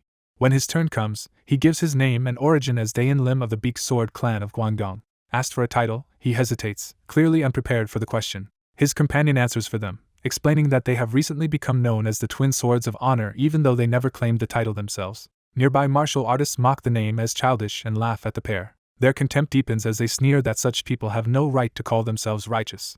Ignoring the insult, the young swordsman states that he and his companions are only in Kaifeng to look around, not to enter the tournament. The registrar accepts that answer and gives him a pass to show if the alliance questions him later. As he leaves, he reflects that the so-called warriors of honor are drawing attention, and someone is already judging him as a man of unusual caliber. The group moves into the busy city, where the next stage of their journey opens before them. He decides to split off for now to secure lodging, though he doubts finding rooms in Kaifeng will be easy. At the crowded martial arts tournament grounds, the group realizes the gathering is unusually large and ties it to rising unrest before the coming righteous demonic war. They conclude that with nearly a century since the last great war, ambitious warriors have flocked here to seek fame and opportunity. Privately, the dark-haired man reveals his true goal is the Azure God's word, and he intends to leave this world before the war even begins. Later, at an inn outside the city, the group settles in after washing up and eating. Relaxed by the meal and bath, they enjoy a brief moment of comfort before turning back to business. The mood shifts as they gather at the table to decide their next move. They review what they learned in the Dark Blood sect, a hidden cache of documents tied the bloodbath that destroyed the Sword Emperor's clan 15 years ago to the 5 supreme clans. Although part of her wants immediate revenge, the young woman admits going straight to the martial alliance now would be reckless. The dark-haired man advises waiting until the tournament ends, since they are not under immediate pressure and may find a better path. Their bearded companion objects that delay could cost them the sword if someone else claims it first, when their master suddenly arrives. The old master explains that the tournament winner will become leader of the demon-slaying corps and vanguard in the coming war. He adds that the title is only part of the reward, because the alliance is also offering elixirs and access to its finest techniques. The dark-haired man remains unmoved, judging all of that inferior to the Sword Emperor's tome he truly wants. Seeing his indifference, the old master presses further. He reveals the real lure. The tournament champion will also be allowed to claim the Azure God's word. That announcement shocks the bearded man, who cannot believe the alliance would dare use the sacred blade as a prize. His outrage is fueled by reverence for the Sword Emperor, the legendary hero who turned the tide of the Great War and fought the heavenly demon alone for days. Even as the bearded man glorifies that legend, the dark-haired man privately notes the tale is exaggerated and lets the myth stand. The old master tells Jean to calm down, since anger will not change the alliance's decision. Jean still objects, but he quickly sees that the alliance's move could be turned to their advantage. The old master points out the obvious solution: if one of them wins the tournament, the sword becomes theirs. He then urges the young woman to enter as well, arguing that as the Sword Emperor's descendant and disciple, she has the strongest claim to wield the Azure God's word. She doubts her age and identity will let her compete safely, but the old master assures her that almost no one alive could recognize the Sword Emperor's style, and even fewer would dare act on suspicion during the tournament. To ease her fear, he promises to protect her if anyone targets her, calling it a debt he must repay. She accepts the challenge despite fearing she may stain the Sword Emperor's legacy, and the old master immediately decides her current disguise is too plain for the role. Ignoring her preference for simple clothes, he orders a proper martial outfit in red silk so she will look the part. The old master then notices the dark-haired man's amusement, and reads it as confidence. The dark-haired man openly declares that unless one of the 10 great masters appears, he sees no way he could lose the tournament. His confidence comes from his recent breakthrough. With the bandit hunt over, his key has been unsealed, and his growth has pushed him beyond even the supreme realm. The old master answers that true warriors are forged by danger, and power gained too easily does not last. That warning unsettles the dark-haired man before the old master abruptly acts on it. The old master launches himself at his disciple, deciding to teach through force rather than words. He batters the room with a flurry of attacks, making clear he intends to humble the overconfident youth. As the dark-haired man tries to flee and jokes that he prefers an easy life, the old master condemns his habit of wasting talent by always seeking shortcuts. The old master chases him down and seizes him, determined to beat some sense into him. He slams the younger man to the floor and leaves him gasping in pain. Then he strikes repeatedly to drive the lesson in physically as well as verbally. When the beating ends, he explains he has only partially sealed the man's key, leaving him access to about 2/10 of his power. The dark-haired man bitterly considers abandoning the tournament and returning to Earth, but the old master shuts that down as a measure taken for his own good. To keep him invested, the old master promises that victory will earn him instruction in the art of sword telekinesis. When the man claims he already knows a crude version, the old master demonstrates the true technique by taking control of another person's sword from across the room. He escalates the display by manipulating multiple swords at once, each moving independently under his command. The others are stunned, realizing they had not thought such mastery was possible. The old master presents it as one of his greatest techniques and pointedly asks whether the promise has finally tempted his disciple. The dark-haired man immediately gives in, imagining how useful that technique would be for the easy future he wants.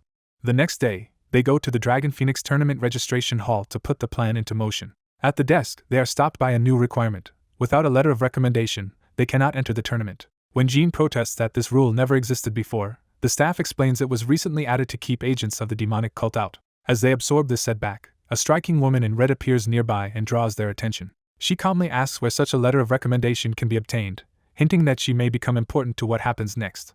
3 outsiders arrive at a martial alliance venue under a cloud of unease, already feeling out of place. They learn that entering the tournament requires a recommendation sealed by a sect leader, a high-ranking elder, or one of the great clans. The rule makes it clear that skill alone is not enough. Without connections, they cannot even compete. They realize forging or bribing for such a letter would only get them branded as demonic cultists, leaving them no obvious path forward. Before they can solve it, the man recognizes a woman from an earlier encounter and is surprised to see her again. She warmly reminds him they met at the bandit camp and credits him for helping her reach safety. When asked about the girl traveling with him, he introduces her as his younger sister and says they have stayed together since then. Pleased to meet them again, the woman invites all 3 to her home so she can properly repay the debt she owes. The man quickly realizes she is currently under the protection of a clan. Her escort confirms that she is being looked after by the Namgung clan.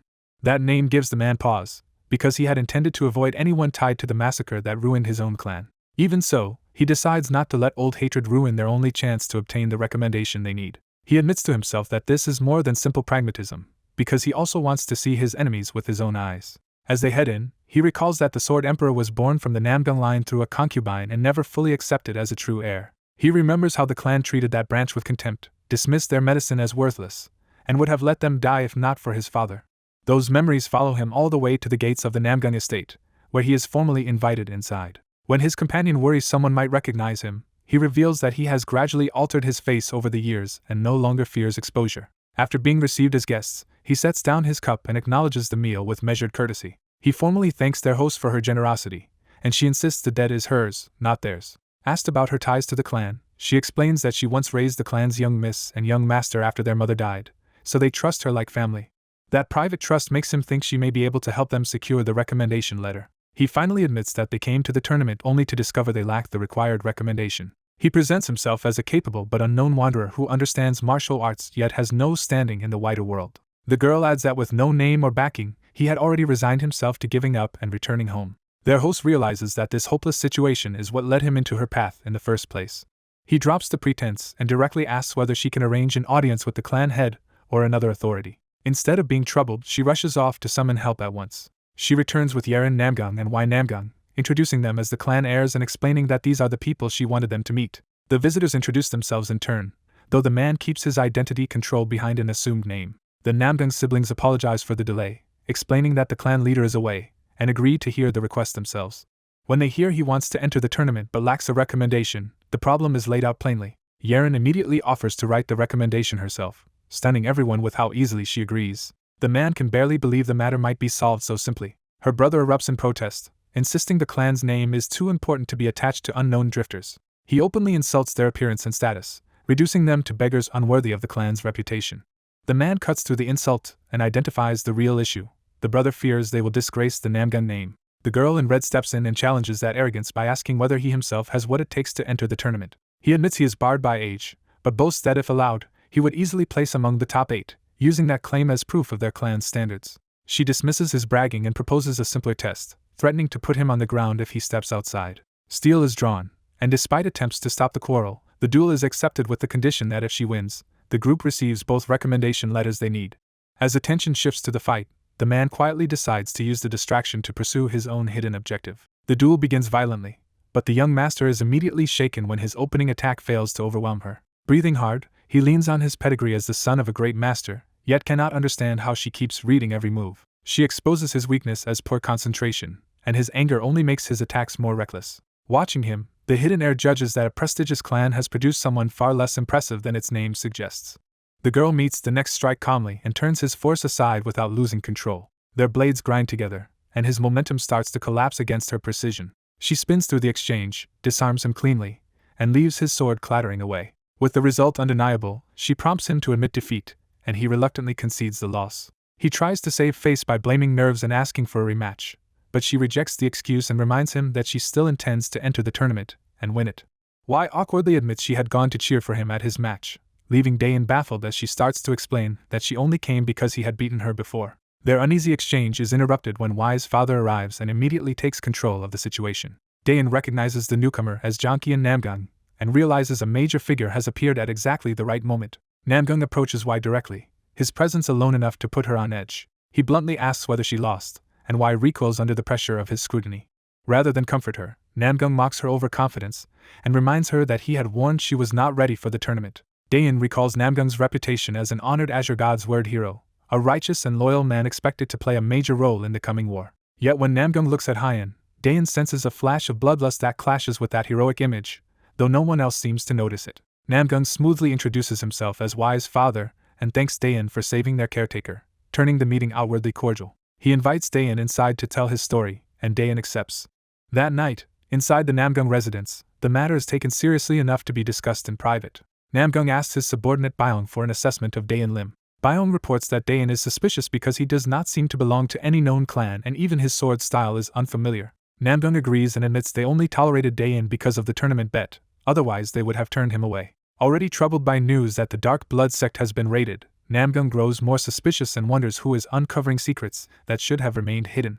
He orders Byong to investigate Daein and determine what he is really after, and whether he approached their clan with intent. Once alone, Daein decides he needs to meet Uk Muang. His strange earpiece confirms that decision as part of an ongoing hidden connection. Y notices the object in Daein's ear and asks about it. Daein casually explains that it is a handy item he brought from Earth, hinting again at his otherworldly origin. As they continue talking, Daein brings up rumors spreading through the city. He explains that something happened in Xinjiang, where the cult is based, and Y immediately understands it may be connected to the demonic sect. According to the reports, a huge fiery bird appeared in the sky above Xinjiang, an omen dramatic enough to shake the martial world. A note bearing the name Daein was also found, but the writing was in symbols no one could identify.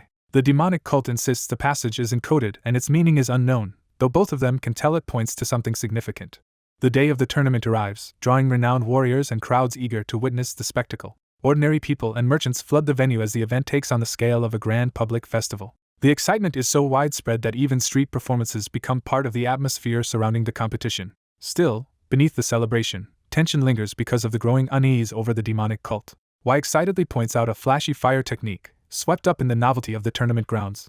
Daein's thoughts drift briefly to Lily, and he reassures himself that someone as outgoing as her is probably doing fine back at school. He imagines Lily adapting easily and making friends, which softens his mood for a moment. A summons for Dragon Phoenix tournament contestants cuts the moment short, and Daein and Y head inside together. From above, an older observer amusedly reflects that he is involving himself in all this because of his new disciples. Elsewhere, two masked figures watch from the rooftops and conclude that Daein and Y should have no trouble surviving the preliminaries. The ceremony begins as the crowd is told to hear a speech from the alliance leader. The speaker is revealed as Jia Yayul, the Fist King and leader of the martial alliance. Jia Yayul announces that a massive flame recently erupted from the heart of the demonic cult and declares that years of provocation have pushed matters too far. He frames the cult as an enemy that can no longer be tolerated and stirs the crowd toward open hostility. The audience erupts in support for destroying the demonic cult, turning the speech into a call for war. Privately reveling in the moment, Jia Yayul vows to crush the cult and use that victory to elevate himself as a hero above the other great powers. Daein dismisses the speech as empty grandstanding while Y focuses on the practical question of when the tournament will finally begin. The competitors are divided into preliminary groups, and Daein is assigned to Group 5 as roll call starts. One contestant answers with a dramatic self-introduction, treating the roll call like a performance.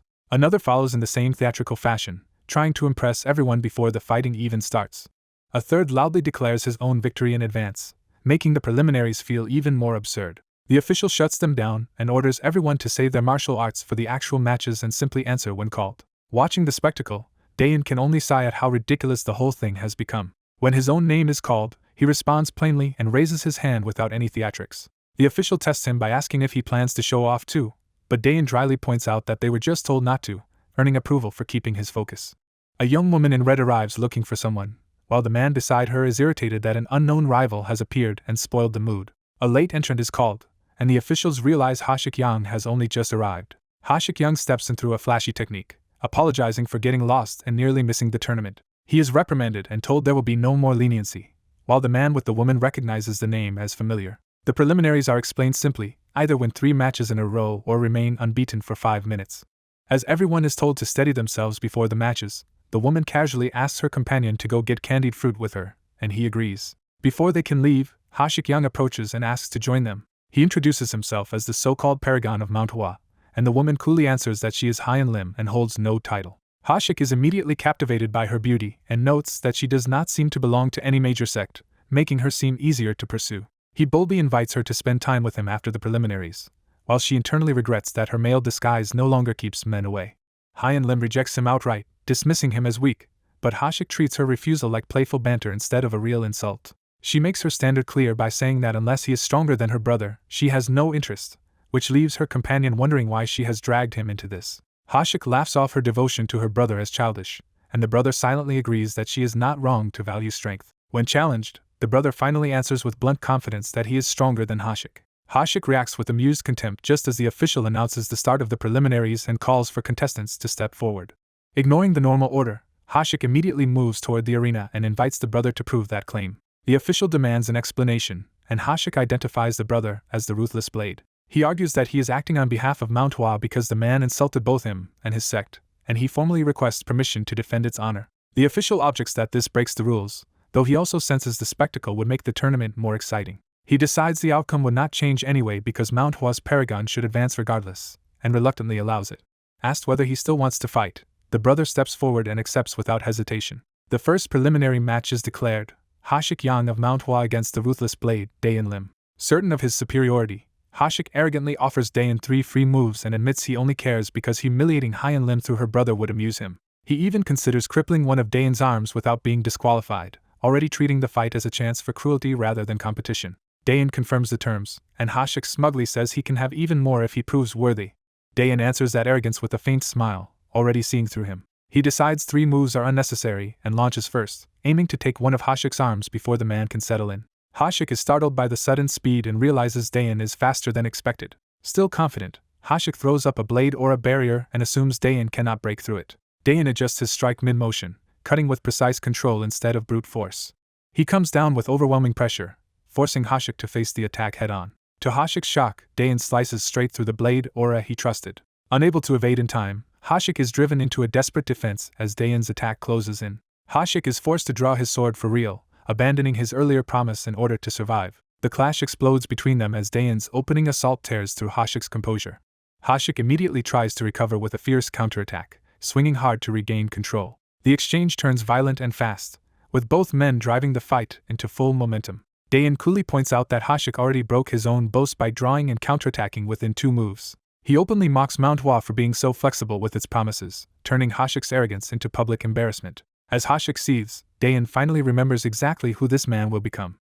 He recalls that Hashik will later be expelled for lechery and go on to become a criminal drifting across worlds, making him filth not worth sparing. With that future in mind, Daein decides he may as well eliminate him here and now. Hashik tries to salvage his pride by claiming he still does not count this as Daein's victory and demands a true fight. Daein accepts without concern, inviting him to come at him with everything he has. The spectators murmur that Daein is far calmer than expected, while Hashik's title now sounds hollow beside his conduct. Hashik is publicly shamed as unworthy of Manhwa, and the humiliation hardens his resolve to reclaim face through force. He masks his anger behind a polite bow, pretending to admit his earlier carelessness while vowing to fight seriously from now on. The two exchange formal courtesies, but Daein's thoughts make clear he now intends to kill Hashik no matter what. Hashik lunges in with full commitment, determined to overwhelm Daein before that intent can be realized. Their blades collide again in a violent burst, and the real battle begins at last. The duel opens in a storm of clashing blades as Daein Lim holds his own against a highly regarded Manhwa swordsman. Their collision shocks the onlookers, who realize this preliminary match is already far fiercer than expected. A senior observer notes that Manhwa's strength was no surprise, but Daein's performance is an unexpected revelation. As they discuss his background, word spreads that the little-known Baek Sword clan disciple may have entered through Namgung's recommendation. When that rumor is confirmed, the implication immediately draws serious attention from the elders. One man abruptly concludes that Daein must be the surviving son of Sangin Namgung. Though he outwardly brushes off his reaction, the man is clearly unsettled by how exceptional the younger fighter is. Privately, he realizes that killing Daein quietly will no longer be easy now that so many people have noticed him. He decides his best path is to turn the other clans against Daein by branding him a spy for the demonic cult. Meanwhile, Daein decides he has indulged the match long enough and prepares to finish it. He deliberately shifts his footing in a way that creates an opening while making it look like a mistake. His opponent instantly takes the bait, convinced he has found his chance to win. The Manhwa disciple unleashes a named sword technique and drives in for a decisive strike. Instead, the attack ends in a sickening blow to his groin, leaving him doubled over in agony. The sudden outcome stuns the crowd and nearby competitors alike. Even the watching elders are caught off guard by what just happened. Daein smirks, presenting the humiliating hit as his decisive finishing move. The fallen disciple writhes on the ground while his elder rushes in, horrified at the disgrace. Dayan immediately claims it was an accident caused by a slip and uneven footing. Manhwa's side erupts in outrage, denouncing the strike as dishonorable and demanding instant disqualification. The referee refuses to condemn Dayan, judging that the blow did not appear intentional. Manhwa protests that their disciple has been ruined, but the officials urge restraint and treat it as an unfortunate mistake. Forced to back down for the sake of unity before the coming Great War, Manhwa swallows the insult but makes clear they will remember it. Their representative formally acknowledges Dayan's victory while masking his resentment behind courtesy. He postpones any deeper conversation until after the tournament, and Dayan politely thanks him for intervening. With the matter settled, Dayan leaves the damaged arena floor behind as the next match is called. No one is eager to face the Sword of Honor after that display, and the spectators nervously avoid volunteering. When no challenger appears, Dayan advances by default to the next round to the crowd's mixed relief and excitement. Elsewhere, Hyen also tears through the preliminaries with such ease that opponents stop stepping forward against her as well. Her growing fame attracts a swarm of admirers who openly plead for her attention and affection. Some begin calling her the heavenly beauty of the celestial maiden, a title Dayan openly dislikes. Trying to fend off the crowd, Dayan introduces himself grandly and offers hospitality, though inwardly he just wants them gone. An official finally intervenes and clears the admirers away so the two rising stars can prepare in peace. The man introduces himself as An Chong of the Martial Alliance's Soaring Dragon Division and says he has come to escort them to their lodgings. Dayan recognizes the name, accepts the gesture warmly, and An Chong remarks that such promising talents deserve proper treatment. Dayan then asks whether An Chong remembers him from an earlier encounter involving a pass and a strange clue. When An Chong mentions mysterious symbols, Dayan admits he has not heard the latest about them. An Chong shows the remembered markings and explains that many brilliant minds have tried and failed to decipher them. Dayan recognizes that the symbols resemble an alphabet, but he keeps that insight to himself and denies any connection. The conversation ends cordially, with An Chong thanking them for earlier help and hoping they can share drinks another time. After they part, An Chong watches Dayan leave and reassesses him in a new light. He decides Dayan may one day become the strongest man alive and resolves that staying on good terms with him is wise. Back at their quarters, a meal and drink await them along with a gruff demand to explain their delay. An elder immediately asks Dayan whether he truly crippled a Manhwa disciple and why he would go that far. Once he hears the victim had been pestering Hyen, the old man bursts into laughter and praises Dayan for defending her. He then turns to the others for their report, and they complain about dangerous wards and a heavily protected palace mission that nearly exposed them. Hyen tries to claim credit for handling the key wards, but the elder cuts her off before she can boast. A flustered man quietly asks why the old master drank so much, clearly embarrassed by the scene. Hyen solves the problem by slapping him toward bed, treating his drunken antics with practiced force. At last the elder produces the document they wanted, revealing that he had sent the pair to the Martial Alliance to retrieve records about the fall of the sword. A strategist keeps a powerful option in reserve, convinced that with Jonki and Namgung acting suspiciously, anything could happen. He judges that Namgung is bound to make a move soon and may not care what he must do to win the tournament. Someone notices his concern and presses him to admit what has been bothering him. He decides not to hide it, making clear he is ready to discuss the problem openly. To ease into the conversation, he offers a special liquor from Earth to his white-haired companion. When asked what his bag could possibly still be hiding, he reveals he carries a custom artifact made by Abraxas. The artifact catches the light, and he realizes he has not handled it in some time. He identifies it as the Guardian's bracelet, removed during training, but the moment he touches it he senses an incoming signal. A voice comes through the bracelet, and he is stunned to recognize Lily calling to him. Knowing the bracelet should only work within the same dimension, he demands to know why Lily is contacting him and where she is. Lily cheerfully answers that she is at the demonic cult, sounding far too casual for the situation. She explains that after hearing from him, she begged to be taken to Earth too because she wanted her own adventure in the human world. Brax admits he made a disastrous mistake by leaving the return device behind, trapping them away from Earth, while Lily praises his brilliance a little too late. A flashback reveals Abraxas had given them a route home through a gate, and a mana trail linking the dimensions. Something suddenly goes wrong during that journey, and the path through the dimensional medium destabilizes.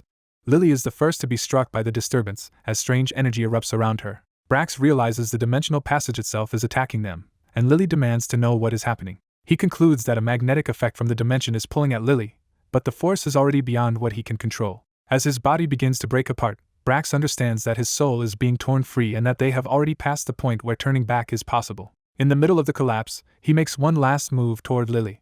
While disintegrating, Brax pushes Lily onward, telling her she will have to continue alone and stay calm when she arrives.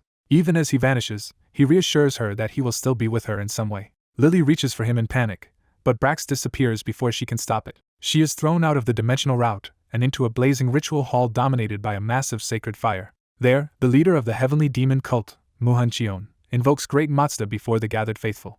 The cult's followers prostrate themselves as the ceremony continues around the fire. Muhan orders heretics to be brought in despite their desperate resistance. He declares that Mazda will purify them, turning the sacred fire into an instrument of execution. Without hesitation, he demands that even more victims be dragged in. As captives are burned alive and curse the cult, a subordinate warns that slaughtering them all could ruin relations with the neighboring alliance.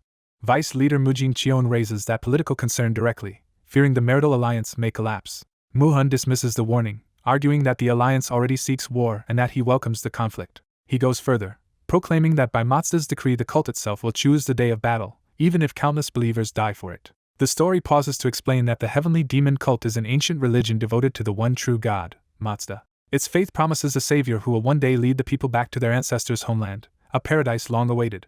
Mujin finally challenges his father on religious grounds, insisting their scriptures never demanded living sacrifices for revelation. Instead of answering, Muhan begins a ritual chant to summon divine authority. The sacred fire erupts violently in response, convincing the hall that the god has answered. Muhan seizes on the spectacle and claims Mazda has personally commanded him to purge the heretics and conquer fertile lands. At that very moment, Lily bursts out of the fire and crashes into the ceremony.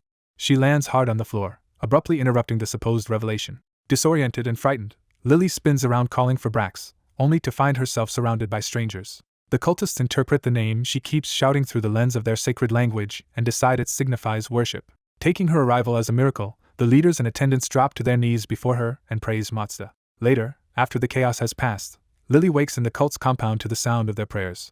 Still groggy and unable to understand the language, she wonders if it is morning while a servant attends her. She laments Brax's absence, knowing a translation spell would solve everything and that gestures are a poor substitute. The first thing she asks once she can communicate at all is whether anyone has found Brax. Instead of answering, the servant throws herself into a deep bow while Lily concludes this world's customs are bizarre. Trying to be polite, Lily bows back to thank them for sheltering her, only to shock the servant even more.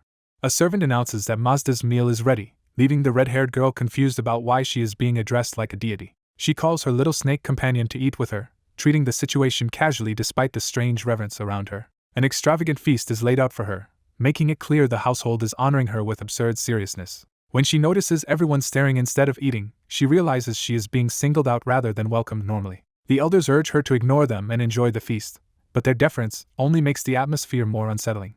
Trying to act naturally, she even fusses over one elder's diet, briefly softening the tension with innocent familiarity. As she eats, one of the men convinces himself that her appetite, her serpent companion, and her appearance prove she is Mazda's chosen vessel. His faith swells into a fantasy that worshipping her will bring salvation and return them to their homeland, ending their long deadlock. That devotion turns into a formal plea as their leader steps forward and asks Mazda to forgive their people for straying from paradise. He frames outsiders as profane intruders and turns the dinner into a religious audience before a god.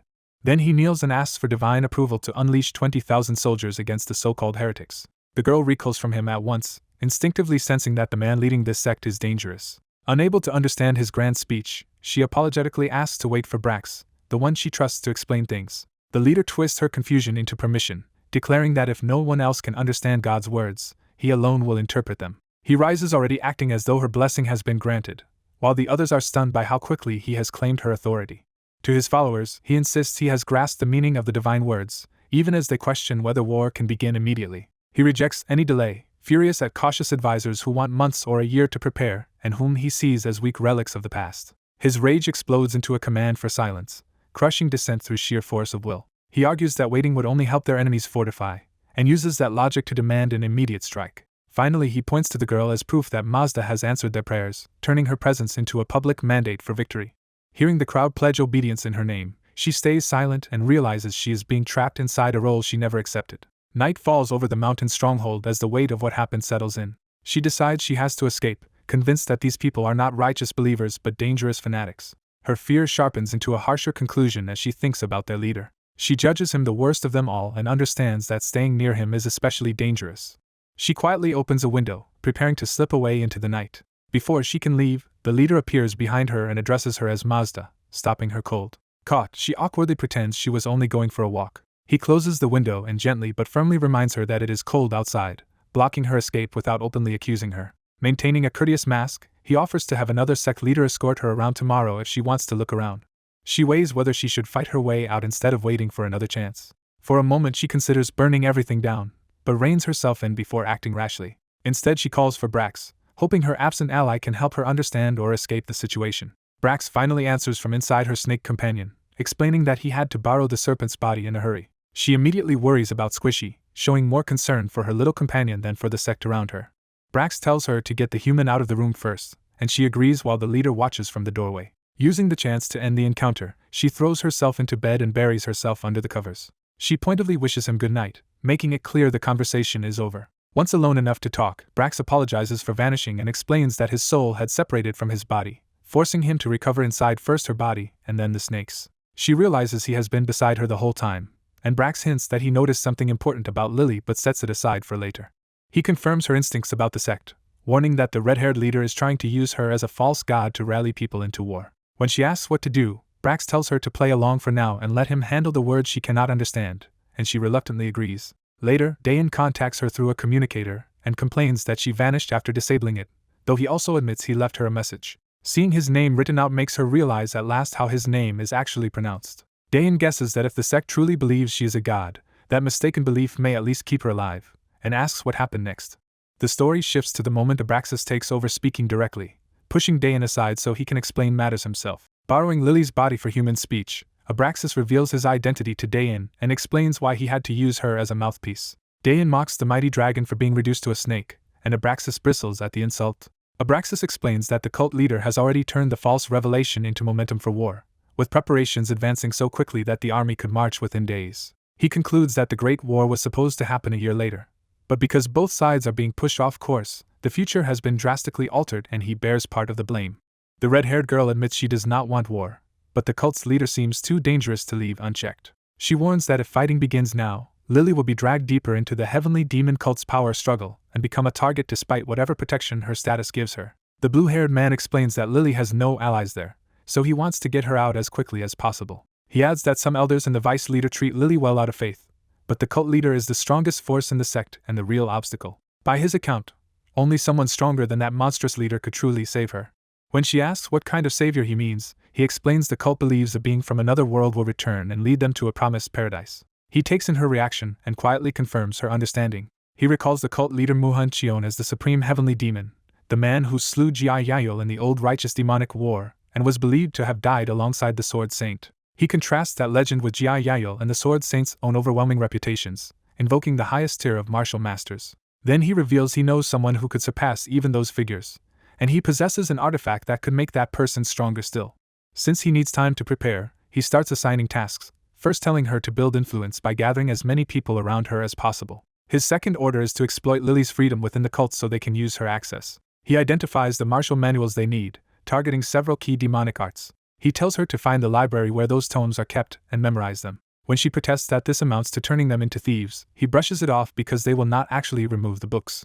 For his final task, he brings up a map he found at the first heavenly demon statue in North Korea, changing his plans because of it. He has her scan the map so he can study it later, stressing that it is not urgent but still part of the work he is piling onto her. He promises he will finish his own business quickly and asks her to wait, only to be interrupted when she calls him out. She forces him to promise he will contact her every single day without fail. Though exasperated, he gives in and accepts her demand.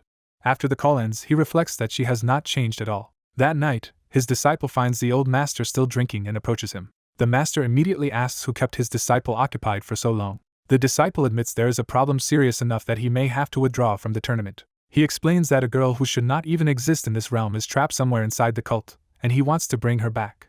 When the master incredulously guesses the cult leader's private quarters, the disciple confirms that is exactly where she is. The master struggles to believe it, but the disciple insists Lily is being held within the cult leader's residence. Even while acknowledging his disciple's strength, the master warns that infiltrating the cult is beyond ordinary force.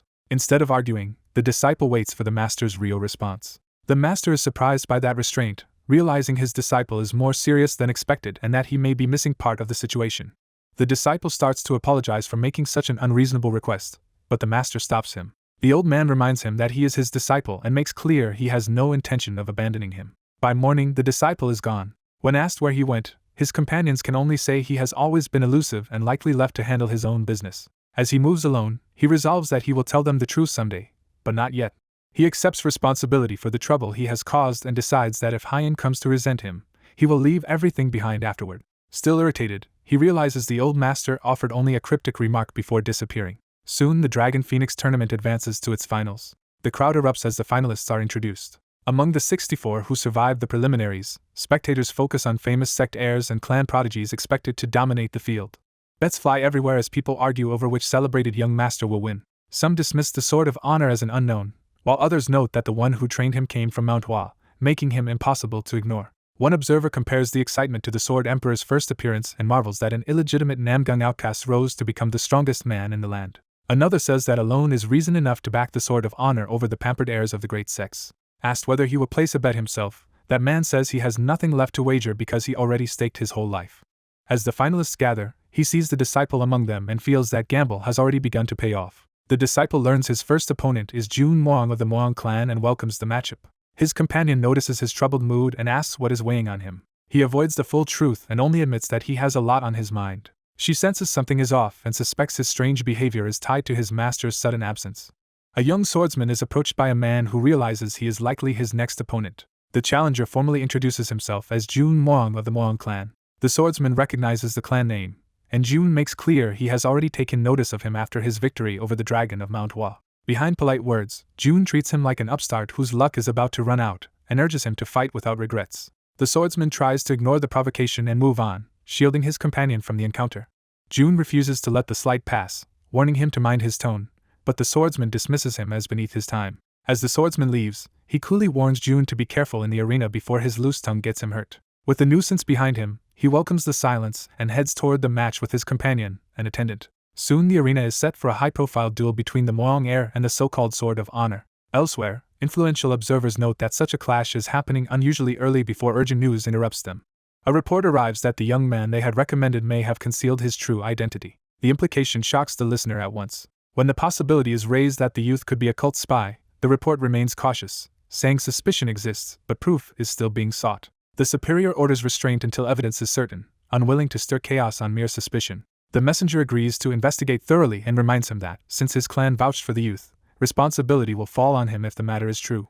Privately, the superior resolves to fabricate whatever proof is needed and finally eliminate the young man through the network he has already seeded. Back in the arena, both fighters draw their swords and prepare to test each other. Jun opens the match with a forceful battle cry and takes the initiative. He rushes in aggressively, trying to overwhelm his opponent before he can settle. Their blades meet in a violent clash, but neither gains immediate ground. That exchange triggers the swordsman's memory of a past duel in which he and another master had once been evenly matched. In that memory, the other man explains that he won only by resorting to the forbidden demonic blood reversal art. He recalls losing by the narrowest margin and tormenting himself that greater mastery might have changed everything. His bitterness deepened into humiliation, especially because he had not been born to the status and inheritance he believed would have secured his triumph. Though he defeated the Sword Emperor, the victory brought no joy as demonic deviation consumed him through the forbidden technique. Decades later, aged and ruined, he wandered in vain searching for the Sword Emperor, convinced the man had not truly vanished into legend. In the present, Jun keeps attacking in sweeping bursts, trying to break through with speed and pressure. But he realizes with growing panic that his opponent is casually evading everything and has not even bothered to counterattack. Another memory surfaces. The white-haired master once announced he was going to Xinjiang, partly to visit his grandson and partly to save his disciple's girl. Before parting, that dying master admitted the demonic blood reversal had been a terrible mistake and begged his disciple to avenge him. Now the swordsman stands caught between that inherited vengeance and the old man's regret, unsure what he is supposed to do with either. As Jun lunges again, the swordsman finally reaches a decision. He makes a tiny cut at Jun's neck, a warning stroke so precise it lands before Jun even understands he has been touched. Then he gathers blue sword energy, signaling that he is done humoring the match. He unleashes heaven-shattering divine blade, first stance, bringing down a devastating arc. The attack blooms into Demon's Bane, a radiant sword blast of overwhelming power. Watching from the stands, one of the elders instantly recognizes the technique and is shaken. Jun is thrown down in shock while the swordsman walks past him without concern. The arena itself is split open by a single swing, leaving the crowd stunned by the scale of the strike. Amid the silence, the swordsman reveals that he has deceived everyone and is not from the Beck sword clan at all. His companion is left reeling as he goes further and says the identity he used belongs to no real clan. He declares his true status at last. He is the Sword Emperor's successor. The revelation spreads through the crowd, which remembers the Sword Emperor's clan was supposedly annihilated 15 years earlier and begins to suspect a survivor has returned. One hidden watcher can barely contain his excitement as the name he has waited for finally resurfaces. He thinks of the 5 supreme clans and decides this is the moment to cast off years of hiding and reveal who he is before them all. An inner voice urges him to seize control of the moment, and he embraces the chance immediately. He leaps into the arena, silences the crowd, and releases his long-unused bone-binding art. He lands before the swordsman, announcing himself with deliberate force. He identifies himself as Chung Jin the Lion Blade and vows to expose the truth of the day that changed everything. His sudden appearance shocks the onlookers, who realize the supposedly dead Lion Blade has been alive all along. An elder reveals that 15 years earlier he was ordered by Jang in Namgang to flee with the clan leader's infant child. He explains that although he would have preferred to die fighting, protecting that child forced him to abandon the battlefield and run. As enemies pursued them without pause, he endured the baby's cries and survived by begging village women for milk and scavenging scraps. Their desperate escape only drove them farther into the remote outskirts while the enemy kept closing in. The woman in red identifies herself as Hyen Namgang, daughter of Sangin Namgang, the former Sword Emperor clan leader. She says she was hunted from birth and spent her whole life hiding her name and living under a false identity. Even after finally meeting Daein, she still does not know exactly who is after her, except that it is likely not the demonic cult itself. When the crowd presses her to name the real force behind the attack, she refuses to speak recklessly without certainty. Daein steps in to stop the dangerous speculation, reminding everyone they agreed to wait for proof before accusing anyone. Privately, the two share a brief, practiced composure, showing that Hyen's calm under pressure comes from a lifetime of concealment. Even so, the crowd begins connecting the story to the righteous sects and the old desire some held to see the Sword Emperor's clan destroyed. Someone realizes that rumor alone can flush out hidden enemies, turning the uncertainty into pressure on whoever is responsible. An official suspends the tournament and summons Lion Blade and Lady Hyen away, saying the arena can no longer proceed as normal. In private, senior figures begin weighing the explosive claim that a successor to the Sword Emperor has appeared. One of them notes that Lion Blade's sword style strongly resembles Sangin Namgung's and that many witnesses have already confirmed his identity. He admits that despite this, formally recognizing the pair as the Sword Emperor's disciple and heir is difficult, startling Hyen. Outside, others demand the culprit be exposed at once, while one observer realizes the hidden enemy has already seized the initiative. Hyen prepares to name the one she believes is responsible. A hostile clan leader openly dares her to accuse him, boasting that he can use his influence and resources to overturn the situation. Daein cuts her off and tells the assembly that names will wait until undeniable proof is secured.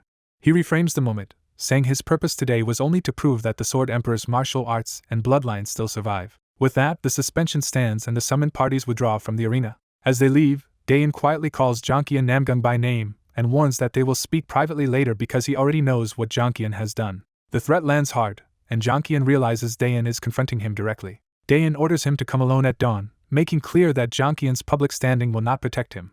He adds that he can stay silent if he chooses, but hints he found something hidden in Jongkian's study that could expose far more. Daein leaves him with a final promise to meet tomorrow, and Jongkian is left seething. Back in discussion, another elder reviews Daein's record and notes that only 2 bouts were enough to make his name known. That display raises the central question of whether Daein truly inherited the Sword Emperor's martial arts. Daein answers that he found those teachings by a stroke of fortune, and the elder acknowledges how extraordinary that would be. Still, the elder studies him closely instead of accepting the explanation at face value. He judges that Daein has already reached the realm of supremacy at a very young age, placing him just behind the 10 greats. Daein realizes he is being measured and notes to himself that he is deliberately suppressing most of his true strength to avoid suspicion. The elder then says he never met the Sword Emperor personally, but he did know Sangin Namgung well. That mention of her father weighs heavily on Hyen. The elder admits he had heard rumors that Sangin had a child, making Hyen's existence believable to him. Another man objects, insisting Sangin was believed to have died without leaving an heir and demanding to know why recognition should even be considered. The elder agrees that words and martial skill alone cannot prove bloodline or discipleship, and says Daein's claim still lacks certainty. Daein and Hyen restrain the outburst, having expected resistance from the start. Then the elder shifts, declaring that regardless of lineage, Daein has earned respect through his ability, and has the makings of a pillar of the martial world.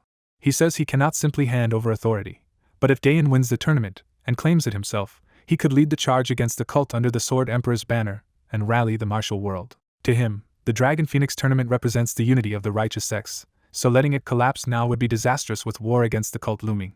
Their meeting is interrupted by a knock at the door. A subordinate reports that the tournament is in danger because 5 contestants have already withdrawn and more may follow. The withdrawals are blamed on fear after witnessing the Sword of Honor's overwhelming power. The report explains that the new bracket has made Daein an unknown threat, and that uncertainty is frightening the remaining fighters. Daein dryly remarks that the effect came even sooner than expected and accepts responsibility for causing the disruption. The elder resigns himself to changing the tournament bracket to keep things moving. Before the matter can settle, a sudden violent strike crashes into the room. Daein instantly counters with a burst of force, meeting the attack head-on. A fighter is violently thrown aside as the tournament reaches its final stage. Chong realizes the semifinals were effortless for him and that the true challenge has only just arrived. After crushing every earlier opponent, he advances to the final, where the Sword of Honor, Daein, will face the Wudang prodigy, Chong. Daein greets his last opponent with eager confidence, pleased that they have finally met in earnest.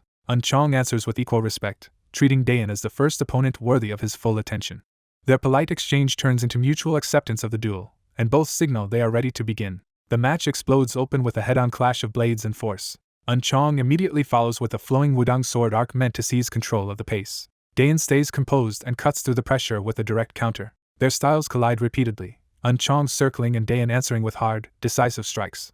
Chong expands his soft, winding sword flow to overwhelm the space around him. Daein breaks into that storm and meets him with another explosive impact. The force of their exchange leaves even seasoned onlookers momentarily stunned. A veteran reflects that ordinary martial arts were made to fight ordinary men, but these two belong to a different class entirely. Their sword energies crash again in a burst that shows neither side can dominate the other easily. The elders recognize that both finalists have already surpassed their generation and see their rise as a blessing for the realm. Observers compare the match as a contest between the Sword Emperor's overwhelming style and Wudang's supple, yielding swordsmanship. When asked who will win, a master refuses certainty and says the one who has already ascended should hold the advantage. He notes that Daein has manifested ki and stands at the threshold of a higher realm, so even limited use of that power could decide everything. Chong presses forward again, driving the duel into another high-speed exchange. He probes Daein directly, asking whether Daein intends to keep fighting without using manifested ki. Daein admits he will use it only when necessary because it is too costly to spend carelessly. That answer reassures Chong, because he had feared his first worthy rival might still be holding him in contempt. The narration frames Chong as Wudang's fourth sword, a famed prodigy whose reputation has spread across worlds. Daein judges that if he wins, he must make sure Chong does not take the result in the wrong way, while also recognizing how formidable he is. Chong admits the fight is exhilarating because he has finally met someone his own age who can truly push him. He realizes he has never fought with everything he had, having always restrained himself to avoid drawing attention. Daein understands that hearing such honesty from an opponent is dangerous, because it means the battle is about to escalate. Chong openly acknowledges Daein's greater strength and resolves to go beyond his own limits to win. Daein thanks him, taking that sincerity as a moment of personal clarity. Chong gathers all his power into his sword and asks Daein to receive his next move. The spectators realize with shock that Wudang's prodigy has also stepped into the ascended realm. Daein welcomes the revelation with excitement, seeing yet another genius standing before him. Chong unveils a named technique, Blade of Insight, and commits everything to it. Daein answers by drawing up his own blue power and inviting the attack head-on. As both leap into motion, the crowd marvels that two such young fighters have already become supreme masters. They launch toward each other at blinding speed for a final decisive collision. At the instant they meet, either yields an inch. Their powers erupt together in a massive burst that engulfs the arena. When the shockwave clears, the ground is shattered and the outcome hangs for a breath in silence. The witnesses can only swallow their fear as they wait to see who remains standing. Chong coughs blood, revealing that he took the worst of the exchange. Daein stands over him, battered but upright, while Chong drops to one knee in defeat. Chong accepts the loss calmly and hopes they will cross swords again someday. Daein refuses that possibility with a grin, making clear he does not intend to leave room for a rematch. The arena erupts as the Sword of Honor is declared the winner, though the crowd also praises how extraordinary the Wudang prodigy proved to be. Even those thinking ahead to greater threats take this duel as proof of hope, and a senior figure steps in with quiet approval. An official in white approaches Daein and declares that his performance has brought the tournament to a fitting close. He presents Daein with the promised reward, and Daein accepts it with formal thanks. As he grips the weapon, Daein claims the Azure God's word at last, seeing it as the prize that seals the renown he has earned. Realizing there is only one move left, Daein turns his attention to a new target. He spots the young master in yellow and sizes him up from a distance. Judging that the man is badly injured internally and weakened enough to be vulnerable, Daein decides this is the perfect chance to act. The young master, Namgung, questions why Daein coughed so much blood if his injuries were supposedly minor. Daein brushes the concern aside as if the answer is obvious. Keeping his distance, he lets Namgung keep wondering while he controls the pace of the exchange. He reveals that the blood was partly an act, a deliberate performance. Later, after the tournament ends, the martial world's major powers gather for a grand banquet. Daein arrives late, apologizing that he had to treat his wounds before attending. Even so, his victory makes him the center of attention. The guests quietly marvel that someone so young has already reached the level of a supreme master and may dominate the future. A senior figure approaches Daein and checks on his condition. Daein respectfully credits the man's elixir for his recovery, and the elder downplays the favor as service to the martial realm. The elder still worries that Daein's condition is worse than it looks, but Daein insists he can endure. Satisfied for the moment, the elder asks him to stay through the banquet and promises another elixir afterward. Daein agrees, privately amused that he is about to gain another valuable medicine without even using the first one. Once the elder leaves, Daein is free to mingle with the crowd. Admirers immediately swarm him, eager to drink with the tournament's new star and bask in his fame. Before that can continue, Hyan rushes over and calls out to him. She admits she is overwhelmed by the banquet's politics and all the names she is expected to remember. The narration recalls that although Hyan lost in the quarterfinals, she still proved herself the strongest female warrior and drew notice as the heir of the fallen Sword Emperor's clan. Even without formal recognition, her lineage and strength have become impossible for the martial alliance to ignore. Dayan reminds her that if she truly intends to stay and rebuild her clan, she will have to get used to this kind of attention. It is decided that Hyan and Old Man Jean will remain in the Murim world rather than leave it behind. With the timing finally right, rebuilding the clan as the White House Guild's Murim branch now seems both possible and worthwhile. Hyan thanks Dayan for everything he has done, and he answers by telling her to make the clan prosper since that will benefit his business as well. His practical answer makes her wonder if profit is really all he wants from this. She remembers that Dayan saved her when she was slowly dying. He also gave her the chance to become stronger instead of fading away. Because of him, she was able to reclaim her name, identity, and clan. Moved by that debt, Hyan vows to do everything she can to ensure the clan thrives. Dayan casually accepts her resolve and adds that she should also work on building political connections, to her annoyance. A new voice praises Dayan's duel, interrupting the lighter moment. Dayan turns and politely greets Master Namgung. Namgung drops the courtesy and demands to know where Dayan hid the item he stole. Dayan notes that Namgung has finally realized something is missing and mocks him for being too filthy and distracted to notice sooner. When Namgung dismisses a few stolen documents as harmless, Dayan reveals that he intends to use them as leverage and begins making an offer. Namgung plays along smoothly, accepting a drink so the negotiation can proceed under a mask of civility. Dayan demands full support for rebuilding the Sword Emperor's clan, along with a 10-year non-aggression pact from the 5 supreme clans. He tells Namgung to deliver the documents to his once those terms are arranged. Namgung accepts the basic framework, but Dayan adds one more condition: everything stolen must also be returned. Namgung inwardly sneers at the modest demands, deciding Dayan must be too injured to ask for more and assuming he can be dealt with later. Before either side can press further, the banquet is called to attention. The elder hosting the gathering declares that the tournament champion deserves a new title and asks the assembly to approve it. The crowd enthusiastically agrees, while Dayan quietly dreads being saddled with another strange name. The title is announced as Heavenly Sovereign, combining his feat of defeating the heavenly demon with his inheritance of the Sword Sovereign's legacy. The people around him immediately celebrate the title as fitting and prestigious. Hyan repeats the name, struck by the weight of what Dayan has just become. Dayan offers a dry thanks and denies looking pleased, though those beside him can tell otherwise. As night settles in, the new title lingers in the air, Heavenly Sovereign. A furious lord seethes over an insult to his authority, while a wounded subordinate kneels before him. The injured man explains that the Heavenly Sovereign withdrew to recover, and the lord presses for what happened after that. The lord sharply reminds him never to use that exalted title again, forcing an apology and reasserting the hierarchy. Once his pride is satisfied, he asks whether the other clans have answered his call, and learns their forces are waiting. With allied warriors gathered, he concludes that even the Sword Saint will fall once they move together. He orders the unsurrounded and vows to finish the target tonight, correcting a failure left unresolved for 15 years. His men rush the inn under strict orders to succeed no matter the cost. Inside, the man they came to kill calmly notes that only one real presence is approaching. Realizing his enemy sent everyone else away, the Lord enters and is met with a casual taunt that treats the confrontation like a routine visit. The seated man keeps baiting him with nonsense, making the Lord wonder if he is drunk or simply mocking him. Instead of showing fear, the host welcomes him, offers him a seat, and casually brings up a debt that has been hanging between them. He turns the conversation to business and asks whether the signed documents were brought. The Lord produces the papers, and the host immediately demands the stolen item as well. A bundle is set on the table for inspection. When the bundle is opened, the host finds the promised records and acknowledges that the deal was honored. The Lord boasts that unlike a child, he knows how to wait for the right moment. He frames adulthood as enduring humiliation and anger until revenge can be taken. His smug patience curdles into anticipation as he prepares to spring the trap he has been saving. The host dismisses him as a fool, making clear he saw through the act. He casually invokes the name as your God's word, signaling that the balance of power is about to shift. As hidden assassins close in, he reveals that title commemorates the destruction of the Sword Emperor's clan. The Lord surrounds him with killers, promises death tonight, and intends to extract every secret of the Sword Emperor's arts before crippling him forever. He revels in the thought of personally ruining his enemy's future and killing him with his own hands. The seated man answers the threats with bored contempt, as if none of it impresses him. Even while speaking lightly, he readies himself, unfazed by the danger closing in. He warns that the Lord's pride is about to be stripped away as easily as the object he lifts to his lips. He tosses out a glowing artifact, activating the trap he prepared in advance. A spell erupts through the inn, and the Lord realizes too late that the room itself has been turned against him. The Lord identifies it as a key-disrupting toxin and urgently tells his men to take the antidote before their power collapses. Before they can recover, The host strikes the nearby assassins down and keeps them pinned. He reveals he built this magical setup specifically for tonight's visitors. The entire inn is enclosed by a mana-sealing barrier and seeded with artifacts that answer his commands. With a single order, he slows their bodies, leaving them unable to move properly. A second command throws their senses into chaos, making them mistake the shaking, the surroundings, and the threat itself. The Lord tries to rally his side, but panic spreads as the illusion overwhelms their judgment.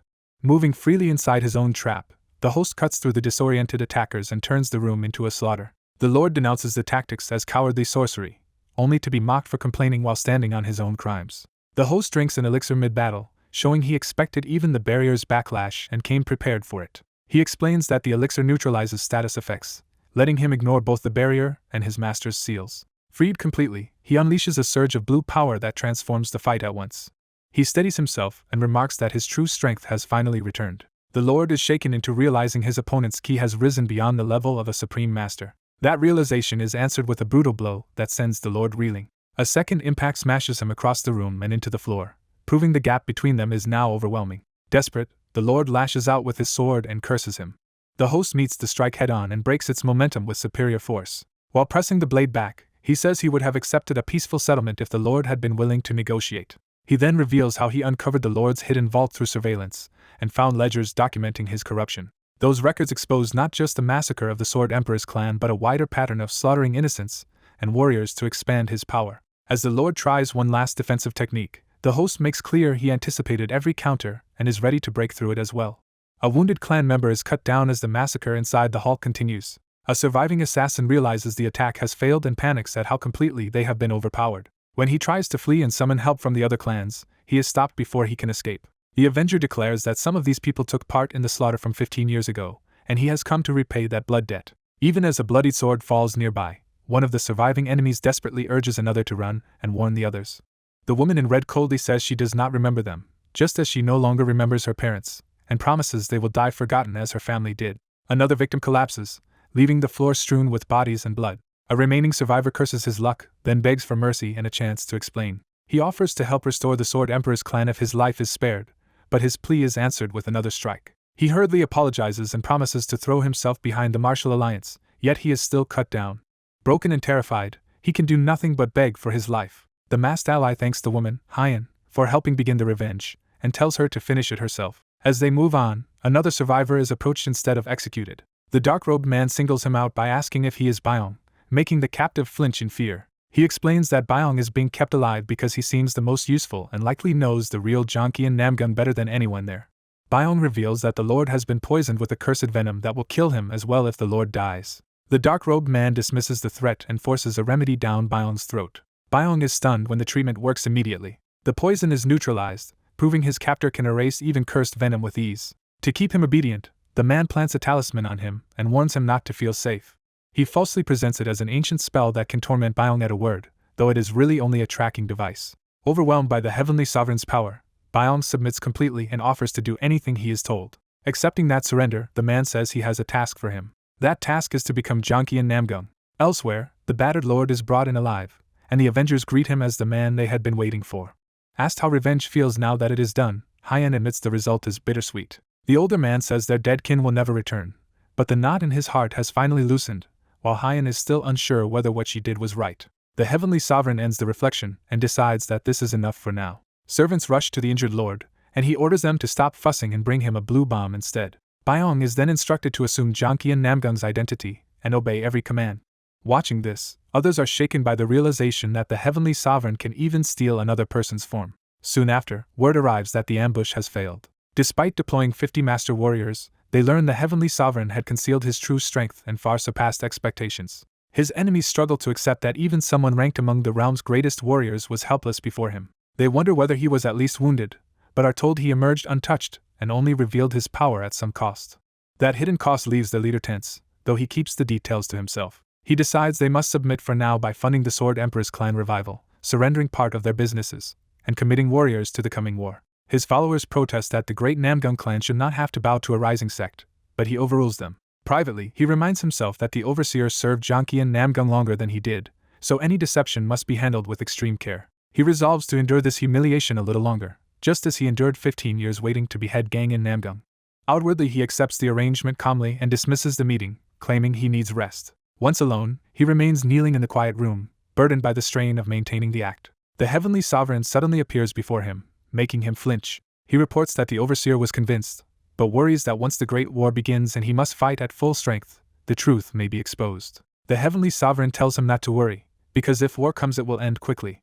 When Byung asks how, he is sharply told that the answer is beyond his place to know. That cold response leaves Byung trembling. He immediately throws himself into a deep apology, and offers his life as punishment for speaking out of turn. The heavenly sovereign notes that Janki and Namgam must have treated him harshly, and Byung silently realizes one wrong word could cost him everything. Instead of killing him, the heavenly sovereign gives him a cover story about suffering mild chi deviation during training and begins assigning him his new role. News breaks that cultists have launched an attack, throwing the compound into alarm. As blood stains the courtyard, survivors urgently demand to know where the heavenly sovereign is. Master Ji arrives and is greeted by a sect member who confirms there was an attack at dawn. The survivor reassures him that they were awake in time and managed to drive the attackers back. He explains that his group had reserved the entire inn and were drinking in peace when the ambush suddenly began. Caught up in the fight, they failed to grasp the enemy's purpose until the attackers started killing themselves once the battle turned. Master Ji reflects that the ordeal exposed the survivors' inexperience, but also served as a useful lesson because the demonic cult would not strike the tournament champion without a reason. He credits the man's own strength rather than luck for surviving and notes that, with no deaths, heaven has shown them unusual favor. Their exchange is interrupted when others arrive, shocked by the aftermath and demanding an explanation. Master Ji immediately asks the leaders of the 5 supreme clans to investigate and support the response. Nearby, one clan lord privately confronts an ally over the disaster, but the other man tells him to stay calm and leave it to him. He reveals that the heavenly sovereign already believes the Namgung clan was involved in the attack on the Sword Emperor's clan and says the rest need not know more yet. Promising a full account later, he urges them to contain the matter before it spreads further. Left alone, the clan lord mocks his temporary reprieve and realizes his own master may not spare him so easily. That night, another man meditates on the lord's command and convinces himself that his master sees farther than anyone else. He elevates the heavenly sovereign in his mind as a destined ruler who will bring both factions to heel and dominate the realm. He embraces the vision of joining Namgung's rise and helping build a new order on the ruins of the 5 supreme clans. Years later, the coming upheaval would be remembered, though no one could trace where it truly began. The next spark arrives as a messenger rushes in with urgent news from Xinjiang, prompting immediate fear that the cult has moved again. After reading the report, the leader orders every sect head and senior member to assemble at once. The heavenly sovereign recognizes that the enemy is acting exactly as Lily predicted and that their offensive has begun. At the emergency council, he warns that the demonic cult is advancing faster than expected and may mobilize fully within 10 days, leaving no time to delay. The room erupts in protest as the sect leaders argue that they cannot prepare for war on such short notice. He cuts through the panic by explaining that the cult is being forced to accelerate because its original plan was to strike the following year. When the bickering continues, the alliance leader restores order and insists they cannot afford to lose their composure. The discussion turns practical. If the cult pushes into Qinghai, the local sects cannot stop it alone, and reinforcements sent too late will never arrive in time. Some reject any retreat as surrender, but the heavenly sovereign argues that holding blindly to the current line is not the answer. He offers a different strategy. His proposal is to send a small elite force ahead of the main army to strike from the shadows and throw the cult into disarray while the larger forces gather. The alliance leader realizes this resembles the special unit Master Gi had already intended to create. The unit is identified as the Demon-Slaying Corps. Supporters argue that the heavenly sovereign himself should go, since his reputation and strength would greatly raise morale. Others acknowledge his martial ability but question whether someone with no experience commanding an army should lead such a mission. Master Gi answers by proposing a compromise. The corps can be guided by an experienced deputy, while the heavenly sovereign serves as its visible commander. Another elder objects that the mission is too dangerous for the young and insists only volunteers should be chosen. The alliance leader seizes on the idea, declares he already has a plan, and demands everyone's support. One by one, the others concede that there is no better option and agree to back the proposal. Even the hesitant elder relents, though he remains uneasy about risking someone with such great potential so early. Master Gi formally asks the heavenly sovereign to accept the responsibility, and he agrees without hesitation. He accepts the mission on the condition that several requests be granted first. By the next day, 100 warriors of the hastily assembled demon-slaying corps ride out. On the road, the heavenly sovereign pushes the group to keep moving so they can cross the ridge before sunset. Though his men obey, he privately worries that a force assembled this quickly may be beyond his ability to lead well. A companion reassures him that discipline will come with time and pointedly reminds him that he is the leader. He downplays the title, suggesting the alliance leader entrusted him with command more as a burden than an honor. His companion admits he first felt guilty for taking the position, but now suspects the role was handed off precisely to avoid that burden. Before the conversation can continue, the Heavenly Sovereign suddenly races ahead to scout a campsite and leaves the others behind. His speed on horseback astonishes them, confirming that even his mount is exceptional. By day's end, he has already chosen a campsite and begins assigning squads to set up camp and handle supplies. As the camp settles in, ordinary friction appears immediately when one member is scolded for taking cookware that belongs to another sect and ordered back to work. While others rest in the forest, Dayan dismisses the surrounding disciples as insignificant and slips away to continue his own search. A trembling companion notes that Dayan has been training nonstop for 8 hours, but Dayan credits his stamina to potions and keeps going. Seeing everyone exhausted, he decides this is the best chance to investigate the third stance in secret. He studies the sword and grows frustrated that the clue he needs is still nowhere to be found. After trying heat, water, blood, and every method he can think of, he confirms the blade is hiding no obvious secret. Dayan concludes that the third stance has become a dead end and suspects the Sword Emperor may have written the tome in a way that assumes prior knowledge. Since the first 2 stances came easily, he wonders whether the problem is that he still lacks a deeper grasp of the Sword Emperor's techniques. Before he can think further, a sudden rush through the trees warns him that something is charging straight at him. He instantly shifts from study to combat, recognizing the incoming threat as a real attack. A powerful beast crashes into him with a blade, forcing Dayan to block on reflex. The clash reveals his attacker is not human, and Dayan is caught off guard by the creature's ferocity. When the attacker cries out like an animal, Dayan realizes in disbelief that he is fighting a monkey. As he leaps back to reassess, Dayan starts piecing together the truth, because an ordinary monkey should not know the Sword Emperor's style. The monkey presses the assault from above, proving it is no random beast but a trained swordsman in its own right. A distant voice freezes the fight by scolding the monkey, revealing that someone nearby knows it personally. Dayan recognizes the newcomer as his master and urgently warns him to stay back, fearing this strange situation may be tied to the cultists. His master is stunned to find Dayan here, while Dayan is equally shaken by the unexpected reunion. The newcomer is identified as the Sword Saint and Dayan's mentor, confirming that the monkey belongs to someone extraordinary. When asked directly, Dayan admits that he is indeed the Sword Emperor's successor. Inside the Sword Saint's temporary residence, gathers everyone and promises to explain how all of this connects. He recounts that during the Great Righteous Demonic War, the Sword Saint fought beside the Sword Emperor against the demonic cult, while each forged a legendary reputation. Remembering that era, realizes the same kind of crisis may be beginning again. He also complains that Dayan never sought him out earlier, and Dayan answers that he had no sword master and no way to find him. Dayan urges to rejoin the coming war, arguing that his presence alone could inspire armies and save countless lives. Refuses outright, declaring that neither he nor the others intends to take part in another war. He ends the matter coldly, saying he no longer wishes to spill blood and wants the subject dropped. Dayan accepts that answer for the moment, but inwardly recognizes it cannot last. He recalls that when the Martial Alliance once faced the heavenly demon itself, too many lives were lost, and he knows the same scale of disaster is approaching again. Returning to the present, confirms that Dayan learned Yuhail's art from a martial tome secretly left behind by the Heavenly Sovereign. Dayan formally introduces himself, choosing respect and diplomacy as he speaks to the legendary senior. Suddenly decides to test him, amused and curious about how much of that inheritance Dayan truly understands. A surge of sword energy fills the room as reveals enough power to make clear that this will be no casual lesson. Dayan immediately notices that is suppressing his true strength, and realizes the old master is measuring him carefully. Impressed that Dayan can even endure the pressure, asks who taught him, probing for the source of his skill. Dayan lies that he is mostly self-taught, knowing he cannot reveal that the heavenly demon was the one who crossed blades with him.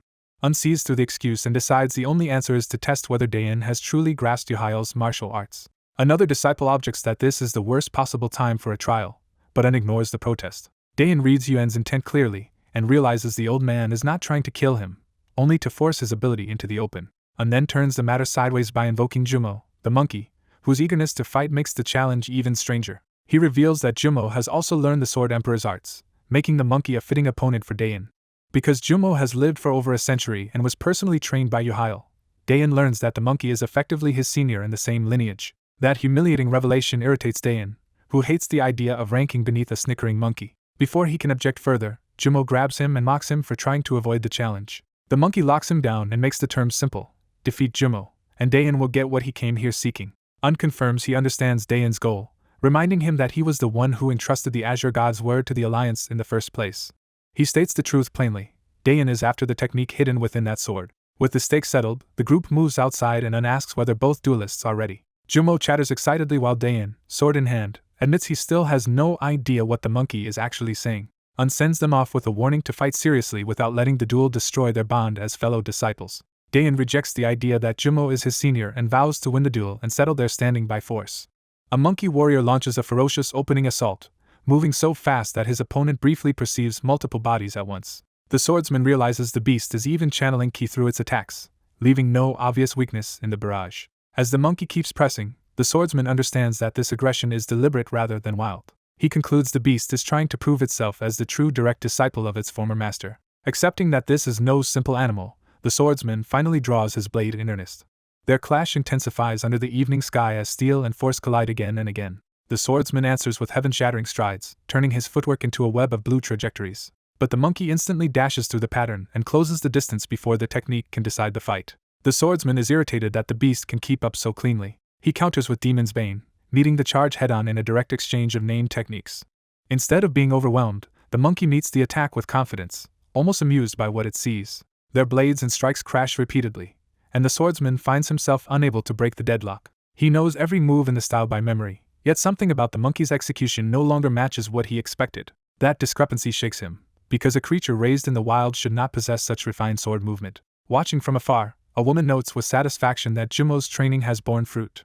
The realization infuriates the swordsman, who recognizes that the old master's influence is still shaping this battle. His lapse nearly costs him as the monkey exploits the opening and forces him back. The onlookers urge him to focus on Jumo, while the duel continues in a storm of impacts. Then the swordsman catches a subtle shift in the monkey's movement and begins to question his own assumptions. Seeing the beast's advancing rhythm, he wonders if he has misunderstood the style from the very beginning. A moment of clarity settles over him as the answer starts to form. From the sidelines, the observers sense that the fight has entered a decisive new phase. One disciple asks if the change they are witnessing means what it seems to mean. The woman confirms that Yuhail is awakening through this battle with Jumo. Blue and gold energies race across the field as both fighters push their techniques to the limit. When Demon's Bane meets the monkey's swing again, the swordsman no longer repeats the form exactly as he learned it. The monkey is startled at once, sensing that the technique itself has changed. The swordsman understands his master's lesson at last. He had only been copying stances instead of grasping their purpose. He recalls the teaching that his body is not the sword emperor's, so the footwork must be reshaped to fit his own frame. He realizes the inherited manual preserved techniques built for another man, not a final answer for himself. With that insight, he abandons imitation and begins forging a version of heaven-shattering strides that is truly his. The new form lands cleanly, striking the monkey before it can fully read the altered rhythm. He follows with a flowing sequence that keeps the beast trapped inside his newly adapted sword path. The monkey can only register that the swordsman has suddenly become much stronger. A final blow sends the beast reeling and breaks its momentum completely. Watching the finish, the woman recognizes that the boy has crossed an important threshold. She reflects that inheriting Yuhail's sword may have been only one part of a much larger design to leave behind a worthy successor. Her thoughts turn wistful as she addresses Yuhail in memory, wishing he were still here to share this moment. After the duel, she asks Yuhail's disciple whether he truly learned from his brother, and he quietly confirms that he did. He explains that Murim gave him the foundation, but this journey let him refine those teachings into something that finally belongs to him. Satisfied, she tells him to follow, honoring an old promise and revealing that she has one last stance to show him. She leads him to her secluded home deep in the forest. There she points out Yuhail's grave, stunning him with a truth he never expected. He protests that the Sword Emperor's body was supposedly never recovered, only for her to imply that story was false. She admits outright that she lied, and reveals that Yuhail was found dead beside the Azure God's word, still gripping it. When he asks why she hid that, she says public knowledge would have thrown the martial world into chaos. She explains that they would have turned his grave into a shrine and worshipped him as a savior instead of respecting his own wishes. The disciple senses that protecting Yuhail's dignity was not her only motive. She admits there was another reason. If people had seen his mutilated body, his legend would have been replaced by rumors that the heavenly demon had defeated him. In the end, both of them bow before Yuhail's grave, honoring the man whose legacy still guides them.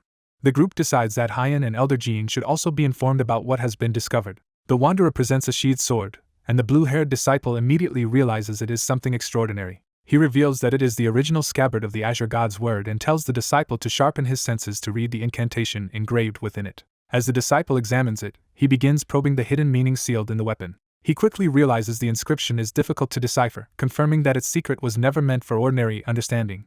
Accepting that he cannot solve it at once, he resolves to piece it together over time and asks the wanderer something important. He confirms that Yuhail's martial art was called the heaven-shattering divine art. That answer convinces the wanderer that Yuhail truly failed to return from his final struggle. The name heaven-shattering suggests a technique meant to break the heavens themselves, yet the wanderer notes that Yuhail never fully achieved that ideal. He explains that although he memorized the incantation, it is useless without understanding the flow of the heaven-shattering art, so he kept it hidden to avoid misleading others and now entrusts it to the right person. Satisfied, he acknowledges that the scabbard has finally reached its rightful owner. Though he refuses to travel with them, he decides to leave behind one practical lesson. He unleashes a partial reconstruction of the art from what he deciphered, warning that it is incomplete but should still help. The sudden surge of power catches the disciple and his master off guard. The wanderer tells them to watch closely as he demonstrates the Sword Emperor's final stance, the heaven-shattering dance. He launches into motion, beginning the technique with overwhelming speed and force. Blue sword energy spirals around him as the dance unfolds in a chain of fluid, devastating movements. The disciple is stunned as he perceives something profound within the technique. The demonstration narrows into a decisive slash that condenses the entire lesson into a single moment. Its power crashes down like a pillar from above, completing the heaven-shattering dance with terrifying weight. When the display ends, the wanderer asks whether the disciple grasped anything from it. Instead of answering, the disciple slips into a state of deep inner focus as insight begins to gather around him. His own disciple recognizes that he may have entered a breakthrough-like state, and asks his master to confirm it. The master agrees that he is in inner focus and orders the others to guard him while he remains immersed in comprehension. Watching this, the wanderer quietly marvels at how extraordinary both teacher and student are.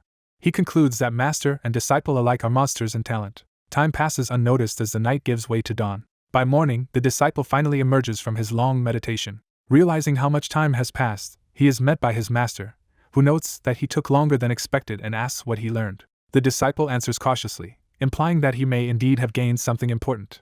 His master warns him not to grow complacent just because he has taken one step forward, and the disciple accepts the rebuke despite his fatigue. He then thanks the wanderer, saying that through the borrowed blade he was able to uncover the Sword Emperor's final technique. The wanderer refuses any debt, saying this was simply fate passing from Yahil to him, and now onward to the disciple. That thought stirs the wanderer into reflecting on how closely his own life resembled Yahil's. He admits that he too was an illegitimate son of the Moang clan, and believes that shared origin is why he felt drawn to Yahil so easily. He recalls how Yahil overthrew the Namgung clan's leader, avenged the humiliation of his childhood and his mother, and then rose before all under heaven as one of the 5 strongest warriors. To him, Yahil was an ideal he could admire but never truly become. After the Great War, he says, he wandered the world, hunting fiends, teaching disciples, and trying to make peace with his life. Even so, he wishes Yahil could have spent his final years in that same peace, though he takes comfort in seeing his legacy carried on by successors. The disciple realizes Yahil likely never knew the Moang clan helped bring down the Sword Emperor's clan, and his master says that is only natural since the Sword Saint had already severed ties with the realm long before. He promises to report this to Byong. Their conversation is interrupted when one of their companions reminds them they have lingered longer than planned, pulling the wanderer out of his memories. With their men and horses ready, the group prepares to part ways and exchanges safe farewells. Before they can leave cleanly, the monkey-like fiend comes scrambling after them, refusing to be abandoned by his senior. The wanderer jokes that the creature seems intent on following the disciple, and suggests the fiend now sees him as a superior after being defeated by him. The disciple rejects that idea with irritation while the fiend noisily demands proper respect. Amused, the wanderer tells him not to dismiss such bonds so lightly and to value the ties he has now. As he walks away, he warns that once such people are gone, no amount of yearning can bring them back, because comrades and enemies alike belong only to their own time. Watching him leave, the disciple realizes the man always grows sentimental when speaking of the Sword Emperor, and thinks he must wish for someone who could truly share those memories. The disciple then calls after him with a hypothetical question, asking how he would feel if one of the heavenly demon's first-generation warriors were somehow still alive today. The wanderer answers with a faint smile that even if such a figure survived, the old fury would have long since faded, and he would rather simply share a drink while cursing Yahil together. After agreeing to pass a message along, a rider heads off through the forest. The departure is interrupted when a lone figure on the path senses something unusual. Watching the movement, someone recognizes a disciplined style hidden in the rider's technique. The observer realizes the footwork carries a familiar signature and begins connecting it to the past. A name surfaces in his mind: the legendary Muguk Cheon may somehow be involved. That suspicion gives way to a demonstration of flame art as a fireball is launched. The attack lands with explosive force, showing the caster's power outright. Lily proudly celebrates the feat, delighted to have reached the 6th level of the celestial flame art. Her rise is framed as extraordinary even within the demonic cult, progressing from red flame to yellow flame at unprecedented speed. The final stage, white flame, is described as the threshold of true mastery, a realm fit for a master warrior. Because of that talent, the cult's followers revere Lily with near religious awe. Even senior members admit that although celestial flame art is notoriously difficult, she has already advanced farther than anyone expected. Elsewhere, the cult's young lord privately questions whether reviving an old war is truly necessary. The Grand Elder immediately warns him never to voice such doubts openly. In confidence, the young lord admits he sees the war as pointless. He argues that even victory would only bring endless retaliation, bloodshed, and losses for their own side. To him, history guarantees they would eventually be driven back into the same corner again. The Grand Elder hears the hesitation but does not yield. Instead, he invokes the cult's lineage, recalling 3 heavenly demons who shaped its history, beginning with Muguk Cheon, who once nearly conquered the realm. He continues through the line of successors, ending with the current leader, Muhan Cheon, who grew up under that legacy. Though each leader ruled differently, the Elder insists the young lord too must follow his own destined path. What matters to the Elder is that every one of them acted for the cult, and he believes his duty is to honor that same will. He reassures the young lord that this time the cult is prepared, strengthened by past defeats, and backed by Mazda. The young lord reluctantly gives in, though his frustration remains obvious. Afterward, the Grand Elder reflects that the young lord is deeply troubled. He excuses that resistance as youthful defiance against the father's convictions. Later, while taking tea alone at night, the Grand Elder senses an intruder and calmly demands to know who dared enter his chamber. He treats the trespass as a grave insult and prepares to kill the unseen visitor if necessary. Declaring himself Hugong's son, the Venom Blood Emperor and Grand Elder of the cult, he warns the intruder that escape is impossible. The visitor appears as an elderly white-haired man and greets him like an old acquaintance, noting how much stronger he has become. When the Grand Elder fails to recognize him, the stranger remarks that too much time has passed. The Grand Elder cuts off the nostalgia and demands the name of whoever sent him. The old man refuses to explain and instead decides to reveal himself through action. The moment the Grand Elder senses the stranger's aura, he realizes this is a heavenly demon, a being only a cult leader can kill with a unique demonic blade. That realization shatters his confidence and drops him instantly to the floor. He prostrates himself and begs forgiveness, accepting death if he has offended his lord. The white-haired man laughs, identifies himself as Miguk, and asks where the Elder has been all this time. The Grand Elder is overjoyed and immediately declares that Muguk's return guarantees victory in the war, but Muguk rejects that assumption. Instead, Muguk admits he has come to ask for a favor. The scene shifts to the cult leader's chamber, where the Grand Elder arrives for a private audience. Seeing the leader in a stable mood, the Grand Elder is relieved that his usual demonic instability is absent. He asks the leader to dismiss everyone else because an important guest has arrived. The leader is puzzled by such formal wording and begins to suspect the visitor may be tied to Mazda. Leaning close, the Grand Elder reveals the truth. The visitor is the leader's grandfather. The leader immediately understands this means the man who should have died from grievous wounds and key deviation has somehow returned. Though told the old man waits in his own quarters because he was too weak to come personally, the leader decides to hear him out there. In the waiting room, only a small bird-like companion breaks the silence. Muguk notices the approach and turns toward the entrance. The cult leader arrives with the Grand Elder behind him, finally standing before the ancestor whose shadow has defined his life. Muguk greets him as the long-delayed meeting between grandfather and grandson at last begins. A red-haired man coldly demands to know why the Elder has chosen to return only now. The white-haired Elder apologizes, but the younger man rejects any plea for forgiveness and assumes he has come back to reclaim leadership. When another Elder tries to intervene, the red-haired leader silences him and makes clear that only the returning man will answer. The Elder explains that he stayed away because he needed years to recover from his wounds and from the devastation of his battle with the Sword Emperor. He admits the recovery consumed decades, and by the time he finally returned to the cult, the old lord had died and he had lost his chance to come back properly. That explanation only enrages the red-haired man, who unleashes murderous power and condemns him as shameless. He accuses the Elder of abandoning the cult after failing in the Great War and forcing his father to sacrifice his own martial path just to keep the sect alive. Overcome by grief and fury, he recalls that his father gave everything to the cult until it killed him. The Elder accepts the hatred without protest and says he would not resist even if this ended with his death. Ignoring a warning to stay back, he keeps advancing into the killing intent.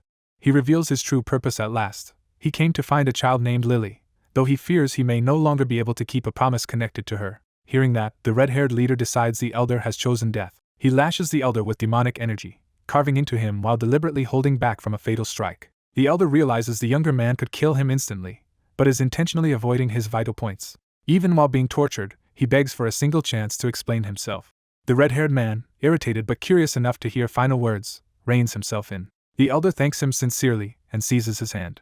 A sudden surge passes between them, jolting the red-haired leader. Sensing the heavenly demon art inside him, the Elder realizes something is terribly wrong and insists on examining him. The younger man resists, but the Elder forces him to stay still.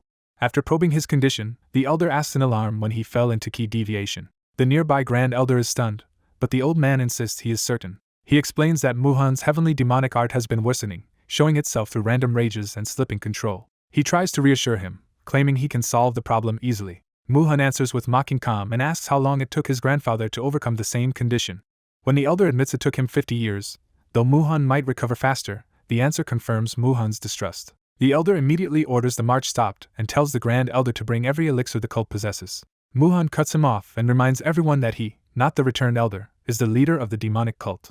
As others try to calm him, Muhan only laughs, taking the intervention as proof of betrayal. He declares that his grandfather has finally revealed his true intentions.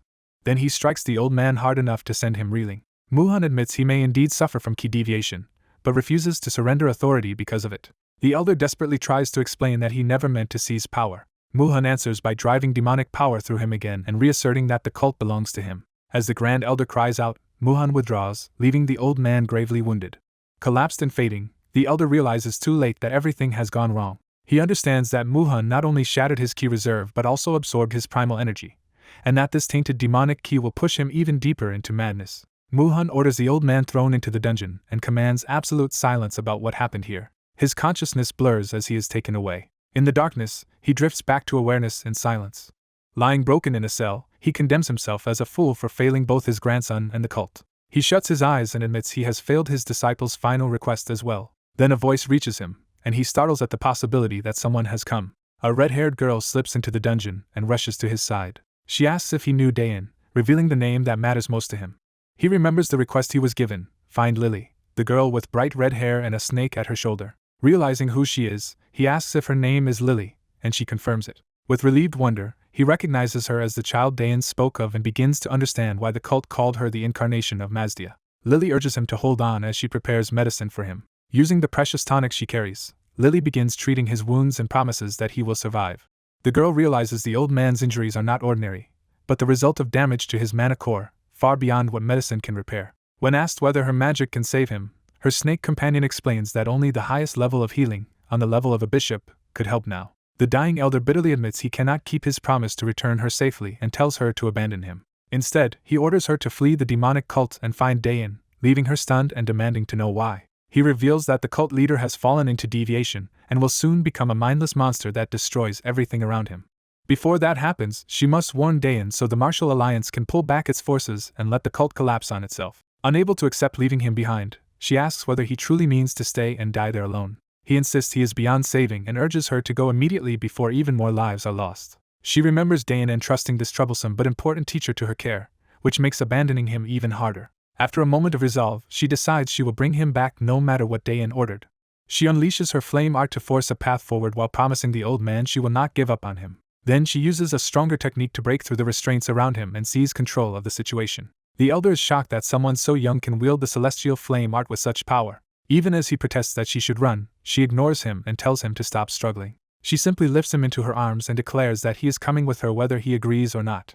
The old man is so flustered by being carried like that his resistance turns into stunned embarrassment. He sputters for her to put him down, but she silences him and keeps moving. Outside, the cult discovers the escape and begins searching the compound for the missing prisoner. While evading pursuit, she notes how close the call was, and the elder can barely process how completely she has taken charge. She races across the rooftops with him in tow, refusing to explain her destination until they are safe. At last she lands at a secluded building and tells him this is where he can hide. She reveals it is the Founder's Chamber, the place tied to the first heavenly demon's departure from the world. The elder doubts it can protect him for long, but she counters that Dayan told her of this secret refuge and that no one should find him there. As they enter, her snake slips ahead, and she awkwardly tries to defend the creature's dignity when the elder dismisses it. A hidden mechanism suddenly activates inside the chamber, catching the elder's attention. They discover the room conceals a secret passage beneath it. The hidden route traces back to a treasure map once concealed in the first heavenly demon statue, which Dayan had asked Lily and Brax to investigate. Following that lead, they enter the underground space, where the elder notes that old defenses had been dismantled and newer mechanisms installed instead. When the snake speaks, the elder is startled, and the girl brushes it off while indulging Brax's offended pride. She reminds Brax that the old man is injured, trying to keep the bickering from getting out of hand. The passage opens into a hidden trove filled with rare medicinal herbs and treasure, convincing them they have reached the first heavenly demon's legacy. Excited by the discovery, she urges the elder onward towards something deeper inside. She rushes into a grand inner hall and finds a seated figure waiting there in silence. Seeing the book resting with that figure, she realizes it may be the heavenly demon tome and begins to suspect whose chamber this truly is. The elder immediately drops to his knees before the figure, recognizing his lord. By the next day, the cult is thrown into chaos as its unstable leader erupts in fury over the old man's disappearance. Consumed by violent demonic energy, he berates his followers for failing to find a wounded elder with a broken key reserve. When one subordinate tries to calm him, he falls into a dangerous silence that only makes the threat worse. He grants one final chance and orders them to search even the restricted areas until the old man is found. His suspicion then turns toward the Grand Elder, and he openly asks whether the escape was help from within. The Grand Elder denies involvement, but admits the imprisoned Fox Elder had been under his watch and could have manipulated events. He also points out that only a few people knew where the former heavenly demon had been kept, implying how serious the leak is while insisting he would have killed the captive himself if not restrained. The narration makes clear why this accusation matters. For a century, the Grand Elder has stood at the center of the cult's power and could split it apart if he chose. The cult leader immediately imagines that possibility and realizes the Grand Elder could join forces with Muguk to drive him out. But the Grand Elder shifts the exchange, urging his lord to rest, and the leader reluctantly agrees despite looking drained. Before leaving, the leader warns the Grand Elder not to betray the trust he is still extending. The Grand Elder swears lifelong loyalty to the cult, though his clenched hand suggests the vow is not simple. Once alone, he walks away deep in thought. He concludes that the Lord's condition is deteriorating faster than expected. The truth is grim. The leader's breathing is failing, his demonic energy is spiraling out of control, and his bloodlust is close to exploding. The Grand Elder worries that leaving Muhan in his current condition would be irresponsible, and the situation weighs on him. A hidden voice calls to him, and he immediately demands that the intruder show themselves. He is stunned to find the levitating Ma Judah speaking his language and reaching out in secret. Ma Judah explains he cannot risk being seen, so he quickly hands over a device and tells the elder to use it to communicate. The elder examines the strange object with suspicion, while the unseen caller seems amused by his confusion. Through the screen, Muguk appears and reveals he has been trying to contact the elder. Recognizing Muguk, the elder lowers his guard and quietly asks where he is. Muguk says he is safe for now and asks about Muhan, noting that Muhan's body must be unstable after taking in demonic energy. The elder admits he does not know what to do, and Muguk tells him the only answer is to cure the leader's key deviation and end the war. When the elder doubts such a task can be done so easily, Muguk says he will connect him with someone who can help. That someone introduces himself as Daenim, the commander of the Martial Alliance's demon-slaying corps. The elder reacts with hostility to hearing that a Martial Alliance figure is involved, only to learn the man is Muguk's disciple. Shocked that Muguk's disciple serves the Alliance, the elder listens as Muguk promises to explain everything, beginning a secret three-way negotiation. By the end of the discussion, they part with an agreement to stay in contact. Dayan is relieved that the Grand Elder proved practical enough to accept cooperation.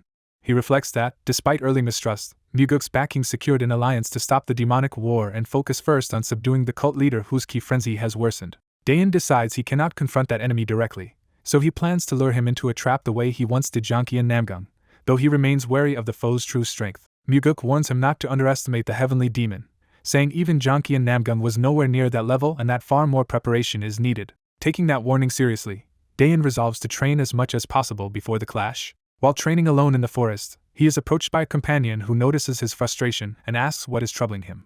Dayan admits he has a favor to ask, despite the other man's complaint that he already carries most of the burden. He asks for another unrestricted duel, believing he now needs every possible method to grow stronger. The next day, they arrive near the Qinghai branch of the Martial Alliance and slow their approach. The fortress-like Qinghai branch comes into view, notable as the Alliance outpost closest to the demonic cult. Dayan recalls that its leader, Mahone Beck, holds authority nearly equal to the Alliance chief, making his support crucial to the plan. Before they proceed, Dayan senses that something is wrong. As they near the fortress, the absence of any response from its defenders confirms that the silence is deeply unnatural. Then Dayan catches the overwhelming scent of blood from far away and realizes a massacre may already have happened. He orders his companion to scout for enemies while he heads inside at once. He vaults rapidly over the defenses without slowing. Reaching the wall, he notices signs of destruction and fire within, and his alarm sharpens. From above, he sees blood and devastation spread across the compound and realizes the branch has been overrun. Dropping into the courtyard, he is horrified that the demonic cult seems to have struck before it should have been able to mobilize. A mass of blood-red demonic energy suddenly coils through the area, signaling that a powerful presence is still there. A wounded figure emerges from that energy, and Dayan begins to recognize who it is. He realizes the survivor before him is the heavenly demon. Dayan is stunned to encounter his target here, but immediately notices that something about the heavenly demon is off. He concludes the man has likely lost his senses due to key deviation. Seeing that the heavenly demon is injured and unarmed despite having defeated the Qinghai branch's elite defenders, Dayan understands just how monstrous his strength remains. Even so, he decides this disaster may be the best chance he will get to subdue the heavenly demon. The heavenly demon, barely lucid, fixes on him with feral hostility. Without warning, a violent burst of demonic power erupts toward Dayan. The heavenly demon follows the blast by charging straight in to kill him. Dayan meets the rush head-on, drawing his sword and intercepting the attack in a screaming collision. He absorbs the impact but is shaken by how absurdly dense the demonic energy is. The heavenly demon presses the assault at close range with savage force. Their weapons and power clash repeatedly as Dayan struggles to contain the onslaught. He is forced to deflect another heavy strike with his body twisting under the pressure. Retreating a step, Dayan accepts that the heavenly demon is every bit as strong as Muguk warned and decides he must change tactics. As blue swordlight flashes across the battlefield, the fight escalates into a more serious exchange. A young swordsman bursts forward and narrowly avoids a deadly strike from a red-haired opponent wrapped in sinister energy. He steadies himself and uses the sword telekinesis he learned from his master, admitting it is still new to him but trusting it will suffice. His flying blade intercepts the enemy's assault again and again, buying him space despite the pressure. The exchange sharpens into a test of intent, with the young fighter reading his foe while forcing the older man to take him seriously. The red-haired man lashes out in pain and frustration as another slash breaks through his rhythm. Catching his breath, he realizes something is off and senses that the boy before him is no longer the same as moments ago. When the red aura surges back at him, the young swordsman retreats just in time, recognizing the danger. He notices a subtle shift in the man's ki and understands that his opponent's state has changed. The murderous energy suddenly recedes instead of escalating. The red-haired man regains control and exhales in relief, no longer lost to the frenzy. The young swordsman confirms his suspicion that the man has recovered his senses. With the killing intent gone, the older man asks the boy's name, and he introduces himself as Dayan Lim. Dayan realizes he is facing the Heavenly Sovereign, the feared figure said to stand above others and seek worthy opponents. The Heavenly Sovereign judges Dayan dangerous enough that sparing him could become a mistake, but he also resents being too weakened to finish the matter cleanly. Dayan, meanwhile, admits to himself that this enemy is stronger than expected and begins considering whether he must rely on artifacts to survive. Before either can decide the next move, an ally rushes in to support Dayan. The newcomer charges straight into the courtyard, ready to join the fight. Dayan braces for the clash to resume with reinforcements at his side. Instead, the Heavenly Sovereign smiles and tells Dayan that luck has favored him. He makes clear that this reprieve will not happen a second time. Then he withdraws, leaving Dayan and his ally stunned but alive. Dayan stops his companion from chasing, pointing out that if the man had truly meant to kill them both, they would already be dead. They turn from pursuit to the aftermath, deciding to search for survivors among the ruined grounds. Inside the devastated residence, they learn the scale of the massacre. Leaders, elders, and most elite warriors have fallen, with fewer than 20 survivors left. A heavily wounded survivor asks Dayan to explain what happened. The account reveals that a dark force from the demonic cult descended on the residence at terrifying speed and slaughtered everyone in its path. Even with many expert warriors present, all they managed was to delay the monster before Dayan intervened. The survivors thank him for saving the few lives that remain and admit no one else could have done it. Recognizing the crisis, Dayan urges them to prepare immediately against the demonic cult and asks who now holds the highest rank in Qinghai. The senior survivor answers that the rank is technically theirs, but being no longer a warrior, they cannot lead. Dayan argues that formalities must give way to necessity and insists the branch needs decisive leadership now. The survivor agrees, saying what they need most is a righteous hero of great martial skill. They name the Heavenly Sovereign and point out that Dayan fought that monster on equal footing while still protecting the wounded. On that basis, they declare that only Dayan can bear the duty of leading the Qinghai branch against the cult. Caught off guard, Dayan can only stare at the sudden weight being placed on him. When he objects that such a position requires procedure and approval, the survivor promises to handle the formalities because the threat is too urgent to wait. Remembering the Heavenly Sovereign's remark about fortune, Dayan realizes events have unexpectedly turned in his favor. He reluctantly accepts and agrees to take temporary command of the Qinghai branch. The room erupts in gratitude and praise, hailing him as a righteous hero and their new leader. His companion warmly congratulates him, but Dayan immediately admits that his experience as a commander is limited. To compensate, he appoints that companion as deputy commander, reasoning that the branch cannot afford to waste capable fighters. The survivors begin cheering for both the new commander and his deputy, leaving the newly promoted ally bewildered. Elsewhere, the Heavenly Sovereign walks alone barefoot through the night, removed from the battlefield. As he wanders, he reflects that waking now feels like emerging from a dream, with his last clear memory being his training in the hall. That memory gives way to the moment a dark presence first tempted him with power. The whispers had promised strength, dominion over the martial world, and vengeance through bloodshed.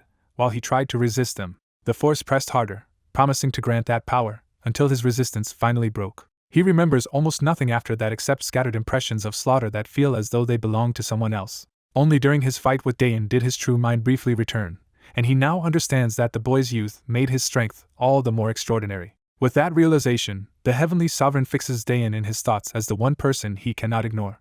A dark-haired woman appears in the red-haired lord's thoughts, suggesting a lingering fixation or omen tied to his fate. Wounded but resolute, he vows that their next meeting will be the moment her luck finally ends. His sudden return shocks the people waiting for him. When his attendants rush to help and fear he was attacked, he shuts down the commotion and refuses to let them make a spectacle of him. Their concern irritates him so much that, for a moment, he considers killing them just to silence the noise.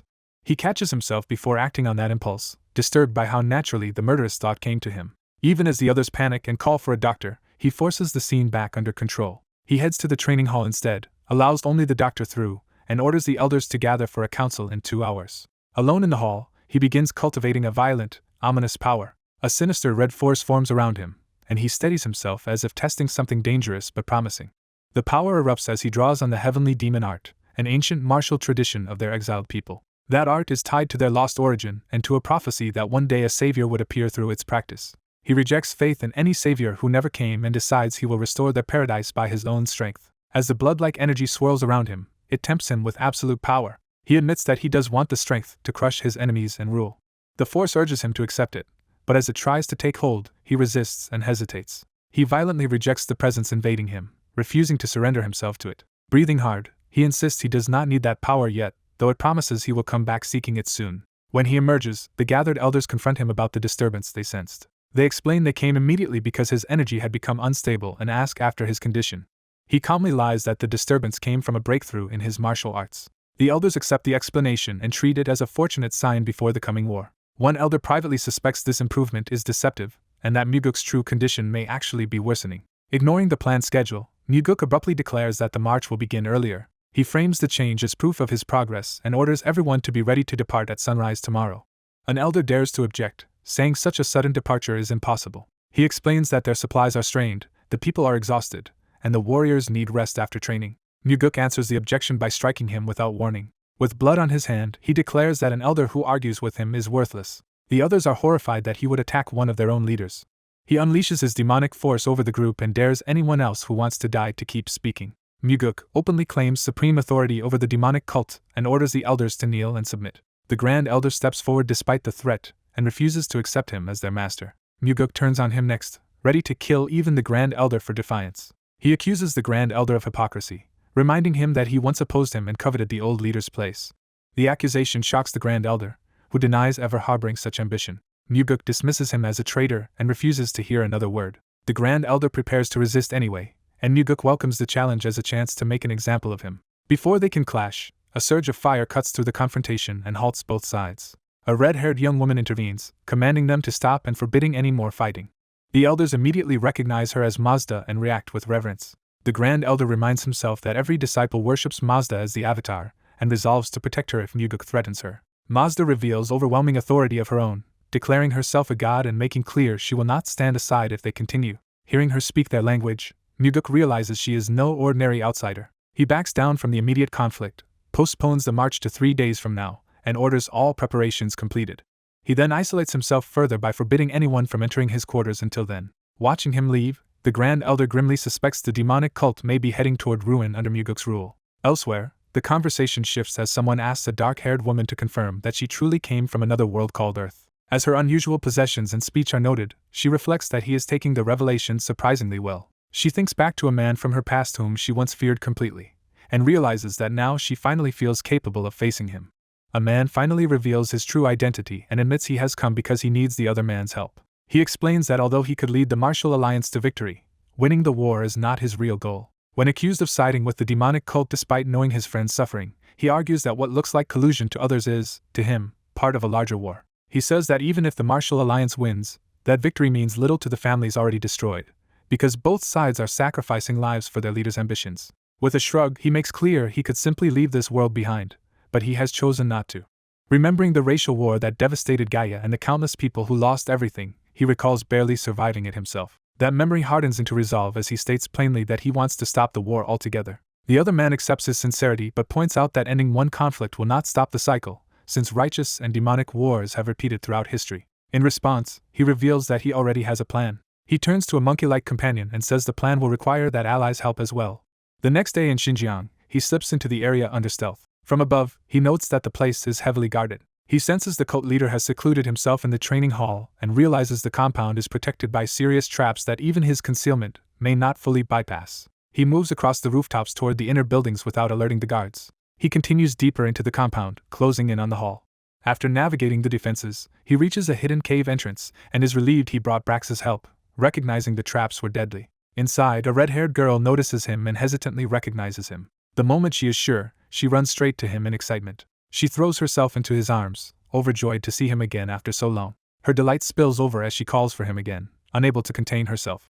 He recognizes her as Lily and warmly welcomes her back. For a brief moment, the reunion becomes light and affectionate as they laugh together. That warmth turns playful and scolding when he reprimands her for leaving Earth, while she hits back that he stayed away too long and kept helping everyone except her. He insists she still should not have come, but she reminds him she followed everything he asked of her and clearly wants acknowledgement for it. Brax chimes in with dry sarcasm, and the man promises he will settle that attitude later once they return to Earth. He then finds his old master in terrible condition, kneeling weakly over written notes, and struggling even to breathe. Rushing to support him, he is told that his master is worse off than expected because the local elixirs have done nothing. The master explains that ordinary medicine cannot restore a shattered ki reserve and has only been prolonging his life by a few days. Even so, the old man is grateful he got to see his disciple again before dying and declares that the disciple is destined for greatness. Refusing to accept that farewell, the disciple says his larger plan still needs his master alive. He produces a rare elixir from his own world and insists his master stop talking like death is inevitable. He presses the elixir on him, saying he needs him recovered and back on his feet. The master drinks it and is immediately stunned by the result. His ruined face clears, his energy surges back, and even his shattered ki reserve is restored, making him feel as though he has been brought back to life. Overcome with gratitude, he thanks his disciple, who awkwardly asks whether this means his martial arts can also be fully restored. The master says his dispersed ki can be replenished with local elixirs, so that part is manageable. But he reveals the true loss is his demonic energy, which means he can no longer use the heavenly demon art and can only pass on its incantations and techniques. The disciple immediately sits to learn, understanding that even without the energy to wield it, mastering the knowledge could help him greatly against the cult leader. The lesson begins with the cultivation incantations as the master places a hand on his back and tells him to listen closely. As the method enters him, dark demonic power stirs across his body and he silently endures the process. He quickly notices that the art resembles the heaven-shattering divine art, and his master confirms that both paths ultimately flow from the same source. The master then moves on from theory to demonstration, drawing his sword to show the techniques directly. He performs the forms in front of his seated disciple, letting him study each movement. The demonstration culminates in a dragon-like sword technique from the heavenly demon sword art. The disciple watches in silence, absorbing both the motion and the power behind it. When asked whether he understood, he calmly says the technique itself does not seem difficult. The master smirks at that confidence and invites him to prove it. The disciple draws his sword to try the technique himself. Instead of merely copying the form, he unleashes a vast surge of dark power that shocks even his teacher. The master is left staring in disbelief, unable to understand how his disciple can use the heavenly demon art when no one in their clan ever could. A swordsman senses both demonic energy and spiritual power in his weapon and suspects the spirit within it is the cause. The spirit identifies itself as Ma and stirs awake from the sword. An elderly master confirms the sword is saturated with unusually pure demonic energy and demands to know how his disciple obtained it. The disciple explains it was chance, while the master realizes he was fortunate to encounter someone tied to an even greater destiny than he expected. When asked whether this means the disciple can use heavenly demon art, the master clarifies that technique alone is not enough and that raw demonic energy determines true strength. The disciple suddenly understands that the man before him is the very master of heavenly demon art and begins forming a bold idea. He asks the master to stay still, ignoring the old man's confusion. The disciple thrusts demonic power into the master's body in a violent surge. Though the master suffers, the disciple tells him to endure because his depleted demonic energy is being restored. The transfer ends, leaving the master staggering as the dark energy disperses from him.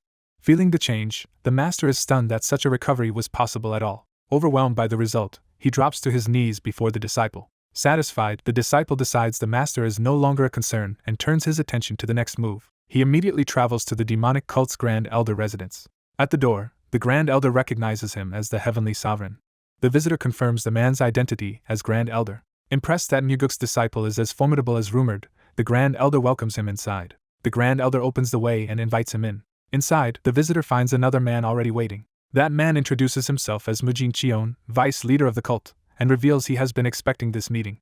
Elsewhere, a monkey's cry draws attention to an arriving message. A letter is delivered to Hyan Namgang, astonishing the onlookers that the animal understood its task. Yungji Ma of the Three Peerless Ones asks what the message says. Han Muang explains that a descendant of Yuhail has sent for him and is asking him to join her in battle. Gunang Jik mocks the sender's arrogance, but the invitation clearly intrigues him.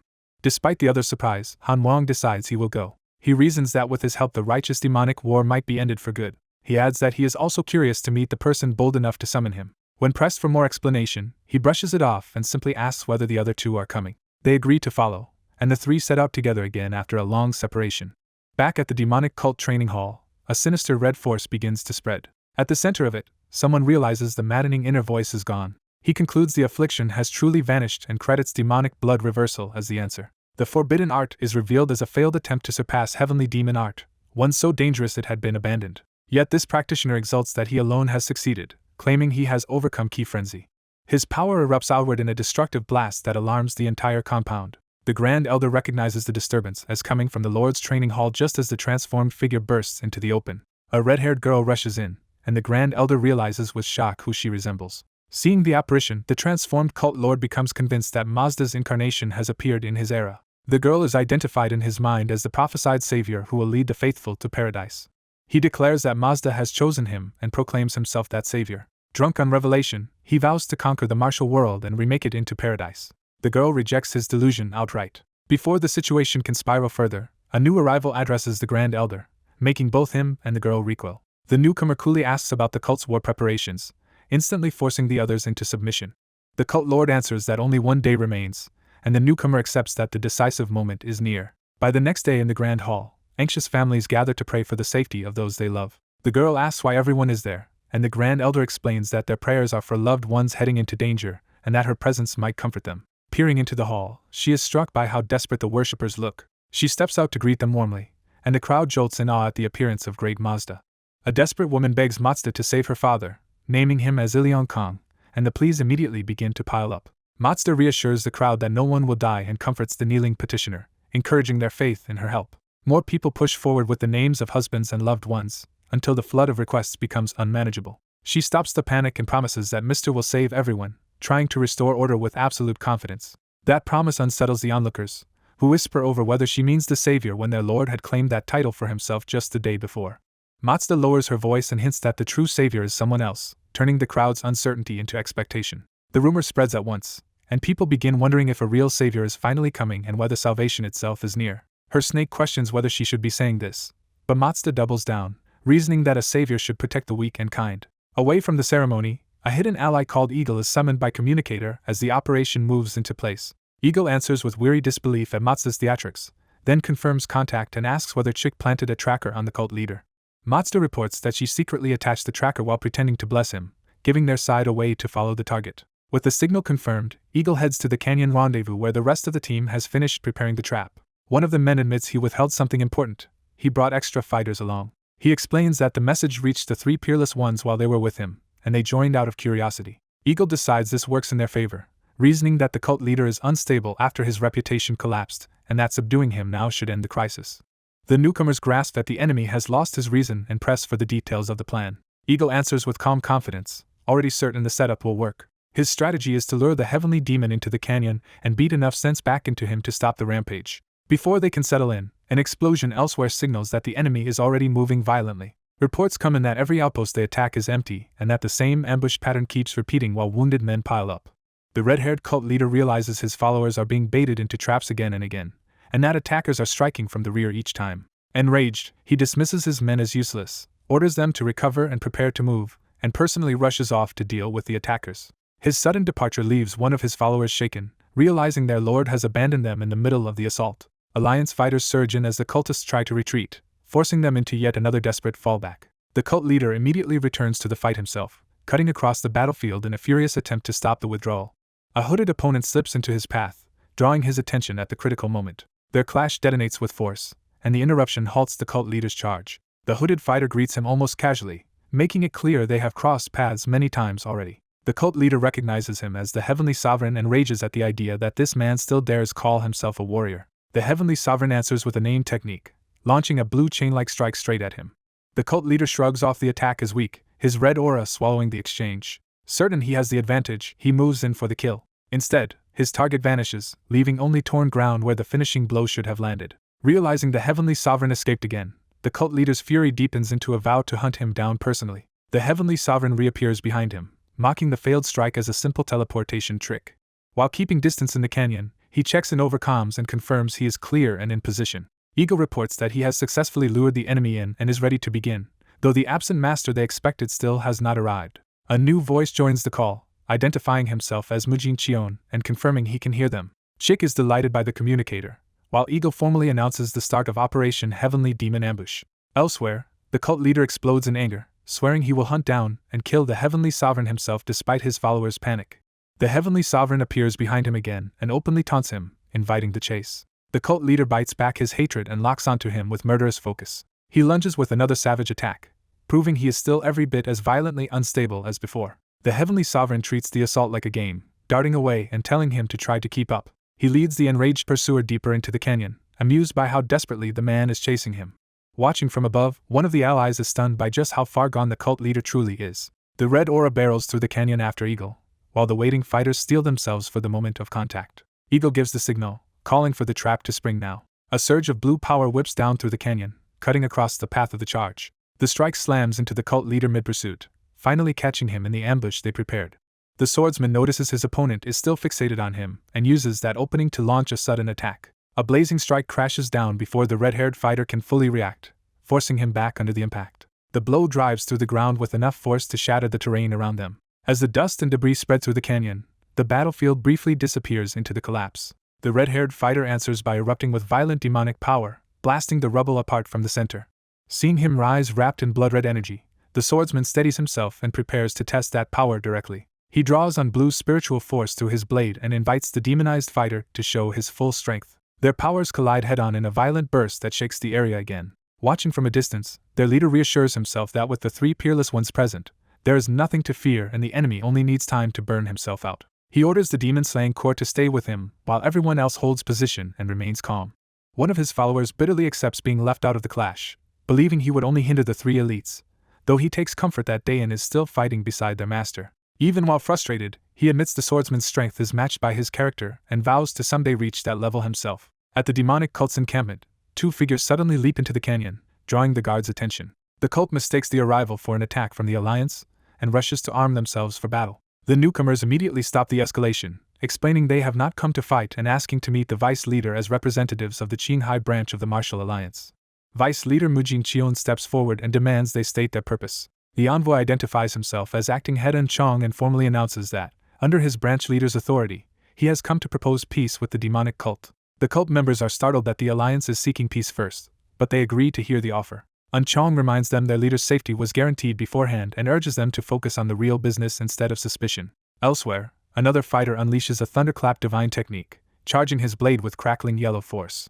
He rushes the red-haired enemy, but the attack is met head-on in a brutal clash. To his shock, the red-haired fighter catches the blade barehanded and swings his demonic aura to throw the attacker off balance. The swordsman is knocked away, showing that brute force alone will not break through. A companion charges in to interfere, but the first attacker angrily insists this is his fight and is reminded that they came for a mission, not pride. The red-haired fighter slams down on the newcomer with overwhelming force before the team can fully coordinate. He grinds down on the man's polearm with monstrous pressure, trying to crush both weapon and wielder at once. The defender barely slips away, but the red-haired fighter keeps pressing with relentless, heavy strikes. A blue-powered hit finally lands from the side, jolting the red-haired fighter and interrupting his momentum. The ally who struck him orders everyone to stay focused and fight as one, and the others immediately fall in line. Cornered by coordinated pressure, the red-haired fighter digs deeper into his demonic power with a feral resolve. His aura swells into a dark red domain-like mass, forcing the surrounding fighters to brace themselves against the surge. One of them realizes the truth of that power. The man is burning away his own life to sustain it. The red-haired fighter releases the built-up energy in a savage blast, turning his body into a weapon of destruction. Even observers can only stare in disbelief as his fighting style becomes something beyond ordinary martial arts. The long-haired master revises his plan, deciding he may have to absorb the heavenly demon's demonic energy now instead of waiting for the three elites to finish the job. He calls for Ma and summons a black, living mass into his hand to begin the process. But the creature abruptly stops and refuses to move as commanded, leaving him confused. Ma warns that consuming that energy would be too dangerous and could kill him. He understands from that refusal just how overwhelming the demonic energy truly is, yet he still cannot let the threat continue growing. As the red-haired fighter keeps tearing through attacks, the master resolves that if he is left alone any longer, he will become even more dangerous. Though he had avoided seriously harming him out of respect for his own master, he finally accepts that mercy is no longer possible. He draws his sword in full blue radiance and decides to kill the red-haired fighter himself. At that decisive moment, the red-haired fighter suddenly laughs, as if he has sensed a change in the battle. He tightens his fist and gathers himself for one more violent move. Then he crashes down into the ground with explosive force, shaking the canyon again. The onlookers are stunned by what they sense next, unable to believe who has arrived. A familiar figure answers their shock with a quiet, amused chuckle. The newcomer steps forward casually and greets everyone as though returning after a long absence. Someone recognizes him at once as Muguk Cheon. The long-haired master meets his return without surprise and coolly remarks that he is late. A wounded elder mocks the swordsmen around him, insisting the weak followers of the Sword Emperor are nothing like the warriors of the past. A red-haired man cuts through the bickering, coldly admitting that after so many years he almost finds it pleasant to see these old faces again. He claims the matter for himself, saying the boy involved is tied to his own family, and no one else should interfere. Before anyone can object, violent demonic power erupts around him as he makes his move. Another red-haired master halts Mu-Han's advance at once, stopping the clash before it can spiral further. He launches forward through a storm of blood-red sword energy, taking control of the battlefield. His killing intent is so sharp that even his target instinctively tenses. Closing in, he warns that what he is about to do is not something the other man will want to hear. He reveals that he once walked the same path of demonic swordsmanship and knows it ends only in ruin, so he has come to stop him. Even as he attacks, he frames the coming pain as something necessary to endure. He unleashes the first stance of the heavenly demon sword art in a devastating opening strike. Without pause, the second and third stances follow, layering one lethal slash over another. The assault lands with crushing force, overwhelming the opponent's defense. Watching from the side, the younger observers realize the fight is nearly over and are stunned that the old master remains this powerful. They reflect that his recent silence came from reshaping his body with new demonic ki and deepening his strength through the heavenly demon patriarch's records. The barrage continues until the trapped swordsman is completely subdued. At last the defeated man's strength gives out, and his body slackens. The victor catches him before he hits the ground, ending the duel with restraint rather than execution. Holding the unconscious man, he falls briefly silent, weighed down by what he has done. A companion reassures him that the man can still be healed, and he quietly acknowledges a debt he can never fully repay. The tension breaks for a moment as the companion jokes about his restored youth, and the red-haired master answers with rare humor. With the crisis settled, he decides to return to the cult while the others remain behind, accepting that the immediate conflict is over. On the way, he reflects that the cult once possessed only great power and pitiful swordsmanship, but now it has grown far beyond what he imagined. He concludes that the entire demonic cult owes its survival to this transformation, then recalls a truth hidden in the heavenly demon chronicles. Those records reveal that the cult's founding myth was false.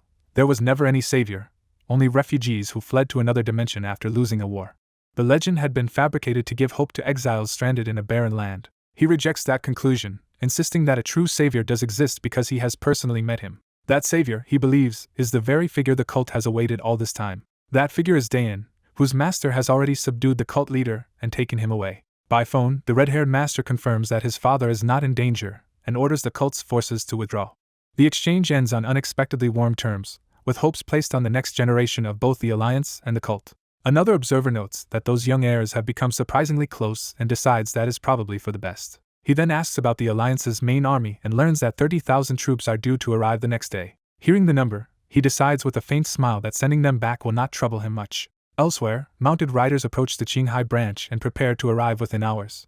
Their leader reflects that the war between the Martial Alliance and the demonic cult has dragged on endlessly, but he intends to end that cycle now. As they charge in, he openly calls for the heavenly demon's head, announcing himself as an enemy come to finish the conflict. Their arrival throws the fortress into alarm, and the gates are opened for the Alliance army. Inside, the branch members receive Master Gi, expecting news from the front. Instead, he declares that the war is over because, as chief of the Qinghai branch, he negotiated a ceasefire with the cult.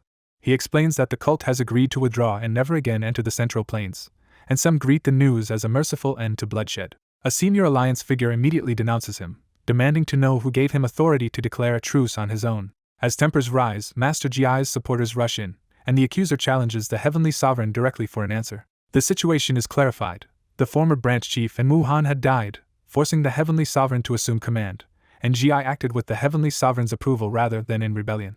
Others step forward to defend that choice, arguing that if blame exists it belongs to them as well, because the heavenly sovereign saved their lives when defeat was certain. One witness states plainly that he met the cult's vice leader and carried out the negotiations himself, accepting punishment if punishment must come. The opposition is shaken, realizing the heavenly sovereign has gathered allies far faster than expected and is now strong enough to challenge their authority. After a long pause, the senior figure refuses to punish anyone, though he still condemns the ceasefire as reckless and arrogant. He warns that trusting the demonic cult is foolish, argues that mercy toward enemies will only invite future disaster, and insists the alliance should strike while it still holds the advantage. But Gi's side stands firm behind the heavenly sovereign's judgment, declaring that they cannot turn back now.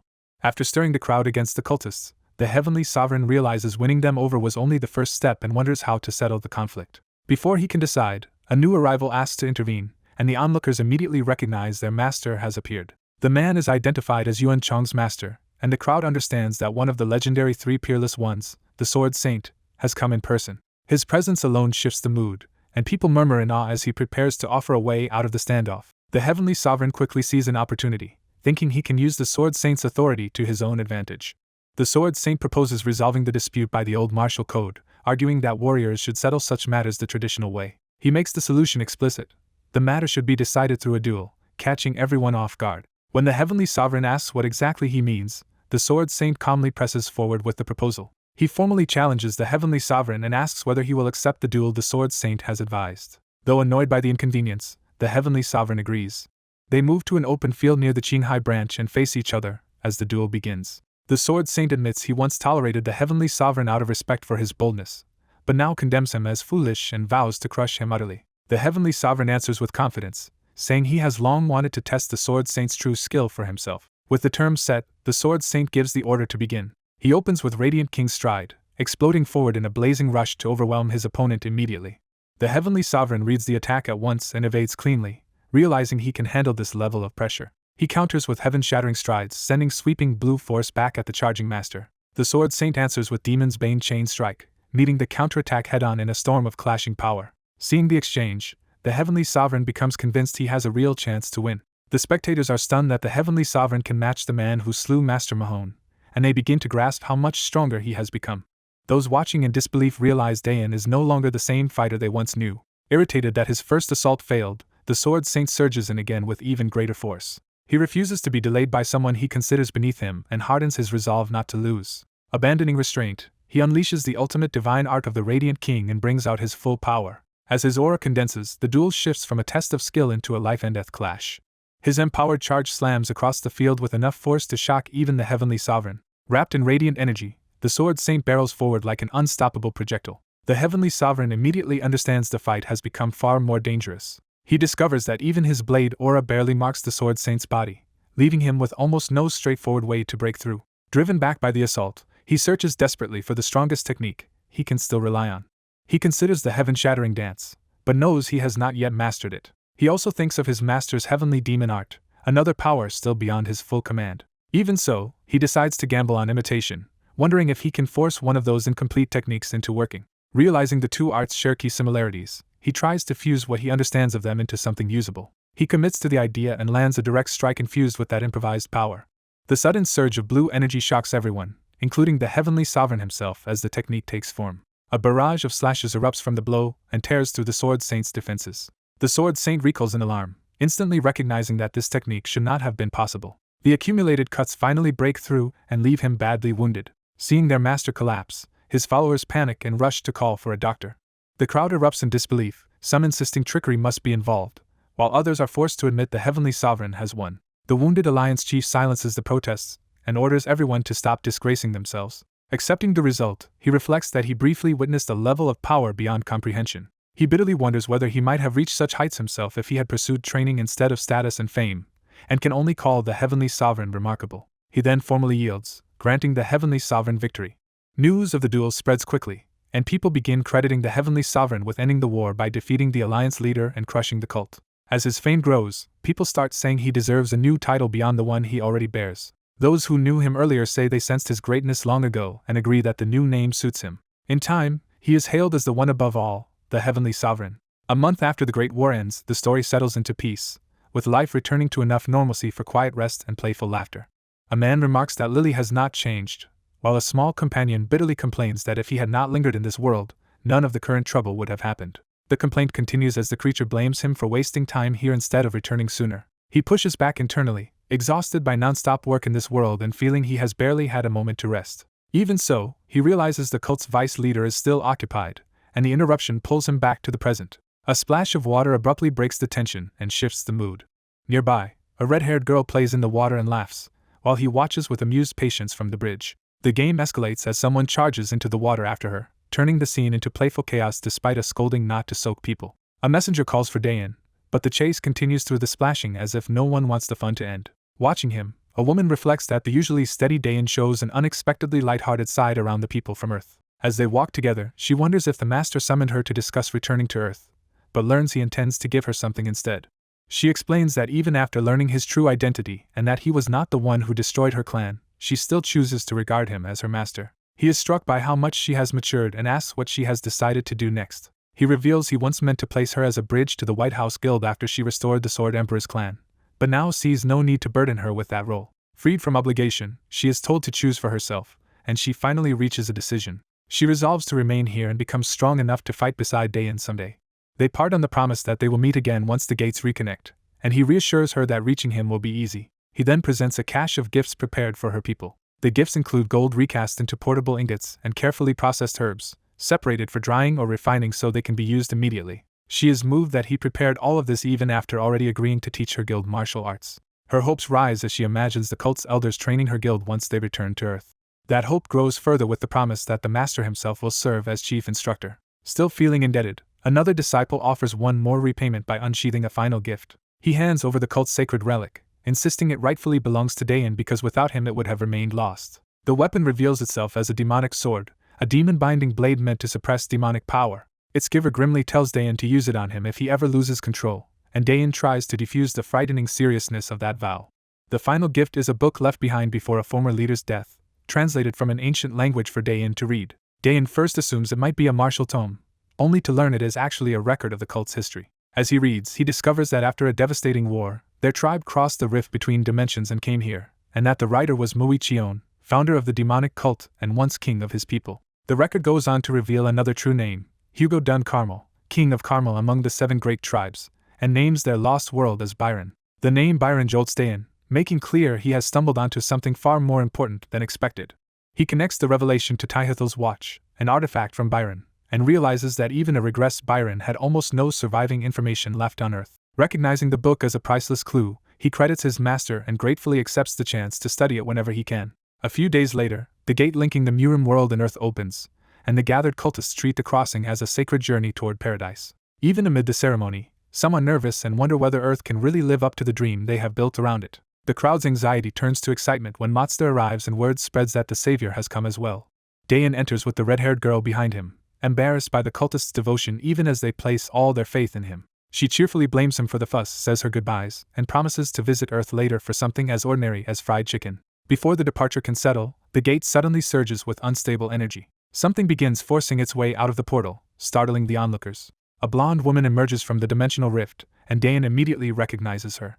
She explains that she had been worried she would never recover her precious doll, making her entrance sound less like a rescue and more like unfinished business. She confirms the doll had been swallowed by the rift, says traces of mana still remained inside it, and declares that with it restored she can now travel the Murim world freely on her own. When Dayan realizes she intends to search for a dragon, she treats it as a natural next step, curious whether she can communicate with a creature everyone else considers mythical. The red-haired girl asks if this is goodbye, and the blonde woman casually promises to return after she finds the dragon. She leaves with a warning not to damage her doll and a reminder that she is more than capable of handling herself. In time, Brax rises to supremacy in the Murim world while remaining so elusive that no one ever sees her face, and Dayan can only wish her safe travels. Afterward, one of the disciples unexpectedly breaks down, admitting that all the hard work and hardship became worthwhile because of what Dayan taught him. Embarrassed by his own tears, he confesses he has learned so much and simply is not ready to say goodbye yet. Dayan answers the emotion with a simple farewell and sincere thanks. As the leave-taking winds down, he checks on another disciple's father and is relieved to hear the man is recovering. Before leaving, the red-haired master accepts responsibility for the cult's warriors and promises to reconnect once his dealings with the government are finished. When asked about Hyan, he explains that she already came to see him off, closing that parting on a quieter note. Hyan's farewell reveals she cannot accompany Dayan immediately, but she intends to seek him out and meet him again later. With that settled, they move on together. The master reflects that the first wave of heavenly demons and cultists is descending to Earth, and that the paradise they imagined will instead demand a harsher, freer life. Their arrival begins in a burst of light as the migration to Earth starts in earnest. At the same time, Seoul is thrown into emergency lockdown as authorities order civilians to evacuate to shelters. The crisis escalates overhead, confirming that the threat is immediate and citywide. A massive flying monster tears through downtown, sending people fleeing in panic as destruction spreads between the buildings. Seeing the ruined city, Dayan dryly notes that this world is once again far from any ideal refuge. His master agrees, judging Earth to be closer to hell than paradise. Rather than hesitate, the master orders the demonic cult to restore order here, and his followers immediately mobilize. He singles out the airborne beast as his own target, while the cult begins cutting down the lesser threats. The master closes in on the giant creature without fear. He cleaves through it in one overwhelming strike, asserting the cult's power the moment they arrive. As the battle is handled, Murim's young president asks Dayan what role remains for them. Dayan decides they need not interfere and can simply watch events unfold. That choice leads straight into a tense meeting with White House Guild leadership, where Vice President Lim receives them with suspicion. Lim quickly exposes that Dayan's supposed business trip was really a secret visit to another gate, and that he returned from Murim with 100 migrants. He makes clear that the guild has been tracking Dayan's actions and views the unauthorized contact with another world as a serious matter. Pressing harder, Lim demands to know whether this repeated coincidence of Gates and Dayan's involvement can truly be accidental. Dayan privately recalls a warning that even a respected public servant can become dangerous once power tempts him. His master, offended by the ingratitude after so many lives were saved, expects the government to show more respect, while Dayan stays outwardly calm. Before the confrontation can worsen, another official forces her way in, convinced she has found Dayan. Yangui bursts into the room and greets Dayan with unrestrained relief and familiarity. Her sudden entrance shocks everyone, while the master casually notes that her behavior is exactly what he expected. Amused, the master praises her strength and asks Dayan to introduce them properly, hinting there is a larger story behind her presence. The investigators try to reassert control, but Yangui's arrival shifts the balance of the room. She challenges their treatment of the vice president as if he were a criminal, arguing that he merely handled monsters that had spiraled out of control. Unable to stand firm against her authority, the investigator retreats to procedural excuses and suggests the matter be settled more quietly. Yangui coolly reminds him that the state already absorbed the Loro tribe after branding them a calamity, exposing his selective concern and forcing him to back down. Admitting he lacks grounds to push further against someone as powerful as White House, the investigator ends the inquiry and dismisses them. Dayan rises to leave, and his master lightly approves the decision to walk away. Once outside the conflict, Yangui marvels at how much Dayan has been through during his absence. Dayan formally introduces his master, Muguk Cheon, as the martial artist who trained him and as one of the Murim migrants. He then introduces himself in return as President Chang Su-bek, the head of the company he works for, opening the way for diplomacy. Through a translation artifact, the two leaders discuss relocation, support, jobs, and the exchange of martial knowledge, laying the foundation for the cultist settlement. The meeting ends better than expected, with both sides pleased by the terms and optimistic about future cooperation. On that goodwill, Dayan asks his master for a duel, wanting to test himself immediately. The master eagerly accepts and heads for the basement training area, while Dayan reflects that his teacher's enthusiasm has not changed at all. Before that can happen, Yangui stops Dayan and turns the moment into a more personal reunion. She reveals she expected him back much sooner and has been irritated by the delay, though she frames it as being tied up by lingering problems. Even so, her real concern is that he returns safely, and she shifts the conversation to the ominous phenomenon now hanging in the sky. Dayan identifies it as Hellgate, the lingering trace of the gate his master dealt with yesterday, and one of the global calamities already left behind. He explains that the gate appeared only a month ago, that its monsters are still unfamiliar, and that dealing with it has consumed everyone's attention. Privately, he connects that timing to the moment Murim and Earth first linked and fears the chain reaction of gates may be his fault. That thought leads him to a grim conclusion: the coming disasters will be global, beyond any one nation's capacity, and will require a fundamental solution. Sensing the weight he is carrying, Yangui tells him she will not pry, but makes it clear that he can rely on her whenever he needs help. Dayan realizes he cannot hide the truth from her forever, especially from someone who always notices when he is burdened. Even so, he hesitates, because despite her support, something about revealing it still feels wrong. He awkwardly suggests they eat together before cleaning Lily's apartment, and she is quietly thrilled that he is finally inviting her to share a meal alone with him. Elsewhere, work is winding down at a reconstruction site as someone calls for Mr. Kim to finish for the day. Before the ordinary exchange can continue, a red, smoky presence overtakes Mr. Kim and announces that it has finally found its target. The possessed man exults that after a long search he has located the child at once. He is cut down mid-delirium, stopping the threat before it can act. Even as his body fails, the entity addresses a child of flame and reveals it has suffered across dimensions because of losing that child. It insists that now that it has found the child again, others connected to it will be pleased as well. The encounter ends in a violent explosion. As the red spirit slips away, it promises that next time its side will be the ones to claim the child of flame. Back at home, Lily turns the evening into a cheerful fried chicken feast and enthusiastically tells everyone to take one piece each and ask for more properly. She settles in with the food, clearly delighted by her own little party. The meal wins everyone over immediately with how unexpectedly good it is. The fried chicken is treated like a heavenly revelation. Lily is just as enchanted by it as everyone else. When he arrives, he finds her surrounded by chicken, and she happily welcomes him into the absurd scene.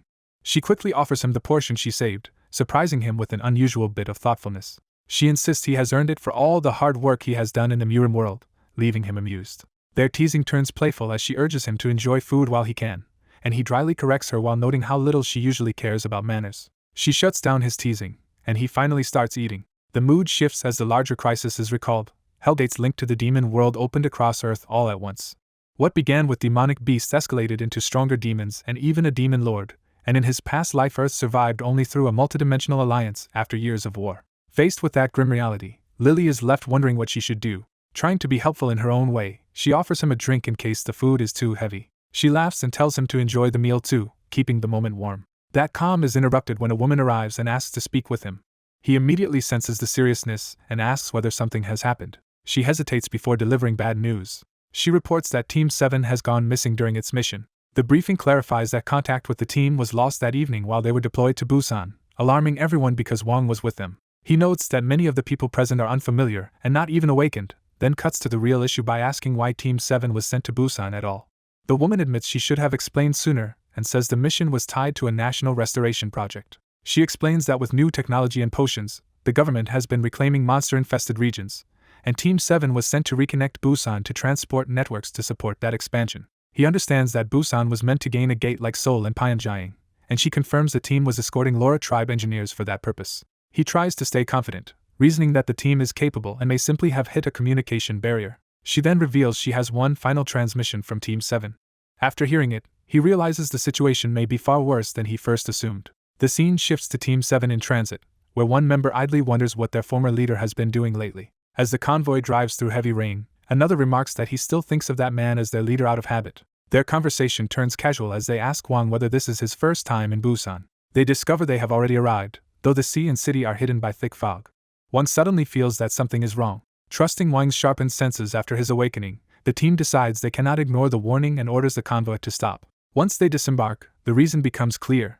The area is littered with blood and abandoned vehicles. They realize with dread that bodies are lying nearby. To assess the area safely, they deploy drones over the city. Their inspection shows the dead have only recently fallen, while nearby monster corpses suggest a fresh battle with no survivors left behind. With sunrise over the ruined coast, the team advances carefully, fully aware they may be walking into the aftermath of something still dangerous. Time passes into night as the uneasy search continues. Then the dead begin to move, proving the scene was never truly over. Wang reacts at once and orders everyone to halt and hold their positions. A sudden threat makes one of the group realize the situation has turned critical. As military vehicles close in from every direction, the team understands they are trapped. Their leader immediately takes charge and orders everyone to prepare for a fight. He uses his earth-based power to force a way open so the vehicles can escape. His strike smashes into the ground with enough force to rupture the road. The blast tears up a massive wall of earth, creating a barrier while he orders the others to retreat the way they came. Even with enemies behind them as well, he commits to breaking through personally and redirects the group. Though the effort strains him, he pushes forward and leads everyone toward the new route. Elsewhere, a formal meeting is convened to assess the disaster. Officials anxiously discuss how severe the Busan outbreak is and fear the monsters may soon reach Seoul. A dark-haired man identifies the true cause as the fog and the reanimated dead spreading through the city. He explains that the source is a demon lord's totem, an object that lets a demon lord control the dead within its range. He adds that although such a tool normally cannot pass through the gate, it can still be repurposed by someone capable of drawing on a demon lord's power. When the room starts slipping into blame and panic over the losses, he cuts the discussion off. He rebukes them for speaking as if Team 7 is already dead and reminds them they do not understand how capable that squad really is. Refusing to wait for permission or despair, he declares that he will bring them back himself. Soon after, he meets White House Guildmaster Muguk Cheon, who acknowledges his resolve and the burden he is taking on. Cheon supports the rescue mission by assigning 2 elite fighters to accompany the search unit. The 2 chosen warriors, Blood Azura Tehoma and Helfine Xiaoji Y, formally accept the mission. Cheon notes that they are strong enough to handle the rest once given the right opening, and the rescue team is assembled at once. The broader group eagerly rallies to save Goof, while someone is left wondering when 2 of the members became so close. One girl makes it clear she refuses to be left behind again and threatens the vehicles if excluded, forcing the leader to accept her involvement. At the same time, Choi is contacted and immediately agrees to help drive the mission forward. With transport secured, the leader orders everyone aboard and sets a hard timetable to reach Busan by the next day. The rescue convoy launches at high speed. Their vehicle is revealed to be a specially built White House Guild combat truck, slower than ordinary transport but powerful enough to make the trip quickly with Choi's ability. Inside, the team settles in, and the extra space reassures them that they can bring back both Team 7 and the local lords. The driver confirms the heavy truck handles beautifully despite its size. Before long, monsters appear in the city streets and force the truck into combat. A warning comes from the front, but the driver reminds everyone this vehicle was made for exactly this kind of encounter. He plows through the threat without losing control, proving the truck can crush lesser monsters outright. Seeing stronger enemies ahead, the leader invites the two elite recruits to begin competing in earnest. He sends them both out and turns the fight into a test of who can kill more monsters. The pair leap onto the roof of the moving truck, ready to engage while it keeps charging forward. They carve through the airborne and larger beasts in a blur, clearing the route almost instantly. Watching their performance, the driver realizes this rescue team possesses enough power to level an entire city if it chose to. The leader treats the slaughter as routine, noting that the truck can handle the small fry while the two elites erase the bigger threats.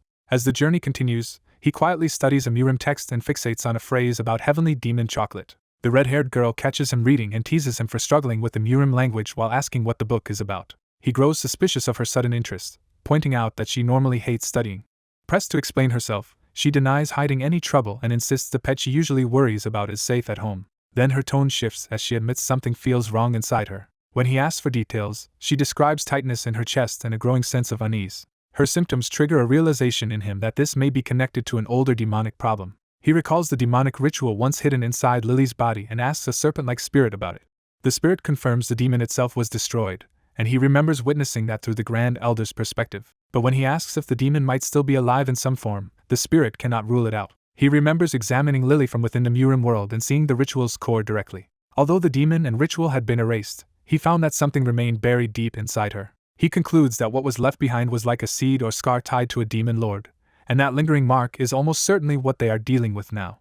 A woman burdened by demonic interference asks whether the demons affecting Lily can be removed. He explains that Lily's power is bound tightly to her, so forcing it out could kill her, and they agree to keep that danger secret for now. As they near Busan and the demon lord's totem, he suspects Lily's unstable power is reacting to its presence. Lily is teased for worrying about Goho, but she brushes it off and insists the men can handle themselves. Even so, he quietly decides to keep watching over her.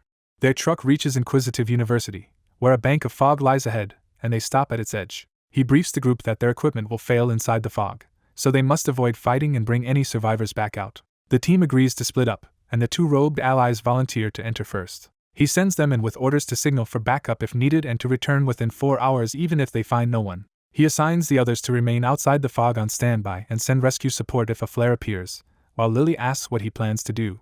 He reveals he will search for the demon lord's totem himself, believing that destroying it will clear the fog and stop the dead from moving. Before leaving, he asks Yanshin to protect Lily. Yanshin accepts with absolute seriousness, swearing to guard her with his life. Amused by the intensity, he takes his leave anyway. Lily and Yanshin watch him go and call for him to return safely.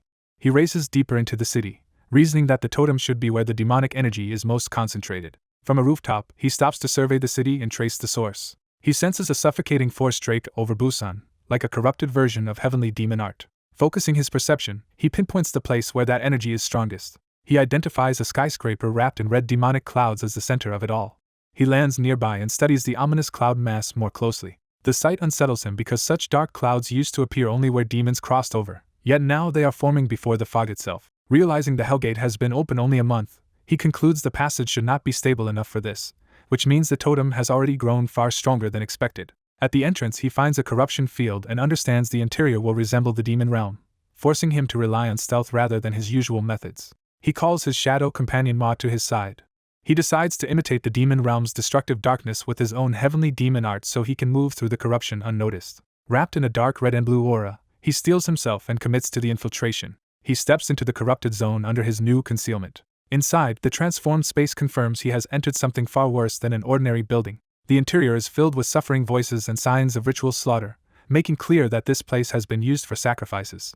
He realizes the entire structure is functioning as a massive altar and that, although the demon lord has not yet been summoned, enough victims have already been offered to bring it close. Sensing the victim's life force rising upward, he concludes the totem must be near the roof. Above him, a huge magic circle activates as the ritual reaches a critical stage. At the center stands a white-haired man exulting in the overwhelming power transforming him. He immediately identifies the object embedded in the man's back as the totem and recognizes the man as a demonic awakener. He recalls that demonic awakeners are humans who sided with demon lords when the Hellgate opened. Knowing their kind caused the Alliance serious trouble before, he decides this enemy cannot be left alone. He moves in to kill the awakener before the ritual can finish. His blade pierces the man mid-boast, cutting off the transformation. As the wounded awakener demands to know who attacked him, he gives no identity and keeps the pressure on. He dismisses the question as irrelevant and knocks the enemy down with another slash. Confident the fight is already over, he reaches for the totem and thinks the mission has gone easier than expected. When the totem resists removal, he realizes something is wrong. The Awakener, still conscious, decides that if the totem cannot be pulled free, it can simply be severed from his body. That desperate move triggers the ritual instead of stopping it.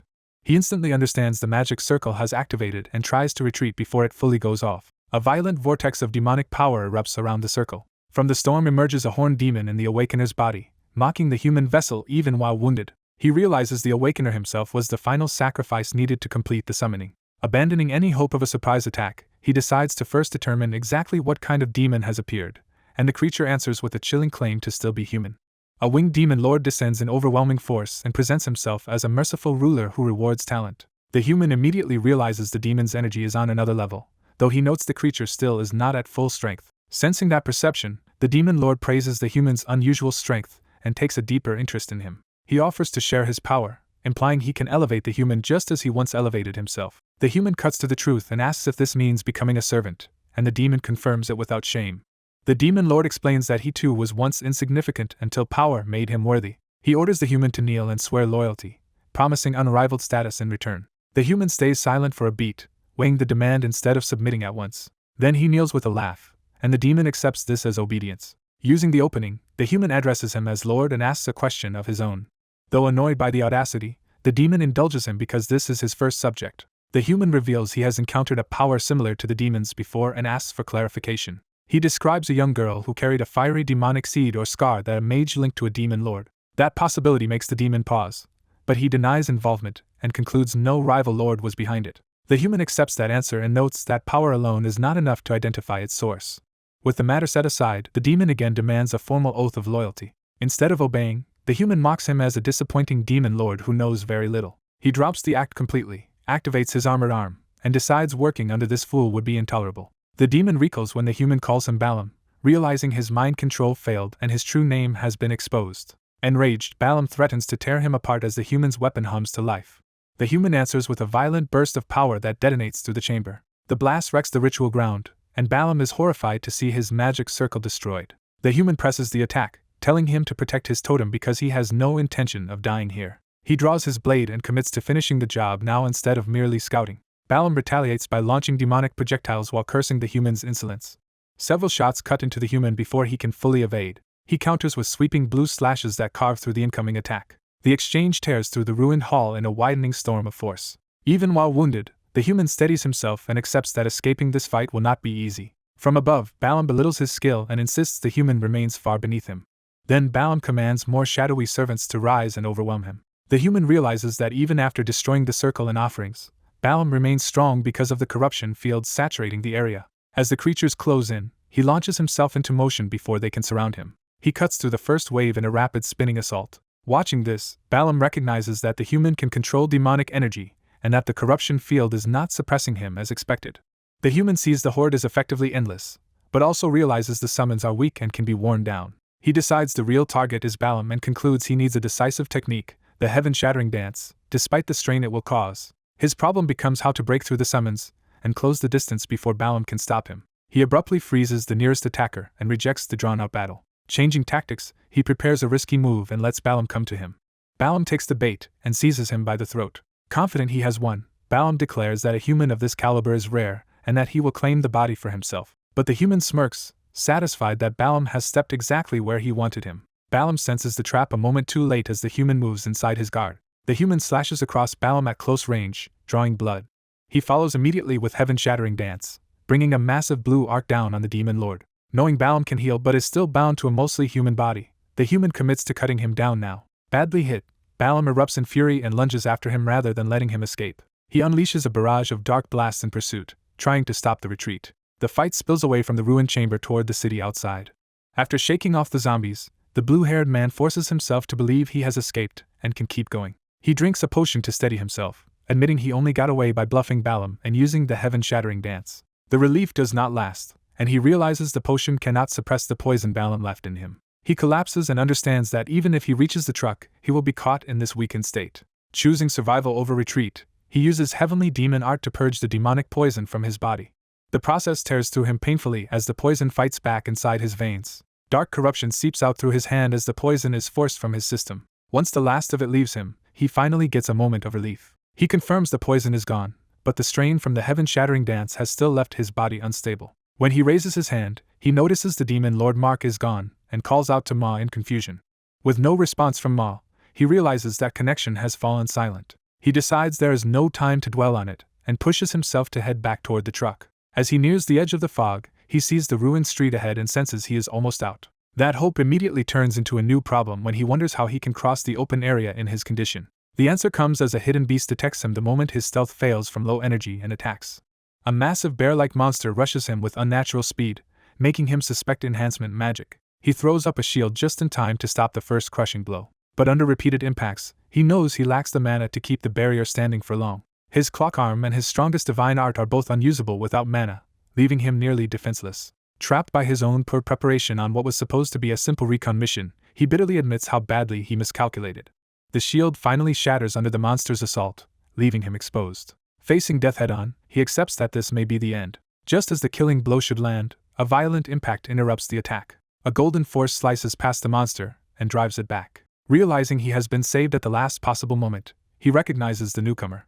Guho arrives wrapped in golden power, greets Mr. Lim, and takes over the fight without hesitation. Exhausted, Mr. Lim drops down and concludes that if Guho is here, the rest of Team 7 must be close behind. Seeing his broken bracelet, he allows himself to believe he can finally stop and breathe. Elsewhere, the red-haired girl worries that Dayan is already in danger, but the fog still frightens her enough to make her hesitate. Her bracelet suddenly reacts on its own, startling her. When it begins to crumble, she realizes something is wrong with the bracelet itself. A surge of dread hits her as she understands this may mean disaster for Dayan. She immediately orders the others to move and look for him. The attendants resist because they were told to stay put, but she overrules them and insists they leave the search to her side. One of them warns that the fog is full of evil creatures and argues that fighting through it would only slow her down. A young man volunteers to go too, but the attendants insist a smaller group will move faster and promise to bring the savior back safely. Accepting that, the girl resolves herself and says she will return. At the scene, the broken bracelet on the ground tells the searchers that a fierce battle happened there. The girl stares at the shattered bracelet and quietly confirms the worst sign: it is broken. Shaken, she asks what happened to Dayan. Before anyone can answer, a sinister voice addresses her like a vulnerable child from within a dark, oppressive presence. An unseen figure appears close behind her and offers help in a way that feels more like a threat than mercy.